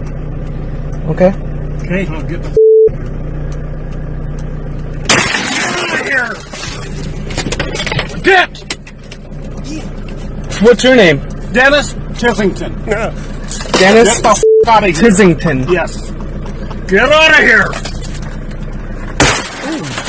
Going to jail, bud. Oh, it's not. Yeah, you are. Old for that. Now, get out of here! Too old for that. I'm too old for that. Did he hit it with the tire iron at the end? No, he just hits the windows. Again? Okay. Yeah, I like how he said his name is Dennis Tissington. Yeah. Did you need any names about the guy who broke your window? That's me. Yeah, I'm Dennis. Dennis the Menace. Hey, we had to meet like this on these terms. I'm actually a really cool guy. Dennis Tissington. Esquire. Follow me on Instagram. Yeah, Good day, on sir. the book, bro. Yeah, like and subscribe, man. Worldly thoughts. My name's Dennis Tissington. All right, let's see what else I got for you boys. How about this Ohio bus driver? You seen that Ohio bus driver? No. Has had enough of the kids spraying I perfume. saw it. Yeah. Oh, Yeah. Now, I feel like these kids have probably gave this bus driver a hard time for a long time. Yeah. And finally the bus driver said, guess what? I've had it. You want to mess around? Let's find out. And so she brought that heat. And it's comical. Listen. You expect me to f***ing take? Give me the perfume. No, I didn't do anything. I can freaking smell it. I didn't do anything. I didn't spray anything. Oh. Sick of you. I'm sick of all of this Yeah. I'm done with it. I'm gonna start kicking some f***ing serious ass. Let's go. Yeah. Do you hear me? Let's get Dennis. My foot's gonna be so far up your goddamn ass, it's gonna dangle at your goddamn nose. I'm done with you. That phone in your bag. Now you give it to me. All right, fine. God, I can smell it. I didn't spray anything. I'm allergic to this. Yeah, I me didn't too. spray anything. They just like to It's start. right in the big. It's right in the big backpack. It's in the wedding zipper. You like to start too, Maya.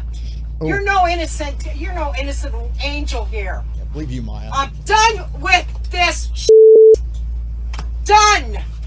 I've had my fill. I'm done with it. Yeah. I'm ready to walk off this goddamn bus right now and let you people walk the home. Let's go. Yeah. How much more do you think anybody can freaking take? Let's go. I've had my fill of it. Wow. Enough. Hey, that was just a day that ends in Y back in the 80s. You know, she's going viral today, but I heard that routine plenty of times. Oh, that's awesome. Plenty of times as a kid. Miserable Now that we're just life. recording it. Yeah, now we're recording it like it's rare. She was angry. So the did bus she- driver lost her stuff and almost assaulted kids. The foot was so far up the rear end of the kid that it was dangling out the nose. I think toes were coming out the nose. I like that. That's a really good line. Yeah. That is a good one. She went home that day and kissed her husband right on the mouth. Her husband's name was Red Foreman. What was that? Eddie Murphy said, Come on, kitty. I'm going to stick my foot up your butt so far, your breath going to smell like shoe polish. That was Eddie. It's a good one. That's Eddie right there. Let's see what we got. Y'all know about Anita Baker? I know about Anita Yeah, Dick. very.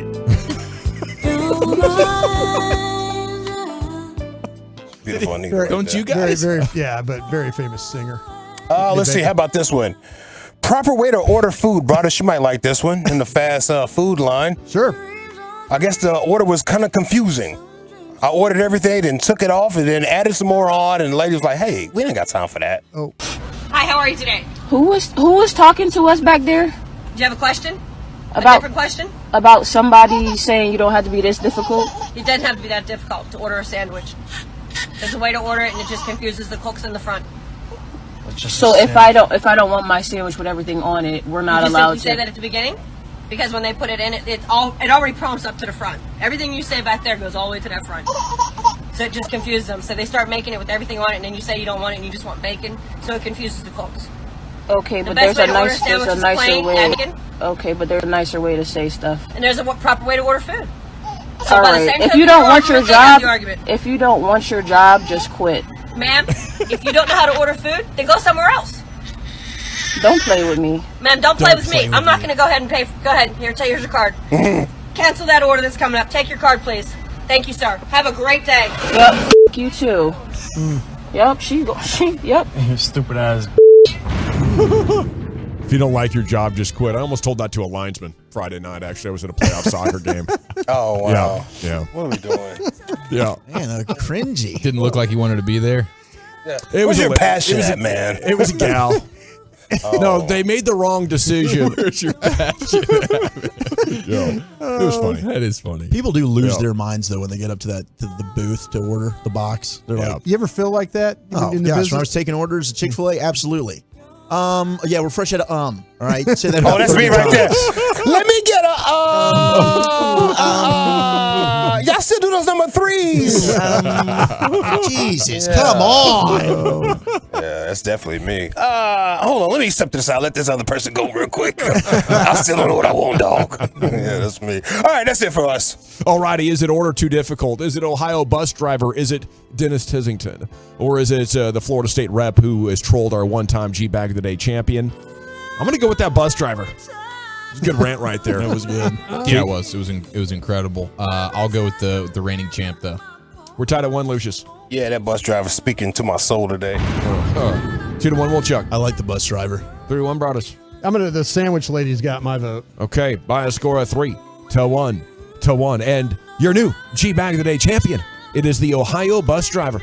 Going to stick her foot so far up your backside, toes will come out the nose? Or was it the foot coming out the nose? We'll hear it again coming up at 5:40. That's right. If you ever missed the G-Bag of the Day, Lucius replays it in L.A. live every night at 5:40 here in the nation. All right, Krusty's Corners next. Where are we going, sir? Yeah, I think I might have an idea about these 30 visit guys. We'll talk about that next. Coming up Wednesday morning on Sean and RJ, did the Rangers get even with the Orioles? And are the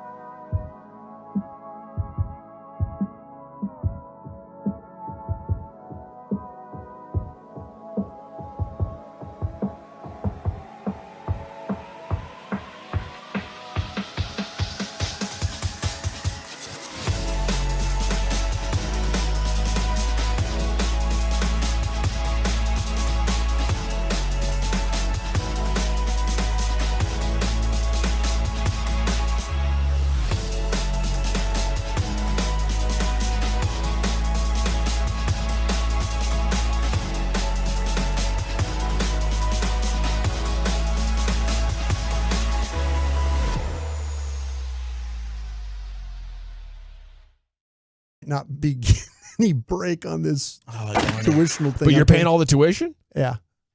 Paying all the tuition, but I don't get the break because we have shared custody, but he lives with her. That's the whole. That's the deciding factor. She gets to claim him.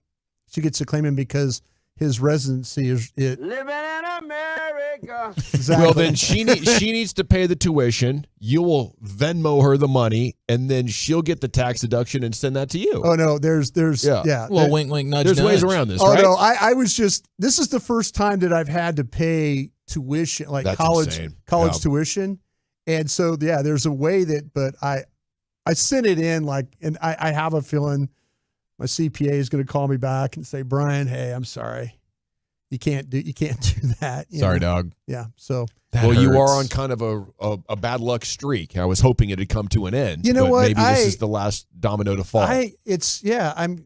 You're right about that. I finally got my car back after 2 months, thanks to they did a nice Caliber job. Collision. Appreciate you guys. I know it wasn't easy out there. I went on a rant about, we're one of the greatest countries in the world. We can't make auto parts anymore. Okay, I get it. Really, I don't get it. We're not a manufacturing powerhouse anymore. We used to, in the 40s, we used to build like airplanes by the thousands. It's all over I the miss world. those days. Yeah. But anyway, so I go see if I can. But you got your taxes in already? You good? I think so. I have my guy Marty handle it. Marty. He's very good at it. Guy from Ozark? Marty Bird. Marty Bird. If you got Marty Bird That's doing blood your money taxes, he's dealing with over there. I'll tell you what. You got Marty Bird doing your taxes. I want to be a part of Marty I got Bird. the next best thing. I got the next best Marty. I'll tell you what, man. Marty Bird. What a character. Marty Turco. Yeah. And Marty Bird put up with a lot of bleep, man. He did. Wendy The was patience- not easy for him. No, the patience of Marty Bird should be experimented scientifically and figure out how in the hell was he capable of that. Honestly, you want his son doing the taxes. He seemed like the real genius. Yeah. I haven't watched that far. He was the young Padawan. He was, absolutely. All right. I've made a lot of calls, guys. I made a lot of calls. That's yeah, what I know did. you made a couple of calls last night, didn't you? Yeah, what was up with that? The old Freaking shot caller. Maybe we can circle back. I don't want to just interrupt his entire segment that's here, true. but we do need to bring that up. No, bring it up. Go ahead and bring it up. No, it's fine. We'll get to it later. But Broadus did a dual butt dialing situation where he called me and Walchuk On at the same FaceTime. time last night on FaceTime audio. Yeah, it was one of FaceTime the audio. weirdest things that ever happened. It's something my grandfather used to The do. call ended with him saying, "I hate you guys," and then he hung up. So there's a little quick synopsis. You butt dialed both of them. You got conference call when you picked up your phone with both these guys? I put the phone in my pocket. I was talking to my mom about something, and next thing I know, I hear this. Oh, he doesn't know what's going on. And I'm in my pocket. It's like, oh, this will be fun. I wish we could record this. He goes, which one of you bleep holes called me? You called us. And I'm looking down, and they're both on FaceTime, but the audio portion of it, and I just go, and that's when I said, I hate you both. Yeah. And I hung up the phone. Eric and I were just talking to each other, and Brian had no idea.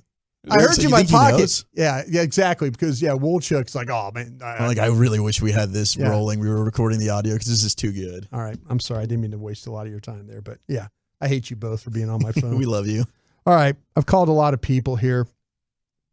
I think I got 20 of these guys. I'm probably not gonna go through all of them, but I'm just gonna try and talk about positions that I kind of feel like that these. If you look at the 20 guys that I have right now, maybe we'll go through a couple of them here. What do all these guys have in common on this list of 20? They're Future Hall of Famers. Yeah, I hope they're all really good players. A lot of them are good players, but I just kind of wanted to go through the positional group if I can. You got it. Just positional. This group, from what I got of the 20 so far, and I'm working on the rest, 5 wide receivers in this group.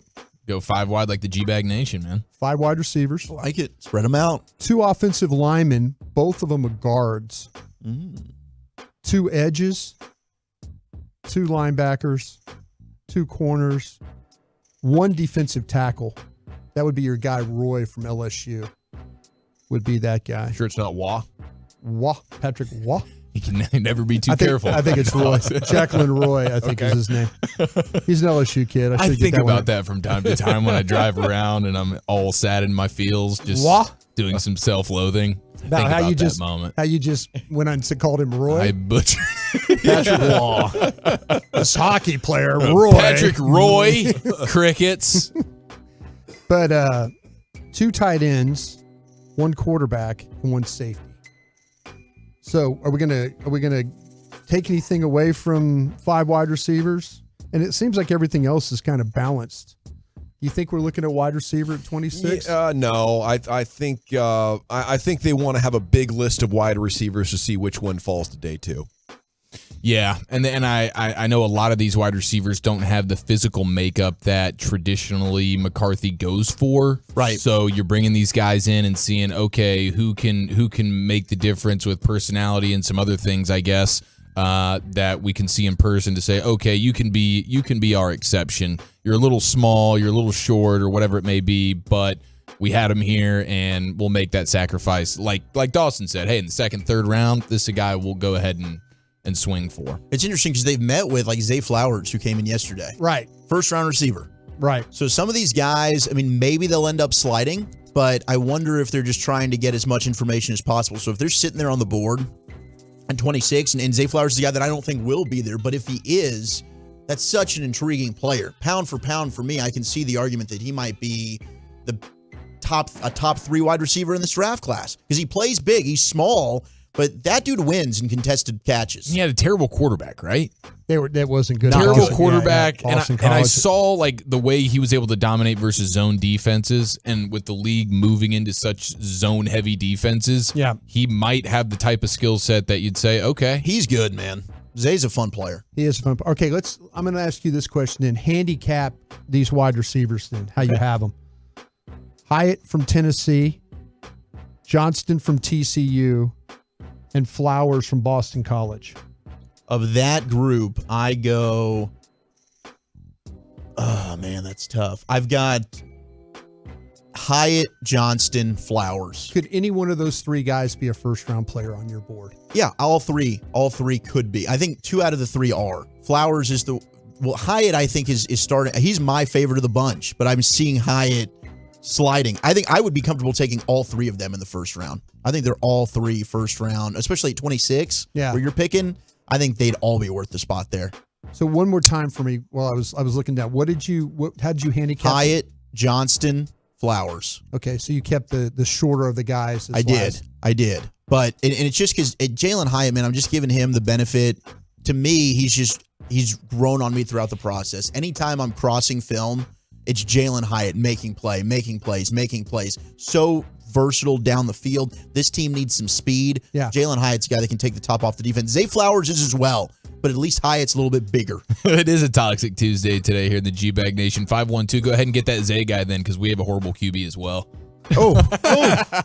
Dang. I like that 512. Okay, if I gave you a choice here, they've got, I think I got 20 of these guys. Okay. There's 30 they can visit. They're going to probably keep some spots open, so I'm probably thinking about 5 guys I'm missing here.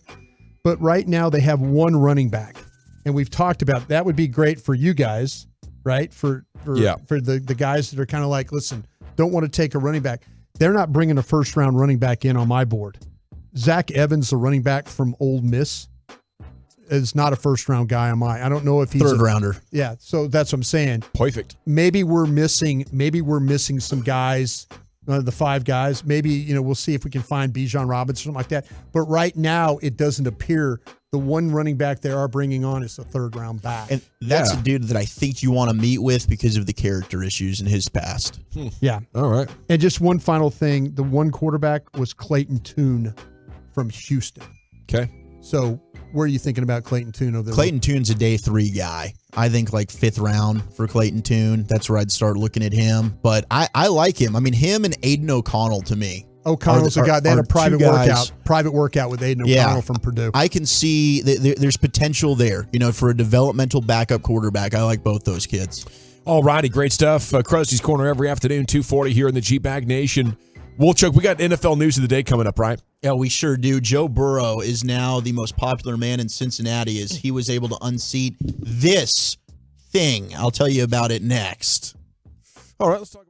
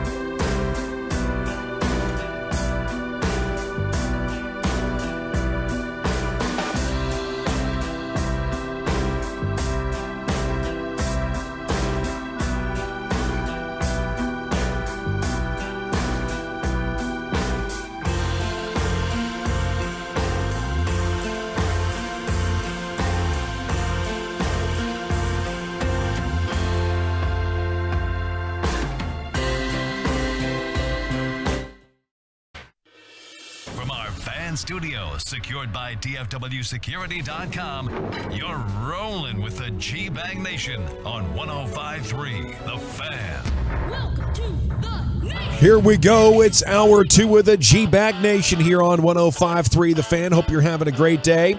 It is time now for Zach Wolchuk to deliver the NFL news of the day. There's a lot of stuff blowing around the NFL news cycles right now. And here he is to recap it all, Wolchuk. Thank you very much, General. Yeah, we got a couple of audio pieces we'll get to. Brian Hartline, the offensive coordinator of Ohio State, who is ranking his top wide receivers he's ever coached. And boy, has he coached a lot of good ones already there at Ohio State. And Bill Belichick apparently not happy with Mac Jones. Audio from that as well. But we start off with Joe Burrow. Joe Burrow is now the man of legend in Cincinnati. It was a good run for this hippo. Fiona the hippo was the champion that was named the best Cincinnatian. And Joe Burrow has just dethroned Fiona the hippo. This is a poll that gets voted on every single year. And the Cincinnati Zoo tweeted out, well, it was a good run. After 5 years at the top spot, it took Bengals quarterback Joey B to finally dethrone Fiona the hippo as the number 1 Cincinnatian. Congrats, Joe Burrow. Hooday. So this is a popularity contest, of course, of who are the best citizens in the state of Cincinnati. And I guess Fiona the hippo has been voted as number 1, which is probably a great bit. But now they're just all in on Joe Burrow. And I get it. I mean, the dude's got the drip. Yeah, he really does. He has taken your loser franchise and put it in the Super Bowl, beat the Chiefs, 3 times? 3 out of 5, something like that? Yeah, I could see him taking over pretty quick. It's rare you get an opportunity to add a player who can transform an organization like this. I have a feeling he's going to be on a Dirk-like run in Cincinnati. Yeah, dude, Joe Burrow's the man. I was laughing. It's one of these videos I saw. These people were at a zoo. We were talking about hippos. People were at a zoo, and there was a baby hippo that was upside down in the water. Oh. Like legs up, but like floating around, catching some rays. Floating with like legs up, stomach to the sky. And everybody was freaking out like, we got a floating hippo. Oh, we got a dead baby hippo. We got a dead baby hippo. Oh, no. And it was floating, and people were like shrieking and yelling. And the baby hippo just keeps floating, and then all of a sudden it just kind of turns, and it rolled over and it popped up. Yeah, It was just playing with everybody. But life. everybody was like little kids, like, oh, the hippo's dead. You know, I'm like listening to the parents. No, they were trying to explain. Yeah. But then the hippos are like, yeah, they're cool to like see, but like when you watch them like doing things like attacking things, they're scary. Dude, gators, lions. They don't care. They'll take anything. Hippos are incredible. They have no fear. No. And no fear. So strong. I mean, man, they'll feed these things watermelons and they just crush them. Yeah. Like it's nothing. No big deal. 1,800 PSI of biting force. That was a huge bad dental work though for hippos. It was like a high school revelation for me, realizing how violent and dangerous they were. The hippo, you grow up thinking they're the fun, kind of animal. Hippo. But like the older you get, you realize how freaking vicious they are. 3rd largest land mammal in the world. Yeah, they're huge. We're getting a lot of Harambe texts now. And I apologize that I said Cincinnati was a state, not a city. That's on me. I apologize for not correcting you. And I'm going to crawl back. But did you know that? I didn't hear you say that. Did you really say that? I messed up and said the state of the Cincinnati. great state of Cincinnati. Yeah. Is that what he said? I did that. I did that with It's in Milwaukee Ohio, one which time. is the state. I did know that, Kevin. Okay, just wondering. Yeah. No, it's a fair question. He went to Columbus, man. I was there. Which is a great city in Cincinnati. That's where they invented the umbilical cords, I believe. The umbilical cords were there. Now, the umbilical cord, that was an honest mistake. I still think they're umbilical cords. Chiefs tight end Travis Kelce, if you're heading out to the NFL draft Speaking this of year. Cincinnati. Oh, yeah. He hates them. Nah, but he loves Joe their bow Brony, he ties. went to school there, though, didn't he? So he did go to Cincinnati. Yes, him and his brother Jason both did. Yeah. Now, the NFL draft is going to be in Kansas City this year. Yeah. So if you're heading out there, get ready because Travis Kelce is going to hold a music festival event over the course of the same weekend. The event is going to feature performances by Machine Gun Kelly, Rick Ross, DJ duo Loud Luxury, and Kansas City rap legend Tech Nine. Yes. So there's going to be around 15,000 tickets sold for this thing. So if you want to go, I would probably do your homework, reach out, find out how you can do that if you're going out to the NFL draft this year. But hey, Travis Kelce doing it. So I'd love to hear Caribou Lou live, man.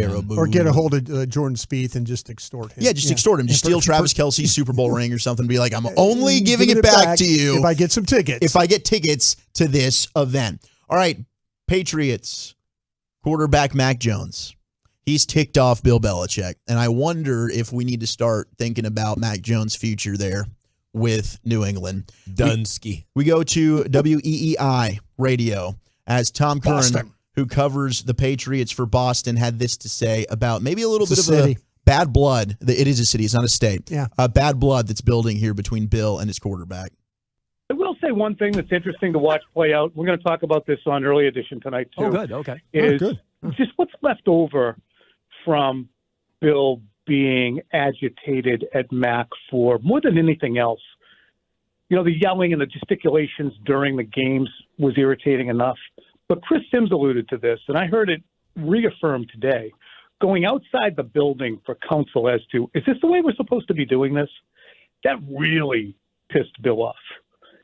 And as we know, a betrayal of Bill's disloyalty, I think, in Bill's mind, is almost worse than bad play. And Mac, even though you could say, well, it's ironic, the guy's trying to get better, and he's wondering, are we supposed to be doing it this way, and asking people around football about it. That effort to improve was showing up the Matt Patricia, Joe Judge contingent, and Bill putting them in charge. And when Bill caught wind of it, he's still pissed about it. So I think a lot of that, how well are they going to be able to bury the hatchet on Mac's perceived and presumed disloyalty in doing that? And does Bill O'Brien rectify that, or is Bill still itching to teach the kid a lesson? G-Bag Nation, you make the call.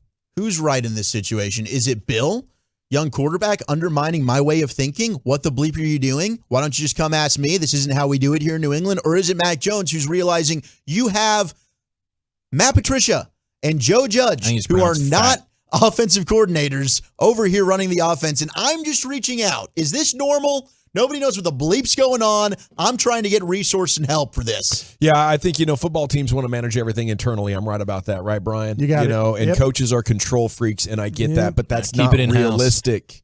It's not realistic. Everybody is going to manage their own private business as it sits inside of the team. And they're going to want to pin, and there's a lot of hours in the day for people to wonder. And if you put defensive coordinators in charge of a quarterback, he's going to have conversations with his parents and his agent and his friends like, is this holding me back? Am I screwed over? And you're never going to stop. If you're trying to stop all of that, to me, that's a sign you're focused on the wrong things, even though you're one of the greatest coaches of all time. Yeah, this is actually a pro. When you're doing pros and cons of Mac Jones for me right now, that's a pro. Like, he realized this is the single worst coaching experience that I could possibly have as a quarterback. You gave me a rocket scientist who everybody, like, across the board hates in Fat Patricia, and then Joe Judge is special teams coordinator. Come on. Like, Mac Jones that's good decision-making on your part. That's good awareness. You realize that the coaching you're getting is terrible. Yep, and it sure was. And we'll see how this year goes, if he's going to be in the doghouse with Bill or not. Could it be more Zappy time there in New England? Oh, Zappy hour, man. I love He said both are going to get get a shot. I think they're 1 and 1A, basically. I don't think there's enough between them to have a clear favorite. The difference will be Bill O'Brien as coach, Mac Jones. So he knows Mac Jones. Oh, at Alabama, that's a good point. That's true. That's the inside right there that Mac Jones will need. Great one there, Krusty. Way to bring that one up. I still side with Mac Jones here. Bill, are you away? He's back. I'm back. Yeah. Hey, are we getting another call, Eric? Is he calling us again? This is weird. I hate you both. Really. I know. We love you. The Carolina Panthers refused to trade 2 players to the Chicago Bears as they were negotiating the number 1 overall pick. They ended up moving DJ Moore to the Bears. We know that, but the Bears were asking for star pass rusher Brian Burns and defensive tackle Derek Brown. Those were 2 players that they were wanting before they got to DJ Moore. Panthers said no. Those 2 are not available for trade, even though we kind of heard that Burns might have been available. Both might have been available last year during the deadline. And then they decided, what, no, we're going to keep these guys. These are part of our future. So they ended up moving DJ Moore. But those were the 2 from GM Scott Fitterer that were just not available at all as they made the jump up to number 1 overall. I know we got a lot of Arlington Renegades fans out there. Renegades Nation, get ready. New quarterback coming in. It's Kelly Bryant, former Mizzou and Clemson quarterback, who eventually got beat out by Trevor Lawrence, but he is now going to be the new quarterback of the Arlington Renegades. This came as a surprise to me because apparently I saw a story that Bryant is trying to get into the WWE as a wrestler. He's trying to pivot careers here. And we've seen other players have success with this. Like I think Gronk, if he wanted to do the WWE route, he'd be able to crush it. Yeah. Any star NFL or NBA player that wants to do it, I think is going to be amazing at pro wrestling if they really have the passion for it. We talked the other day though when we were out the Barber College and we got a chance to talk to the head coach over there, and they were at the Renegade. That was just, it seemed like the quarterback situation was just really unsettled and still is. They don't score. I mean, they don't need points. You know, I mean, they're good. Their defense good enough, but the best bet in sports right now is every time the Renegades play, just pound the under. Exactly. Yeah, pound the under. Their offense is terrible. An offense that was really good was Ohio State's, and it has been for a while because they just keep pumping out studly receivers. Maybe their best one, Marvin Harrison Jr., is coming back for another year. He'll be coming out to next year's draft. My favorite receiver in this year's class, Rockwell's own, Jackson Smith and Jigba. You've got Chris Olave, Garrett Wilson, Terry McLaurin. These guys are all crushing the NFL. Brian Hartline, their offensive coordinator now, formerly their wide receivers coach at Ohio State, was on Bussin' with the Boys, and they asked him, how would you rank the receivers that you've coached? Top 3 wide receiver talents that you've coached. Top 3 I've coached. I would say Marvin right now. Marvin Harrison Jr. number 1. NFL makeup, NFL prototype, right? Yeah. Marvin's that NFL prototype. Okay, so you got Marvin 1. Yeah, and then I think, you have to go Jackson, all right? Jackson. And the only reason why I feel very comfortable saying that is because Chris and Garrett chose him as well. Chris and Garrett, Garrett had a hell of a year, obviously, rookie of the year. You probably have to give him the nod just because of that then next. And then it's between Terry and Chris. One was the 11th overall pick and one makes $23 million a year. So it's kind of a coin flip. I would say that they love Terry up in Washington. I know, and I got to say, I'd just probably say Terry right now because he's done it in the NFL for 3 or 4 plus years. That's worth his weight in gold on me. Yeah. A guy doing it 1 year is one thing. And Chris knows how much I love him, but you're talking about an elite group of dudes there. And I think that it's easy to do it once. Really hard to do it 2, 3, 4, 5 more years like that.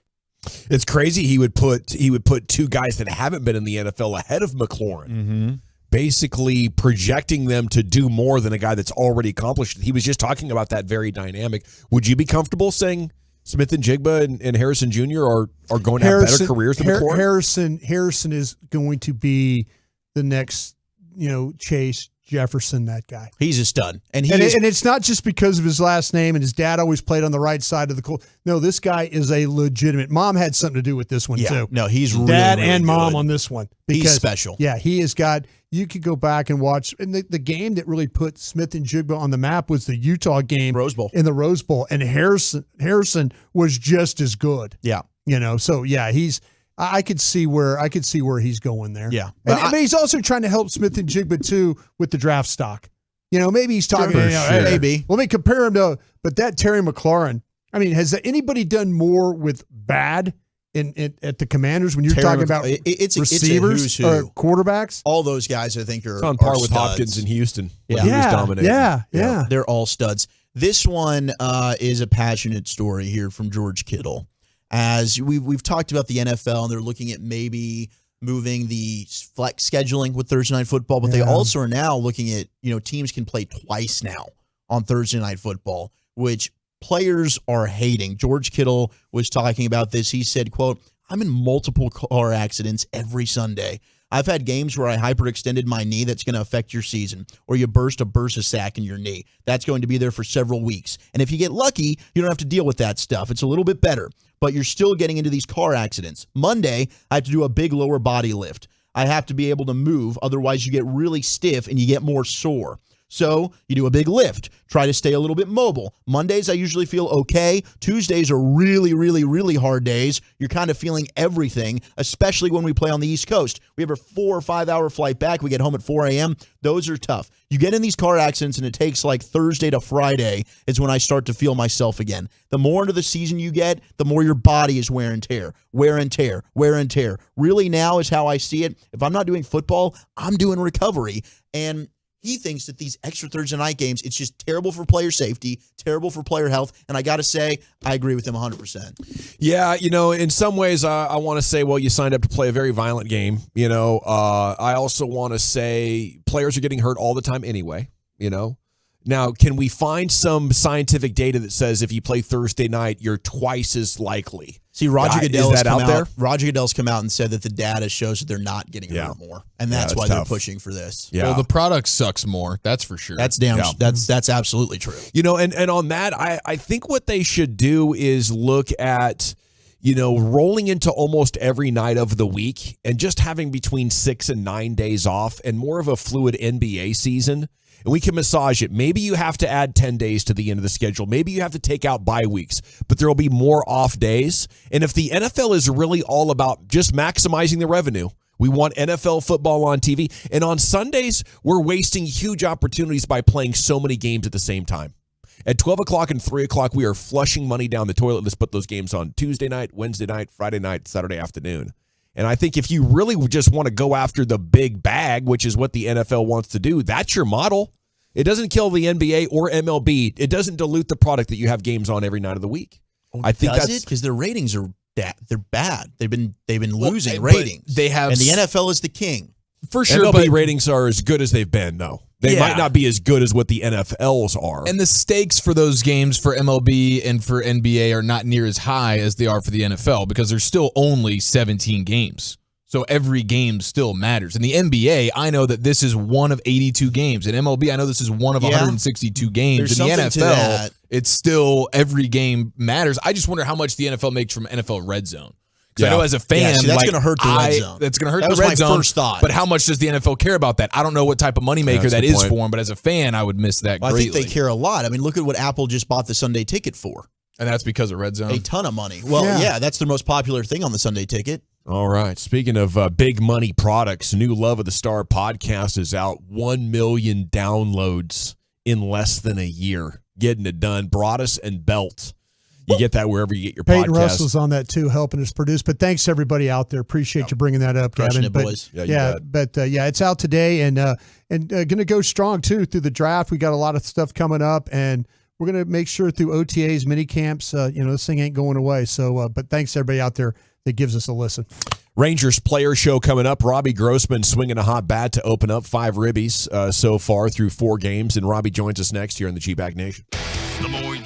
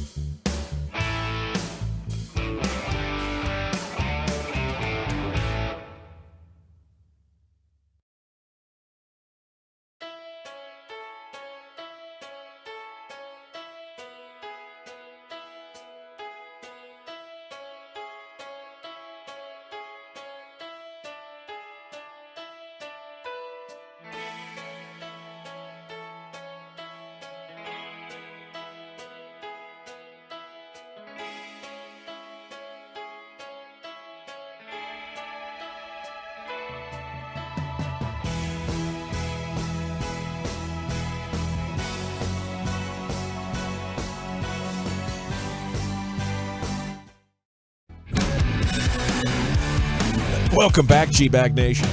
Segment's brought to you by Winda Nation, and it's brought to you by the Frankels. There's a reason you need a special license to drive a big truck, so companies that hire drivers and put them in a big truck should be held accountable for what happens when one hurts you. Frankly, you need Franklin. Frankel consultation's always free at truckwreck.com. Joining us now for the Rangers Players Show is a proper Texan. He grew up in Cyprus, and so far he's got 5 ribbies in 11 at-bats. It's Robbie Grossman here on 105.3 The Fan, and a good afternoon, sir. How the heck are you?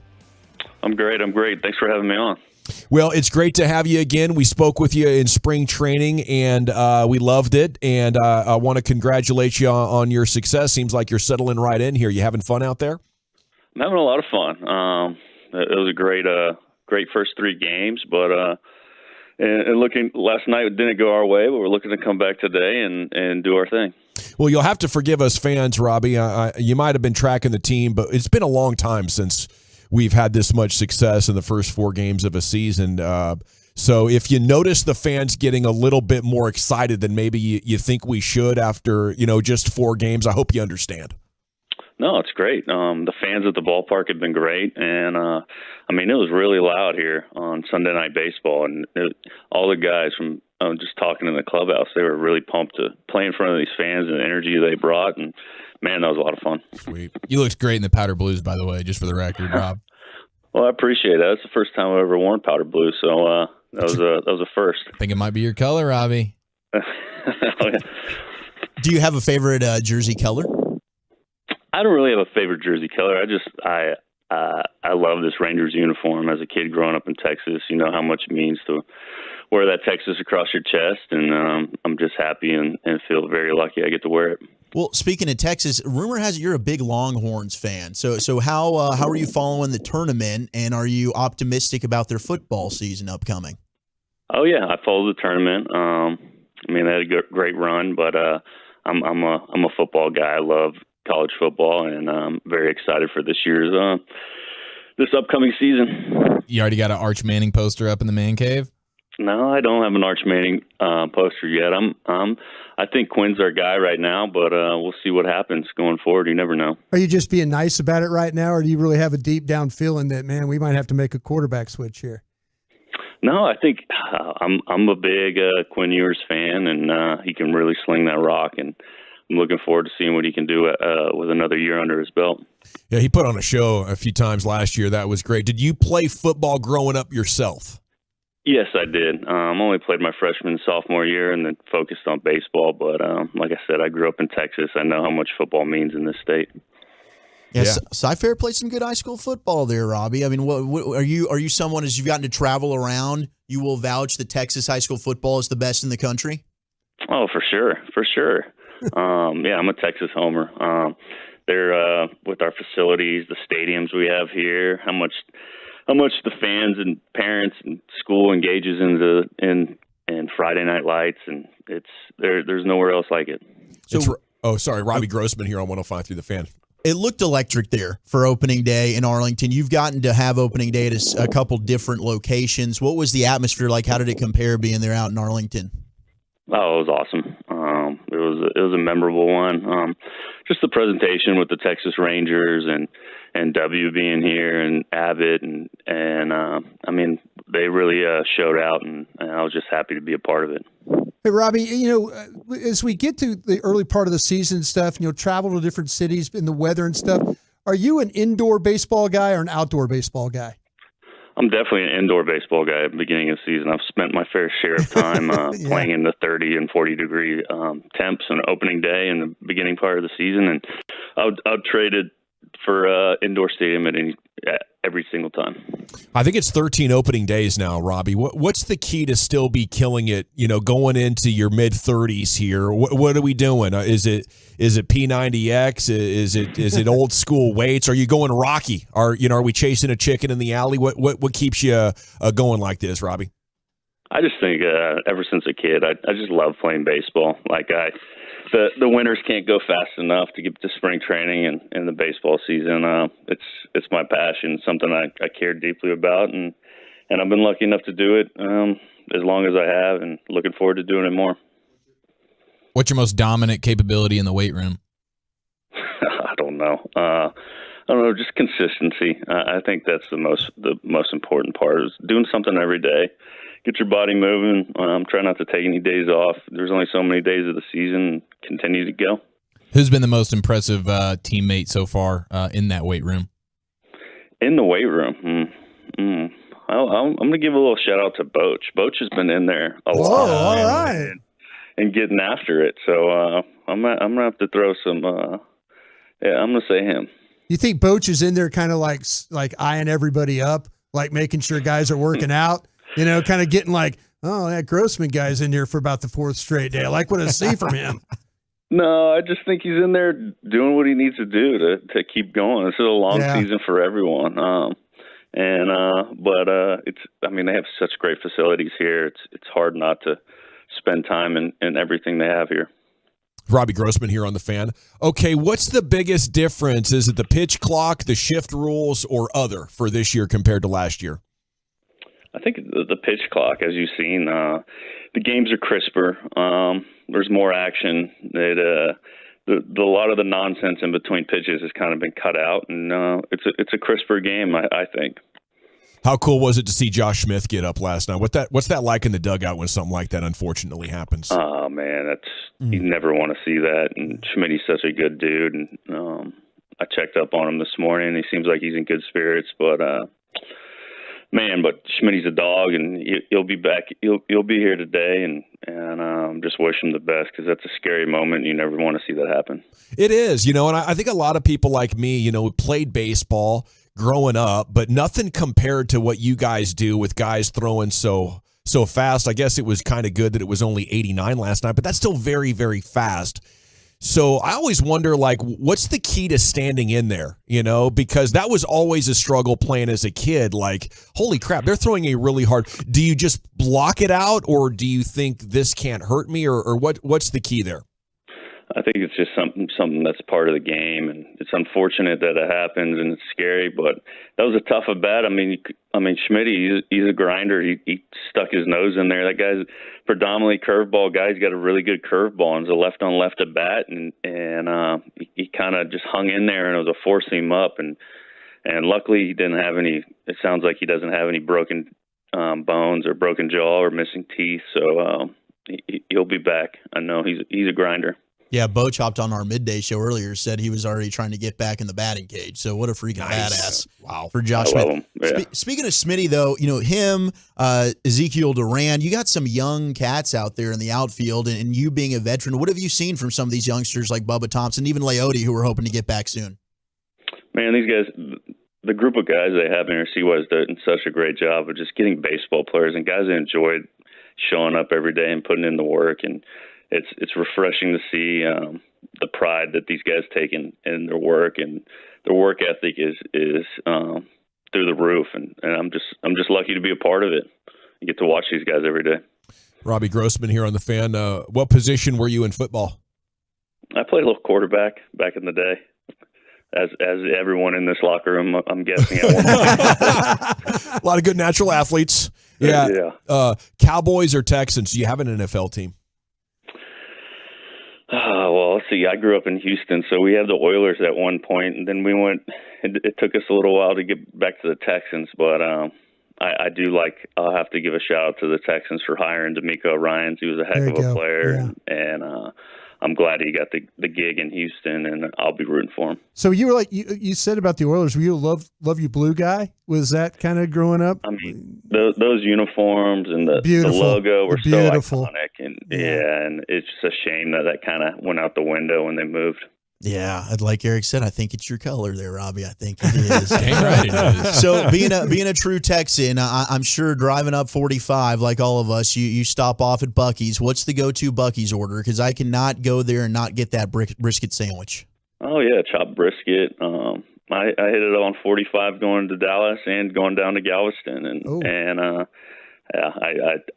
Buc-ee's is a must stop. And the people that don't know about it, we let them know you have to stop at Buc-ee's and just check the place out. Bro, the Texas cheesesteak. Robbie, I'm not bleeping you, man. The Texas cheesesteak is one of a kind. So okay, I'm gonna have to try that. Add that to the order.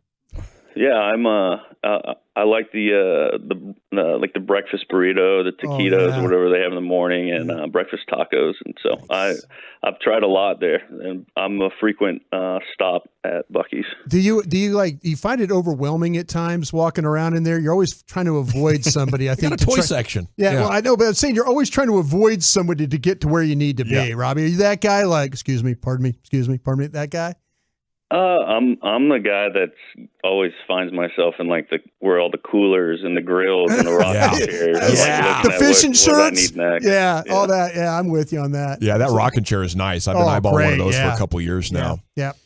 Favorite baseball movie of all time, Robbie? That's a tough one. Either For the Love of the Game or The Sandlot. Oh, Sandlot's good. Sandlot's classic. Yeah. You ever pickle a beast? Are you so you hang out in the grilling section? So are you most likely to have the teammate bros over for a little grill out sesh? I would love to. Yeah, I got to set that up, and I got the Traeger and I got the flat top back in Houston, so we'll have to figure something out. You're like a real cook. So you're getting ready after baseball. You're going to open up your own place making those taquitos and stuff like that, right? I want to go that far. I enjoy being outside. If you got a flat top, you know how to cook. If you got a flat top, you know how to cook. I want to go that. Yeah, I want to go that far. Well, Robbie, it's been great getting to know you a little bit more, and we appreciate your time. Orioles tonight, give them hell. We'll be pulling for you. I appreciate it, guys. Thanks for having me on. Thank you, sir. Robbie Grossman here on The Fan. Yeah, and for appearing on today's show, Robbie's going to be receiving a $100 gift certificate to Pluckers. Get 8 of those locations across DFWs. We at The Fan will be at all of them one night with the upcoming draft. So Pluckers has the best wings in Texas. So thanks, Robbie, for coming on with us. All righty. Thank you, Brian. Sports news elsewhere here. It appears this Errol Spence Jr. Terrence Crawford super fight is going to be set for June 17th in Las Vegas, Nevada. Let's go. This is it's amazing. We've been kind of on again, off again, but we know both parties want to get this penciled in, and now it appears we're rocking and rolling, and it's only 2.5 months away, Wolchuk. Yeah, dang it. I should have asked Robbie about the walk-up song stuff. I didn't even think You dropped about the ball. it. Dropped the ball on that. I fumbled I thought it back. you were better than that. But I'm super excited about Errol Spence Jr. and Terrence Crawford. Let's just hope this one ends up making it to the finish This line. is Vegas, right? Yep. This Vegas. Vegas. And what time is that? June 16th, I believe. 17th? Yeah, middle of June. Okay. Middle of June. It's going down. You're going to get Errol Spence and Terrence Crawford. Let's go. Once and for all. It's raining mocks. We have an NFL draft. Big board report. Next here on 105.3 The Fan. I got to chat with you about my friends.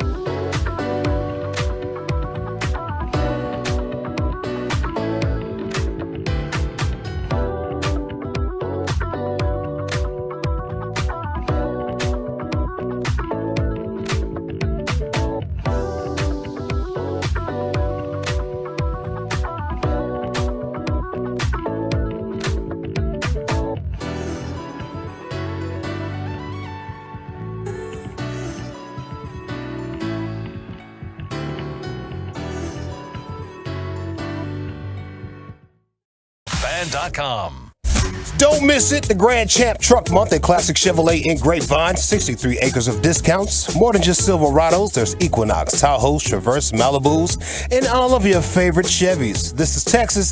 This is Classic Chevrolet. Relax, enjoy the difference, and find new roads. Well, thank you, Lucius. It's time now for an NFL draft. Big board report. Yes. In fact, it is raining mocks, and there's quite a few out there. Let's jump into these, and let's see if Woolchuck and Broadus and Chiafalo would love these picks for the Cowboys or if they would hate them. Fart. Okay, we're going to start with Brian's biggest troll friend, I believe. This is, of course, Pete Prisco, CBSSports.com. Love Pete. And his latest mock draft, which he updated just a couple of hours ago, he does have Bijan Robinson, a runner who has a lot of the same characteristics as Saquon Barkley. Cowboys let Zeke walk, makes a lot of sense. I kind of look at this like I look at wide receiver, though, guys, where you have enough wide receivers, you don't need a first-round receiver, and you have Tony Pollard, you don't need a first-round running back. If next year your later round picks fail again at wide receiver or at running back, then maybe you reprioritize it to first round if it's that super urgent after free agency next year. But you're fine there. The spot is left guard. You know, that's the spot where you really don't have a starter you can depend on. It. You can't pretend like Tyron Smith's going to stay healthy. So I think in the past, Brian, correct me if I'm wrong, they have done free agency knowing they're going to pick a spot. And they don't want to double dip on it with significant resources. So occasionally they'll leave themselves hanging out thinking there's going to be so many good guards there or maybe a guard tackle combo. Right. So I don't know. I think it's a blinking light that it will be that position. I'm really surprised that Pete picked a running back because he lives in the camp that you guys live in about where to take a running back. Like he's the champion of, there's a guy in the third round. There's a guy in the fifth round. You know, there's guys. So I'm surprised that he even put that in there. But what he's probably thinking is the Cowboys, they're going to take a guy. They're just going to they're one of those teams that won't play the analytics game or what you guys talk about. Yeah. And they'll take the player despite that. He's a huge star, huge brand name. There's a lot of reasons the Cowboys would be prompted to go that direction if he is available. They're not going to play the analytics game. They're going to play, well, he's one of the best players. And if we use him for 5 to 7 years like they use Zeke, and we'll just move on. It's just one of those things where if you're going best player available and you talk about not window dressing your board, there's no question that's the best player available. And he's going to make an immediate difference. He's going to touch the ball 20 times a game. He's going to be better than Tony Pollard is day one. And you've got Tony Pollard that's coming off an injury, and I think he's better than Saquon Barkley, who went in the top 5. Yeah, I think that to me, when you look at Bijan Robinson and stuff, I think there's a lot of people out there that are hopeful that if you're a Cowboy fan and you believe in what the analytics and what you guys talk about, that he's just gone. That you hope he's gone. I think he will be. There's a lot of those fans that are like, whew, we didn't have to take him. Oh, God, it didn't get to us. Because I think there's a lot of analytics guys and gals that are like, don't take a running back in the first round. We talk about it a lot on this station.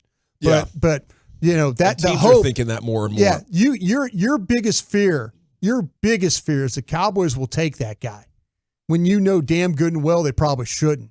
And so your hope, if you're one of those people, that he goes to Tampa at 19. That should be your hope. Mm-hmm. Once he gets past Tampa, you think he'll be there at 26? I think if he gets past Tampa, you're looking at him right down the barrel right now. How interesting is it that at the start of this process, people said he ain't going to be there at 26, and now more and more mocks and more sports books are projecting the Cowboys to end up with him? I think a lot of it has to do because of the devaluation of the running back. Yeah. You know, and people like I think the media guys, the media that cover the draft or work on the draft, the Dane Bruglers and those guys that throw this out there, the Todd McShays, Mel Kipers, they're just putting him where they need to be. I mean, they're putting like, man, this guy's a damn good player. I watched him around the 1st of December, and my thought about him hasn't changed one bit. And I've done over 190 players so far, you know, and it hasn't changed. And I get it. I get it why people who are that running back, you don't have to take one in the first round. I get it. But I know as far as, and I've said this a bunch, regardless of position, as one of the best players in the draft, He just happens to play running back. Yeah, and I also think that there's been people are more understanding now, something you guys have been talking about since before Christmas, the idea that this is a great running back class. Right. And so I don't have to reach for one here because there's a million I can get in the later rounds. You can definitely draft one in the 3rd, in the 4th if you wanted to, day 2, early day 3. There's no question about that. But he's the one guy, if he's sitting there, like I love Jahmyr Gibbs. I think he's awesome. I'm not taking Jahmyr Gibbs at 26. Yeah. But if Bijan's there, I'm taking him, and you're not going to be upset about it for 5 years. Alrighty, it is the G-Bag Nation here on the Fan. Getting some good texts in here. Is it still possible Bijan makes it to round 2? I think if it's possible he gets to 26, he could get to 32 this year, which is the first pick in the second round because the one's missing. Did you already touch on the report with Derrick Henry? What is that, a Bill Barnwell speculation? There's an NFL executive that's talking about Derrick Henry being traded, and on Cowboys Twitter, a lot of people are talking about it. We'll maybe dig into it a little bit later on. I think it would have to be awful cheap and not much of a draft pick for the Cowboys to do it. I think it would have to be a situation where you also say, all right, Titans, pick up some of the salary. Yeah. Too. I mean, I just don't see them making this trade. I said this a while ago. When they're now in that mode where they're putting boards together, they're not thinking about trades and free agents and stuff like that. They're thinking about, well, there's enough running backs on that board. We don't have to pay that guy. Yeah. We don't have to, do what they need to do. I think there was a general manager who was likening it a little bit to like the Christian McCaffrey thing. Like you wait till the deadline, a team who is in win now mode and they're willing to maybe give up more for Henry in the moment of, hey, we need a running back and we think we can win a Super Bowl this year, and they'll give you more if you're the Titans than maybe they will right now. Yeah, no, it's interesting, and adding Derrick Henry would be just the kind of Jerry Jones thing that would, provide a little bit more juice. And as long as it doesn't cost them a bunch of salary cap space, I could see them being interested in something like that. 903, if there are only 20 first-round graded players and a top 5 graded player falls to you at 26, you would be stupid not to pick them. Yeah, I see that point, but it also kind of depends on how you do your grading system. And I think more and more teams are already saying a running back can't be in our top 20 players. It is impossible.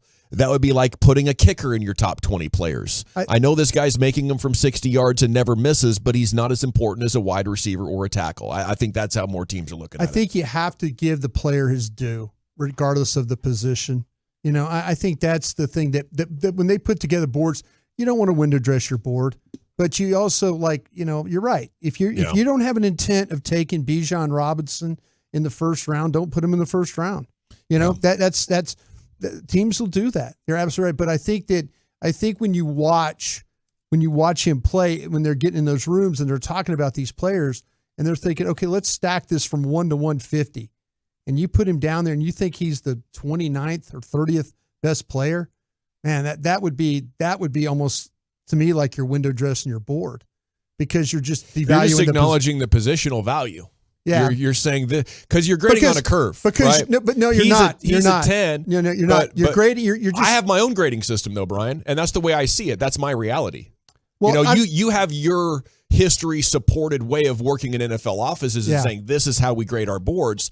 I'm just telling you how you would put if you were to put the players from 1 to 150, I don't know how you would put him at 28. I'm just saying if you were ranking the players. I think that the running back thing's just gotten completely overboard. I don't see why it's an issue taking a running back at 26. You wouldn't go back and draft Ezekiel Elliott at 26 in that draft? No. I wouldn't. No. He was only good for 2 years, Zach. There was a lot of factors that happened with that. Ezekiel Elliott entered as a rookie. You won 13 games because of him. He was the best player on the field. You had the best offensive line in football. A lot of running backs would have produced a lot in that system. I don't know that they're producing, including DeMarco Murray. I think that's an assumption, and I think it's a misassumption. Personally, I'm not going to not draft a player. That's your opinion. You're boxing him in as a running back. It's your opinion too, though. You're boxing him in as a running back, but he's an offensive weapon. This dude can line up at receiver for you. He can run routes. But this Roshan Johnson almost had the same yards per attempt. I get what you're saying, but there's a big difference taking a guy at 26 at the bottom of the first round. There is. Because 5 years, you're also not paying a guy that much money. You can get guys like Tyler Smith there. You can get great players there. You draft a wide receiver, you can get right? Tank Lawrence there. Yes, you would draft a wide receiver. So what difference is the wide receiver? If I can't block for him, How am I getting the ball to the That's wide why I receiver want either? offensive linemen. And I think they're going to take a lineman. Don't get me wrong. I'm on record saying that. I think that's going to be the pick at 26. But I'm totally not against drafting Bijan or Robinson at 26. I think it's the whole devaluing of the running backs. You're taking one at the bottom of the first round. Come on. Top 10, I get it. Bottom of the first round. Pacheco won you a Super Bowl. You know, Pacheco won a Super Bowl because he's playing with Patrick Mahomes. He's a Hall of Fame quarterback. Yeah, and Zeke won 13 games that year because he had a quarterback that was playing out of his mind. He can't. Stop. You take Dak Prescott Who is at 4 better, Zeke over or Dak? Zeke. No. You would take Dak over Zeke, sure, but Zeke was the best player on that team. Dak was not. Okay, if you remove Zeke from that team, you win how many games? You remove Dak from that team, how many games? You'd probably win a lot less games. You would won those games because of Zeke. And if you're arguing that, then you should go back and rewatch that season. I will.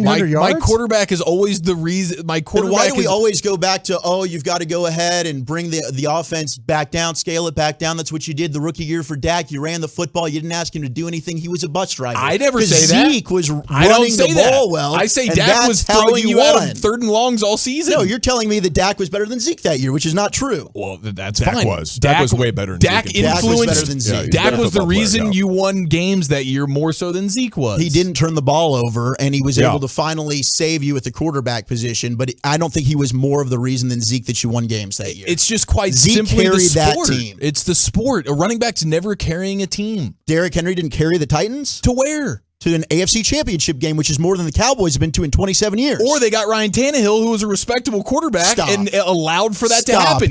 Was Derrick Henry doing that with Marcus Mariota? No. Derrick They Henry were sucking that year because their we're quarterback talking about that sucked. 1 year sample size. Derrick Henry carried them to that Super Bowl. It was not Ryan Tannehill. Okay, he did so not play good then football. then you could put Mariota there that year, and they would have gone to the AFC title game too, because Derrick Henry was the reason. Sure, I'll say yes. Okay, well, I won't.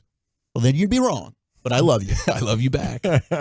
All right. It's a big love fest here, clearly, in this studio. G-Bag Nation on 105.3 The Fan. I can't wait. We have another 3 weeks and 2 days Just trying to to talk bring about back some this running draft. back love. I think they're getting killed for no reason. It's not something you want to bring back, dude. There's some things we But just you need want to to leave run in the history. football. You should get I team know. running back too. That's why I want to get like 3 pretty good running backs. All right. Okay? All right. And they'll be A- level. You could have the A.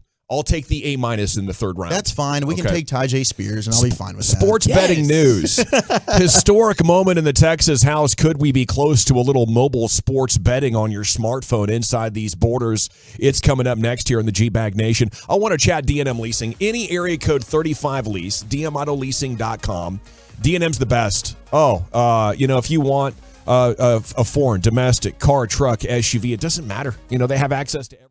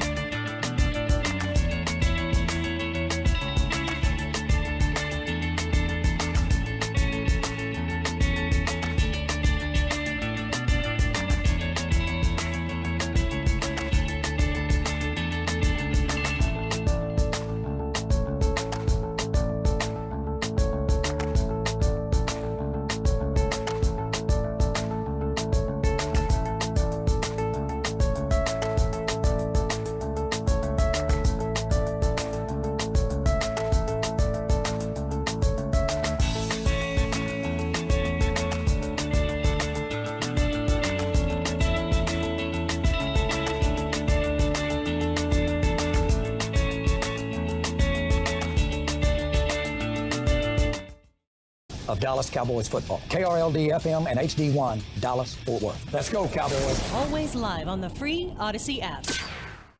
From our fan studio, secured by DFWsecurity.com, you're rolling with the G-Bang Nation on 105.3 The Fan. Here we go. Hour 3, G-Bag Nation, 105.3 The Fan. Hope you're having a great day. Salute to UConn. Salute to the Dallas Stars. Rangers, they're going to get it back together, no doubt about it. You know, just a little early season reality check there. If you're getting a little bit too excited, almost got one hit by the O's. But they're back at it tonight.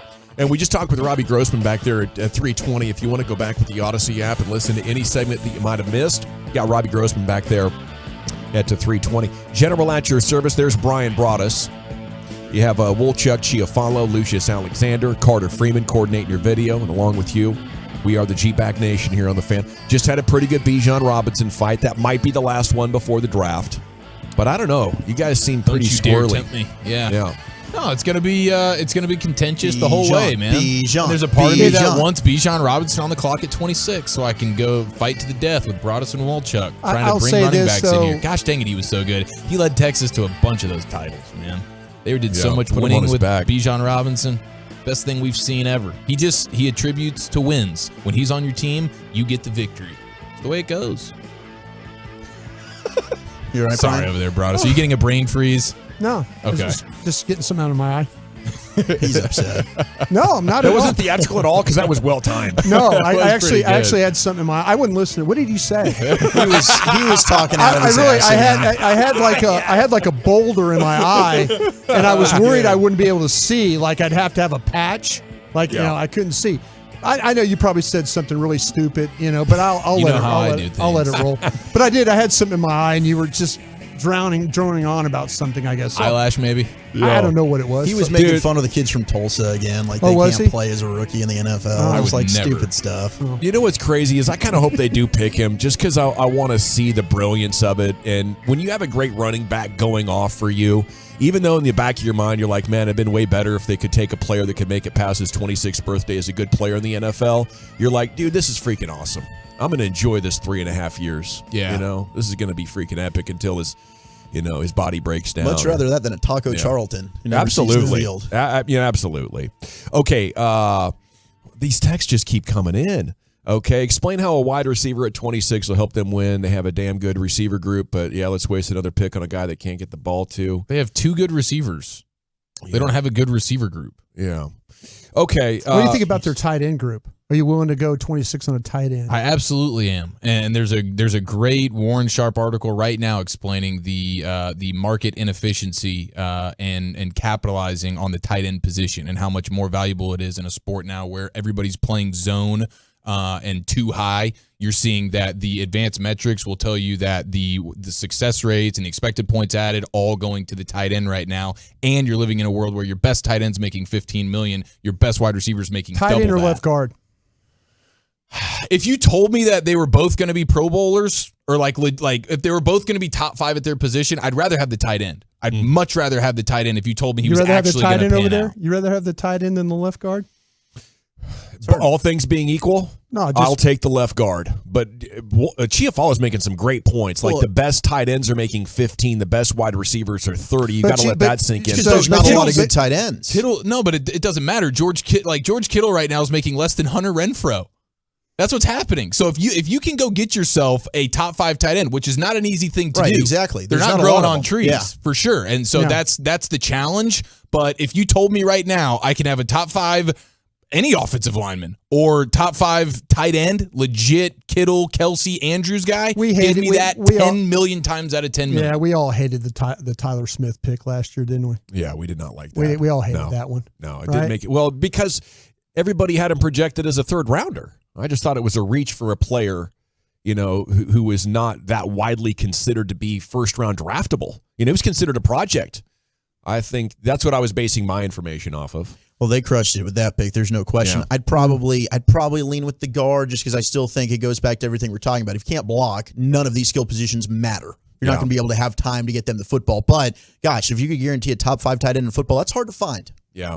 And a top 5 guard, it would be huge as well. I guess if the tight end can block and help you in the run game as much as they're saying this big guy from Georgia could. Washington could. Yeah, you know, I think that has to be considered heavily as well. That's the problem is you're more likely to hit on the guard than you are the tight end. But gosh, if you hit on that tight end at 26, that could be a lottery ticket. And it's a lottery ticket for your team on the field tangibly, and then intangibly, the cost that it's going to be is going to be very minimal, man. I'm down to party with Dalton Kincaid. You guys know that. I love that guy. Talk about a zone beater. Hey, I'm in for that. You know, more of a man beater guy. Just get a good player though. I think they put themselves in a great position. You know, they don't have to get too creative on the position. Preferably, it would be a guard. But if somebody is clearly better, I think we could make do with roughly the offensive line that they had last year. Shout out to the 6'8" Hunter Renfrow catching strays. Like, why'd you just have to do our guy dirty like that? I'd be shocked at how much money he was making. Dude, there's a ton of wide receivers right now that you would look at and say, wow, Kittle makes less than that guy. Kelsey makes less than that guy. Mark Andrews makes less than that guy. And that's just I wonder when that's going to catch up. But right now, it's a huge, huge advantage right now to have the best tight end and pay him $10 million or $15 million less than the best wide receiver. Yeah, it's crazy, and the market is the market, and sometimes it does weird things that don't make sense forever, but it's clear the wide receivers, the pass rushers, the corners, and the quarterbacks and their agents really got leverage on these teams in some pretty significant ways. Although wide receiver's been interesting this offseason with veterans like Cooks and Hopkins becoming available right and left. We'll see. Maybe there is a supply surge in wide receivers that could affect that value, but there's no supply surge at tight end. It's so hard to find these guys, and teams keep failing, and you see the impact that the elite ones have. It's interesting that they can't get to free agency and drive the market. Think about it, dude. The Chiefs, the Eagles, the Niners, they all got great tight ends. You're the guy that you franchise tag just signed a 1-year, $9 million deal. Yeah, he's not one of them. He's not one of the great tight ends, right? No, absolutely not. Okay, story in the morning news broke this afternoon. Efforts to legalize resort casinos and digital sports betting passed a Texas House panel on Monday, though they face an uphill battle. The vote marks the first time state lawmakers have passed similar gambling bills out of a legislative committee. So we broke a new ground here, right? It takes one at a time here. Lieutenant Governor Dan Patrick's recent public comments made the fate of legislation in the Senate grim, though. Apparently, the Senate is our next hurdle to clear, guys. But the House State Affairs Committee, those are our heroes. A proposal by Plano GOP Rep Jeff Leach to legalize mobile sports betting. This is our guy right here, Jeff Leach. Salute to you, sir. Thank you for doing what Texans want, okay? Along with a resolution calling for a constitutional amendment election by identical votes of 9-3. It's got very significant support. That's 75%, And I did not do well at my math SAT, by the way. That was regrettable. Which one were you good at? Which one were you good at? I was not good at either of them, but I was better at the writing. God awful. Yeah. Overall. I think I was like a 1200 SAT and like a 19 ACT, just like as below average as you could be. Yeah, the math score was horrendous. I'd been mailing it in for about 12 straight months. I was going to like 3 classes a day. I don't think I'd paid attention in class in 6th grade. It was not good for me. My test scores were so bad I had to pay double at community college. I did have to take a remedial math class. But hey, that's where you go to become a man, though, man. Hey, it worked out for us. We made it. You give me some sports betting odds, some money line action. You ask me to compute some parlay odds. I'm all over that kind of math. Okay, Lieutenant Governor Dan Patrick has said it will not get to the Senate for a vote because the right side of the aisle wouldn't vote for it. It is a Republican-controlled Senate, and they want all the laws coming out of the Senate to be Republican ideas, basically. So it appears that we got to bribe those guys, Yeah. I think Jer, maybe there you go. The Texans can Cubes throw in on this? Cubes lost millions of dollars in crypto. Just throw that at sports betting. Let's make this happen. I wonder how that works for Jerry because he's got Choctaw as a sponsor, right? Who does he? I'm sorry. WinStar World Casino. WinStar. So how does that work with an Oklahoma? He's got a major sponsorship with an Oklahoma gambling place. Does that mean he's conflict of interest style? I would worry about that. If you're getting money from the Oklahoma casino, maybe you can't push too hard. But I have heard he's a advocate for it. Maybe he's got to play. Yeah, I don't know if he. I mean, like I said, I don't know how he gets around that. Yeah. I don't know how he gets now. He's also, his way of gambling is through the Texas lottery. That's his way of playing gambling sides. Well, it ain't right. I tell you what, I want my gambling. Governor Greg Abbott and House Speaker Dade Phelan have said they are open to expanding gambling in Texas. Both Republican dudes. There's just like 6 Republicans in Senate who are not down with it. A lot of other Republicans are. Former Governor Rick Perry is the bill spokesperson. So the biggest names in the party over the last 20 years are kind of fighting for it. We just don't have enough support in the Senate. Maybe it cost them an election back home or something, or campaign dollars. I don't know. Like, politics and campaigning gets so dang complicated. But polls have shown Texas citizens overwhelmingly are in support overall. So if they could get this to a citizen vote, I think we'd be in. And then, I don't know if it's that big of a deal because most people have workarounds, right? Most people have an offshore account if you really want to rock, or you have a bookie or something like that. It's just, it's just making it above board a little bit more. Definitely. There's always a way through this. Well, and has there been any downside to the states that have legalized it? Like, would any of those states look back in any sort of regret? Seems like it's just adding revenue, right? Not the billions of dollars that's generated in the state of New Jersey and Pennsylvania, places like that. Like, what's the fear? Crime's going to go up? Like a no-brainer. Yeah, I think that's I think that is what the out-of-state lobbyists advertise on our TV and radio. Right. Like, you're going to have bad crime and it's here? going to ruin the area, but it's just we're going to have more baby dolls and stuff like that. Oh, shucks. Yeah. Jeez, because those things aren't going away anyway, Okay, salute to Jason Robertson and the Stars. Another milestone game as the Stars clinch a postseason berth. 5-1 when you needed a win the most. Hopefully this is a sign of like a turnaround for them. They're back in the Stanley Cup playoffs, and a 5-1 win after calling a playoff berth a foregone conclusion before the game. Coach acknowledged that the accomplishment did mean something, and it's great for him. Stars were led by Robertson with a goal, his 43rd, and 3 assists, becoming the first Star to score 100 points since the franchise moved from Minnesota in 1993. We've been talking about some good young players on this team over the last couple of years, but maybe those guys hadn't come through quite like Robertson has. Where's this guy rank right now in all the NHL? Are we talking like future MVP candidate, or what are we looking at here, guys? I think it's possible that he could end up contending for that. I mean, it's pretty remarkable. I mean, you think of Jamie Benn's been here his entire career, and he's been awesome, the captain of the team, and he was never able to accomplish this. What Jason Robertson's doing in his second full year starting is truly remarkable. I do think the Stars are looking at a potential tough opening series in the first round. I think yesterday, now it might have changed, but they were slotted to play against the Avs. And that's why I hate the way the NHL's moved to this, where instead of it used to be like the 1 playing the 8, the 2 seed playing the 7, and now it's the divisions and the wild card. I mean, it's very, very, the system that they've put in place with the bracket, not a fan of. So the Stars' first round matchup might be pretty difficult. Okay, the new Love of the Star podcast is out. 1 million downloads in less than a year. Cowboys fans, if you're not checking in with Broadus and Belt a couple of times per week, you are missing out. The entire Cowboys nation and world loves it. Okay, and you will too.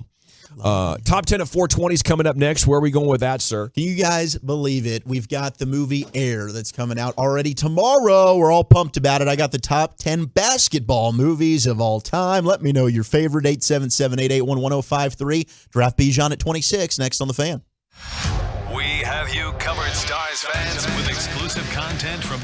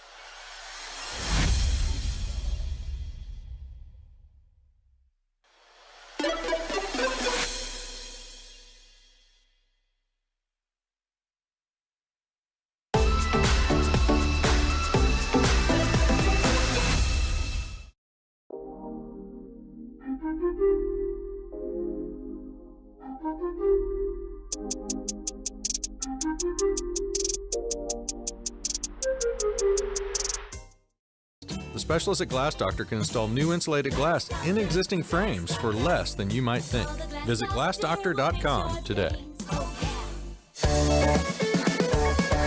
All right, welcome back, Nation. Segments brought to you by Soda, State of the Art, and the Frankels. There's a reason you need a special license to drive a big truck. So companies that hire drivers and put them in a big truck should be held accountable for what happens when one hurts you. Frankly, you need Franklin Frankel. Consultation's always free. Truckwreck.com. Here's the Wooly Bully with his top 10. Thank you very much, General 877-881-1053. What's your favorite basketball movie? I got the top 10 as we've got Air, directed and starring Ben Affleck, directed by and starring Ben Affleck, also Matt Damon in this thing. And it's all about Nike and their pursuit of Michael Jordan and the Air shoe. It looks outstanding. Reviews are really good for it as well. Looking forward to it. Is it out today? Is it out soon? Comes out tomorrow. So I was saving this for tomorrow, but I'm going to be on Rangers pre and post. Okay. Some day baseball action. Cheating on us with the Rangers, huh? Yeah. I apologize, guys. I gotta go out to assignment, and then I'll be back with you fine fellas on Thursday. Got to keep those insider credentials going. You know what I mean? I'm going to try and find out as much info as I can, and hopefully not make any clubhouse violations. Sit on the couch. I swear, sit on the couch and record it. See what they do. No, get there for open weight room time. I want to see this for myself. What Bochy's got going on. I've never been in your weight room questions. The weight room questions are the best, dude. Like I'm in the Roman gladiator movies and stuff like that. These guys are professional athletes. These guys, their body is everything to them. So I want to know exactly how and what they do to get to peak athletic performance. And it sounds like the enemy. Bochy's the most impressive. Bochy's got a barrel chest. Before we got into the list, I did want to use this around the NFL story I had left over. Yeah, Stetson Bennett's apparently getting a ton of buzz right now. I heard that I shouldn't say this. No, say it. You started saying Stetson knows his way around a good buzz. It's just us. It's just four of us and our best Tolo friends. I know, and I can't say that. I'll say it off. I'm sorry. I didn't mean to even bring it up. Bleeping A. Dude. I'm sorry. It's just stuff about him. Is he just not a good dude? Don't go there. I wouldn't have taken him. Yeah, don't go there. I'm sorry. I didn't mean think to he's bring got it a up. great Canadian football future. Oh, do you? Yeah. Okay. I'm sorry. He's going to be like an XFL superstar. I don't know. I just didn't. You see him as more of a CFL guy? Or the XFL. Either way, I'm just surprised that teams are actually... I ain't saying it, Dawson. Don't look at me. He has private visits with 10 different NFL teams. Like, teams are interested in getting a look at him. Dawson could usually look at me and like, come on, say it. You'll know you want to say it. Are we going to get you in trouble here? Give us the goods. Yeah, I don't want to go there because it could be full Kyle Orton. No, it could be like McShay, and I don't want to be that. Well, guy. McShay was right. Yeah, dude, he absolutely nailed it. Yeah, and it was, and people made fun of McShay, and then he's dunking on him now. You want to dunk on people? Clap back, Broadus? No. I don't want to go there right now. All right, fine. Sorry. Fine. Be responsible on the radio. Something that I don't do. We also had. I still have that boulder in my eye. I can't see out of my left eye. We know with all this Robinson at 26 talk, you don't get. He's got a bleeping migraine. Clearly can't see. Blind spots everywhere. Trust me, you work with these schmucks. I get it. You know? I appreciate you coming to my rescue there, as I couldn't see. I got you. Don't worry about it, buddy. You're okay. Lamar Jackson has come out as he's trying to clear his name. People are like, availability issues. He didn't fly with the team for their playoff game. Does he care? He quit on the team. He said, no, go bleep yourselves, and quit on the team. Quote, after I traveled to the Pittsburgh game, my PCL got inflated. PCL. I said that weird. It got inflated, so a few of us discussed it, and I got the okay to stay so I could try and recover. So that is why he did not fly with Baltimore to Cincinnati for their wild card playoff game. He was hopeful that they would win, and then he could be healthy enough to play in the divisional round game. It wasn't that he just bailed on the team, as some have reported. Well, that ain't right. It's not fair. You leave that kid alone. It's not right. It's crazy because Russell Wilson has shown that you can get a lot of work done on an airplane. Yeah, I get it. But I guess he was swelling up. It was a weird thing with that PCL. Either way, let's slide into the top 10. Top 10 basketball movies of all time in honor of the movie Air. As I always like to do, we start in the Pim Cup with the best on the show. Yeah. Don't do all of that. Let's see. Blue Chips. Yeah, Blue Chips. I like that one because it has Penny and Shaq in that joint. Yes. And Nick Nolte with one of the best mug shots of all time. Yeah. Above the Rim. Tupac as Birdie. He Got Game and Lovin' Basketball. Lovin' Basketball. Yeah. So good. And He Got Game's also really good. I have not seen Above the Rim. That's also on my list. And I've thought about watching Triangle of Sadness the last 2 nights, LA. It's just 2.5 hours. A little too long. It's good. But I'll probably knock it out We maybe. were talking about calamari yesterday. Yeah, so you need to watch that movie so you will get the calamari reference. Okay. Yeah, bro. Yeah, I'll probably knock it out. I love Kyler Murray. As usual, my movie tastes aren't necessarily in line with the critics or rankings. You know, they're usually well outside of the top 10 all time for movies in the genre. You zig when others zag, Which one are you going with? I'm here? not an Air Bud guy. What? Air Bud. How didn't you like Air Bud? He's more of just a Bud guy. You were a golden receiver. I'm a Teen Wolf guy. That's right. Okay. Wow. Basketball player. That's shocking. Are you offended at the fact that I've never seen that movie? No, it's old school. Okay. It is. And, you know, I actually watched it 3 or 4 months ago, and it even has the old movie look, you know? So if it comes on, like, young whippersnappers are like, oh, this is old-fashioned. Does it still hold up, though? In your mind? Yeah, it did. Although there were some parts that gave me, like, Bad News Bears vibes as far as, you know, cultural changes since the 80s. Didn't they reboot it as a TV show? Did you watch got that? A little, I don't know if I like no. on Freeform or ABC Family. I don't think was. I wasn't around for Is Teen it one Wolf of those? TV They show. couldn't make Teen Wolf today. I don't think they could make Teen Wolf exactly the same. It was a little creepy, you know, a little rapey, I guess. Ooh, yeah. Oh, that's that okay. and Revenge of the Nerds. You know, there's some scenes from these shows that you're like, how did this happen? How was this part of pop culture? But Coneheads. just goes to show you how fluid those kind of, you know, morals can be over time. But yeah. No, I'm good with you, man. What do you got to say? Nothing. You got a favorite basketball movie? I do. You've seen a basketball movie before? Yeah, I like what Lucius was talking about with Blue Chips because Nick Nolte wore this ill-fitting like windbreaker kind of coach, you know. And they were like, paying players. Yeah, and I love the fact they're paying players with the, you know, like the tractors and stuff like that. I was a big fan of that. Nice touch. I don't know how there was like how could you not like Hoosiers? Is that going to be like number one? I think so. Yeah, I think that's got to be has a good chance to be number but one. There's without a Disney spoiling the movie list, called Brian. Flubber that was about. Oh yes, Robin Williams. It was. I love Robin There was Williams. one before that with Fred McMurray. Was that the dolphin? Oh, I didn't know Flubber was a remake. That's Flipper. Okay, my bad. Yeah. Oh, did you say? I thought it was. Flubber's the mad scientist with the green bouncy. The bouncing the green Pillsbury Doughboy looking yeah, thing. like the Flubber was a Disney movie, and it was like Yes. Fred McMurray, he bounces. So they're a bad high school basketball team, and all of a sudden they come up with Flubber, and then Flubber makes them like the friggin' The man. yeah, the Bulls or That's whoever awesome. back in the day. Man, I got somebody on Twitter that hit me up and said, "Luck of the Irish." You know that one, Eric.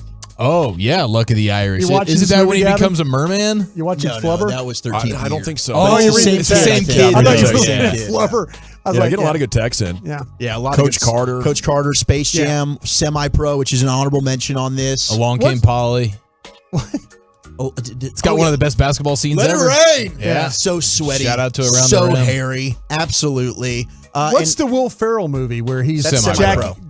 Oh, that's okay. Jackie Yeah, Moon. Jackie Moon. Okay. I'm Yeah, sorry. set in 1976. Another honorable mention, and this would be a top 10 for me. I loved this movie growing up, Like Mike.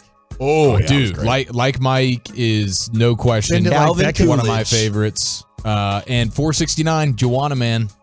Joanna Man is hilarious. Fantastic. Yes, Joanna Man is funny. Uncle Drew's getting some love. Shout out to Kyrie. Number 11, just on the outside looking into the top 10, is Air Bud.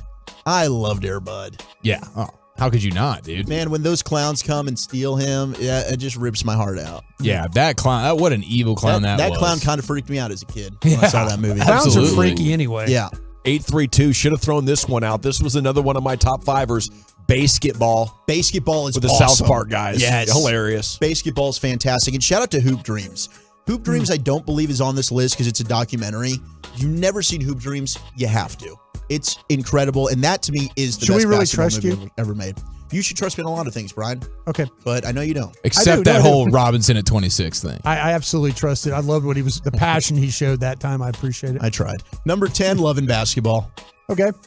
Pretty Oh, good scene, right? Like him and a couple gals kind of God, scene. she is. that this movie? Yeah. I think it's Sine Lathan. Yeah. Played Monica Wright in that movie. Mm-hmm. Number 9 is Blue Chips. There we go. Nick Nolte. I'm looking at Nick Lucius Nolte's right about picture that. right now. Yeah, it probably should be higher. I mean, Blue Chips is pretty fantastic. Ill-fitting windbreaker on You as a can coach. watch it, by the way, now on Paramount Plus and Amazon Prime Video.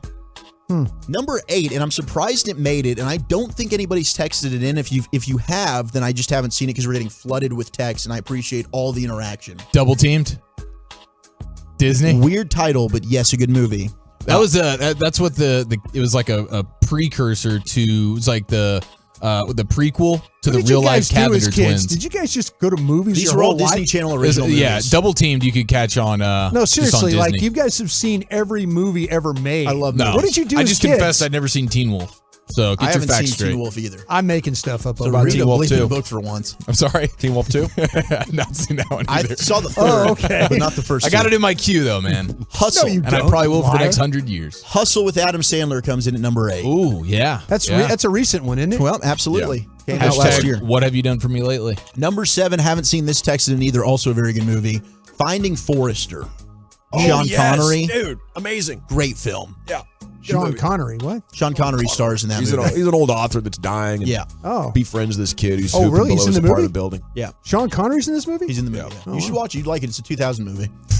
Okay. Okay, you know what? You'd probably hate it. Yeah, I 'Cause you were would. just in a little closet just watching tape, cranking it out on the Yeah, old come out of the film. closet, Broadus. Dear God, man. Number 6 is Glory Trebek.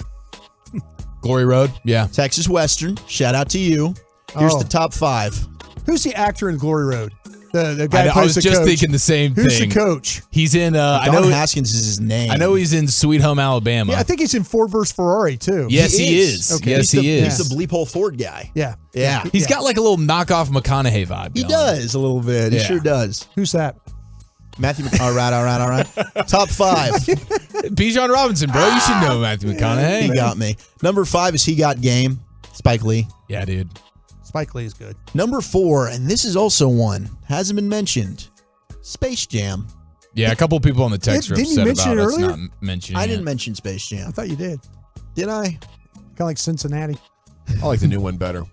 Did you really? He's lying out of his mind right Is now. you're Are a you LeBron serious? guy over Jordan? No, I'm actually a Jordan guy. I don't know. I like the storyline better. Really? Yeah, I like I how did not think the LeBron new was one connecting was with his kid. very good. I think it's the dad in me. Top 3. Number 3 is Coach Carter. Dude, Shout out to Samuel L. Jackson. that's certainly Mount Rushmore basketball movie for me. We got a lot of Josh Lucas. That's who that guy is. Josh Lucas. There you go. Thank you. Josh Appreciate Lucas. you. The Appreciate Big you, Green folks. is a soccer movie, but that would be a good one for Wait, somebody texted in a somebody soccer texting movie? the Big Green. Yeah. I love it. And shout out to the Big Green, no doubt. Training Day is getting a lot of love. Can we was a count? basketball Can we movie? count Training Day as a basketball movie? Is there a basketball scene in I'm it? trying Well, I to mean, remember. honestly, we could say The Longest Yard's a basketball movie. Remember when Adam Sandler goes toe-to-toe with the playmaker? There is a basketball scene in there. There Sandler absolutely can is. hoop a little bit. He really can. Yeah. Number 2 is White Men Can't Jump. There you go. That's been Oh. texted. That might be the most texted in one so far today. Is there a more Perez, right? underrated? This lady? What's Yeah. her name? Yes. Rosie Perez? Is there a more underrated that right? actor than Wesley Snipes? Not for me, man. Like Blade is my favorite, superhero type movie. We did we did a list a couple weeks ago, and Blade, the action stars, Yeah. right? I think Wesley Snipes could have been in that list, and he Yeah. wasn't even. He's forgotten about. Wesley Snipes is the freaking man, Mhm. and Woody Harrelson gets a lot of love, so that's why I didn't mention him. But number 1, best basketball movie ever, Gene Hackman Yeah. and Hoosiers. More like I don't know if I've seen that front to back or White Men Can't Jump. You know? Oh, you should see. These White are Men movies Can't that Jump. get referenced all the time. I Yeah. love basketball. I think I've had them on so many times over the years, but I couldn't actually tell you the plot of a lot of them. Or Hickory, right? Training Day. Denzel says, "I'll have you playing basketball in Pelican Bay." It's a good line. No doubt. Wow, that's a good pull right there. Yeah, absolutely. Days Basketball movie. of Thunder getting texted. That's a racing movie, so we can't do that. Celtic Pride. Yes, Celtic Pride's a good one as well. Someone texted in Days of Thunder, huh? Yeah, so in Days of Thunder, Tom Cruise, great movie. Brilliant. And I haven't seen, we're getting a lot of texts for Sixth Man. I don't know what that is. It's the story of Lou Williams. Big Lou. Marlon Wayans, I believe it is. Yeah. It's kind of like a flubber situation where he takes the little potion from, I think it's like a test run he had to take at college to get some money. You can test your drugs on me, and it made him real good at basketball. Right. Made his senses like crazy. Dude. If I have the same movie. Test that drug on me, man. Yeah, it sounded like you were going down the right path. Yeah, I hope so. Sounds like the Hope Gummy you didn't Bears. flubber it. Yeah. All righty, thank you, Wolchuk. Top 10 at 4:20 every afternoon here in the G-Bag Nation, 105.3 The Fan. Okay. John. Look at this. It's time for a new edition Yeah. Do you follow? Yeah, it's R&R time. We have a baseball peer that needs to be addressed, and we have some more do's and don'ts when it comes to the toilet. I found something interesting about a member of this station, and we need to dive into it. Dude, I told you not to bring that up. Okay, well, I'll tell you a big do when it comes to your windows. It's go to windownation.com. You know, everybody loves a smart investment. There's no better place to put your money right now than in your home. If your home is 20 years or older,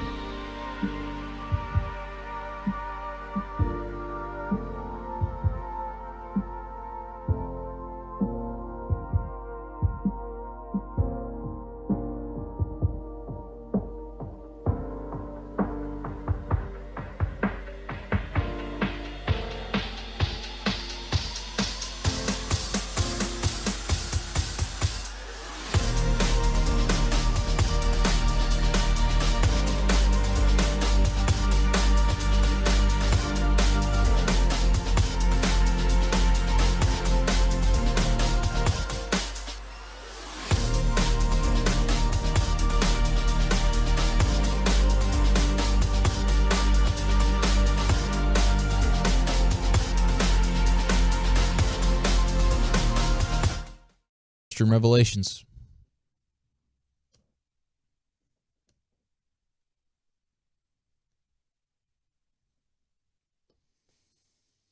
Maybe. Potentially. This is a standoff. Let's go. Hey, just grab a hold of something, bite your lip, and give it hell. Come on. We're going to get through this. Me and that flushing toilet were standing there eye to eye waiting for the first one to pull. I think I pulled first. Man, I got a maintenance request in right now. My toilet just runs. I gotta make apartment sure, life, baby. Yeah, I gotta make sure that the lever is up all the way. It doesn't just stop running on its own. I gotta make sure every time after every use it's put in the perfect Well, it's location. because you're putting those big burly paws on that flusher. You probably were over flushing. Just heavy handed with the flush. I don't think so. Sometimes you reach back with that courtesy flush and you're so anxious to do the courtesy flush, you push down a little too hard. That's very true. And you've been doing those triceps. I know that's working for you. Tries and buys, You're starting baby. to not understand your own strength as a man who's getting in the gym a little bit. Move over, Bochy. Make a place for the bully. So last night at the Brewers game, I'm heading out to the NFL draft next year. Yeah, you could tackle Bijan, I bet. Scout me.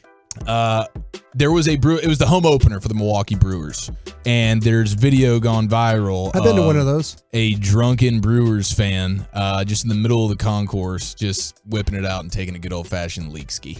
Oh my goodness! Just full fledged open air peeing. Some jail time in front of everybody. Yeah, that's the problem here. Like, it's all fun and games until you realize the actual repercussions of just a drunken run-of-the-mill concourse piss can get you, red dotted on the neighborhood of life forever. Yeah.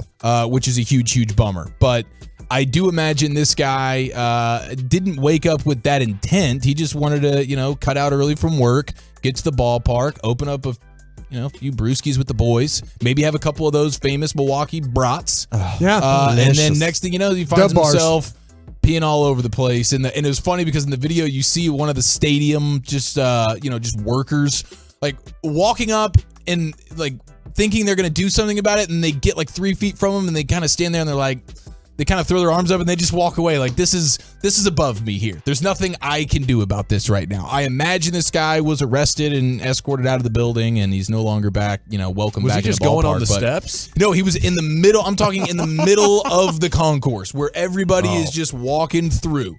He didn't find a wall. He didn't even try to be inconspicuous about it. I'm pretty sure in his own mind, like he was thought there. he was in the he was thought at he was the there. urinal, man. Yeah, he was at the urinal. Yeah, I've seen that with several buddies of mine. Not necessarily at a game, but just in a home. Where you I did that in my closet once in college. But in your sleep, was it a drunken thing or a sleep thing? Yeah, I think it was both. One of my buddies actually urinated on me. Oh, wow, on you? Yeah. He thought that I was the restroom.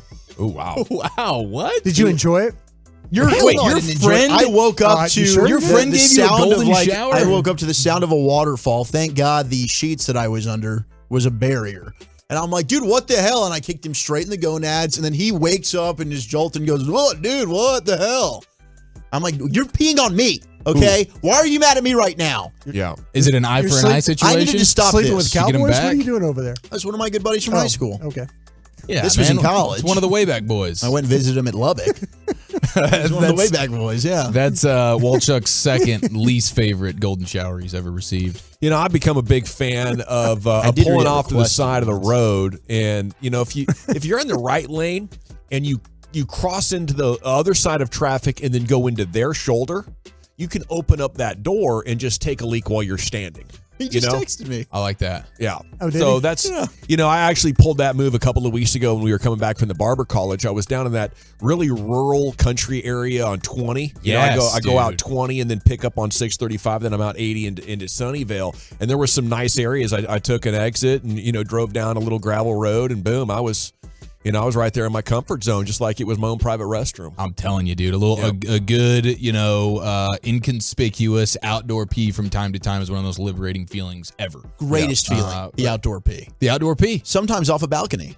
Yeah. A little balcony. You start playing a little target practice a little bit. Yeah, got to be careful. Shout out to my buddy John, who's driving around listening, who was the culprit, the urinator. He just texted me with the laughing, crying emoji. My God, and I love you, John. Oh, that is. John's got a legitimate job. He's like He was a firefighter. Oh, literally. Yeah. He fights them by just peeing on them. Now he's doing the old pee on the fire, pee on the fire, and calling the dogs. Hey. Yeah. I'm your fire hose and your fireman all in one. That's impressive. Call me the fireman. She said. I'm gonna hold on a fan teammate and a potential weird bathroom habit, but I did want to at least throw this in there. There's a viral sensation going on right now as well, where people are throwing their toilet seat into the dishwasher, and I just am here to say no. Why? No. You can't just scrub that off yourself? Get a new one. Yeah, I don't know. I don't know really the genesis of why they felt like this was a good idea. I've seen Steam people clean, not bad. People put their shoes in there. People bad. put like hats in there. Hats. Yeah, I put a hat in there. Yeah. I've done that. Yeah. A hat is probably the least egregious of the three. You don't want that the intermingling. shoe and the toilet. That's bad. That's insane, dude. It drains. That's why you got to be careful of whose house you go eat at, dude. It drains, man. Can I Hot get water a new, drains. I guess the hot water kills the germs, but those are poo germs, bro. Okay, the seat though, like the replacing of the toilet bowl seat. Can we just switch those out? That's friendly? That's kosher? Yeah. You could just go get a new seat for your toilet At the apartment complex. Because I need an ovular bowl. I've got a tiny bowl. Oh, see, I've run into that problem as well. And there's remnants on the back of the seat every time. Just don't enjoy it. No, it's not fun. Pleasurable for me. It's too circular. I'd ask management for a different, lid. They would do that for me. Yeah, I'm sure they would. Would they? Ooh, I like this from Ryan and Rowlett in the 469. A lot of complaining going on in your neck of the woods. He did his. Ryan. I like this. Ryan and Rowlett did his P power rankings. The 1 seed is the pool P. The 2 seed is the outdoor P. The 3 seed is the trough P. Oh. And How about that? Ryan's got some like a horse trough? Remember the the bad like the stadium, old school the bad trough stadium style. Yeah, we're all standing around talking about it. Everybody's fright. eye to eye. Yeah, I don't know. If you're peeing in a pool, man, come on, stop. Yeah, you got to clean that up. Please don't do Yeah, that. just get out of the pool. Just and get out pee of in the pool bush. and fill in There the you go. bush. Yeah. Okay, Cowboys news of the evening. Most viral moments in Cowboys draft history. I want to know from you, what is your favorite moment in Cowboys draft history at 877-881-1053? And then we're going to hit the Expressway, brought to you by us here in the G-Bag Nation, coming up at 5:20. And we're back here on The Fan. The latest from the Star in Frisco, as well as inside information from around the league. It's DFW's Tom Football Podcast.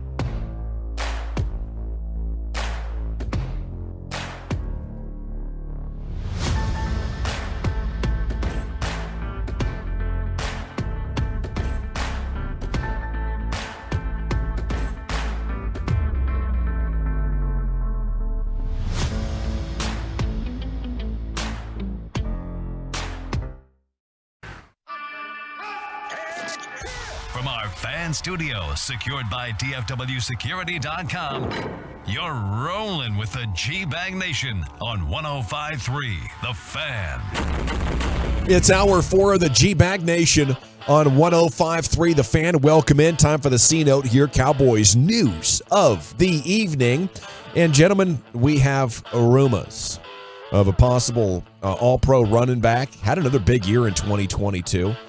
Could he come to the Cowboys? Does this make sense? You know, you got TP, of course. Maybe you could draft the guy. I'm not sure how many running backs they're bringing in to take a look at, but maybe drafting. There was one on that list that I saw, and he was a third-round guy. Okay, and we're cobbling lists together of guys who might be coming in for visits to the Cowboys, and the pre-draft visits can be pretty predictive, not necessarily always predictive of who they take. They, planning to bring in one running back so far, but it's an incomplete list so far, and you won't be able to put together the whole thing most years. I think I'm missing 5 guys. Okay, if I get the 5 guys, we'll maybe talk about this a little more. All right. I saw Bill Barnwell floated it. An executive picking the Cowboys to acquire Derrick Henry. The Titans appear to be going into a rebuild. 4.4 per carry last year, over 300. I think he was close to or right at 1,500 yards. And the totals I'm not that worried about, other than it shows your durability and your toughness, your ability to still do it week in and week out at around the age 30 for Derrick Henry. I mean, he's getting up there, but he's still producing at such a high level. I think you need a big guy to go with Pollard. You could use a veteran running back, a sure thing type of guy. And I don't know, it's fun on Cowboys Twitter right now. I see Fish has written a couple of stories about it. That's always, fun when you're talking trade market stuff. I guess it would be a surprise if the Cowboys wanted to do it, because I feel like it would be something they would have done by now. But the fact that there's only one running back on that list, and teams are throwing in big money in order to trade a guy right now. We need to rebuild. We don't need the cap space. It wouldn't be bad to be horrible next year anyway, so we can get a top 5 pick. Sure, we could use a bunch of our cap space to eat the salary. That way you guys give us a 5 instead of a 7, right? And it kind of works out for both teams. So if you could give a 5, have them eat a bunch of money, or a 6 or a 7, like the Derrick Henry idea is interesting to me. I just don't know how realistic it is, but heck, we know the Cowboys are trading for guys mildly over their prime to satisfy big needs. And to me, Derrick Henry would fit that bill well. Yeah, if you're getting them to eat the salary and you're only giving up a 5th round pick for it, I could see. And is he in the last year of his deal? Let me Google his contract up here for you, just to see what else you'd have to pay for. I mean, to me, it would be something where I'd probably rather wait until you get into the season and you see for yourself firsthand, because the Titans are going to suck next year.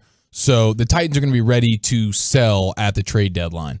So if you get to deadline time and you feel like, okay, we are a legit championship contender kind of team, and we maybe like the Niners felt like they were a McCaffrey away, you feel like you're a running back away, a Derrick Henry kind of guy away, then sure. But I'd like to take my chances in the draft first before getting a guy on, close to his last legs. Yeah, I think that's fair. I think he's signed through 2025. That's my fear as well with Derrick Henry. Well, those are voidable years.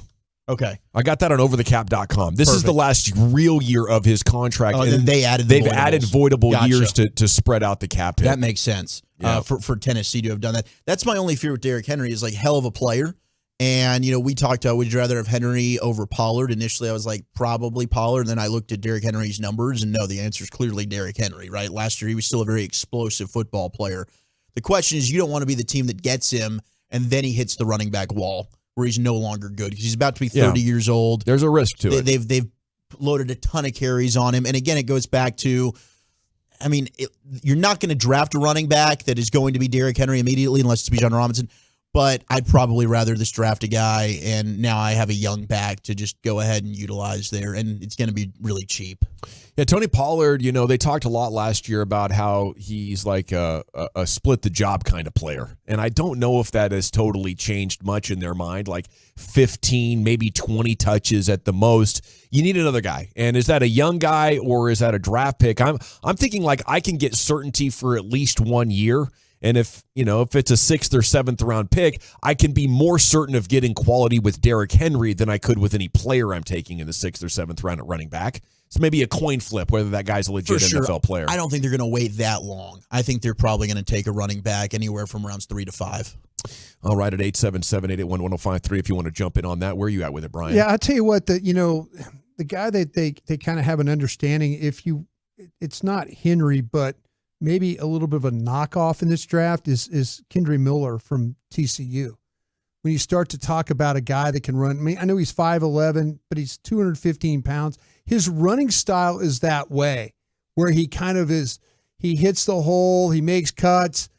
He's difficult to tackle. He's got tremendous balance. Yeah, that's the thing about with him. I'm saying maybe a little bit of a knockoff of what you have with that. But Miller seems like a guy, the more I watch him, it's like secondary guys, they don't want to tackle him. He's, like you say, the balance and all, and he's able just to make guys bounce off him. Yeah. And nobody gets a really great shot at him. Henry's a hell of a back, man. Him and Roshan you can throw in there. The guy that I do think, if you want to talk knockoffs, and it might just be because I'm looking at a bigger back, but Charbonnet out of UCLA, who I'm a big fan of. Yeah. And also an upright runner. And Derrick Henry kind of is an upright runner as well. Okay, 817 wants to know, is Derrick Henry great because of his O-line? Because we have stuff to fix on ours. I don't think that offensive line was great, and by some estimations, it could have even been bad at certain points during the season. Can't believe that. He was able to succeed without a line in front of him? He was. Yes. Crazy. So was Bijan at Texas. He was, the rare player that was able to do that. Zeke never was able to. Saquon Barkley, I guess, can as long as he stays healthy. Yeah, as long as he stays healthy, he's pretty good at it. Okay, most viral Cowboys draft moments of all time at 877-881-1053. What is your favorite Cowboys draft moment ever? And you can get on the truckwreck.com fan text or join us on the Twitch or YouTube chat. Please leave your name and city you're texting from, and we'll try to make you famous right here on 105.3 The Fan. We'll get to those here in just a second. Henry's still the best back in the NFL, says 682. It's hard to argue that. Yeah. Until proven otherwise.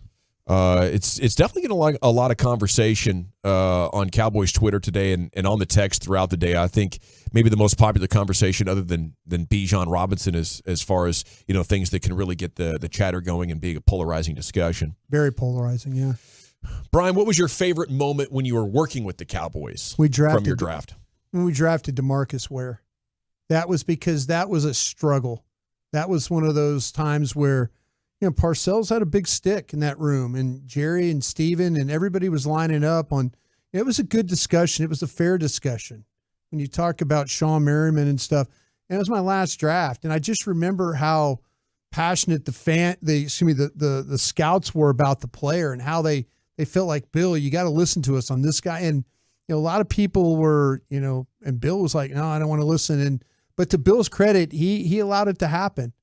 But in that draft, it was cool because you went Ware and then you went Spears, and it just played out perfectly. If you couldn't have had a better first day draft, it was one of my favorite days ever in the war room. There. You changed your defensive line significantly on that day. Yeah, I mean, I could talk Chris about Canty as well in that draft. Didn't exactly, you? and I'll tell you, I could talk about the drafts like I say with Philly, but it's not. It's about what we did in Dallas and stuff like that. There was. It was incredible that day, and just the way that it worked out, and when you ran the draft for Philly. No, that worked out good. Now, we're talking about Dallas's draft. Yeah, is what we're talking about, and so that was one of my. What's the one where you were so pissed at Jerry or the coaches or something because they took this guy? I was working at Pro Personnel. We took Dwayne Goodridge, out of Tennessee. And I'll never forget this because Henry Schroka, who's now in Pro Personnel for the Cowboys, I was sitting there taking notes and going, and Henry was going on and on and on about how, this guy doesn't want to lift. He doesn't want to be, he's not a great teammate. He's not a guy that wants to work out. He hates to practice. Everybody, and we're sitting there listening to people talk about this player at Tennessee. And here we have a scout who scouted the guy, and Henry was a really quiet guy. And I looked at Henry and I go, bro, you've got to speak up. Yeah. You've got to speak up. You've got to be he's like, Brian, no, I'm not going to do that. because everybody in the room was just going, on and on and on. And Henry felt like, I don't want to ruin that. But you didn't want to rock the cart? He didn't want to rock the cart. It's the opposite of what we did with Sean Payton when we're talking about the quarterback from Michigan, the third baseman. The baseball player, Drew Henson. Yeah. Sean spoke up. Sean's like, I don't care what all you guys are saying. This guy can't play. Yeah. And Henry was is a very, very quiet guy, and everything that he said about the player ended up being true. And then unfortunately he gets in that situation where he has to go to jail for being in a car accident, Yeah. and Good Samaritan accident there. Yeah, it was a sad one. Those were the times when I was like, but people wouldn't speak up, That's one of the reasons why I got fired, because I said too much. Yeah. Right? Jerry will tell you. If we're all with Jerry will say Brian got fired or his contract ran out, I got fired, whatever, because I fought all the time. You would not be the get-along guy. I'm not the get-along guy. Well, the tension makes better decisions. Well, that's what I'm saying, though. Yeah. The fact that we had this discussion about where made it even better. Yeah. It was one of those moments where it's like, that's drafting right there. Yeah. Whereas sometimes people don't speak up, and then we could have avoided all this. Okay, we're getting some great texts in here, Brian, and thank you so much for those stories. No It's problem. always cool that you worked in those draft rooms. Yeah. Okay, Shane in Shreveport. How about when Mo Claiborne's mom being asked where she wanted him to go, and she said anywhere but the Cowboys? Then he got drafted by the Cowboys. Traded up. Tim in Carthage, little old school. He says Tony Dorsett without a doubt. 972 It was Roger. a big trade, by the way, to Seattle to get that pick. Yeah. 972 Roger Staubach has to be the greatest draft pick, the original Aaron Rodgers, and he has more rings too. Okay. Preach, he sure does. 469. The only correct answer is what went down in Philadelphia a couple of years ago. Drew Pearson. All right. How about them Cowboys? I want to thank the Eagle fans for allowing me to have a career in the NFL. Thank you. I am honored as an undrafted free agent to be selected to make the Cowboys second-round draft pick. And on behalf of the five-time world champion Dallas Cowboys, Hall of Fame owner Jerry Jones, Gene Jones and the Jones family, Coach Jason Garrett, all the Cowboy players that played before me, that played with me, and played after me, with the second pick and the 60th pick in the second round, the Dallas Cowboys select defensive back from Colorado, Chidobe Awuzie. Yeah, the original 88. I'll tell you, my favorite was when they moved up to go get Dez. Oh, that was incredible. That draft was incredible because the two players I was like, I really want Earl Thomas or I really want Dez Bryant. The Eagles moved up in that draft to 13, right ahead of Seattle. And I'm thinking, oh, crap. They're about to go get Earl. Please, God, no. They took Brandon Graham, who has ended up having an outstanding career. Earl goes to the next pick. But then the Patriots are on the clock. You see trade. Cowboys go from 27 to 24, take Dez. And he's my second favorite Cowboy of all time. I think my favorite one we've ever done on the station was the CeeDee Lamb one. Oh, that was incredible. That was fun. That night when CeeDee Lamb, and we're all thinking, and then all of a sudden, cool. And we all start screaming like little kids, but that was the fun one on the station we had. 903, I always get chills. I still get chills listening to that speech from Drew Pearson. Yeah. It's amazing how loud that crowd got in Philadelphia. I mean, he just kept going. It added fuel for him. Powered He's a through that. showman. Yeah. Okay, Drew Pearson trolling Philadelphia was the morning news #1. War Room phone number leaked in 2017. Oh my gosh. Taylor. They were getting blown up, right? Yeah. Maybe if they could have kept it secret, they wouldn't have got flustered and taken Taco Charlton that year. Mm-hmm. You do have the leaked draft boards that they've done over the years. Last year, Jerry just showing it. Yeah. Then, look at where Tyler was. 2022 and 2013, they've shown the draft boards intentionally or unintentionally, and then the COVID, the draft at sea, where they were all on his yacht That was an interesting one. That COVID draft ended up being awesome. Like going and seeing all the coaches and GMs at their own houses, like Belichick with his dog drafting right there. At the ended up being a lot of fun. Alrighty, it is the G-Bag Nation here on The Fan. Coming up next, it's time to hit the expressway. We have 35 minutes of uninterrupted content. Bobby Belt, 5:30. And he's part of the new Love of the Star podcast that is out. Over 1 million downloads in less than a year if you want to check that out, Love of the Star podcast. And then LA Live's coming up at 5:40 here. It's the G-Bag Nation on 105.3 The Fan. Hey, let's chat Men's T Clinic, though.